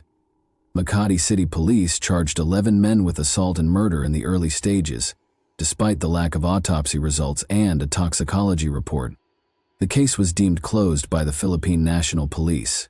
Suspects were identified and charges were brought against those arrested. Although 3 of the partygoers were arrested, after turning themselves into the police, the forensic medical report provided the primary explanation for Christine's death. On January 3, 2021, Forensic Medical Officer Police Major Michael Nick S. Sarmiento oversaw the autopsy of Christine's remains at the Rizal Funeral Home in Pasay City. After the body of Christine DeSera was examined, a forensic report was released, concluding that the ruptured aortic aneurysm was the cause of death. But it also noted a linear abrasion on the girl's right thigh, along with bruises on her right arm, right thigh, knees, ankles, and right foot. During the genital examination, deep-healed cuts and abrasions were also noted. A special investigation team was established to investigate the crime according to the National Capital Region Police Department. However, Christine's family refused to believe that a lively young girl could pass away too soon from natural causes. The family of Christine DeSera revealed at a news conference on January 5, 2021, that they had read the autopsy report indicating that she died from an aneurysm. They did, however, claim that the autopsy was not complete and asked for another one. The deceased's parents have been attempting to figure out how Christine's aorta was torn. After all, the aneurysm was caused by violence or abuse, according to the police and the DeSera Family Council, so it was not a natural death, and the offenders ought to face consequences. All 11 of the guys who spent the night with Christine were recognized by the prosecutor's office. She worked with some of them. Christine was meeting other young men for the first time. They were friends of her friends. As it happened, this party was started by Christine.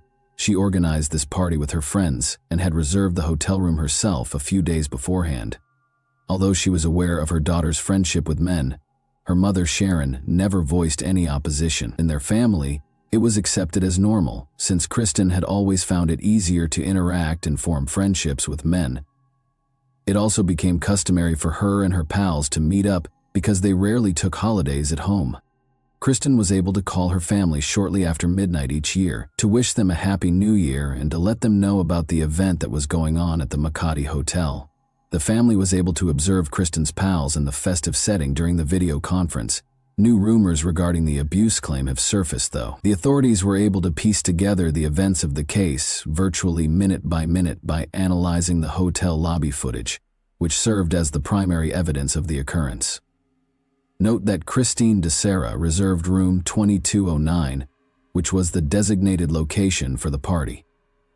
In the late afternoon, the major action starts to take place. Christine moves from room 2209 to room 2207 at 11:21 p.m.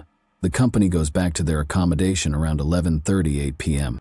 At 2:50 a.m. Christine goes last and is seen holding her shoes in a glass. Christine enters room 2207 while holding Valentine's hand, a new acquaintance. A hotel worker brings an extra mattress to room 2209 at 2:52 a.m. While they are at a neighbor's house, and Valentine goes with Christine to her room. Valentine is clearly intoxicated based on her demeanor. She is carrying a bottle in her hand and has an overly easy walk. The couple enters around 3:15 a.m. after the companions pause at the door and Christine gives Valentine a short kiss before the man swiftly pulls away.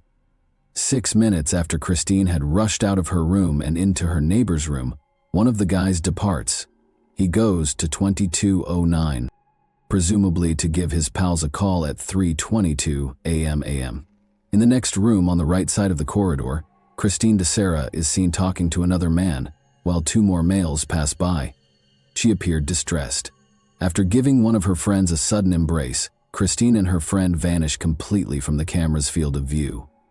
John Della Serna is seen escorting Christine back to the first room at 4:13 a.m. The camera catches Christine at the room's entrance once more, at 4:22 a.m. At 27:07, what brought her back there is unknown. After she nearly collapses, a man who resembles John Della Serna grabs her by the waist and brings her to room 2209. At 5:05 a.m., Christine appears to be somewhat inebriated. As Christine flees from a man who resembles Louis de Lima, the camera records her giggling. Later, they are outside of room 2207. At 6:23 a.m., Christine walks inside room 2209 with him and appears normal. For the final time, Christine appears on video alive. She is cognizant as Valentine carries her from room 2207 in his arms. Although the night was undoubtedly filled with events, the most significant reality is still hidden behind the scenes.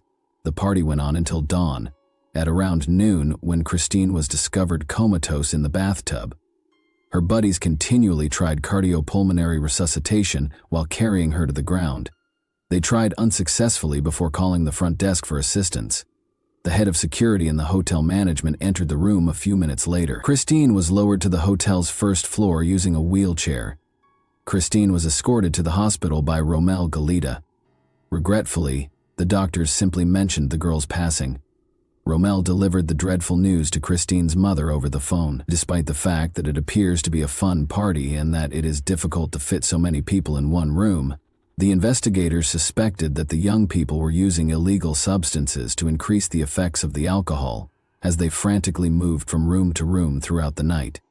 Some of the inmates stated, when questioned, that just whiskey and tequila were used during the party, and that no other illegal substances were present.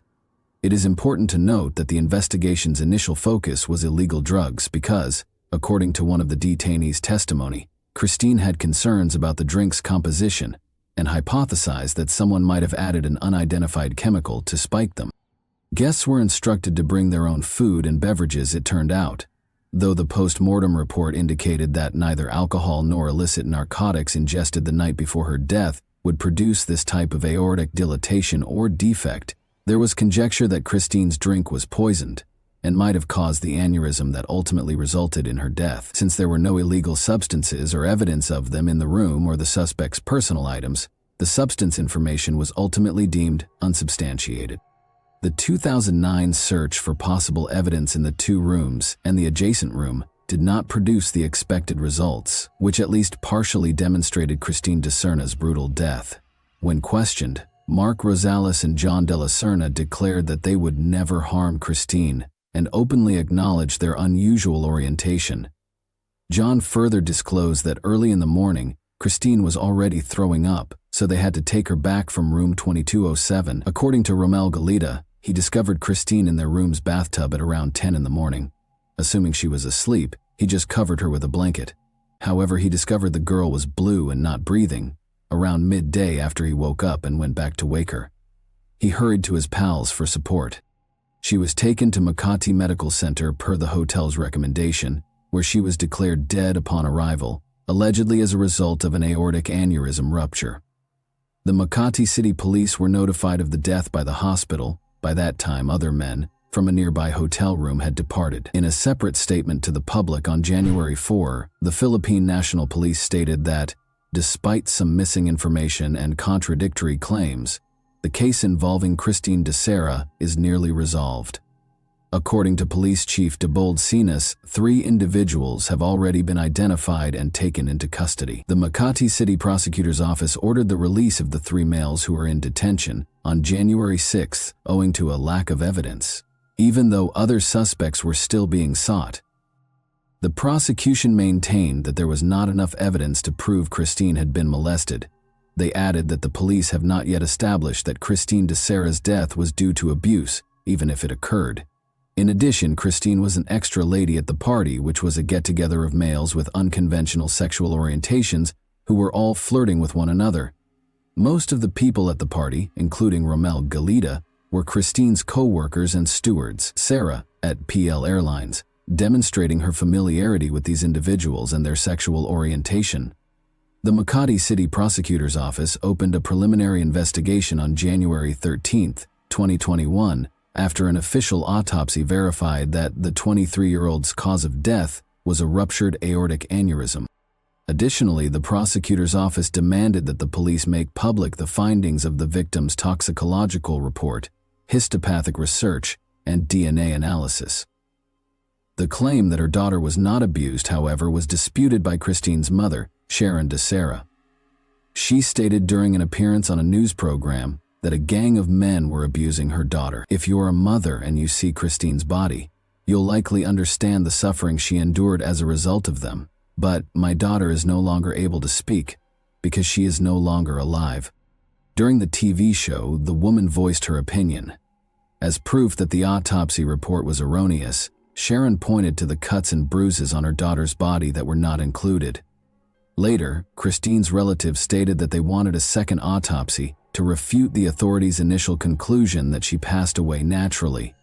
The foundation was bruising and injuries that weren't noted in the initial report. Brick Reyes, a family representative, stated that there would be enough proof of Christine's torture from the wounds on her arms and legs, as well as from her remains. Additionally, according to Rick Reyes, they think the young lady was assaulted and drugged before to her passing.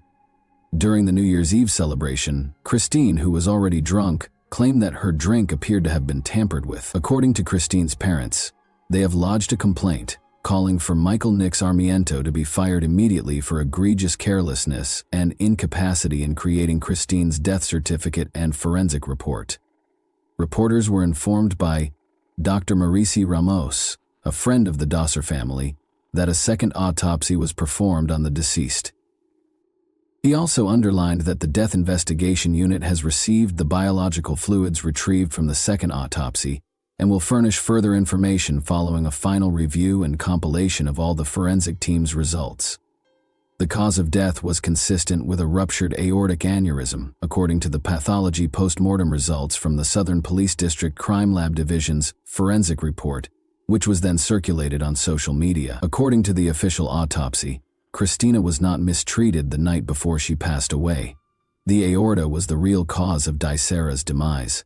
The deficiency weakened as a result of the aorta's continuous rise in blood pressure, and ultimately, the aorta burst.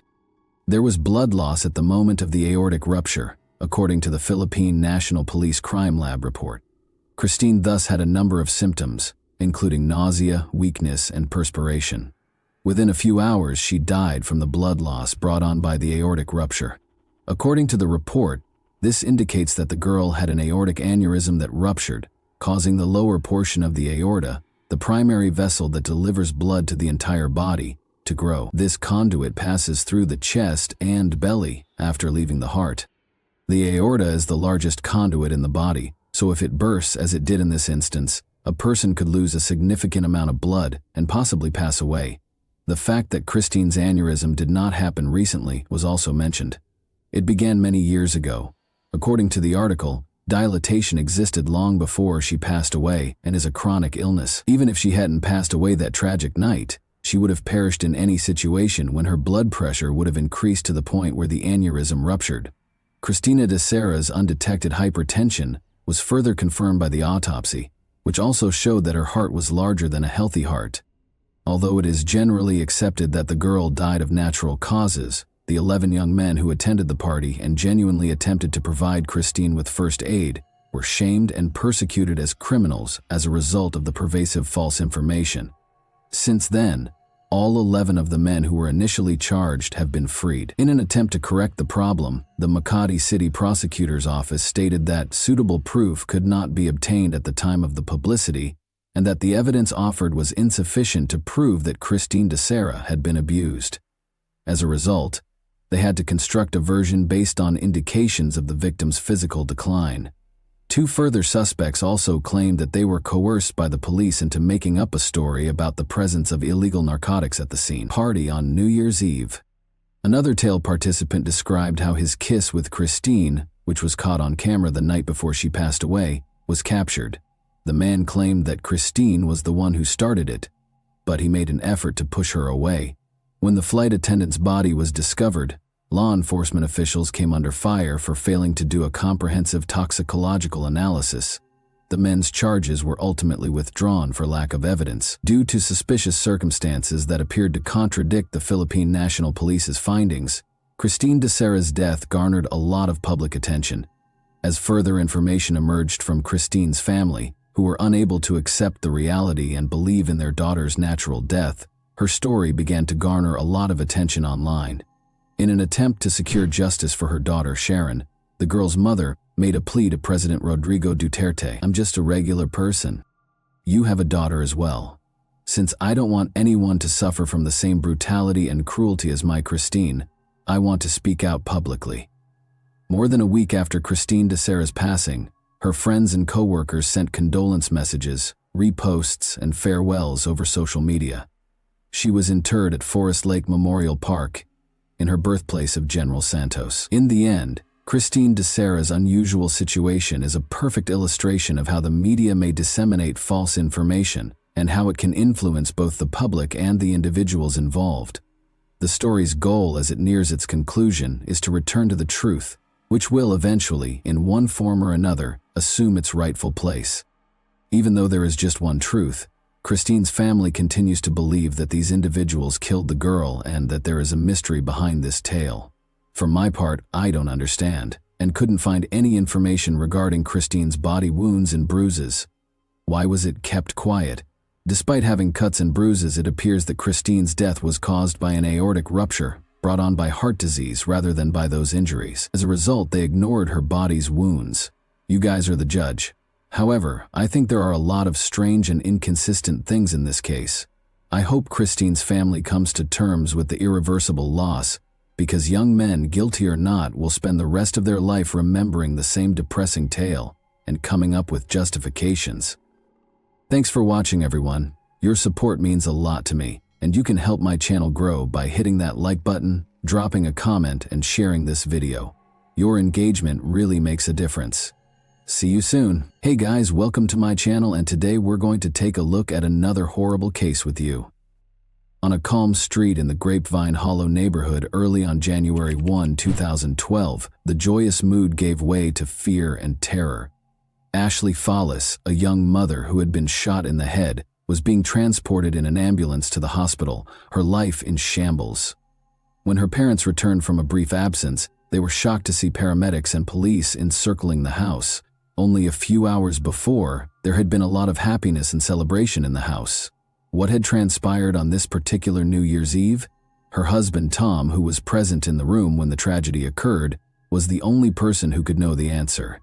However, his account of what happened left more questions than it resolved. Although Ashley's family was certain they knew the truth, investigators had to deal with a lot of inconsistencies and odd information. Nobody could have predicted the depth of the mystery that existed behind those houses' doors. Ashley Follis, then 28 years old, was shot in the head and taken to the hospital early on January 1, 2012. Ashley's family thought they knew what had happened right away. It was clear to them that her husband Tom was the only possible culprit. When the gunshot was fired, he and Ashley were in the room. Tom was Ashley's family's main suspect because of his short fuse and domineering. For the police, though, the story was less straightforward. A detailed investigation was necessary because contradicting evidence was discovered at the scene. Ashley's past turned out to be as complicated as her present, and witness accounts continued to change. It would be years before fresh information surfaced that would provide a new perspective on what happened that night. The festive evening that started on December 31, 2011, was intended to be peaceful and centered around the family. At their Zinfandel Street residence, Tom and Ashley Follis threw a New Year's celebration. They celebrated, danced, and drank. Ashley and Tom appeared to be a contented couple. To the delight of their guests, they had been dancing together and gazing affectionately at each other just an hour before. However, as midnight drew near, Ashley made the announcement that she was going outside with her family, which infuriated Tom. Ashley's family was the last group of guests left at the house when the argument broke out. Ashley and her family attempted to defend her, but Tom started shouting at them. Tom demanded that the relatives leave after their attempts at mediation failed. Tom withdrew to the bedroom and slammed the door. The couple was left alone when Ashley's parents also made the decision to move out. Tragic events occurred several hours later. Ashley's family's intrusion into their private lives irritated Tom. Ashley and her parents had been drinking all evening, so he thought it was inappropriate for them to go outside. He insisted Ashley's parents get out. Tension between the couple only increased after they left. The argument resurfaced in the bedroom after the guests had left, leaving Tom and Ashley alone. According to Tom, their argument stemmed from old grievances, but Ashley was adamant that she would live her life as she saw fit, regardless of what he thought. Tom claimed that her family had an influence on her. Tom claimed to have heard Ashley handling the gun stored beneath the mattress while he was getting into his pajamas and standing by the closet. Tom started to ask her what she was doing, but the shot went off before he could finish. On January 1, 2012, early in the morning, emergency personnel arrived on the scene. After Ashley's family made accusations, the police enlisted the help of Colorado Bureau of Investigation investigators. Jenna Fox and Joe Ridden, her parents, blamed Tom for the incident right away, pointing to his hostility and rage earlier that night. Ashley appeared to have committed suicide based on the evidence found at the scene, but investigators found information that cast doubt on the situation. Items strewn all over the floor and crooked picture frames on the walls suggested a potential struggle prior to the gunshot. Unsigned divorce documents discovered on a dresser appeared to support rumors of marital discord. An online dating site had brought Ashley and Tom together in the spring of 2007. Ashley was gregarious and energetic, and Tom fell in love with her right away. Their relationship progressed swiftly, and Ashley already had 2 daughters from a prior marriage. The couple married 2 weeks after the birth of their son, who was born a year after they first met. Ashley's daughters were adopted by Tom in 2010, and the family moved in together. But the family was becoming more tense by the end of 2011. Ashley's youngest son had just turned 3, and their 2 older daughters were 6 and 9 years old. The boy needed multiple surgeries after being diagnosed with hydrocephalus. Ashley, who was finding it difficult to manage her duties as a mother and the challenges in her marriage to Tom, was severely impacted by the stress of his illness. The tragic events of that New Year's Eve were predicated on the tense atmosphere created by these difficulties. Ashley Follis was let go from her job at North Colorado Medical Center in 2010. Aggressive behavior was cited as the official reason, which was insubordination. Despite winning a settlement in her wrongful termination lawsuit, the legal victory did little to address her other issues. She had a brief affair with a high school sweetheart the following year, which made her already shaky marriage to Tom even more strained. At the same time, Ashley went to a psychiatrist for assistance. Since she was having up to 4 or 5 panic attacks a week, she was prescribed medication to lower her anxiety and stabilize her mood. Her relationship with Tom was severely strained as a result of these difficulties. Even though Tom knew about her affair, he decided against filing for divorce. Ashley herself created the divorce documents that investigators later discovered in their bedroom in 2009 when the couple was thinking about divorcing because of their divergent work schedules. But in the end, they made the decision to remain together and improve their relationship. According to Tom, their relationship had begun to improve in the months preceding the tragedy. He had found a stable job as a corrections officer with the Weld County Sheriff's Office. Ashley, meanwhile, discovered her own method of handling life's challenges. She started giving talks at conferences, offering support to other parents facing similar challenges, and sharing her experiences of raising a child with hydrocephalus. Ashley tested positive for pregnancy at home a few weeks prior to New Year's Eve. This was unexpected because she had been sterilized to avoid getting pregnant again after the birth of their youngest child.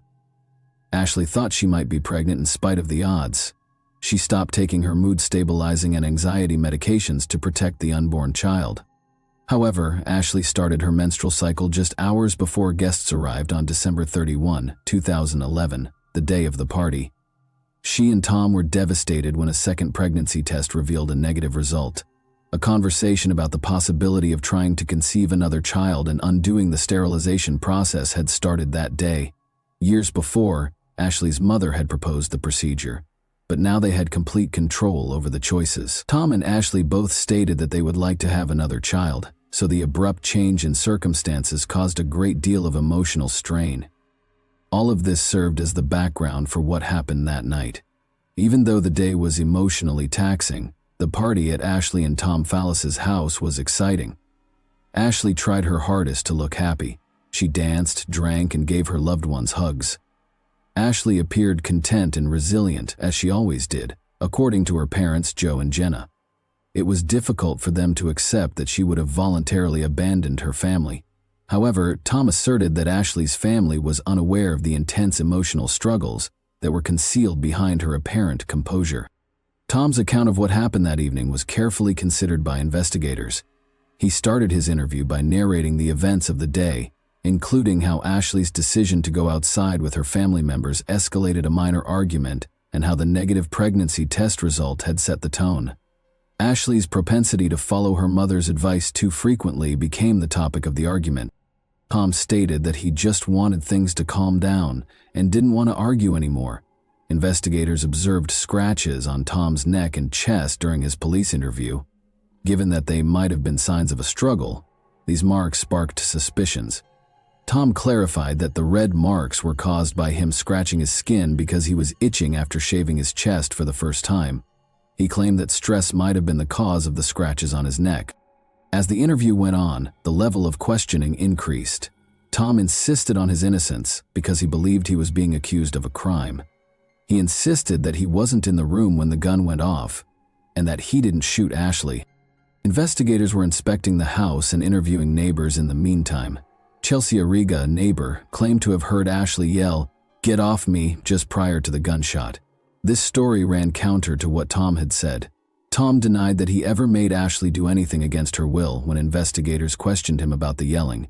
He clarified that he only requested that she cease following her mother's advice because it was straining their marriage.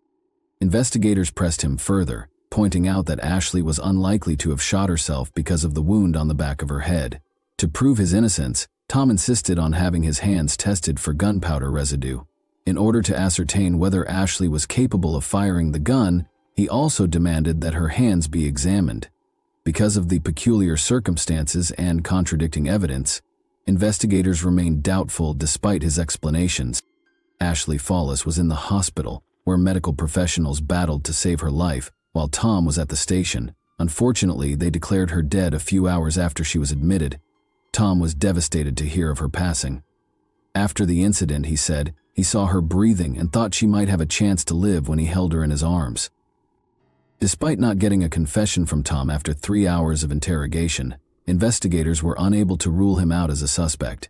Tom grew more and more upset, insisting on his innocence and saying over and over that he could never hurt his wife. Ashley's death was declared a voluntary act 4 days after the incident. The medical examiner came to the conclusion that she killed herself, even though lab tests were not yet finished. Ashley's family was shocked and incredulous when the case was closed. They felt that the investigation was hurried and that Tom's employment in the county's correctional system had given him preferential treatment, which they felt affected the investigation's conclusion. It was challenging to demonstrate that Tom had any ties to the detectives working on the case, though, because of his employment with a different law enforcement organization that was unrelated to the investigation. Almost immediately, the Colorado Bureau of Investigation was called in to guarantee impartiality. However, errors were made. In contrast to standard procedure, Tom was not kept apart from possible witnesses at the scene. Furthermore, he did not cover his hands to protect any gunpowder residue that might have been important evidence. Tom's interrogation was handled poorly, according to Ashley's family, who felt that 3 hours was not enough time for the main person of interest in a case involving a suspicious death. They felt that until Ashley's parents, Jenna and Joe, pressed for it, investigators did not take Tom seriously as a suspect. Detectives changed their strategy only in response to their adamant demands. Even so, the investigation was only cursory. In the end, Tom was free to go. In order to be nearer to his sister, Tom relocated to Indiana after the tragedy, taking the kids with him. He seemed to be attempting to start over when he enrolled in college to obtain a bachelor's degree. Ashley's parents, Joe and Jenna, on the other hand, were uncompromising. They made a plea for justice to the media. They stressed that Ashley loved life and would never have voluntarily ended it, and they talked about Tom's short fuse in interviews. Nick Glover, a 17-year-old neighbor of the Fallis family, was a crucial new witness who was discovered by reporter Justin Joseph. Nick disclosed that he witnessed emergency vehicles pull up to the Fallis residence on January 1, 2012, while he was at home with friends. Additionally, Nick stated that he told Detective Michael Yates in an interview that he had heard Tom tell Ashley's parents, "I shot my wife." However, the police reports did not include a record of his statement. New accusations against law enforcement were sparked by the lack of documentation, which suggested potential corruption and a cover-up. Detective Yates was suspected of purposefully ignoring this crucial testimony in order to keep Tom safe. The Evans Police Department reopened the case in April 2014, over 2 years after Ashley's passing. According to new accusations, Yates had changed a witness's testimony and left out important evidence to bolster the story that Ashley had committed suicide. The investigation was carried out fairly, according to law enforcement officials, who denied any favoritism. Tom Fallis was taken into custody close to his Indiana home on November 18, 2014. He insisted on his innocence even after being accused of second-degree manslaughter. Many questions remained about the case, which had received a lot of public attention because of Justin Joseph's investigation. Ashley's leg bruises, for instance, raised questions about a flashlight that was discovered at the scene and possibly used during a fight. It was eventually discovered, however, that the flashlight was not connected to the crime and had belonged to an officer who had tried to administer first aid. According to the prosecution, Ashley kept a Taurus 9mm handgun under the mattress, which Tom took during a confrontation, put to her head, and then fired. After that, he called emergency services and lowered her body to the ground. Jenna Fox, Ashley's mother, testified during the trial that Tom had used harsh language and behaved aggressively during the New Year's Eve party, resulting in a fight. Tom refuted these claims. Jenna revealed later in the trial that there was a family history of mental health problems. Both Ashley's uncle and grandmother had committed suicide. This evidence was used by the prosecution to bolster their hypothesis that Ashley might have taken her own life voluntarily. Ashley's psychiatrist, however, stated in her testimony that she did not exhibit any symptoms of depression as of December 2011. Ashley was receiving overlapping prescriptions as a result of seeing 2 psychiatrists and a therapist concurrently, according to information later presented by the defense. Testimonies from forensic experts regarding the crime scene were inconsistent. Tom couldn't have shot his wife, according to Dan Gilliam, who had devoted hundreds of hours to examining the evidence. People who fire weapons in a fit of rage seldom stop after a single shot, Gilliam said. Gilliam was called as a witness by the prosecution, despite his findings. Jonathan Priest, another expert, visited the crime scene and went over the case materials. He deduced that Ashley had been in close proximity to Tom at the time of the shot. There would have been more blood all over the room, Priest thought, if Tom had been farther away. The chronology of when Tom arrived at Ashley and started helping, as recorded by the first responders, served as the basis for his analysis. This argument was used by the prosecution to refute the defense's assertions. Ashley's failed attempts to conceive, according to the prosecution, added to her emotional problems. Although she was not pregnant at the time of her death, an autopsy showed that she might have become pregnant following a tubal ligation. Ashley's emotional distress was exacerbated by reports that she thought she was pregnant 3 times in the 9 months before she passed away. The trial psychiatrists emphasized how these conditions could have had a substantial effect on her mental health. A key component of the prosecution's case, particularly after Nick's friend Chelsea Arrigo provided her own account, was Nick Glover's testimony that he overheard Tom tell his parents, "I shot my wife," the night Ashley Fallis died. Chelsea also reportedly heard Ashley yelling, "Get off me!" according to Nick's mother, Kathy. However, Chelsea said during the trial that she was too drunk to remember the argument distinctly. Nick, however, emphasized that such a confession was unforgettable and insisted that he remembered everything that happened that night. Investigators took notice of his claims, and Detective Michael Yates, who had spoken with Nick the day Ashley died, was subject to internal review for neglecting to record this purported confession. Yates insisted that Nick had never said such a thing to him, but the investigation revealed no wrongdoing on his part. Defense lawyers pointed out various contradictions in Nick Glover's testimony during his cross-examination. They noted that Nick kept up a cordial relationship with Tom following his purported confession, taking part in family events like Christmas celebrations and camping excursions. Nick gave the same response more than 90 times when asked why he behaved in this manner. "I don't remember." Chris Graves, a former deputy for the Weld County Sheriff's Office, later came forward and said he had heard Tom confess. The defense cited contradictions in Graves's story, claiming that when he arrived at the scene he heard Tom yelling, "I can't believe I shot her, I can't believe she's dead," despite the fact that the crime scene was packed with neighbors, family members, and law enforcement officers. Nobody else claimed to have heard Tom's alleged outburst. Additionally, Graves did not arrest Tom on the spot, stating that it was outside of his authority. The defense also pointed out that for 3 years after the incident, Chris Graves had not submitted any reports regarding his statements. His credibility was further damaged when he was later fired for dishonesty from the sheriff's office. These elements call into question the prosecution's story. The prosecution's theory was also not supported by a large number of tangible pieces of evidence. Tests for gunshot residue on Ashley's 2 hands revealed residue, but tests on Tom's hands revealed no traces. Neither nail scrapings from Ashley nor scratches on Tom's chest, which could have been signs of a struggle, contained any evidence of Ashley's DNA. The idea that the couple had a physical altercation prior to the shot being fired was seriously called into question by these findings. In his own defense, Tom Fallis declined to testify.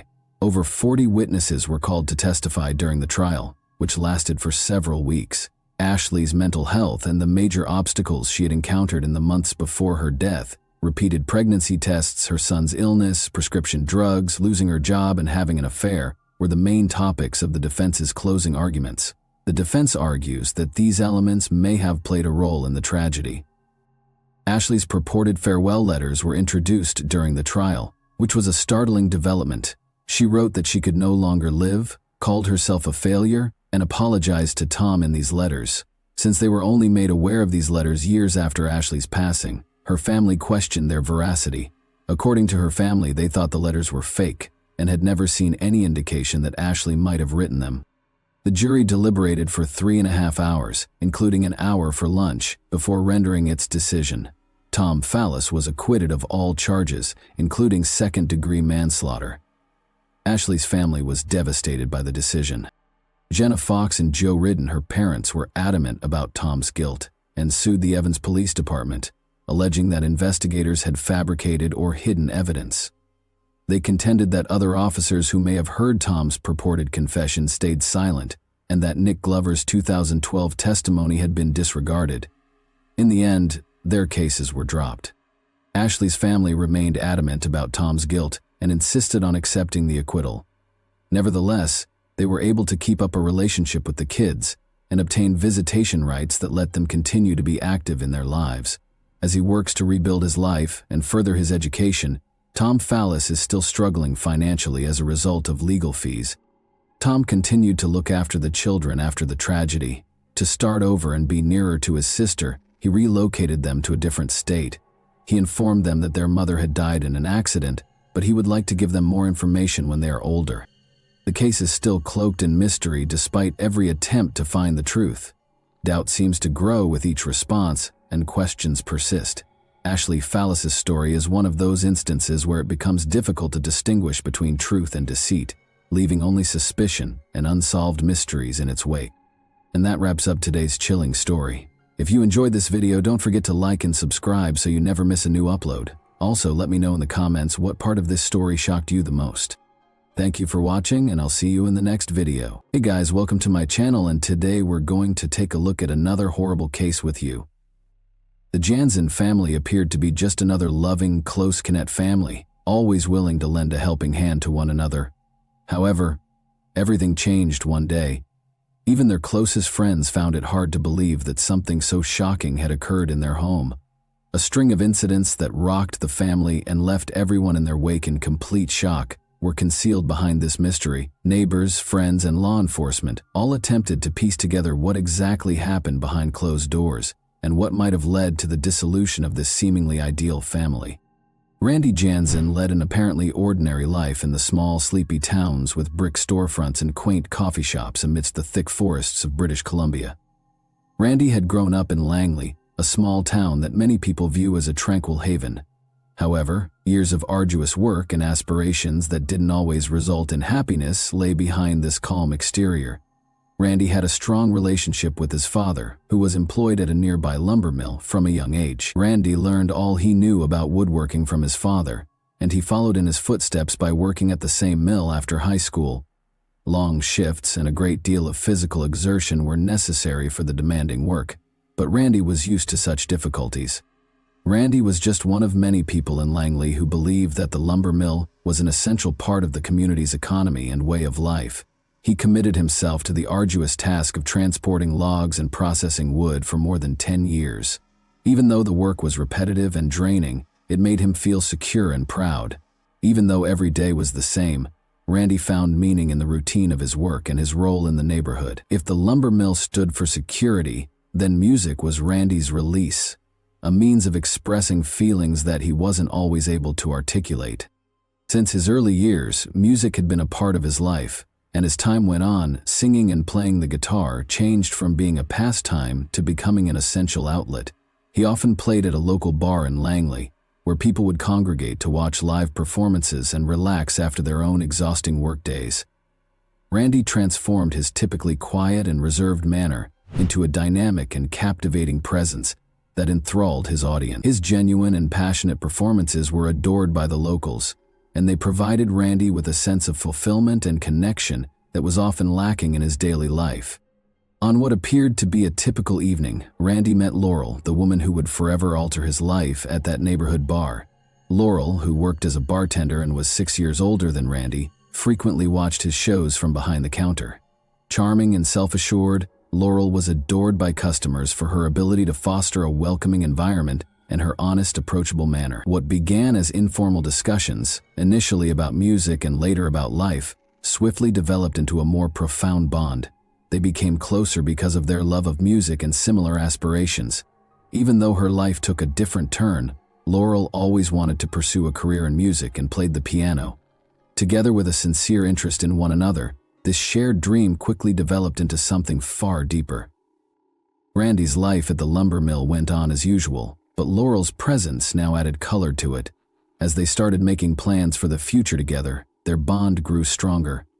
Despite his comfort, Langley started to feel too small for their shared dreams.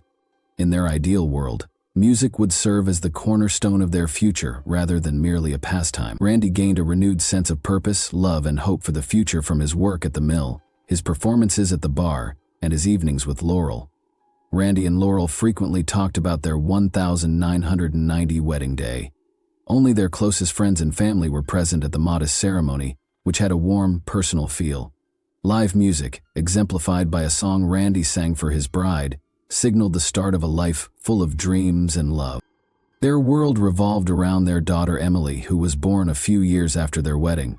Anyone who knew the family could see how much Randy loved Emily, and he frequently boasted that she was the best thing that had ever happened to him. Emily's life took a sudden and challenging turn when she was only 8 years old.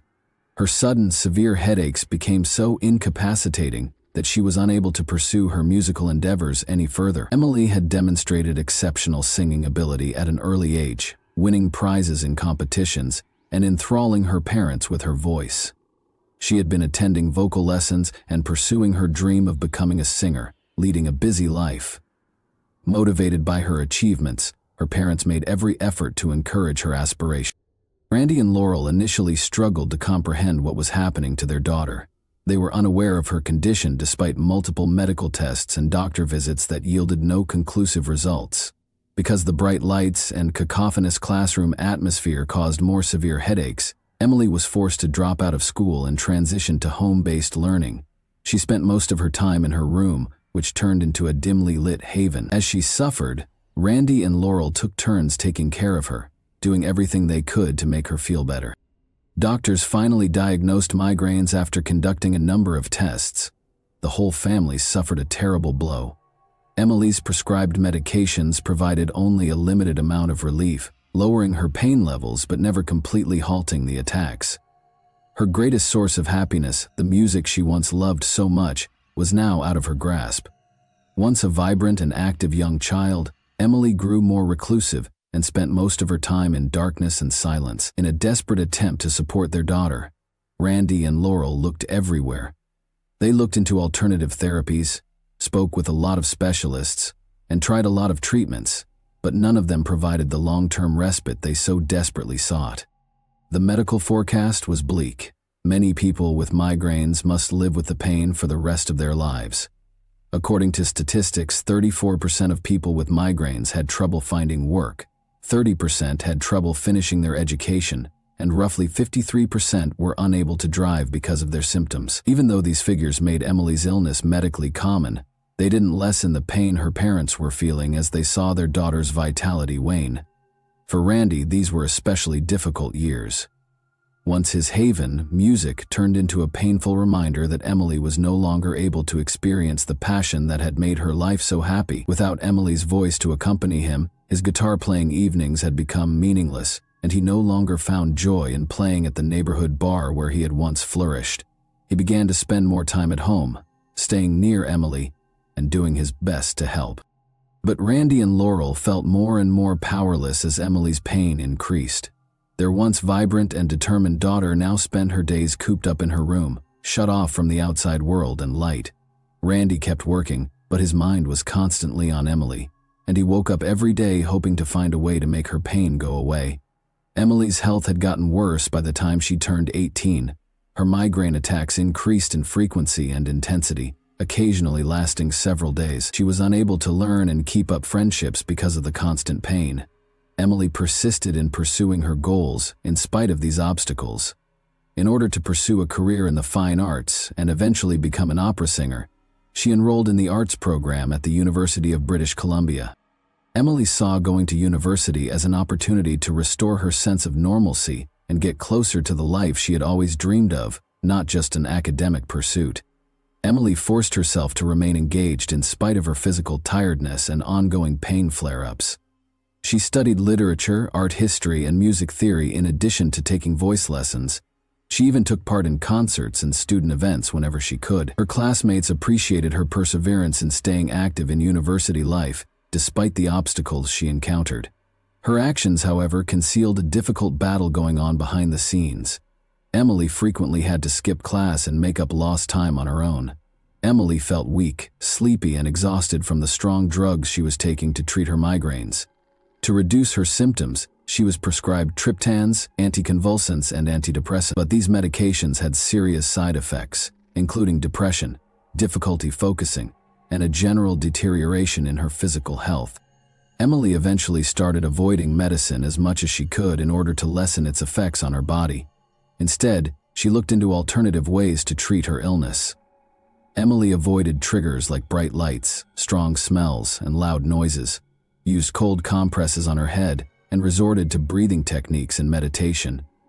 Her room turned into a haven where she could go to escape anything that made her suffering worse. Her parents, Randy and Laurel, alternated in taking care of her and doing everything they could to alleviate her agony, but during the worst episodes, she spent whole days in the dark, protected from light and sound. Nevertheless, Emily did her best to keep things normal. Despite not being able to see her friends as frequently as she used to, she maintained contact with them. Her friends never deserted her, even though she occasionally had to postpone plans due to unexpected migraine attacks. To ensure she didn't feel alone, they would pay her a visit at home, spending time with her and providing support. Emily was unable to give up the things she loved, even though her condition limited her options. No matter how challenging the path became, she remained steadfast in her resolve to pursue her music and live life to the fullest. Randy Jansen shocked everyone who knew him with a Facebook post on May 7, 2015. He admitted to doing unimaginable things over the past 10 days in this post. He started off by writing about his daughter Emily, calling her the most ideal daughter anyone could ask for. She was gifted, smart, and compassionate. Emily made their lives so much more joyful by bringing laughter into their home and always lending a helping hand to others, even when she was having difficulties herself. However, she had to let go of the dreams she had fought so hard to realize because her illness had taken so much from her. Migraines had plagued Emily since elementary school. Deep depression resulted from the ongoing pain, and days when it didn't stop for even a second became her reality. Randy explained that while his daughter spent her days in hospitals or in her quiet, dark room, she would observe her classmates going about their daily lives. Emily tried to hope for a better future in spite of everything, but nothing seemed to work. Randy was employed at a lumber mill, but he spent all of his free time with his daughter. He told his friends that he couldn't imagine his life without Emily and that she was everything to him. He was driven to the brink of despair by seeing her suffer and being powerless to stop it. Randy was obviously having a lot of emotional difficulties, as friends remembered when he confided in them about his suffering. Randy made a choice one day that would change everything. He acknowledged taking a gun and killing Emily in a Facebook post, saying he did so to relieve her of the constant agony. He described how he saw her as an angel, free from her agony, floating above the clouds with her long hair blowing in the wind. He continued after that. Randy disclosed that he had also killed his wife, Laurel, because he couldn't imagine her having to deal with the loss of their daughter. He killed his sister Shelley a few days later, claiming he didn't want her to live with the guilt of what he had done. Randy clarified in the post that Emily had made every effort to get better. He talked about how resilient and strong she was, but in the end, the illness had broken her. He talked about how helpless he felt knowing he could do nothing to stop her daily suffering. In the end, Randy felt that this was the only way to help Emily, and he had repeatedly told friends that he would do anything for her. Randy's friends and acquaintances called the police right away after he published the post. They wanted to make sure Randy's family was safe because they were appalled by what they read. Many people were shocked by the post and found it difficult to comprehend the scope of what had transpired. After receiving several calls, including one from Randy's close friend Brian Jones, law enforcement moved swiftly to the scene. To conduct an investigation, officers were sent to Randy's residence. One of Randy's best friends, Brian Jones, read the Facebook post and was overcome with confusion and fear. When he saw the signature at the end, a nickname Randy had used since they were in school, he realized his friend had written those words. At first, he thought it was an error or some cruel joke. Brian realized right away how serious the situation was and that he needed to take quick action. He tried calling Randy on the phone as he made his way to Shelley's house after leaving work early. His worry only grew with each call that went unanswered. There was a pile of undeliverable newspapers on the porch when Brian got to Shelley's house. He thought this was odd because Shelley was dependable and never skipped a duty. The windows were covered with drawn curtains, and her old van was parked in the driveway. There were no signs of activity, and the yard was eerily quiet. Brian repeatedly knocked on the door, but no one answered. The scene was eerily silent and eerie in every way. Following the death of their parents, Shelley had led a solitary life. She didn't have kids, lived alone, and didn't often talk to her neighbors. She was renowned for being reliable and consistent in her work, and her primary duty was delivering newspapers. Brian became alarmed at the sight of the unopened newspapers right away. He made the decision to call the police because he knew something was amiss. He was told that he wasn't the first person to voice concerns about the family when he got to the dispatcher. They had already sent out a patrol unit to see how things were going. Randy wrote at the conclusion of his Facebook post that his family was now pain-free and in a better place. He apologized to everyone he had harmed, accepted full responsibility, and conveyed regret for his actions. Brian experienced a wave of shock and disbelief as he read the post's eerie closing. "Rest in peace, my little family." He had always known Randy to be a good-hearted, loving man who cherished his family. He found it incomprehensible that his friend could have committed such a crime or even had a gun. He remembered Randy's love and devotion when he talked about his family, and he found it hard to comprehend how things could have gone so wrong.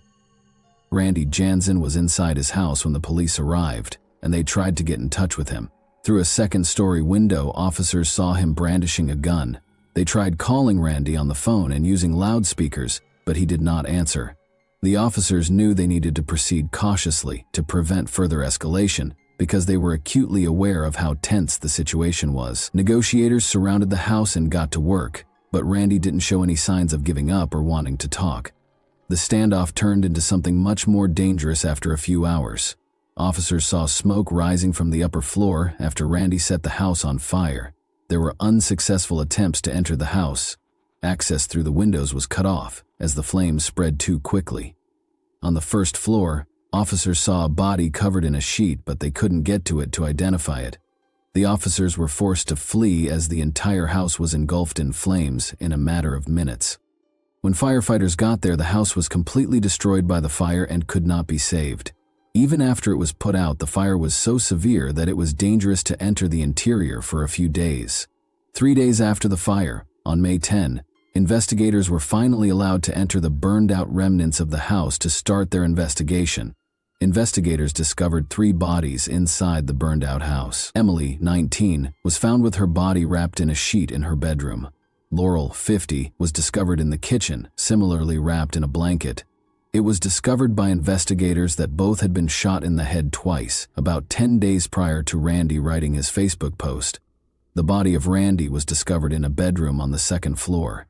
Before he set the house on fire, he had killed himself with a gun. It was evident from Randy's body's location and the weapon's remnants that he had been in severe emotional pain when he decided to take his own life. Police discovered Shelley's body in the living room when they got to Randy's sister's house. Shelley, whose body was similarly wrapped in a blanket, had also been shot twice in the head. Since there were no indications of a struggle at the scene, investigators deduced that she had passed away 2 days prior to her discovery, indicating that Randy had taken her by surprise.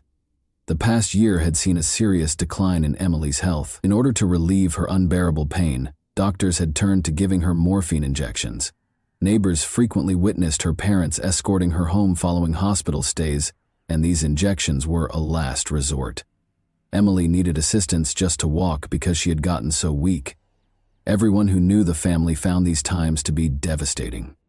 Despite all of the difficulties they encountered, Emily's father, Randy Jansen, always did his best to take care of his family. He sought treatment from the family physician a year prior to the tragic events because he was experiencing severe stress and chronic insomnia. He told the physician that he found it hard to watch his daughter suffer. Randy rejected the medication because he thought it wouldn't solve the underlying issue, even though the doctor advised him to try to get more sleep and suggested sedatives. According to Randy's close friend, Brian Jones, Randy had never mentioned having suicidal thoughts or wanting to harm other people. He said Randy was a steady, industrious man who was always willing to help. Randy put his family first, and no one could have predicted that he was capable of such a thing. But Brian pointed out that Randy was at his breaking point. He finally made a terrible choice because he could no longer stand to see his daughter suffer. It was impossible for many neighbors who had known Randy since they were young to reconcile the events with the man they remembered. They said that he had never displayed any signs of cruelty or aggression and was a kind and gentle person. They believed that his acts were motivated by desperation and an inability to handle the suffering and distress that surrounded his family. Randy once told a neighbor that he wouldn't have a reason to live if his daughter ever died. In spite of those statements, Randy spent 10 days living in the house with his wife and daughter's bodies before ending his own life. 4 days before the tragedy, Emily sent out her final tweet, which said, "I complain about the pain, but at least I'm here to feel it. I thank God for the chance to live." It was a reflection of her will to live despite the tremendous suffering she had to endure. She frequently fought to maintain her optimism in her social media posts. She made an effort to remain optimistic despite her illness, even when things appeared dire. Emily was regarded as a good-hearted and sympathetic young lady who made an effort to remain aware of her surroundings. She loved to sing, and when her health permitted it, she did so in the local church. Her performances were remembered with fondness by many Langley residents. Her church attendance decreased as her illness worsened, but she continued to be giving and considerate. On her best days, she would even assist neighborhood children with their homework. She would also bake with her mother and share sweets with neighbors. Emily's mother, Laurel, supported her daughter to the best of her ability. She expressed the anguish and despair she experienced while witnessing her daughter's suffering on Twitter when she wrote, "Emily is back in the hospital, praying to God they can help her. I feel so helpless." Despite being close to emotional exhaustion, Laurel persisted in trying to find ways to improve Emily's condition. Randy's sister Shelley was also unable to predict the tragedy that would occur. None of the family members thought their fates would be determined in such a terrible manner. Randy frequently confided in friends over the past year about the immense stress and strain that Emily's illness had placed on him. Nobody could have foreseen that Randy would eventually become so emotionally unstable that he would choose to murder his family members. As previously stated, Emily kept a Twitter account where she expressed her opinions. She wasn't giving up, as evidenced by her posts. She wrote just prior to the tragedy, "For the first time in 2 years, I've gone 12 hours without pain. I'm so tired of hurting, but I need to keep going." Her words demonstrated her will to fight in spite of the overwhelming obstacles. But Randy was unable to bear the emotional burden any longer. As their daughter's health deteriorated, Laurel was also profoundly impacted. Her distress was reflected in her tweets. The family made an effort to help one another in spite of their desperation, but things kept getting worse, and none of them could predict where it would go. The details have now been revealed, and it is evident how hopelessness, hidden struggles, and despair led to an unexpected tragedy. The Jansen family's story serves as a sobering reminder that, even behind seemingly impenetrable walls, unspeakable suffering can fester beneath the surface and occasionally explode in unexpected ways. And that wraps up today's chilling story. If you enjoyed this video, don't forget to like and subscribe so you never miss a new upload. Also, let me know in the comments, what part of this story shocked you the most? Thank you for watching, and I'll see you in the next video. Hey guys, welcome to my channel, and today we're going to take a look at another horrible case with you. Gazella Diode heard her phone ring at 2 in the morning on March 1, 2011. The screen displayed an unidentified number. A Valence police officer approached her and inquired as to whether she was Samira Bernard's mother. Gazella said yes, but she didn't understand why the police were searching for Samira, her 20-year-old daughter. It had been 3 days since she last saw her. The police response did nothing to calm the woman, who demanded an explanation of what was going on. According to the call, Samira's boyfriend, Mile Columbia, 22, had vanished, so they were looking for her.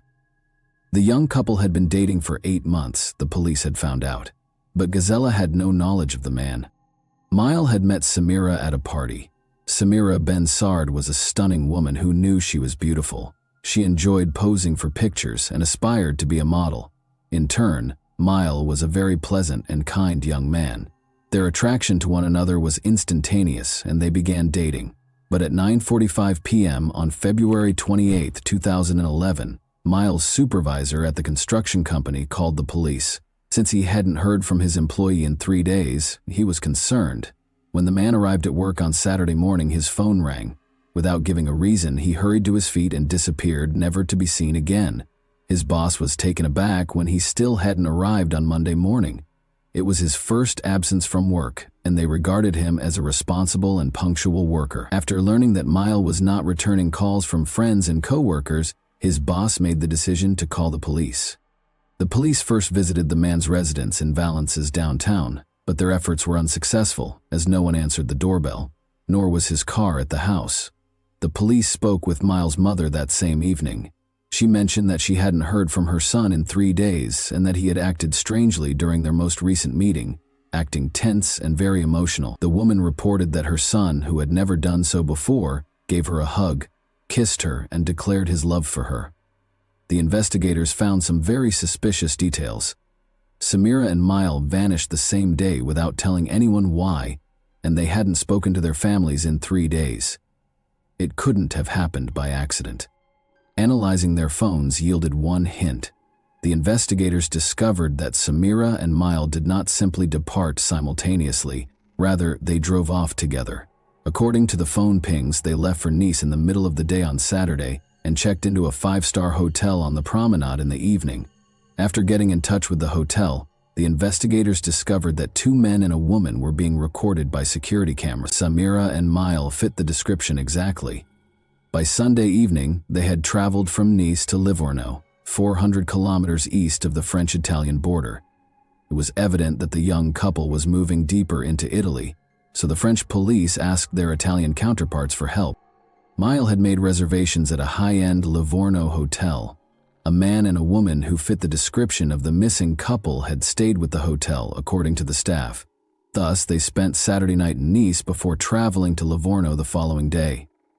Everything suggested that Samira and Miles had taken a haphazard romantic trip, which was not surprising given how popular the Riviera was for such excursions. Since Samira's mother had received a message from her daughter saying that she had left, but that there was no need to worry because she would return soon, the detectives had no reason to doubt their belief that the young couple would soon return home together. Although it appeared to be another affirmation that the young couple was doing well, Gazella was positive her daughter would never vanish simply by taking an impulsive vacation. Samira never skipped work and was a responsible woman. Additionally, Gazella was troubled by a detail. She couldn't comprehend how her daughter, who loved being photographed and never left the house without wearing carefully chosen clothes, applying makeup and styling her hair, could leave for several days with a young man without taking anything with her. The fact that Samira sent an SMS also baffled her. The problem is that she would typically just give her mom a call. Since they were close and could talk for hours, getting a text message didn't make her feel any better. On the contrary, it made her anxiety even worse. The city of Imperia, which is about 80 kilometers from Nice in northern Italy, provided the next update on the case. Massimo Bessin was traveling to work on Monday, March 3, 2011, when he decided to take a shortcut and turned onto a small street. Something odd caught his attention along the road. When he opened the door, he saw that it was a woman, but initially he thought he saw a mannequin. Massimo yelled something but got no answer, but the woman was obviously on the move. He summoned an ambulance in a hurry. She was identified by Italian police as the French woman who had gone missing. Her skull was pierced by a bullet that had been shot in the back of her head. At this point, the romantic trip theory could be disregarded. The French police couldn't understand. They first believed it to be a romantic escape, then it was a suspicious disappearance, and now they were dealing with a girl who had been injured in an attempted murder. Despite being critically ill, Samira was still alive. Her mother was notified and she was taken to the hospital right away. At first, Gazella didn't even recognize her own daughter when she got to the hospital. The sight is hard to describe. Samira looked like a 9-year-old girl with her head shaved bald. The woman found it hard to accept that her daughter had been shot in the head and ended up in Italy. Since the bullet was embedded in her daughter's skull, the doctors informed the mother that there was little chance of recovery. Gazella refused to accept this and made arrangements for Samira to be taken to a hospital in Marseille. She was told directly by a surgeon there that although he would do the surgery, he would not give her false hope. The patient would never fully recover, even if she lived. Samira had surgery for 10 hours. Despite surviving the surgery, she was unable to speak and did not recognize anyone when she opened her eyes. Like a child, she had to relearn everything. Samira was unable to provide any information regarding the events in Italy, but without her testimony, the police had to look for the perpetrator. There were numerous signs that the crime was being planned. The Italian police were unable to locate any of her possessions when they discovered her lying on the side of the road close to a landfill. No passport, no phone, and no purse were present. This suggested that the criminal did not want her name to be revealed, but the investigators had a lead. Samira's boyfriend, Mile Cambia, was the last person they saw her with. According to the police, Mile fled after committing the crime by crossing the border into Italy. But after Samira was discovered, he erred by using his bank card in France. Only 35 kilometers from his Valence apartment, he used it at a first-rate hotel in Les Turrets. Mile had returned to France the day before, according to surveillance footage. But why didn't he return home to his family if he was innocent? He chose to stay in a hotel a few kilometers away instead. Investigators soon learned that he had used Samira's credit card, which was another error on his part. In other words, Miles stayed in a hotel and used the woman's card while the young couple went on an impromptu trip to another country, where the woman almost died. The worst suspicions of the police were validated by everything. The detective talked to the young man's friends and family in an attempt to find a motive. Samira and Miles' relationship was evidently far from ideal. Mile was bothered by the fact that Samira was a very attractive woman and that many men were interested in her. Their disagreements frequently turned violent. In front of their friends, Mile had the authority to slap Samira, and once he even put out a cigarette on her. He was obviously not a particularly stable individual. However, the motive remained a mystery. Was everything prearranged? Or did Mile act out of rage? Despite Miles' actions, all of their friends were aware that Samira was smitten with him. She'd just learned, though, that her boyfriend was married. He had cheated on his girlfriend on a regular basis after getting married to her when she was 18. He had many mistresses besides Samira. Despite being upset by the information, she didn't end their relationship because she trusted Miles' statement that they were divorcing and living apart. The investigator went to Miles' house after learning of this, but as soon as he stepped inside, he saw that Samira was wrong. The husband and wife were obviously living together. In addition, Mile would soon become a father. The name Combi was written on 17 ultrasound pictures of the apartment. A love triangle involving Mile, his wife, and Samira was clearly in place, and one of them was bound to vanish. Finding Mile was essential, and it was far simpler than the police had expected. 5 days after the disappearance, Mile Cambia turned himself in on March 4 at the Valence police station. The investigation was extremely fortunate to have this. Mile not only willingly arrived at the station, but he also came clean and admitted to shooting Samira. He went on to describe what had transpired. According to the young man, Samira was merely a friend with whom he could have fun. She knew there was no future in their relationship. Samira was unable to accept Miles' explanation that their romance was over. She never left him alone, calling him non-stop and occasionally dialing his number 150 times in a single day. He showed the investigator his phone, which showed evidence of about 1,000 calls from Samira in a month. Although Mile acknowledged that Samira's actions might be categorized as stalking, would this be sufficient grounds to shoot her? The young man soon began to fear for his life as the situation worsened. He described the events of the Friday night before they left for Italy. He was kissing another woman in a nightclub when Samira confronted him. After leaving the club in a hurry and using her key to scratch his car, she got into a fight with Samira's cousins. Mile was frightened by this incident, since they threatened to kill him and claimed to have weapons. Mile was terrified. After deciding that he needed to find a way to protect himself going forward, he hurriedly got into his car and drove out of the nightclub. He considered purchasing a weapon for his personal protection. When he received a call the following day, he left without thinking and went to buy a revolver. Still, none of this clarified why he had shot Samira. Mile clarified that his intention in traveling to Italy was not to murder her or carry out any other heinous deed. All he wanted was for their tumultuous relationship to end. In an attempt to defuse their tense situation and give Samira an explanation, he took her to Italy, but things didn't work out. Mile got out of the car after they argued once more. Samira trailed after him. Mile claims that he did not intend to shoot when he grabbed the weapon, only to frighten her, but the revolver accidentally went off. Then he dropped her to the ground, climbed back into the car, and drove off. He claimed to be afraid when asked why he didn't call for an ambulance. He didn't know what to do, so he went into hiding for a few days after she fell. The police already knew the rest of the story. In general, the man asserted that what transpired in Italy was an accident, and that he was the victim of his compulsive lover's pursuit. The police weren't entirely convinced by his explanation, so he was arrested for attempted murder. A few things didn't add up. Why would someone go abroad and stay in a 5-star hotel only to break up with someone? Why did he use her credit card after stealing all of her personal items, and who used her daughter's phone to send Samira's mother the message? Although it was hard to prove without Samira's testimony, the investigator was certain that the young man was lying. Thankfully, Samira was able to testify after some time and therapy. First, though, Samira spoke very slowly and in a weak voice. She gave her account of what happened 8 months after the attack on October 11, 2011. Samira's statements ran counter to what her ex-lover had said. He said they needed to talk when he arrived at her house. He persisted, so she gave in, even though she didn't want to. She accepted Miles' invitation to a weekend retreat. When she asked him where he wanted to go, he said, Spain. The fact that this upset her made him take her to Nice, and then to Italy. Miles abruptly swerved off the road on the 3rd day of the journey, following 2 days of relaxation. He told her not to worry, saying he just needed to get rid of something, when she questioned why he had turned onto a road that led to a landfill. Miles halted the vehicle and exited. After letting her out through the passenger side door, he took out a revolver and aimed it at her. She was going to die, he said. She yelled, "Shoot if you're a man," and he pulled the trigger.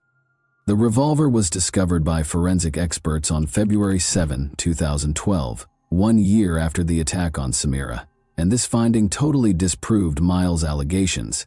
He claimed that the gun in his hand suddenly detonated. Ballistic analysis, however, demonstrated that such an occurrence was impossible. The shooter must carefully prepare before firing, pull the trigger back, and then fire. 2 separate actions, the expert explained. The revolver won't just fire when you wave your hand. In addition, the revolver must be held in one hand while a considerable amount of force is applied with the other hand to pull the trigger backward. There was no way such a gun could be accidentally fired. Miles Cambia lied because he intended to murder Samira. Detectives were finally able to piece together the murderer's plan after months of investigation. Miles left work on February 26, 2011 at 9 in the morning. He bought a weapon because he was determined to prevent a recurrence of the scene from the night before. He loaded it, tested it, pulled the trigger, and fired it as he made his way into the woods. Everything had been planned by him. Samira was to vanish across the border after spending a romantic weekend in Italy. Since he had no connections in Italy, it was the ideal place to carry out the crime. Miles pulled the woman out of the car, drove off the road, shot her, and threatened to kill her. In order to avoid identifying her, he then took her possessions. Miles tried to deceive the police by sending Samira's mother an SMS after returning to France. It was assumed that the woman had taken a vacation and was still alive. The man was sure he would never be caught and thought he had committed the ideal crime. You can only imagine how shocked he was to learn that his victim had lived. He hid for 5 days close to his hometown while the police searched for him, thinking about what he should do next. He came up with a new self-defense tactic since he lacked the resources and beneficial contacts to flee. Miles Cambia made the decision to tell his version of events to the police. The trial of Miles started in the city of Valence on February 10, 2014. For the victim and her family, the trial was a true ordeal. Miles stuck to his version of events, much to their astonishment. He maintained that everything that transpired in Italy was a regrettable accident, and that he was the victim in this instance, having been harassed by Samira. According to his friends, he had never been violent and bought the revolver out of fear after Samira's cousins threatened to kill Miles and destroy his car and apartment. He took his phone with him when he drove to Italy, keeping nothing hidden. He was emotionally worn out from Samira's incessant calls and just wanted to take the woman on a trip to help her relax. It is also important to note that Miles charmed the jury with his exaggerated displays of civility and respect throughout the trial. His plan worked, and he received a 13-year prison sentence. The lenient sentence raised questions about whether Miles' actions in court and the jury's decision to impose a relatively short sentence were related. After all, it is hard for people to convict a charming young man with impeccable manners, and they frequently associate criminals with unpleasant personalities. Samira feels that this penalty is excessively light. She will always be confined to a wheelchair because she loved a man who chose to kill her, but by the time he turns 40, he will be free and able to lead a normal life. According to the surgeon, Samira recovered 80% of her abilities in a year of therapy. But the effectiveness of rehabilitation drastically decreased after that, leaving her reliant on assistance for the remainder of her life. She acknowledges that he paid her back in this way because she was prepared to do anything for love. And that wraps up today's chilling story. If you enjoyed this video, don't forget to like and subscribe so you never miss a new upload. Also, let me know in the comments, what part of this story shocked you the most? Thank you for watching, and I'll see you in the next video.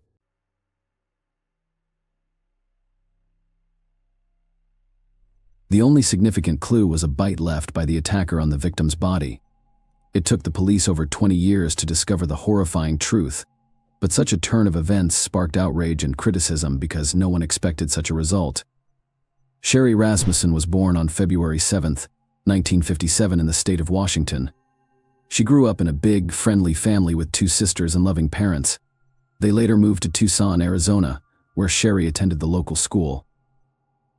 Sherry was an excellent student who completed elementary school a year ahead of her peers. During her summer vacation, she completed the entire 7th grade program by herself. After graduating from high school in 1973, she enrolled at a California college where her older sister was already a first-year student. Sherry decided to pursue a medical education and become a nurse, which required her to complete additional courses at another institution. After graduating from college in 1975, Sherry decided to pursue a master's degree at the University of California, Los Angeles, where she also worked as a nurse to fund her education. She received her master's degree at the age of 23. Her father purchased an apartment in the Los Angeles suburbs for her, but Sherry refused to live on her parents' income, so she wrote her father a check every month for the full amount of the mortgage payments. She also got a job at a local hospital, where she led the nursing department that cared for seriously ill patients.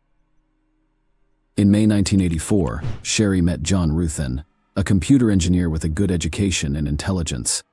They started dating and married a year later. John moved in to share their apartment. They spent their honeymoon in Jamaica and returned home to celebrate Christmas with Sherry's family. Closer to 10 a.m.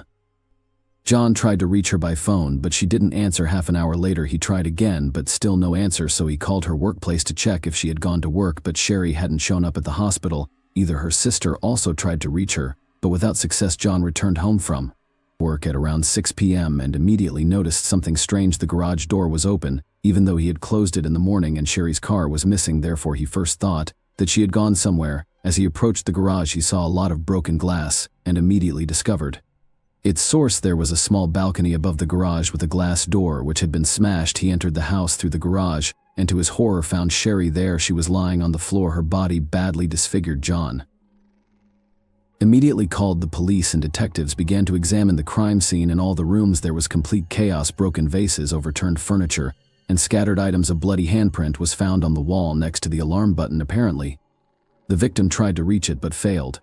In addition to extensive bruises and wounds, experts discovered a human bite mark on Sherry's wrist. Aside from all of the foregoing, the marks on her hands indicated that the attacker had tied the victim before releasing her. The death was caused by 3 close-range gunshot wounds.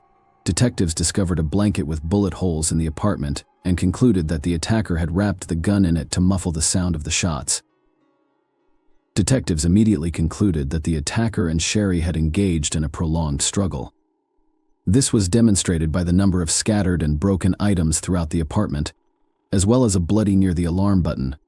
The lead investigator quickly stated that they were dealing with a failed robbery. In his opinion, at least 2 criminals broke into Sherry's apartment, but they didn't expect her to be there. A struggle ensued between them, and Sherry fought for her life until the end. Several facts supported the robbery version, the first of which was the disappearance of Sherry's car from the garage. Second, someone had placed the stereo equipment and player near the staircase leading to the 2nd floor. According to police, the robbers intended to take them and leave, but after the scuffle and murder, they fled the scene. However, there were some questionable scenes in this version. First, the police found no evidence of forced entry, implying that either Sherry let the criminals in herself or they had a key. Second, the perpetrators did not touch all of the valuable items, including the jewelry box that was in plain sight. Detectives interviewed all of Sherry's neighbors but found no new leads.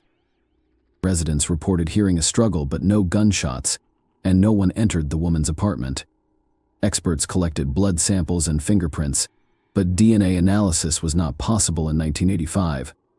The lead investigator soaked a piece of cotton in the trace of the bite on Sherry's body, hoping that the attacker's saliva could be left behind as a clue to catch the killer. Furthermore, he informed the police about the disappearance of the document. Detectives were unable to find an explanation for this unusual occurrence. After a week and a half, they discovered Sherry's car in a parking lot 4 kilometers from her apartment. It was unlocked, with the keys in the ignition. Forensic experts attempted to locate fingerprints, but were unsuccessful. Either the criminals only touched it while wearing gloves, or they removed all fingerprints. A robbery occurred 2 months after the murder, which took place just a few hundred meters from Sherry's home. Detectives immediately discovered numerous parallels. 2 criminals broke into a stranger's apartment through the garage, threatened the owner with a gun, and took stereo equipment. The lead investigator suspected that these 2 were responsible for the woman's murder, so the police searched for them through witness accounts. They made approximate composite sketches of the suspects and discovered that both men were Latino, but they were never found. However, investigators showed little interest in finding out the truth, which irritated Sherry's parents. Her father visited the police station on a regular basis, inquired about the investigation's status, and requested that the detectives consider various versions. He even asked them to look closer at John's ex-girlfriend Stephanie Lazarus, who was also a police officer. Sharia repeatedly told her father that she was obsessed with John, but the investigators laughed it off and told him to watch fewer detective shows. Stephanie couldn't accept John's departure after learning he was going to marry another woman. Stephanie came to Sherry's workplace and told her that their marriage was doomed and that she and John would get back together sooner or later. In addition, she claimed that John had already slept with her after getting engaged to Sherry. Of course, Sherry was very upset after this visit. When she returned home, she told John what had happened, and he admitted that he had slept with Stephanie. After learning of his engagement, the young woman begged him to come over, spoke of her love, and urged him to return to her. But he refused, saying he loved Sherry and planned to marry her. Stephanie then offered to sleep with him one last time, and John accepted. He apologized to Sherry and admitted it was a huge mistake on his part. The woman eventually forgave him, and the incident with Stephanie faded away. However, Stephanie continued to visit their home without warning under various pretexts. One time, she came with a set of skis and announced that John promised to wax them for her the next time she entered their apartment when the man was not present. Sherry was surprised to see Stephanie in her living room when asked what she was doing. Apparently, the woman used her police badge and the security letter to enter Stephanie's apartment otherwise. A duplicate key was required otherwise. She could not have entered without breaking the log. Sherry also noticed that someone was following her while she and John were sitting in a restaurant, and the woman saw someone staring at them intently. When she looked at this person, he immediately left. Sherry couldn't see his face because it was covered with a hood. Unknown calls also frequently arrived on their home phone, and Sherry suspected it could be Stephanie. The victim's father told detectives about all of these incidents, but they ignored his words because they were certain that the murder was committed by the 2 Mexicans who robbed an apartment near Sherry's house. 3 months after the murder, some documents from Sherry's case disappeared from the police station, including detectives' records of the investigation progress. The police were unable to locate the journals, but there were no significant leads. The case has remained unsolved for years. 7 years later, the lead investigator on the case retired, and the victim's father decided to meet with his replacement, hoping that he would take his job more seriously. Furthermore, it was 1993, and police were already actively using DNA analysis technology to solve crimes.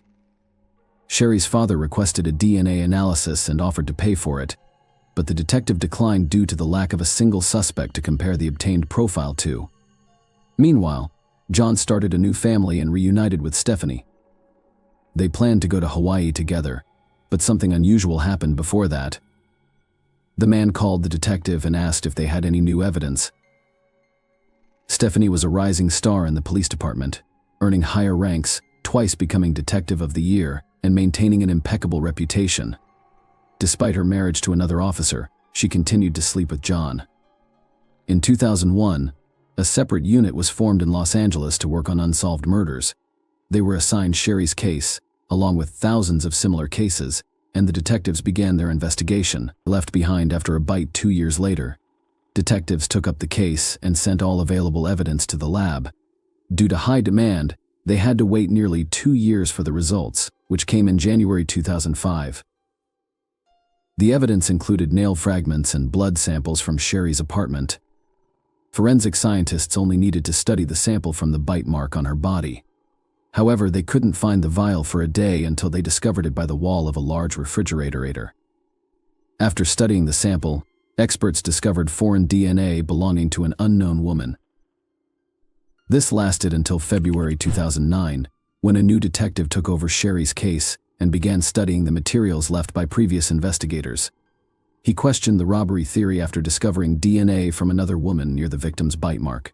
Detectives reasoned that the motives for this crime could be very different, so they compiled a list of all the women who could be linked to Sherry's murder. As a result, they were able to collect 5 names, including Stephanie, the victim's work colleague, and 3 other young women. The detectives initially questioned Stephanie's involvement, citing her reputation and successful police career. For this reason, he decided to investigate the other suspects first. Together with other investigators, they quickly concluded that 3 women on this list had no connection to Sherry's death. They lacked motives and had alibi. Following that, they began investigating the nurse who worked with Sherry. File stated that their relationship was tense, and the police obtained a sample of her DNA from the trash she threw away. Experts extracted the profile and discovered that it did not match the saliva found at the bite mark location, leaving the detectives with only 1 suspect. Stephanie and several colleagues agreed to keep this information secret until they could obtain solid evidence or disprove this theory. None of them wanted to accuse a police officer with an impeccable reputation of murder, and Stephanie could easily ruin their careers using her connections. They began secretly gathering information on her, trying to find any connection to the murder. Interestingly, the woman worked in the same building on the same floor as them. Because of this, the investigators had to take many precautions and not even mention her name in their notes. Soon, the detectives discovered the first interesting fact during the years of the murder. Stephanie owned a .38 caliber revolver, the same type of gun that was used to shoot Sherry. They also learned that the victim had repeatedly complained about strange and even aggressive behavior from Stephanie. The fact that the police officer came to Sherry's workplace in her uniform and said rude things to her seemed suspicious. Even more suspicion was added by the fact that Stephanie had broken into Sherry's gated community and even into her apartment several times. After analyzing the reports and photos from the crime scene, the detectives concluded that the possible robbery seemed staged. Nothing was taken from the apartment, not even the valuable items that were prominently displayed, but instead only a player and stereo were taken away. Moreover, the shooter had to be well versed in how the gun worked in extreme conditions. They were able to wrap the gun barrel with a blanket in such a way that the neighbors did not hear a single shot. It is unlikely that a low-level thief of players could possess such skills, but a trained and experienced police officer could. Another fact indicating Stephanie's involvement was a stolen marriage registration certificate found in her apartment. Why would some random burglars look for this document and take it with them, leaving a whole box of jewelry behind? But for Stephanie, it could have had significant symbolic value. Perhaps killing Sherry was not enough for her, or she had planned to break into her apartment only for this document, but the woman caught her in the act. In the end, the detectives learned that 2 weeks after the murder, Stephanie came to the police station and filed a report of theft. According to this information, someone had broken into her car, which was left near the pier, and stolen several items, including a sports bag, clothes, videotapes, and a .38 caliber revolver. Given all the facts presented, the moment with the gun seemed very suspicious. Detectives suspected that she intentionally got rid of the weapon, disguising it as a theft. Furthermore, she filed a report at a different police station where nobody knew her, which seemed very strange since her colleagues would have taken the case with the utmost responsibility. As a result, the detectives decided to obtain a DNA sample from Stephanie. Several officers undercover followed her for a week until they finally had the opportunity to get it. On May 28, 2009, Stephanie and her stepdaughter stopped at a cafe for a snack. As soon as they left, the officers took the glass she drank from and sent it to the lab. The next day, the result was ready, a full match. Despite the many factors pointing to Stephanie's involvement, the detectives were still shocked. It was hard for them to believe that a high-ranking and respected police officer was connected to the murder. but the DNA results were indisputable. However, at that moment, they did not have time for these thoughts, and investigators began developing a plan to arrest her. None of them wanted to do this in the middle of the police station in front of hundreds of officers. Moreover, Stephanie had extensive connections, and the detectives decided to lure her away from prying eyes. The chief of the Los Angeles Police Department was unofficially informed that one of his subordinates was suspected of the murder. The chief ordered the detectives not to approach Stephanie while she had her service or personal weapon with her. The detectives considered arresting her in her home, which was risky because she lived with her husband and stepdaughter. They devised a plan to entice the person who outranked them to surrender their weapon. They found holding cells in the basement of the police department designed for temporary detention of criminals, where anyone entering had to surrender their weapon. This led to the creation of a legend saint. Stephanie went with them to the basement where the suspect was supposed to be held. After the woman surrendered her weapon, they went to the interrogation room, but there was no suspect there. The detectives gradually laid out the cards on the table and asked Stephanie questions about Sherry's murder. At first, they simply said that they needed to ask her a few questions about an old case related to her ex-boyfriend over the course. The detectives let her go, but at the end of the corridor, Stephanie was met by several police officers wearing handcuffs.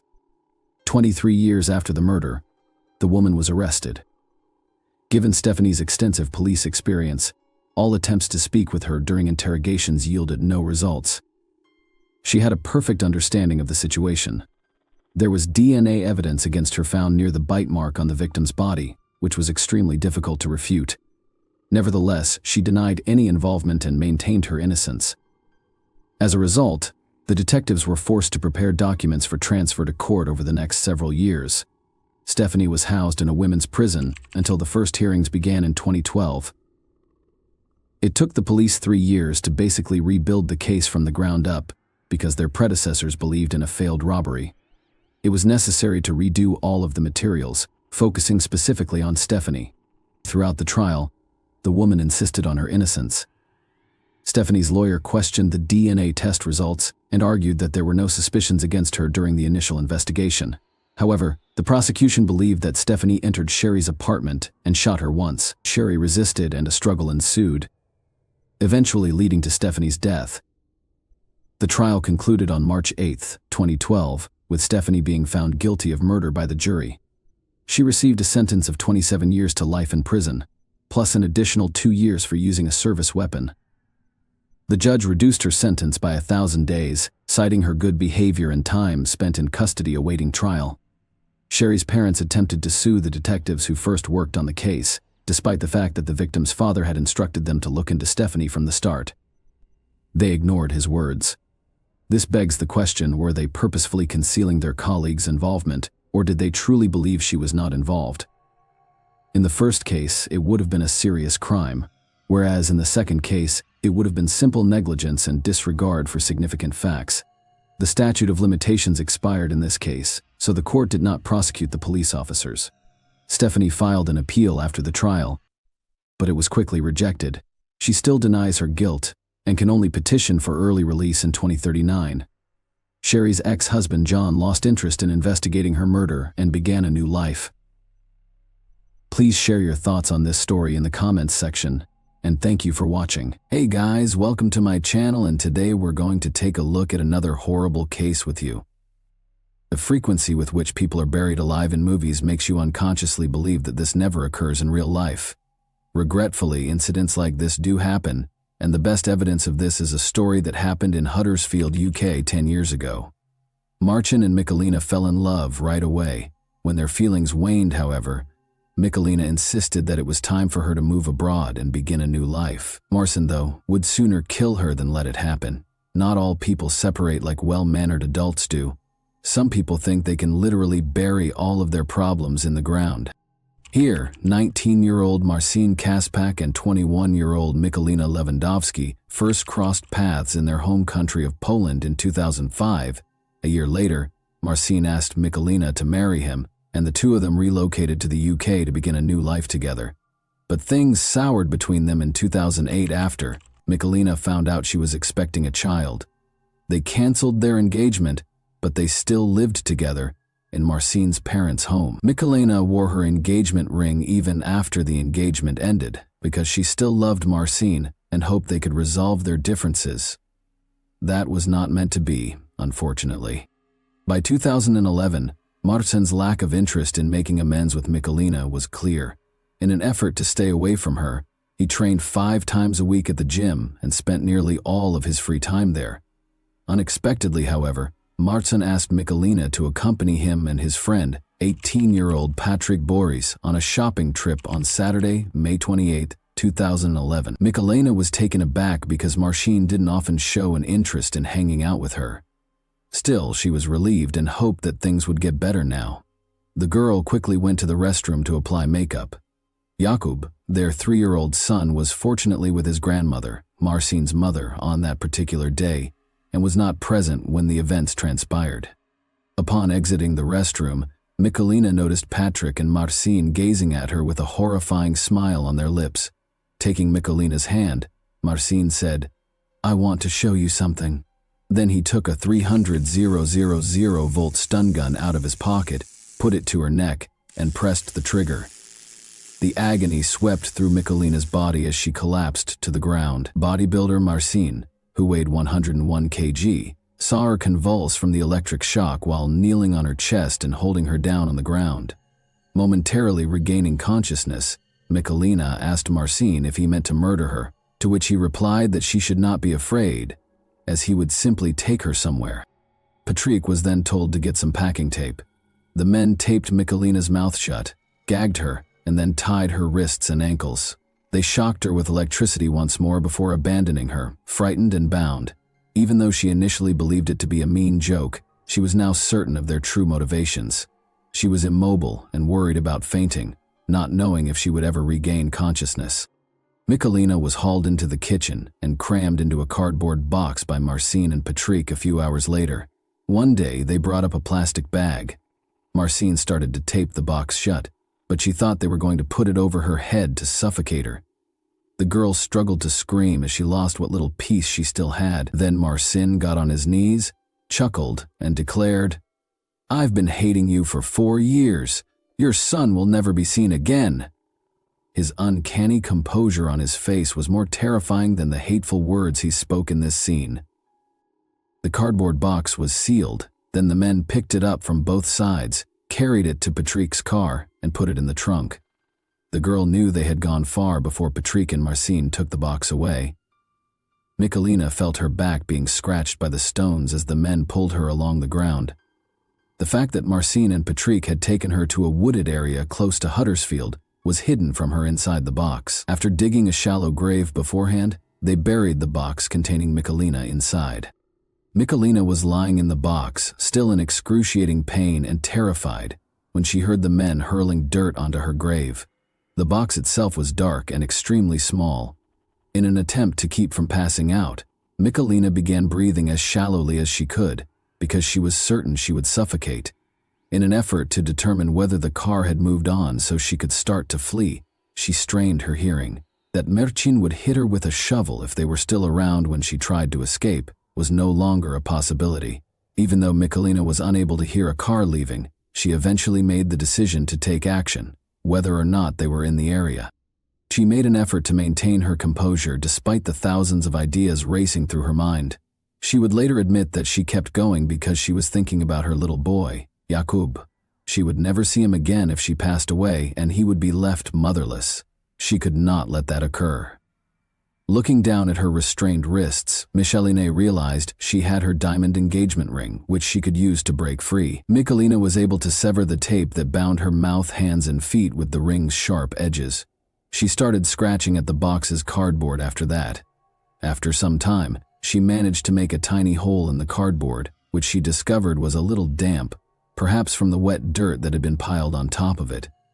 Through the gap, Michelena stuck her fingers out and ripped the box apart. She only felt dirt, though. The same dirt that had been thrown on her grave by her boyfriend. She was still unaware at the time that, in addition to the meter-deep layer of dirt they had buried her beneath, they had also positioned a 40-kilogram log on top to make sure she couldn't get out. As more and more dirt soaked into the box, it covered her clothes, hair, and face. Michelena cried out for assistance, but no one was there to hear her. Her body shook with pain, and she grew weary, but she knew that continuing on was essential if she hoped to see her son again. "Don't give up," she said to herself again. Simply, don't give up. Michelena persisted in pushing, tearing, and pounding at the cardboard box until she managed to reach out her whole hand and raise her head above the floor. She breathed in the fresh air with anticipation. She could see the sky above her head, the trees, and the leaves, even though it was dark. Even though Michelena was completely covered in dirt and had lost all her strength, she no longer had any doubts about her ability to get away. Finally, she was able to pull herself up and claw her way out from under the ground with one last effort. After being in the box for an hour, Michelena miraculously emerged from her grave. In addition to surviving, she saved herself by using the diamond engagement ring that her would-be murderer had given her. Running toward the road from the woods, Michelena signaled a passing vehicle. That the driver didn't run away in fear when he saw a weak, dirt-covered woman come out onto the road was a great blessing for her. He listened to her and then stopped to call the police to find out what had happened. Michelena showed the police the cardboard box where she had been left to suffer her last moments in horrifying pain when they arrived at the crime scene 15 minutes later. Without a doubt, Marcin had never been more terrified in his life than he was when the police knocked on his door and told him he was being taken into custody on charges of attempted murder and kidnapping. He resisted for a long time, claiming that his intention was not to kill Michelena, but simply to frighten her. But no one took this defense seriously, so it didn't do him much good. After leaving Michelena to die, the men took PS500 from an ATM using her bank card, went home, and began playing video games, as the police quickly learned. In fact, Marcin was not planning to return for Michelena. His idea was completely different. Marcin, 25, was a dedicated bodybuilder who had become dependent on anabolic steroids, which led to his frequent outbursts. He concluded that it would be best for his son to grow up without a mother at all. After learning that Michelena had decided to leave the fight for their relationship and was going to return to Poland with Jakub, Michelena would not be able to raise his grandson as well as his own mother. With the intention of killing his ex-fiancée, he came up with one of the most horrific ways to end her life. Marcin was given a 20-year prison term after being found guilty of attempted murder and kidnapping in January 2012. Although Patrick was convicted of kidnapping, he was not found guilty of attempted murder. He received a 4.5-year sentence in a juvenile detention center. Both men were not eligible for parole until they had completed half of their sentences. Marcin won't, however, be available for purchase anytime soon. The police searched his parents' home, where he lived with Michelena and their son after he was arrested. The house contained a variety of chemicals and instructions for making explosives, according to the police. Consequently, Marcin received 8 more 4-year sentences for the explosives, while already serving his sentence for attempted murder. I prevented him from achieving his goal of killing me in the most horrific manner possible, even though he wished for my demise. I battled my way out of that grave with the last of my strength. Following the delivery of the guilty verdict, Michelena remarked, "Now it is he who is imprisoned." Even after learning that her ex-lover had received a 20-year sentence, Michelena is still terrified. Despite having moved to a different home far from Huddersfield with her son, whose address is kept secret for their safety, Michelena acknowledged following the trial that she still has nightmares about what she endured. "I was buried alive and trapped in that shallow grave, and I was afraid that my life was over and that I would pass away. In order to survive and care for my young son, I prayed to God. I had the courage to leave that box and flee when I thought of my son. I had a deep affection for Marcin Kasbak for many years, but after the terrible attack on me, my affections for him deteriorated into hatred. I still have nightmares about Marcin returning, finding me, and killing me. I'm hoping he understands how wrong what he did to me was. The difficulties I faced that day, at the hands of a man I trusted and loved, are something I hope no one else will ever have to go through." And that wraps up today's chilling story. If you enjoyed this video, don't forget to like and subscribe so you never miss a new upload. Also, let me know in the comments, what part of this story shocked you the most? Thank you for watching, and I'll see you in the next video. Hey guys, welcome to my channel, and today we're going to take a look at another horrible case with you. Lori Eisenberg called the Idaho authorities in February 2018 with a distressing message. She said she was sailing on Lake Coeur d'Alene with her husband, Larry Eisenberg, when he suddenly fell into the water. But after the body was recovered, a medical examination revealed a different picture, which made authorities believe that a more intricate and nuanced story was involved. Born in 1950, Larry Eisenberg earned a degree in forestry from the College of Idaho. He worked in forest cultivation, maintenance, and harvesting. He started working in the woodworking industry after completing his college education. He spent his entire life striving for success because he enjoyed working hard. In 1974, Larry married his first wife, with whom he had 2 children. But after the kids grew up, the couple got divorced. He soon met Lori Barnes, who was born in 1953. Lori's life used to be extremely impoverished. On occasion, her family even had to stay the night on farms that were deserted. She got married in 1973 at the age of 19, and the couple divorced in 1996, but they had 6 daughters together. She moved out after the divorce and became a single mother to her daughters. Many were drawn to Lori because of her amazing laugh and smile, and she was very good with people. Larry has consistently stated that he loves his wife more than anything else since they were married in 2004. Their neighbors and friends said their 17-year marriage was perfect. In northern Idaho, they led a contented life. Lori was the executive director of the North Idaho Housing Coalition at the time, which remodeled homes for impoverished families to buy or rent. Larry was retired but still involved in a number of community activities, and she was a well-respected member of the community. Lori and Larry decided to take their boat to Lake Coeur d'Alene on February 13, 2018, so they could watch the sunrise from Sunup Bay, a beautiful location. Given that Lake Coeur d'Alene is generally regarded as having serene waters, what happened that day was nearly unthinkable. But soon after they set sail, Lori looked very upset and used Larry's phone to dial 911. She reported her husband's drowning to the authorities. Lori described her desperate search for Larry in the water and her need for immediate help. At 11 a.m., officers reached the closest shoreline and sent a rescue boat to retrieve Lori so that she could receive medical care. Sheriff deputies asked the woman for any information regarding Larry's last known location when they arrived at the scene. Lori claimed she couldn't find her cell phone and didn't call emergency services until 2 hours after Larry went overboard. Additionally, Lori stated that she had to manually start the engine again because the ignition key had broken shortly before the incident. She then disclosed that after searching the neighborhood for Larry, she chose not to drive the boat back to shore out of concern that she would lose the trail. She eventually located Larry's cell phone and dialed 911 after taking out a blanket to stay warm. But after she finished speaking, the cell phone fell out of her grasp and into the lake. The officer observed that the woman's emotion appeared to be very real during this exchange. They all believed it to be an accident.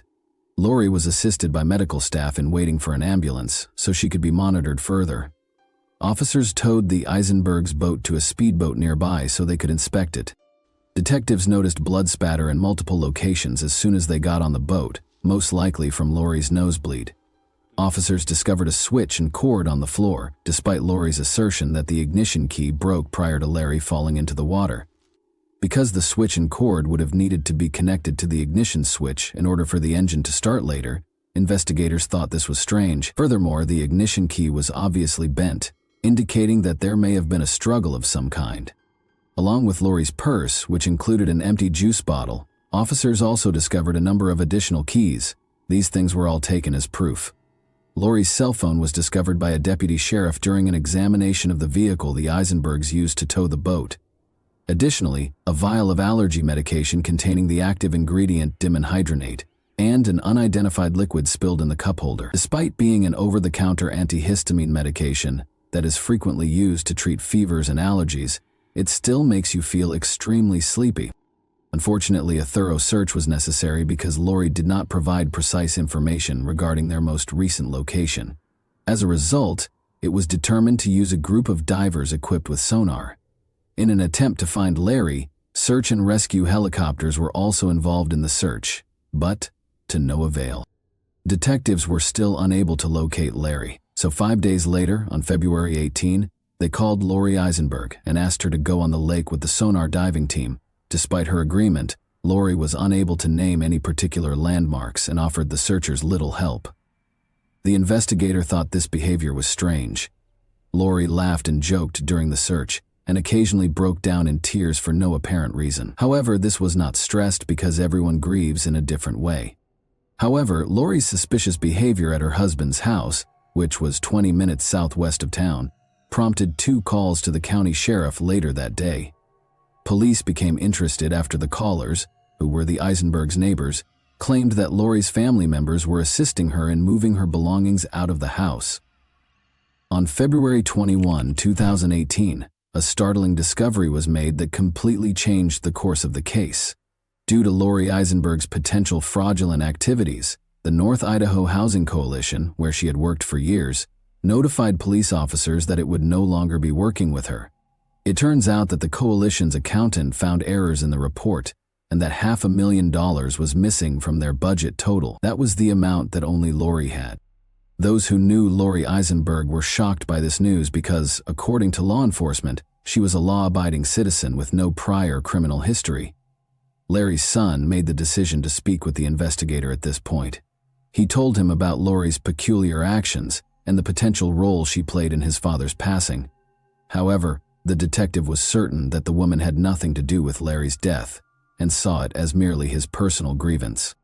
However, in response to Lori's fraud charge, a search warrant was issued for the Eisenbergs' residence the following day. Several pieces of evidence were found during the search, including red stains on the floor outside the house, paper towels that appeared to have dried blood on them, black latex gloves, and a Ziploc bag that contained an unidentified white powder. Lori was immediately briefed on the evidence by the investigating detective. She countered that she was unaware of the brown stains in the backyard, and that the blood they discovered on the gloves and towels was her own. The red marks on the concrete were later identified by forensic analysis as paint drips that had stained the boards. Lori was arrested on 40 counts of forgery on February 27th. Since the coalition was partially financed by taxpayers, the nearly $500,000 she was accused of stealing would escalate into a far more serious offense. On the following day, one of Lori's daughters posted her $75,000 bail. About 3 miles from the location where Lori claimed Larry fell overboard, Larry's body was discovered floating face down, close to the shore on March 1, 16 days after the tragic event. An autopsy the following day verified that the body belonged to Larry Eisenberg. That's not all, though. Toxicology tests conducted by the coroner's office showed that Larry's blood contained deadly amounts of the antihistamine dimenhydrinate. Experts concur that despite the extremely low frequency of overdoses, the drug is fast-acting and can be lethal if taken in excess in a short amount of time. Although the autopsy results were not made public by the authorities, Lori had previously claimed that her husband took several pills daily and frequently neglected to take the recommended dosage. Larry also had flu-like symptoms, according to Lori.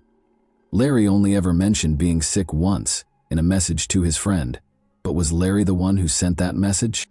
The expert analyst concluded that the last time the cell phone signal was present close to Lori's son's house was when Larry vanished into the lake, despite the fact that Larry's phone had drowned. Given that Lori said the phone fell into the lake on February 13, this was strange. Detectives concluded that Larry's death was most definitely not an accident. As a result of all of this, Lori did not show up in court for her fraudulent fraud case in late May. A warrant for her arrest was consequently issued, but she never showed up. Investigators kept questioning the Eisenberg family's close associates, and soon the idyllic relationship started to show signs of weakness. Despite their apparent happiness, Larry had been very dissatisfied with Lori's recent spending patterns and the fact that she frequently provided financial support for her kids. Investigators also discovered that Larry was one of 3 men Lori had cheated on her first husband with. Furthermore, it was found that Lori herself had handwritten modifications to Larry's will a month prior to his death. According to the will, Larry's children would receive 80% of the estate, while his own would only receive 20%. Authorities chose to make the autopsy results public and declare the case a premeditated murder since Lori was still at large. It was discovered that he overdosed on the antihistamine Benadryl and died from diphenhydramine toxicity. Diphenhydramine, an antihistamine used to treat allergies, is marketed under the name Benadryl. It is also used as a sleep aid because it makes you drowsy. Even at standard dosage levels of 1,0,100 nanograms per milliliter, diphenhydramine induces drowsiness.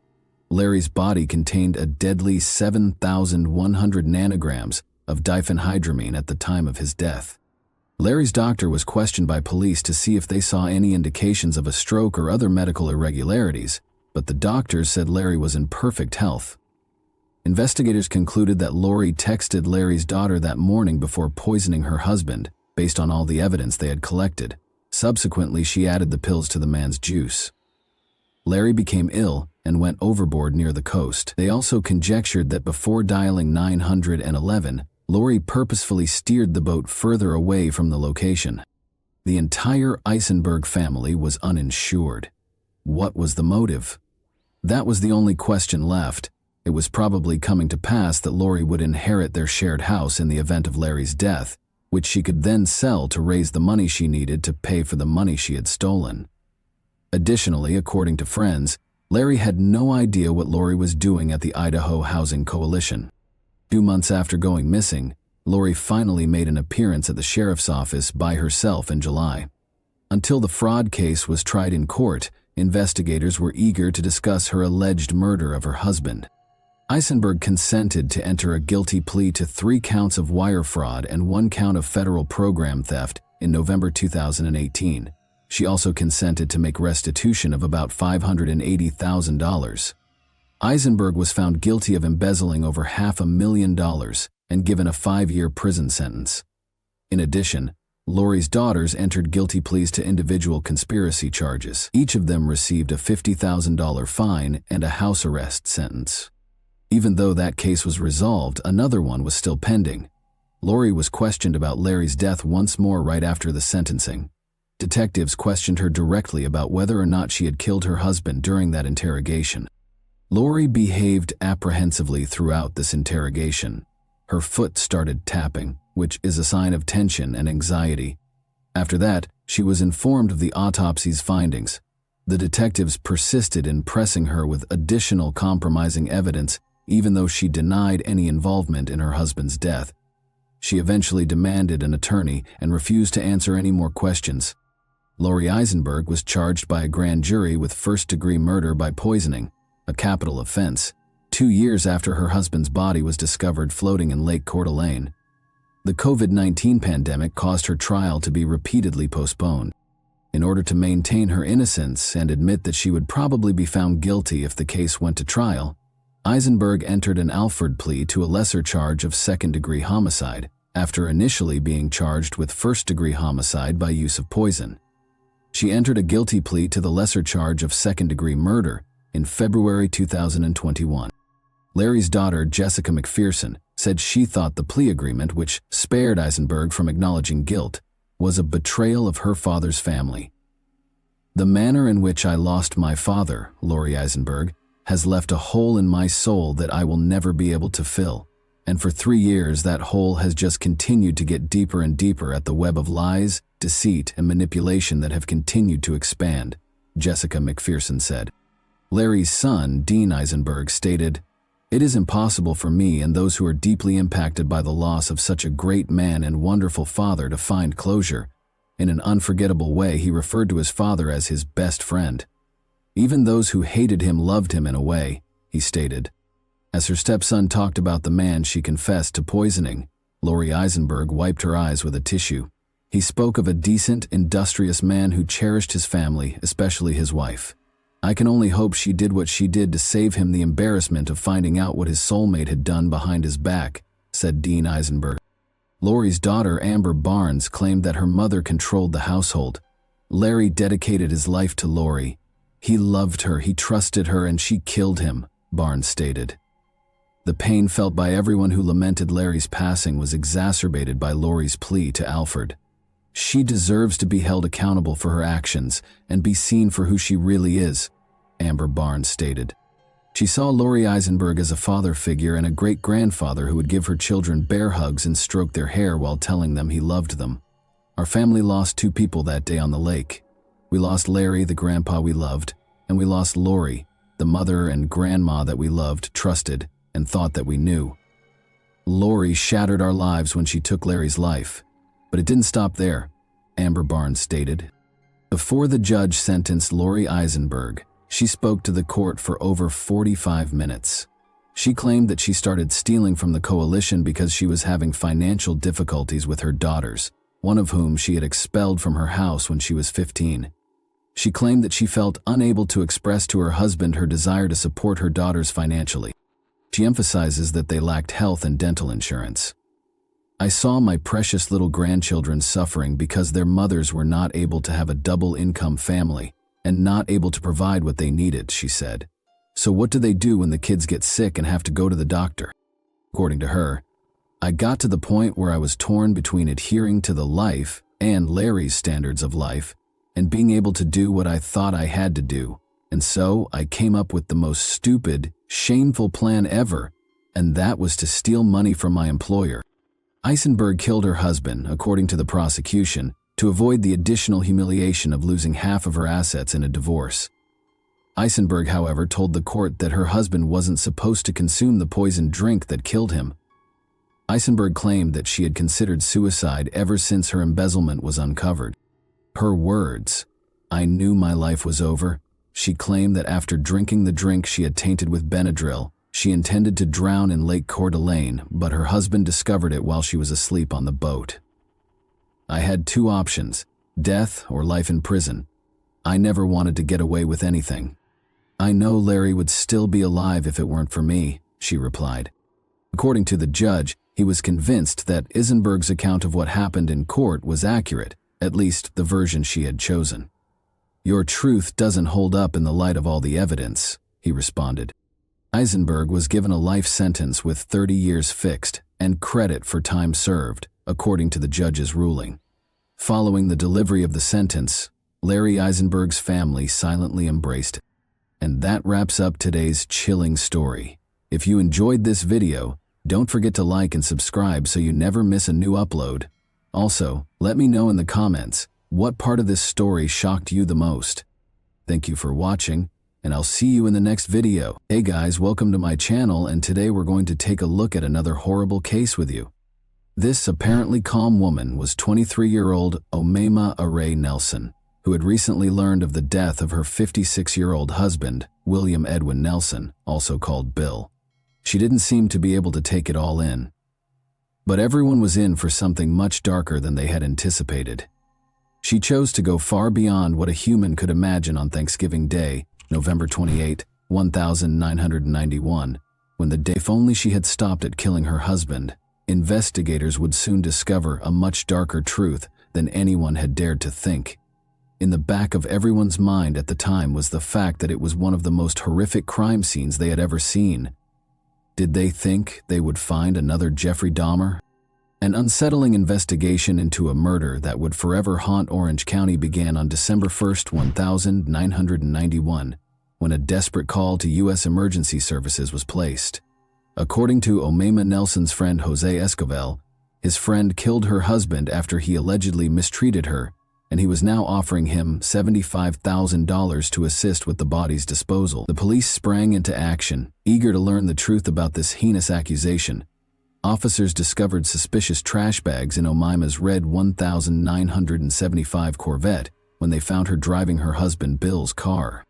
After Thanksgiving weekend, Bill Nelson, as he was known, had not shown up for work and had been reported missing.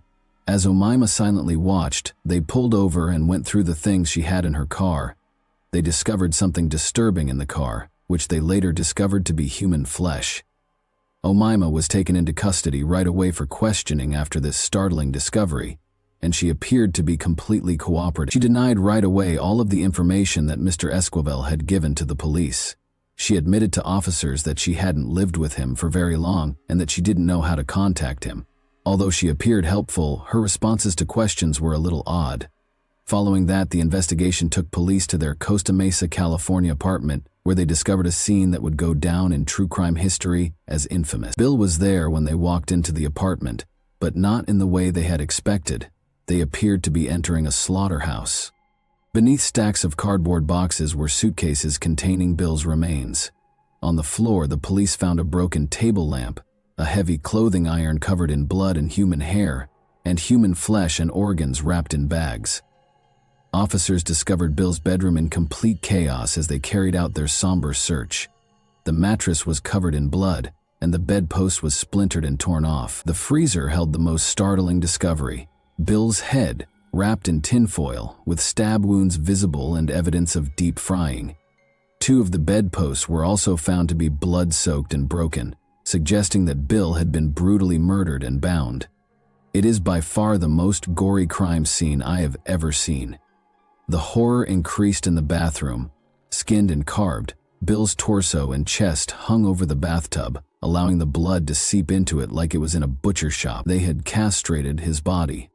Police entered the kitchen and discovered pans and pots with what looked to be stew left on the stove. Bill Nelson's hands, soaked in the mixture and covered in bruises, were among the turkey meat and vegetables. He had apparently been bound tightly prior to his murder. Bits of his hips, a grim take on Thanksgiving leftovers, were mingled with cranberry sauce in the trash can. Unfathomable horror was depicted in this horrific scene as investigators sought to understand how such a tragedy could occur within what was supposed to be a loving marriage. The case's terrifying details would later be compared to fictional horror stories.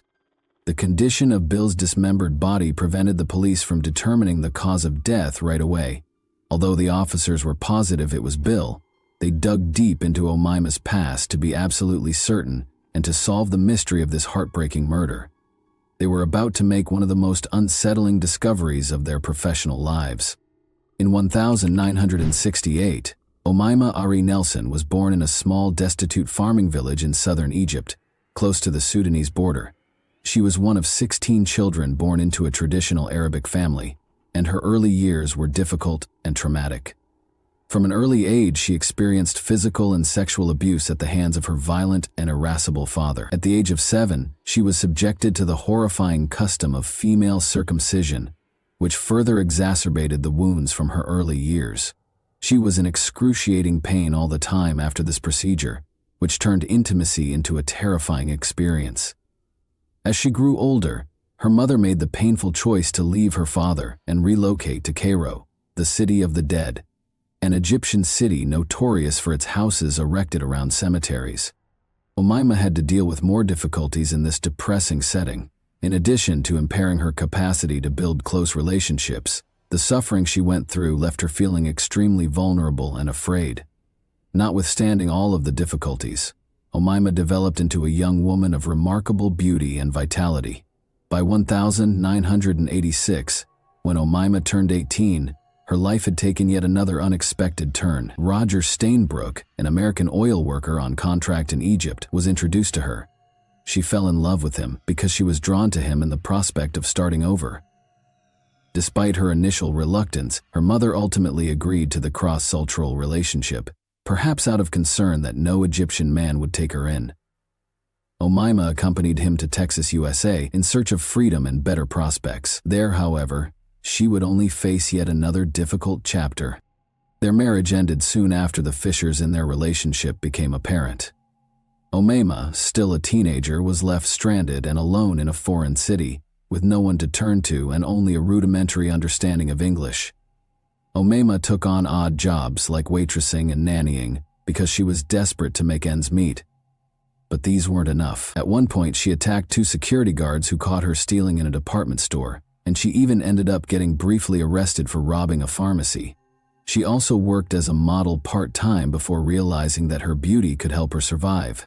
She played a dangerous game to survive by luring men in and captivating them with her attractive appearance, only to rob them when they were most exposed. Omaima would place men in precarious situations, restrain them, use force, and take their belongings. She used this strategy to rob several men, but no one reported her because the officers thought it would embarrass them. She lived off of these items until meeting 56-year-old Bill in October 1991, who seemed like a kind and giving man. He was a former pilot and Marine who now worked part-time at Cannon Mortgage in Tustin as a messenger and computer programmer. Despite the fact that Bill was 33 years Omaima's senior, Their relationship developed rapidly, and 2 days after they first met, he proposed to her. Even though Bill was still legally married to his first wife, the two clicked and were married in less than a month. They climbed into his red Corvette and drove directly to Phoenix, where they were married and found a justice of the peace. During their brief honeymoon, she and Bill traveled to Texas and Arkansas to see his family. Bill's family had serious concerns about the marriage despite the tense beginning. They found it difficult to accept the relationship because Omaima was younger than some of Bill's own children, and he was twice her age. Nevertheless, Omaima's kind yet astute manner won over everyone she encountered, creating an impression that, at least initially, seemed to allay some reservations. The cracks appeared after the honeymoon was over and they moved into Bill's apartment in Costa Mesa, California. They gave off the impression of being a normal couple, but there was something profound and unnerving about their seemingly normal existence. Regarding her marriage, Omaima claimed that Bill attempted to mistreat her even on Thanksgiving Day, to which Omaima retaliated using a strategy for which she was famous. She had tied up other men before him. She gained confidence from her past crimes of robbing and tying up men. She felt compelled to destroy him this time because of something about him. Omaima killed her husband without hesitation. She claims that that night Bill sexually assaulted her, and because it was already a controversial act for her, she was unable to control her anger. After repeatedly stabbing Bill with a knife, Omaima used a clothing iron to beat him to death.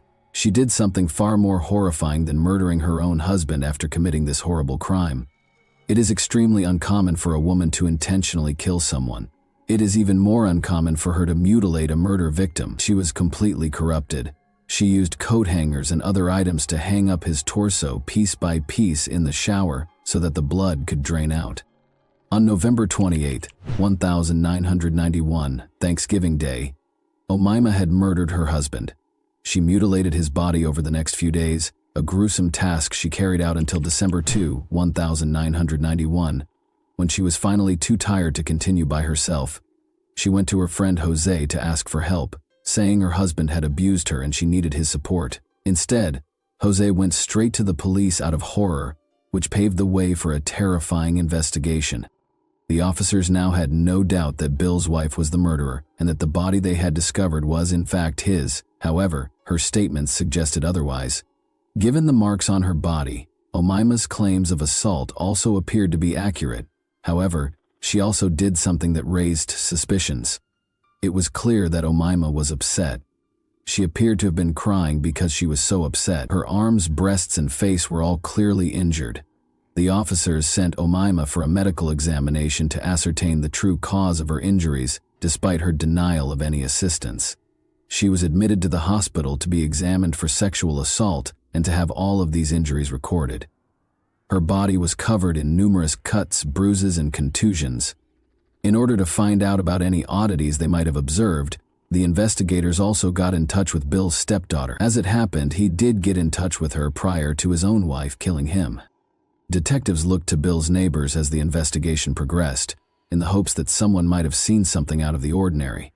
They did remember hearing a strange noise that night, a noise that had seemed normal at the time, but had taken on a terrifying new meaning in the context of what had happened. Cutting a body into several pieces and packaging them all to make them appear non-human requires a lot of work. Thanksgiving was supposed to be a time for celebration, but for Bill Nelson, it turned into a day of horror when his young bride brutally murdered him.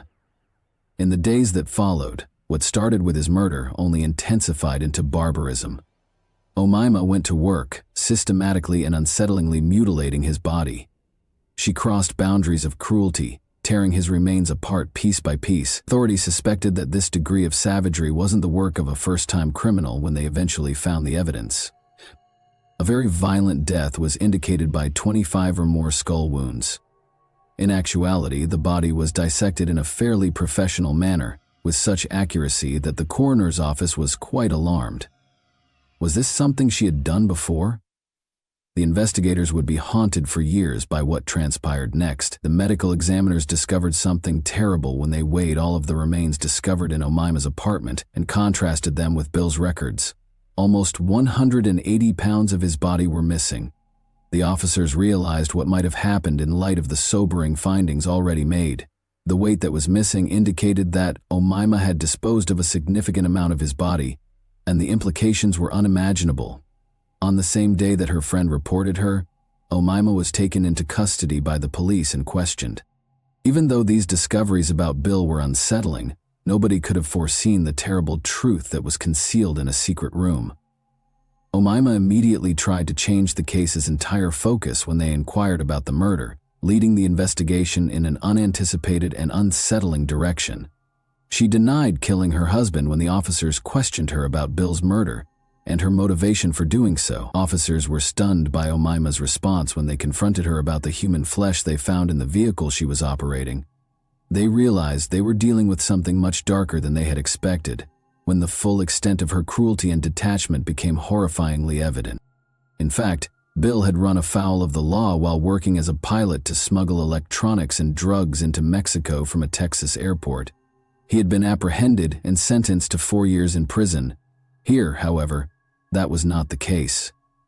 Omaima revealed the possible motivation behind her murder of her husband when the officers called her in for a second round of interrogation. She claimed that after they were married, Bill began to act violently, abusing her both physically and sexually during their brief marriage. She denied killing him, though. Omaima eventually confessed to killing her husband after being pressed further, but she left them with yet another unsolved mystery.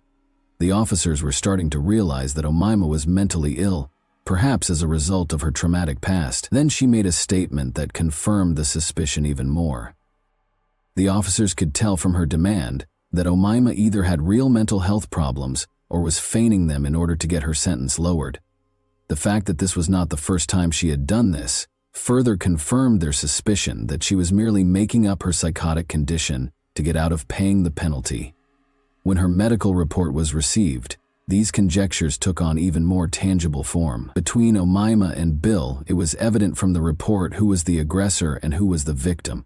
Her hands, legs, and feet all had cuts that were typical of someone who had mutilated a human body.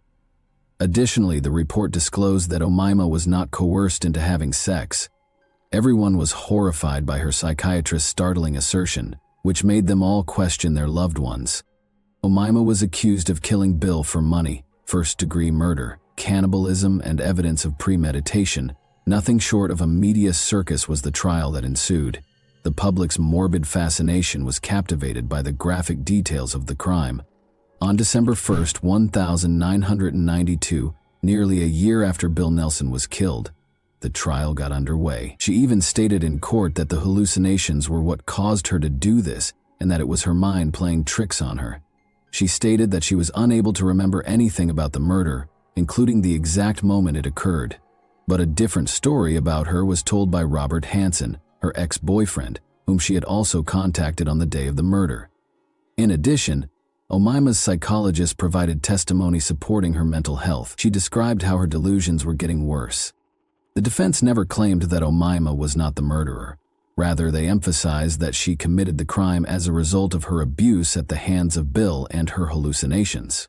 Omaima claims that, in an effort to get away from Bill permanently, the voices in her head told her to dismember her husband's body, in addition to urging her to kill him. According to the ancient Egyptians, you will not enter the afterlife if your body is dispersed. She then sliced him. She was making sure he wouldn't be there if she made it to the afterlife. She wouldn't, however, say why she cooked him. She boasted to her psychiatrist that nothing was sweeter than her husband's taste, and that the ribs were the best part. Instead of him, she wanted his money. She didn't have to eat him, though. Omaima insisted repeatedly that she had no intention of killing Bill. However, the prosecution pressed for murder charges, and on January 12, 1993, the jury found her guilty of second-degree murder.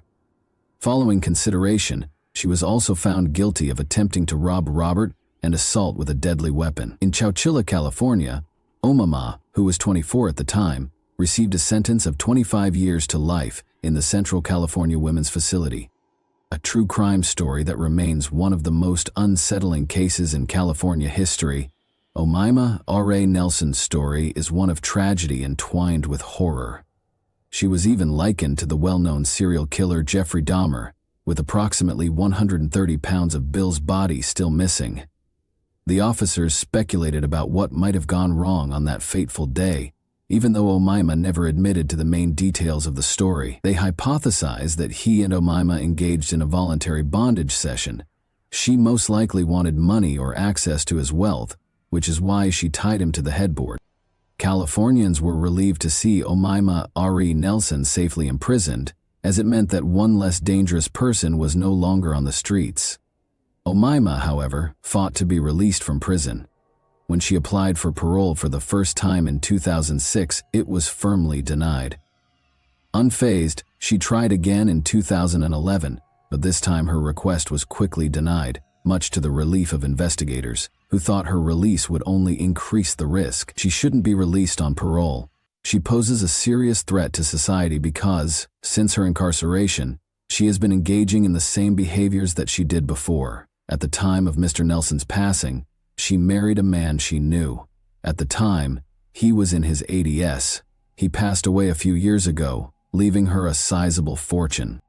Omaima is currently unable to access any money she might want to claim outside of her prison, but if she is given parole, her access to money and freedom could completely transform her life. She may be able to rebuild a life outside of prison once her freedom and financial resources are restored, something that has long plagued the victim's family and those who remember her horrific crime. She will be eligible for a parole hearing once more in 2026, and the outcome will ultimately decide her future. This case demonstrated how childhood trauma can result in mental health problems later in life. In light of this, we would like to know your thoughts on this case. Do you believe Omaima killed her husband because she wanted his money, or did she have a mental illness and kill him in a fit of rage? And that wraps up today's chilling story. If you enjoyed this video, don't forget to like and subscribe so you never miss a new upload. Also, let me know in the comments, what part of this story shocked you the most? Thank you for watching, and I'll see you in the next video. Hey guys, welcome to my channel, and today, we're going to take a look at another horrible case with you. A worrying call was made to Spanish police in May 2023 from a peaceful Malaga suburb. They found a young woman's body with several stab wounds in one of the units. Hours after leaving the area, the suspect was caught at a nearby cafe. But this catastrophe was just the start of a chain of events that brought detectives to an unresolved case from 9 years earlier. Even the most seasoned forensic specialists were taken aback by what they discovered beyond the wall of another flat. Sibora Gagani and her lover Marco resided in Spain's Laurel area, close to Torremolinos beaches, in 2011. Their existence appeared stable on the surface. Marco was a chef and Sibora was a waitress at a nearby restaurant. Sibora frequently called her mother Elisabetta to reassure her that everything was good at their tiny rental home. But beneath this seeming consistency were significant issues that were more apparent every month. Elisabetta felt the strained atmosphere in the home right away when she traveled to Spain to see her daughter. Even in her presence, Sibora and Marco began to argue. Elisabetta witnessed her daughter's attempt to rationalize Marco's outbursts of anxiety and jealousy by attributing them to transient problems. But Elisabetta was certain that the issues extended well beyond daily hardships.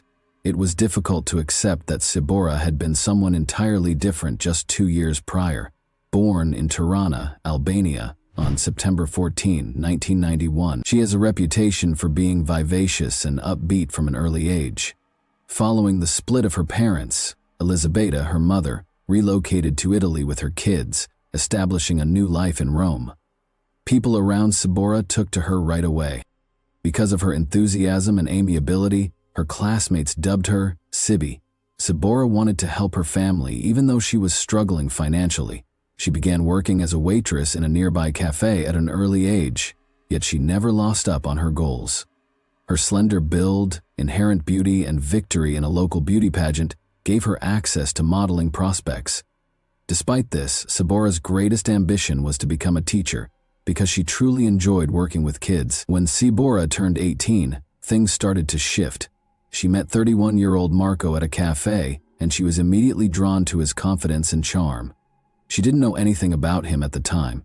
He had a sister, was divorced, and appeared to be looking to move on with his life. But there was a tangled past hidden behind this facade. Marco had already drawn the notice of the authorities on several times due to his aggressive demeanor and issues with controlled narcotics. Captivated by his charm, Sibora decided to ignore these red flags. After a year of dating, Marco proposed that Sibora and he go to Spain, saying that the country offered better employment prospects than Italy. Sibora persisted that she thought this relocation would usher in a new era when she and Marco could create a happy life together, despite Elisabetta's attempts to encourage her daughter to stop questioning Marco's motives. Spain initially appeared to be a promising country.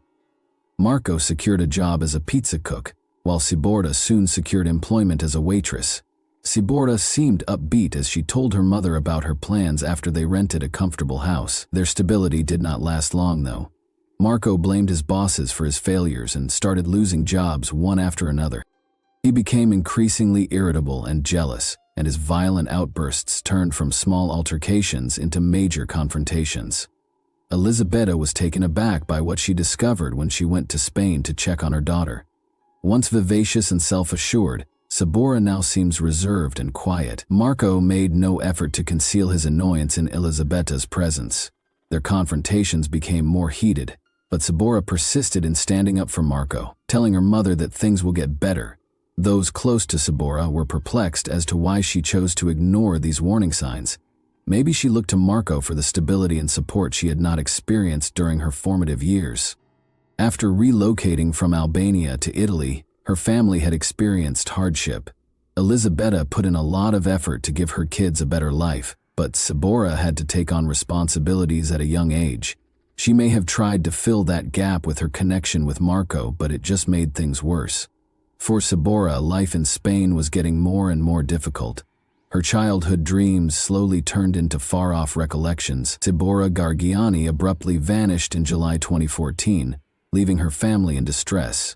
Her last known communication was a July 7 text message to her ex-partner Marco. Her social media accounts became silent, and she shut off her phone. This was not how she usually behaved. Before that, Sibora had told her mother that she felt free, had finally moved into a new apartment, and had broken up with Marco.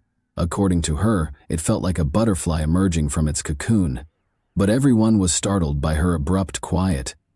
The situation became even more bizarre when Marco showed up to Elisabetta's house in Italy out of the blue. He made an effort to come across as a man who was deeply troubled by what had transpired and remorseful.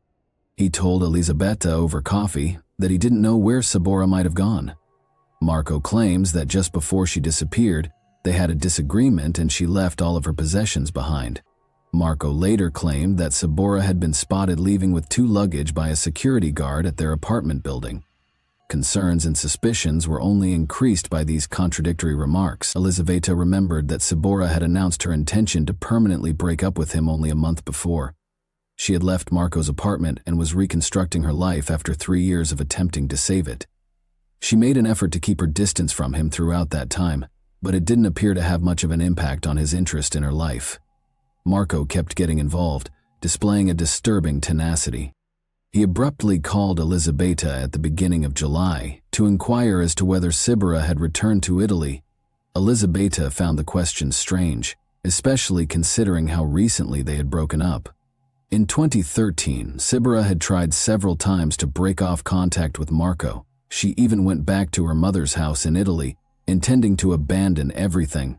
She acknowledged at the time that she didn't see their relationship going forward, but Marco wouldn't let it go. Presenting himself at their Italian home, he begged Sibora to change. He even asked her to marry him. Sibora fell into his promises because she was exhausted from the never-ending battle, but the cycle quickly started up again. Her sense of calm was once more destroyed by aggressive conduct, jealousy, and control. She once told her mother that she might have to entirely vanish if she ever made the decision to leave Marco permanently, because she thought he wouldn't leave her alone. Sibora visited Italy often in the months that followed, most likely due to the expiration of her Spanish residency permit. According to some stories, she traveled with a fake Italian ID. Elisabetta saw that her daughter was becoming more and more afraid. Although Sibora seldom ever talked about it, she merely stated that she was trying to find a way out of her challenging circumstance. Sibora attempted to start over by moving into a new apartment by June 2014. She informed her mother that she had no plans to visit Marco again. She briefly appeared to be free again, but worries about her safety persisted after Marco said she had departed and left all of her possessions behind. Her family saw right away that something was amiss.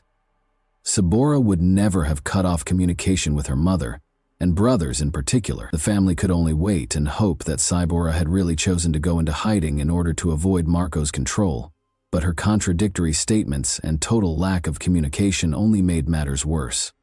Despite the efforts of Sabora Gagani's family and law enforcement, the inquiry into her abduction had not advanced much by 2015. Her mother, Elisabetta, had been the impetus behind formally reporting the incident to the police.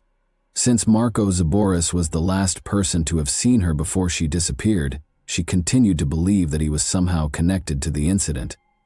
His actions during the probe, however, only served to heighten suspicions. Marco repeated his version of events while being questioned. After an altercation, he said, Sabora had fled their house with only a few items. It was odd, though, since a lot of her personal belongings, such as clothes and identification papers, were still in the flat. Marco never called the police to report her missing, despite his claims. Rather, he claimed to have printed and distributed leaflets across their area in an attempt to find Sabora on his own. Additionally, he presented contradictory speculations regarding her location, at one time speculating that she may have visited Argentina or that she had been spotted with an unidentified male with whom she allegedly had an altercation. These claims lacked coherence and empirical backing. Because she didn't trust Marco, Elisabetta started looking for her daughter on her own. She contacted the media as well as a specialized group that assists in raising awareness of missing person instances. News outlets in Spain and Italy started to publish images of Sabora and appeals for help. No fresh leads were found, in spite of these attempts. Marco seemed to have a fairly normal life while Sabora's family persisted in their quest for answers. In an apparent attempt to avoid drawing attention to himself, he modified his look by shaving his head and growing a beard. He started 2 new relationships during this period, but both terminated with the ladies complaining about his violent conduct. Nevertheless, Marco continued to live in Spain, regularly going to the gym and joining a shooting club, which worried many who knew about his past. The family of Sabora persisted. Elisabetta begged the police to step up their inquiry on several occasions. Law enforcement started going through the case files in the interim, looking for any information that might have been missed. They examined Marco's allegations, which had seemed contradictory from the start. He claimed that Sabora had walked out with nothing, but he also claimed that she had departed with suitcases. There were also inquiries as to why he had not called the police right away after she vanished. The public's interest in Sabora's case gradually waned. Despite the tenacious efforts of her family still residing in Spain, Marco managed to adapt to life after her disappearance. To his neighbors, he seemed like a gregarious person who was interested in socializing and staying active. His reputation was still questioned, nevertheless, given his previous relationship with Sabora and the grievances from new partners. The investigation came to a halt as Sabora's family held out hope for any updates. With the help of worldwide missing persons databases, authorities increased their efforts, but to no avail. The uncertainty surrounding Sabora's fate continued to be an intolerable agony for those closest to her. Marco seemed to have changed his ways by 2023. On the surface, he was living with Paula, his new girlfriend, and the 2 of them had a child. But beyond the surface of this ostensibly new beginning were the same problems that had beset Marco for years. His and Paula's relationship was everything but steady. She told her closest friends and co-workers that Marco had physically abused her. Marco, however, found it difficult to maintain a reliable employment, which made their financial difficulties even worse. Marco and Paula were offered positions by Victor Molina, the restaurant owner, whom Marco had met while working at a pizzeria. In an effort to alleviate the couple's financial strain, Victor also rented them a modest flat. Paula gained respect and trust at work more rapidly than Marco did. In addition to being Paula's employers, Victor and his sister Victoria, who also worked at the restaurant, also provided her with emotional support. Victoria became more aware of Paula and Marco's relationship problems over time. Following a specific event, she started advising Paula to call the police. Victoria claims that Marco was unhelpful at home in addition to being combative at work. Victoria reached a breaking point after an incident at the restaurant. It was discovered that the staff restroom door was smashed. Paula informed Victoria that Marco had broken it, claiming that she had used the area to meet with colleagues. Victor then moved Marco to a new location while maintaining strict monitoring over him. Paula tried hard to keep her life looking regular, but she was unable to conceal the difficulties she was facing. She opened out more as her confidence in Victoria grew. Paula disclosed that the only reason she was remaining with Marco was to reclaim custody of her children, who had been taken away from her when police found illegal drugs in their home. Marco owned the drugs, but the whole family had to deal with the fallout. Paula's main objective was to save enough money to leave Marco and fight for custody back, because this was a very personal tragedy for her. Marco's circumstances, however, kept becoming worse. He often grumbled to Victor about his financial difficulties, saying he worked just to support his family. However, his demeanor and actions conveyed a different message. Victor questioned if it was worth the trouble to retain him on staff because of his aggressive behavior and lack of interpersonal skills. Victoria, who was aware of how serious Paula's circumstances were, persisted in urging her to stop putting up with the abuse. Paula, however, refrained from engaging in any combative behavior out of concern for her safety. She acknowledged to Victoria that she had once been kicked and hit 4 times by Marco, but she played down the severity of the incident for Victor and Victoria. This was unmistakable proof that Paula's condition needed immediate attention. Paula spent her day off on Tuesday, May 16, 2023, feeling upbeat and eager to relax. She told her coworkers that she planned to have a productive and restful evening. Victoria, Paula's co-worker and close friend, was curious about her evening on May 17, the next day. However, at roughly 11:30 a.m. that morning, the day took a gloomy and unexpected turn.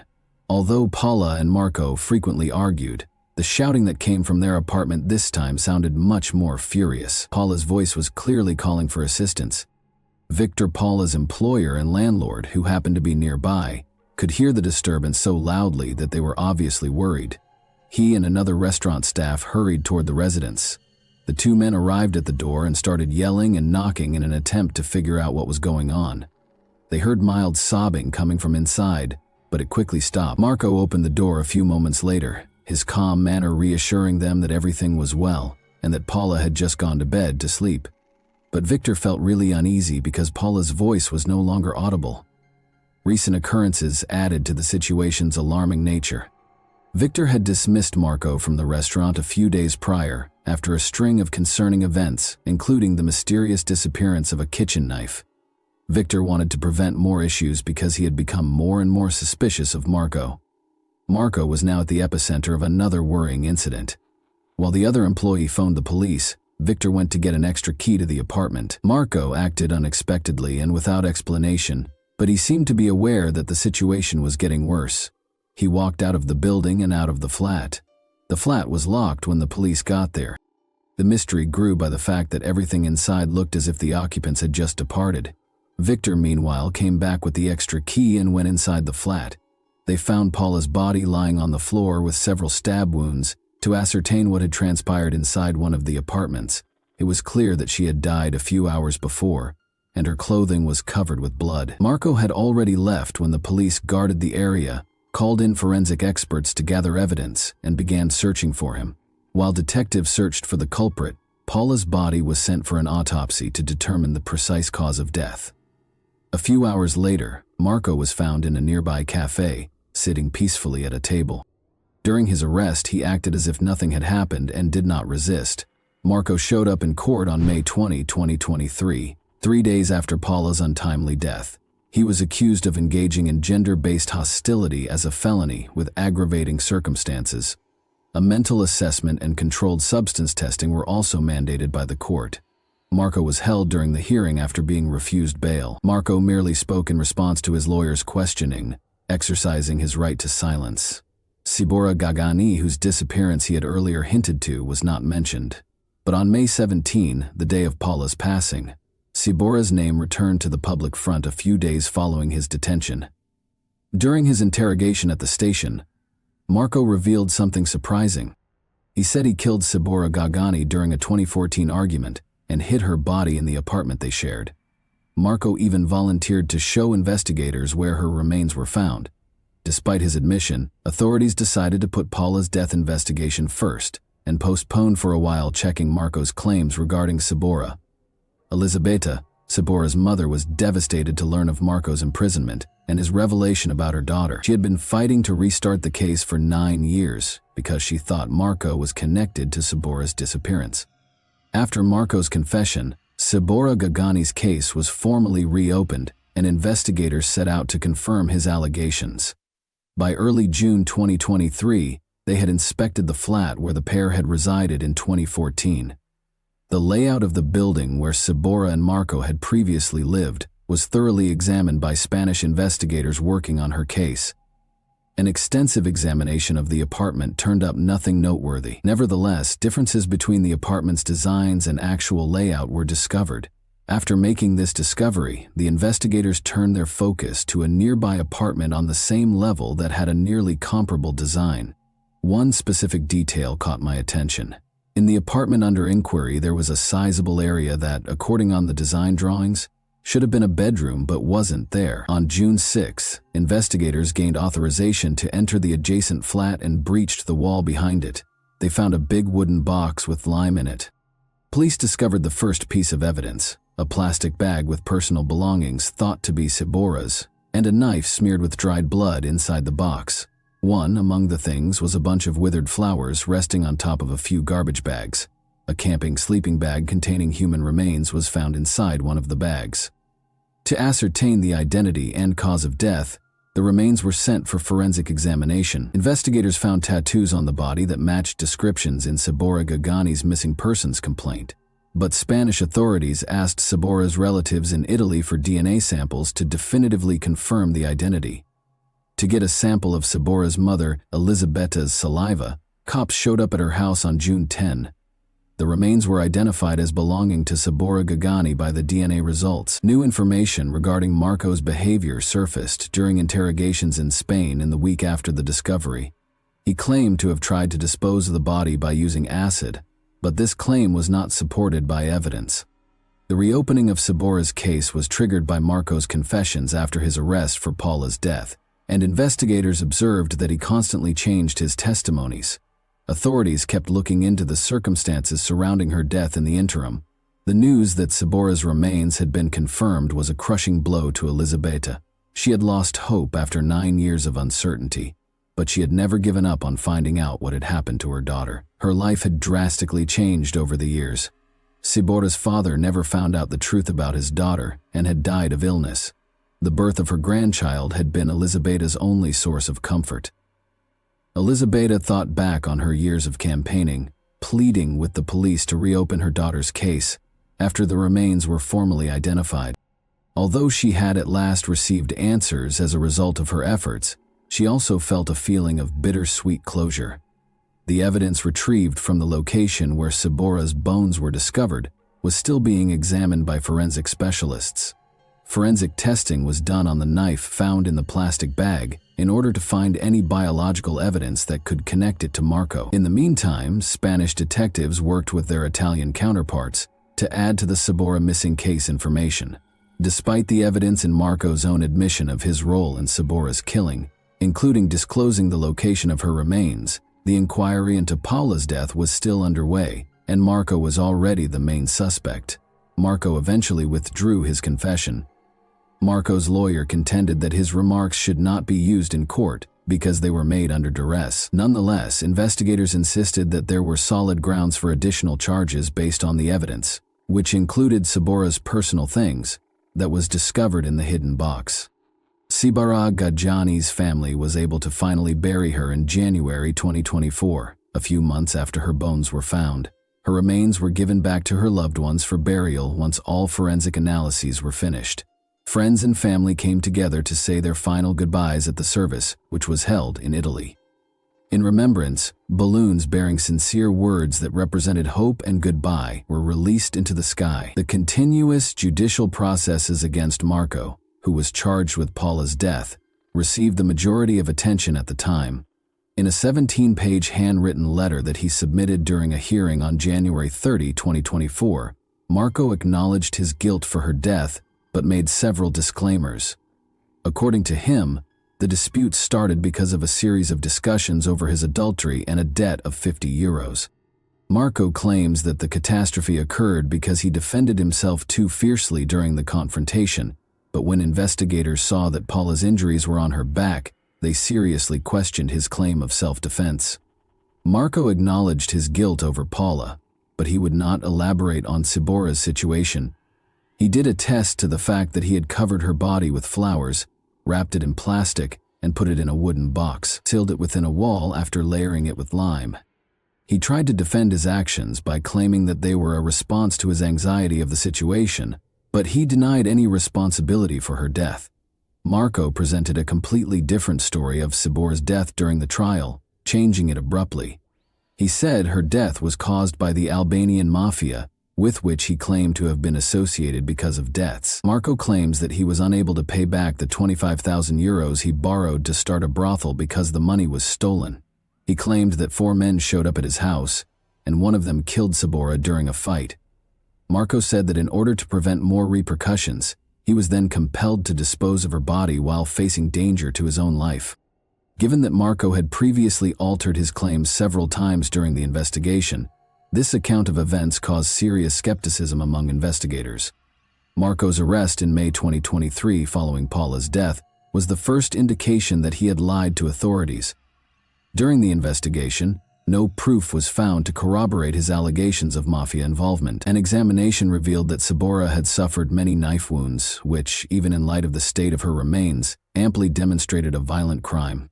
Years after Cibora was reported missing, her family was eventually able to get confirmation of her whereabouts. Although Cibora's father had died without ever finding out the truth, her mother Elisabeta disclosed that she had spent the previous 9 years holding out hope for answers. The trial for Paula's case was still going on by May 2024. In order to handle the counts of homicide and domestic violence, the court opted to hold a jury trial. Even though it had been reopened, Cibora Gagani's case had not yet gone to trial.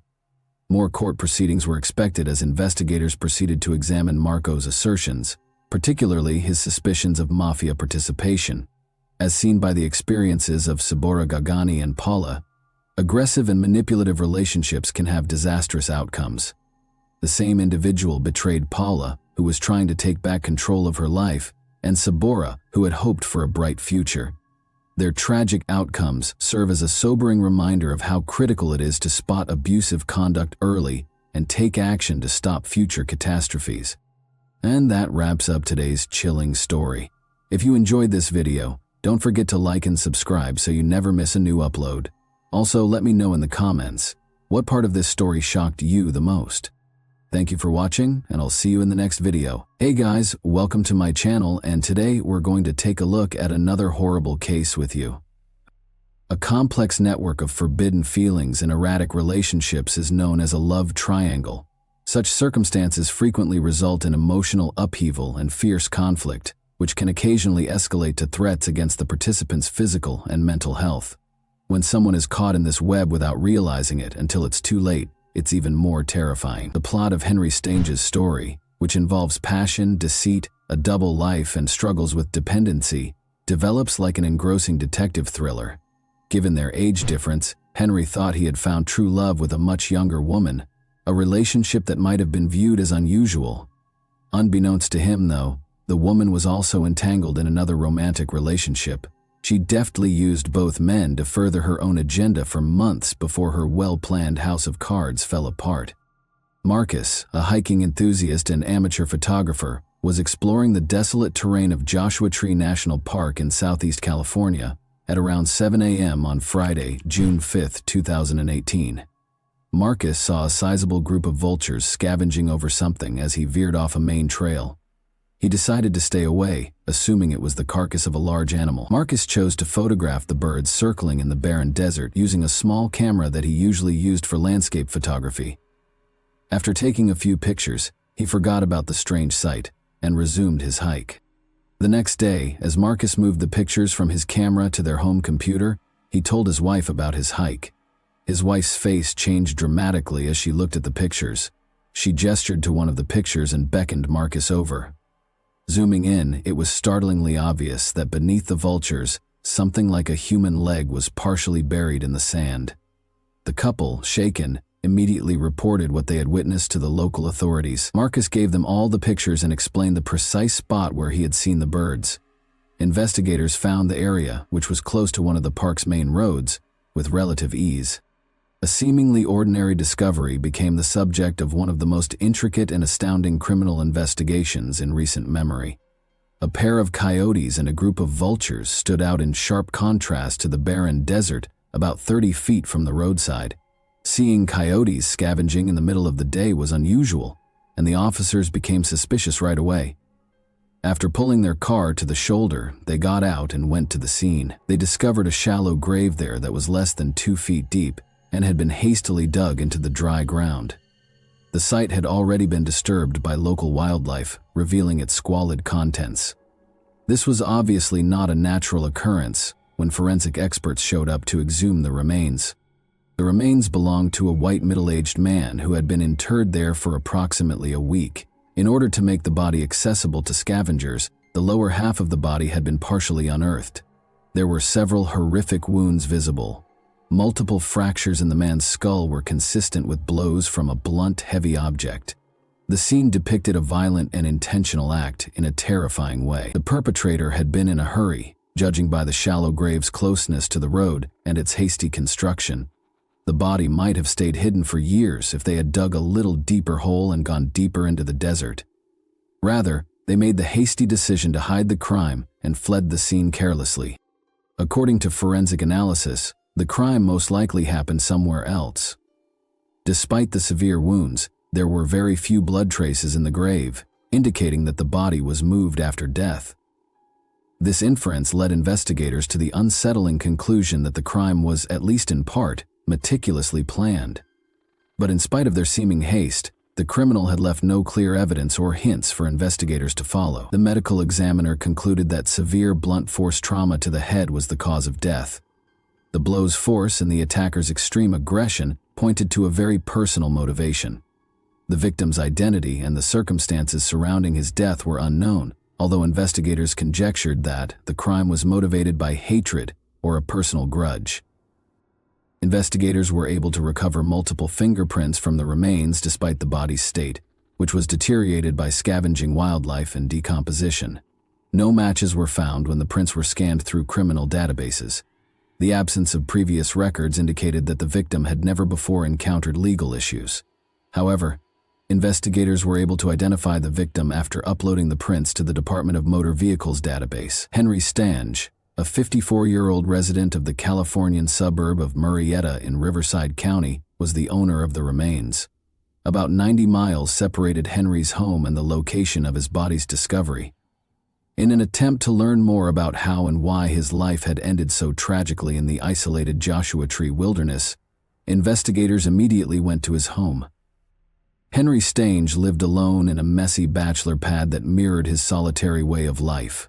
Empty pizza boxes and takeout containers littered countertops, and personal items were strewn all over the house. There were no indications of forced entry, theft, or a struggle, but the place lacked the coziness of a home that had been inhabited. Whatever had happened to Henry had obviously happened somewhere else. The most disturbing finding was waiting for investigators in the house's attached garage. This area, which was probably the location of the crime, told a graphic tale. The storage boxes, tools, and walls were all covered in dried blood splatter. A sizable pool of congealed blood lay on the floor, partially smeared as if someone had tried to clean it but quickly gave up. As indicated by the empty bottle thrown close by, there was a heap of blood-soaked rags in the garage corner that had been heavily bleached. Investigators discovered what looked to be the weapon used in the crime, a heavy dumbbell smeared with dried blood near the front door of the house. Wires hanging overhead indicated that a security camera had been taken out by force. Additional cameras were discovered, torn from their mounts in the living room and hallway upon closer examination of the house. The perpetrator of this heinous act was aware of the camera locations and had taken them to remove any possible proof. Regretfully, investigators had little evidence left by the offender. No shoe prints or foreign fingerprints were found, and Henry was the only one with blood or DNA. Detectives had more questions than answers because the scene appeared to have been painstakingly cleaned. There were no known legal issues with Henry. He had no apparent enemies, lived alone, and was divorced. He was a quiet, amiable man who kept to himself most of the time, but was always courteous, according to his neighbors. But given how vicious the crime was, it begged the question, who would do such a barbaric thing? Did it have anything to do with Henry's odd pastimes? Or was it someone from his past? Most concerning of all, why hadn't he been reported missing earlier? Henry was raised in a close-knit household that placed a high importance on relationships and respect. In a nearby town, his mother and 2 younger sisters resided with their families. Through frequent phone conversations and sporadic visits, the family regularly maintained communication, but Henry had grown more reclusive in recent months, talking less to his loved ones and keeping personal information private. Though they tried not to overreact, his family was concerned about him. They became more worried when he didn't get back to them for a week or so, but they chose to hold off on setting off an alarm. Henry's mother and sisters were devastated to learn of his violent death. Heartbroken and shocked, they immediately volunteered to help investigators by providing any information they could, in the hopes that it would aid in the case's resolution. At one time, Henry Stange was a man of energy and athleticism. He enjoyed hiking, traveling, having outdoor adventures, and being in nature. Henry was a gifted guitarist and a passionate motorsports fan who loved his motorcycle, a valuable asset that had taken him across several states. However, everything changed in the spring of 2014. One day, as Henry was getting ready to go for a ride, a pickup truck with an inebriated driver collided with his motorcycle. It was a devastating collision. Before coming to a halt, the driver pulled Henry for almost 300 feet. Henry miraculously lived, but his injuries changed his life. Henry's legs were severely damaged in the collision, necessitating several major surgeries. He had to go through months of exhausting rehabilitation in order to be able to walk again. But the physical pain continued. No relief was provided by over-the-counter medication. Strong painkillers were prescribed by doctors to treat his illness, but the drug soon caused dependency, which in turn led to a crippling addiction. Henry had been married for more than 10 years and was raising 2 children with his spouse at the time of the accident. At first, his wife helped him through his recovery and increasing reliance on medicine, but the strain was too great. In order to be nearer to her family, she moved to a nearby town and filed for divorce in 2016, taking their kids with her. She remained friendly with Henry in spite of their separation, enabling him to continue being active in their children's lives. Due to his physical limitations following the accident, Henry was forced to give up many of his prior interests. Rather, he focused on his passion for electronics and technology. He converted one room of his house into a fully functional radio studio by spending a lot of time tinkering with devices and equipment. Henry then started a podcast, using it as a forum to talk about current affairs and express his frequently frank and unvarnished views. Henry started broadcasting every day. He freely voiced his opinions, frequently venturing into philosophical reflections or daring remarks on contentious subjects. His show's lack of censorship attracted a devoted audience, garnering him both ardent supporters and ardent detractors. He started to be purposefully provoked by some listeners, especially those who held opposing opinions, which caused him to lose his temper. Videos of these outbursts were captured and circulated on social media, frequently edited to portray Henry negatively. Investigators discovered a particularly antagonistic person who appeared to have a deep-seated grudge against Henry in one online community for amateur radio enthusiasts. This individual regularly made fun of Henry's remarks, posted edited snippets of his broadcasts, and insulted him. However, it soon became clear that Henry was not the only one who exhibited this behavior. As a kind of amusement, the user frequently attacked and disparaged prominent members of the community on the platform. Although it was clear that they were hostile toward Henry, it was unclear if this online animosity was related to the crime. 4 months prior to the tragedy, in late January 2018, Henry Stange went through a terrifying ordeal. His family claims that while he was asleep, someone broke into his house in the middle of the night. After breaking in through a window, the intruder struck Henry repeatedly in the head with a hammer. Since nothing was taken from the house, it is obvious that a personal grudge was more likely to have been the motivation than robbery. When they left, the assailant took the hammer that they had brought. Henry surprisingly chose not to call the police to report the incident. He installed covert security cameras all over his house instead, taking matters into his own hands. The person who broke into his house the second time was aware of the camera's locations. Henry's last known podcast broadcast was broadcast on the evening of Thursday, May 24, 2018, according to investigators piecing together his last days. After that, his utilities showed no activity, no text messages, and no records of incoming or outgoing calls. Investigators concluded that Henry's death occurred on this day because neither electricity nor water had been used since that evening. Those closest to Henry were interviewed by detectives as the first step in their investigation. They found out that he was still going through the divorce process. After the split, the couple had been embroiled in a contentious legal dispute over Henry's residence, despite his and his ex-wife's best efforts to keep things civil for the benefit of their 2 kids. In the meantime, his ex-wife had moved in with her mother along with their kids. When it was discovered that Henry's ex-wife had been paying the house's utility bills, the tension increased. Henry survived on a meager disability allowance following the accident that prevented him from working, but it was insufficient to cover all of his expenses. She continued to provide financial support to him even after they split up. Henry's ex-wife reportedly paid him occasional visits, according to the neighbors, most likely to settle their property dispute. However, the couple's shouting matches could be heard all over the neighborhood, as these visits frequently turned into loud arguments. An important question was brought up by the Discord. Was the mother of Henry's children really so desperate to settle their dispute over the house that she went to such lengths? Henry's ex-wife emerged as the main suspect at this stage of the inquiry. She gave a somber account of their relationship when detectives brought her in for interrogation. After Henry's motorcycle accident, his ex-wife claims that their once happy and stable marriage took a drastic turn.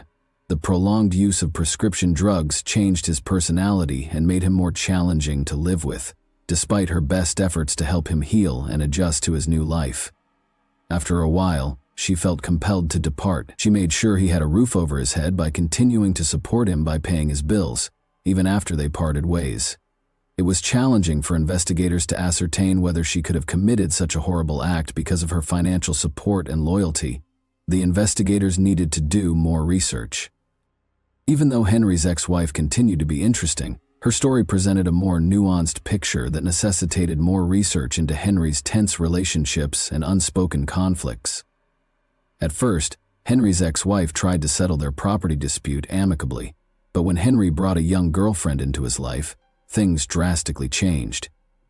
Conflict arose when he declared that he and his new partner would be living in the house. Henry seemed so consumed by his passion that he completely forgot about his children's needs. Despite their disagreements, Henry's ex-wife didn't seem to have any reason to hurt him. Instead, she was sympathetic to her ex-husband. She also had a strong alibi for the day that investigators thought the crime was committed. She was in another state for a week-long business trip. Now that she was no longer under suspicion, investigators focused on the enigmatic young lady Henry had fallen so deeply in love with. According to Henry's mother, her son started dating Ashley Stapp, a much younger woman who was only in her early 20s, approximately 10 months prior to his passing.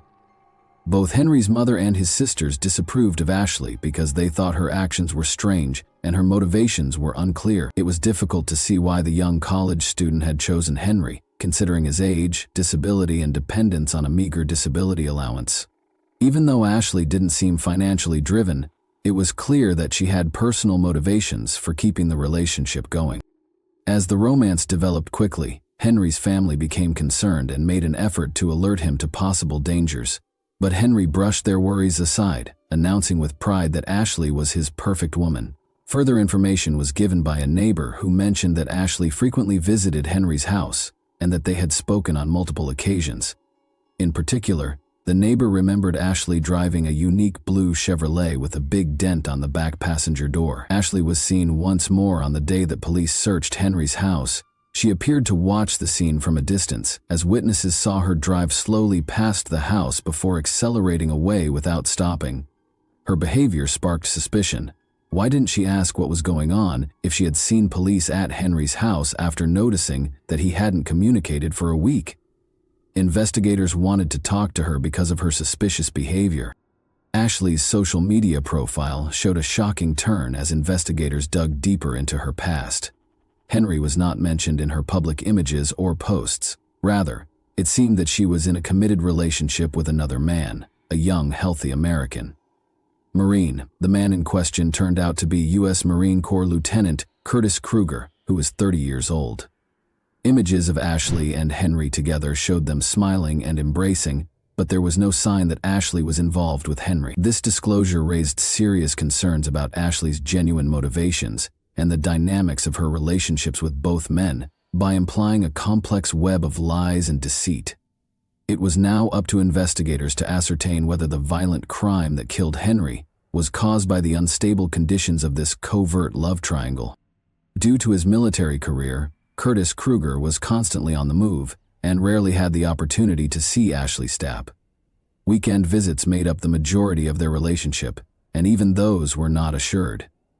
When they were able to get together, they frequently went out of town to spend time together privately. Ashley blended in with Curtis's world, occasionally visiting him on base for family days and other military functions. In fact, the couple had already started organizing their wedding. Curtis frequently talked about Ashley being the woman of his dreams and how he would never want to lose her. But there were still questions in his mind. He told his sister about Ashley's repeated disappearances, her inability to return his calls, and her lack of justifications. Curtis put tracking software on Ashley's phone out of suspicion in order to keep tabs on her whereabouts. Before long, he had discovered the truth. At a gas station close to Henry Stange's house, Curtis confronted Ashley. She gave Curtis the address and, under duress, acknowledged where she had been spending her time, but instead of admitting to being unfaithful, she disclosed a concerning secret. Ashley stated that she had become dependent on strong painkillers as a result of a hip injury she had suffered years prior. She added that Henry had been attempting to cut back on his use because he was also struggling with a similar addiction. He had a lot of medicine left over from this effort, which Ashley had been taking for herself. She accused Henry of being abusive and said he made her give something in exchange for the medicine. Her story infuriated Curtis, who decided to take matters into his own hands. On a chilly January night, armed with a hammer, he broke into Henry's house and assaulted him while he slept. Curtis later confessed his actions to his sister, who would later become a crucial witness, after he thought he had killed Henry. Curtis was unaware that Henry had survived the assault. Henry believed the assault was connected to his vocal podcasting, so he chose not to notify the authorities. He was unaware that the attack was focused on his girlfriend and her double life. Detectives had a problem, because Curtis and Ashley were the main suspects. Both suspects could have requested legal representation and exercised their right to remain silent, which could have delayed the investigation, and they did not have enough evidence to make an arrest. To get around this, the police came up with a cunning scheme to surprise the two. A trap that would eventually reveal the truth. In order to monitor Curtis and Ashley's phone conversations, the authorities first secured a court order. Officers then went to Ashley's brother and asked him if he recognized anyone in a picture of her with Henry. He said he didn't know the man next to her, but he recognized his sister right away. The officers clarified that they needed to identify the man in the picture because they were looking into a serious crime. In order to learn more, they asked the brother to email Ashley the photo. She reacted rapidly. Ashley said she didn't know who the man was or anything about a crime when she called her brother. Ashley called Curtis in a panic shortly after. She explained that the police had somehow linked her to the investigation during the tearful conversation. Confident that they had hidden the body in the desert and removed the cameras to cover their tracks, the two suspects expressed bewilderment over how this had occurred. Although they refrained from using overt language regarding the crime, they did discuss certain details that would only be known by someone who was directly involved in the events. Curtis and Ashley were taken to the station separately for interrogation after being arrested on the same day. Curtis asked for a lawyer and instantly refused to talk. But Ashley found herself facing the taped version of her chat with Curtis. She started confessing after realizing she couldn't deny her involvement. At first, Ashley's remarks were ambiguous and inconsistent. Although she acknowledged being at the scene of the crime the night of the attack, she denied seeing the assailant. She initially claimed that Henry was ambushed in the garage after he went to investigate a break-in at the house. Ashley's story changed when investigators showed evidence that her and Curtis's phones were tracked to Henry's house the night of the crime. She acknowledged having a romantic relationship with both men for almost 10 months. Curtis made the decision to confront him after learning of her relationship with Henry. Ashley admitted that he thought Ashley would avoid Henry after Curtis attacked him in January and seriously hurt him. Curtis, however, was furious to find out that she was still seeing him. Curtis drove to Henry's house the night of the crime and attacked him once more. Ashley acknowledged that she had assisted Curtis in hiding the crime. She disclosed that she had guided him to the location of Henry's security cameras, assisted him in taking them down, and helped conceal Henry's body in the desert. At last, Ashley revealed where Curtis had used the hammer in the January initial attack. When found, this weapon still contained traces of Curtis's fingerprints and Henry's blood, which was crucial evidence in the case. In August 2020, Curtis Kruger and Ashley Stapp's trial got underway. Curtis insisted that he was protecting his fiance's honor and denied any wrongdoing. According to his lawyer, Ashley was the real catalyst, living a double life and controlling both men for her personal gain. The defense also emphasized that Ashley had stolen all of Henry's prescription drugs from his house for her own use following the heinous crime. Curtis was convicted in September 2020 of assaulting Henry, second-degree murder, and tampering with evidence. He was given an 18-year prison term with no chance of release until 2031. Ashley agreed to a plea bargain, acknowledging that she had obstructed justice and tampered with evidence. She received a sentence that included 2 years of probation, 9 months in jail, and treatment for her substance abuse problems. After only 4 months of service, Ashley was released. However, she broke the conditions of her probation and was returned to prison to complete the remaining 5 months of her sentence. Although Ashley has been free for a while, no trustworthy information regarding her life or current location is available. And that wraps up today's chilling story. If you enjoyed this video, don't forget to like and subscribe so you never miss a new upload. Also, let me know in the comments, what part of this story shocked you the most? Thank you for watching, and I'll see you in the next video.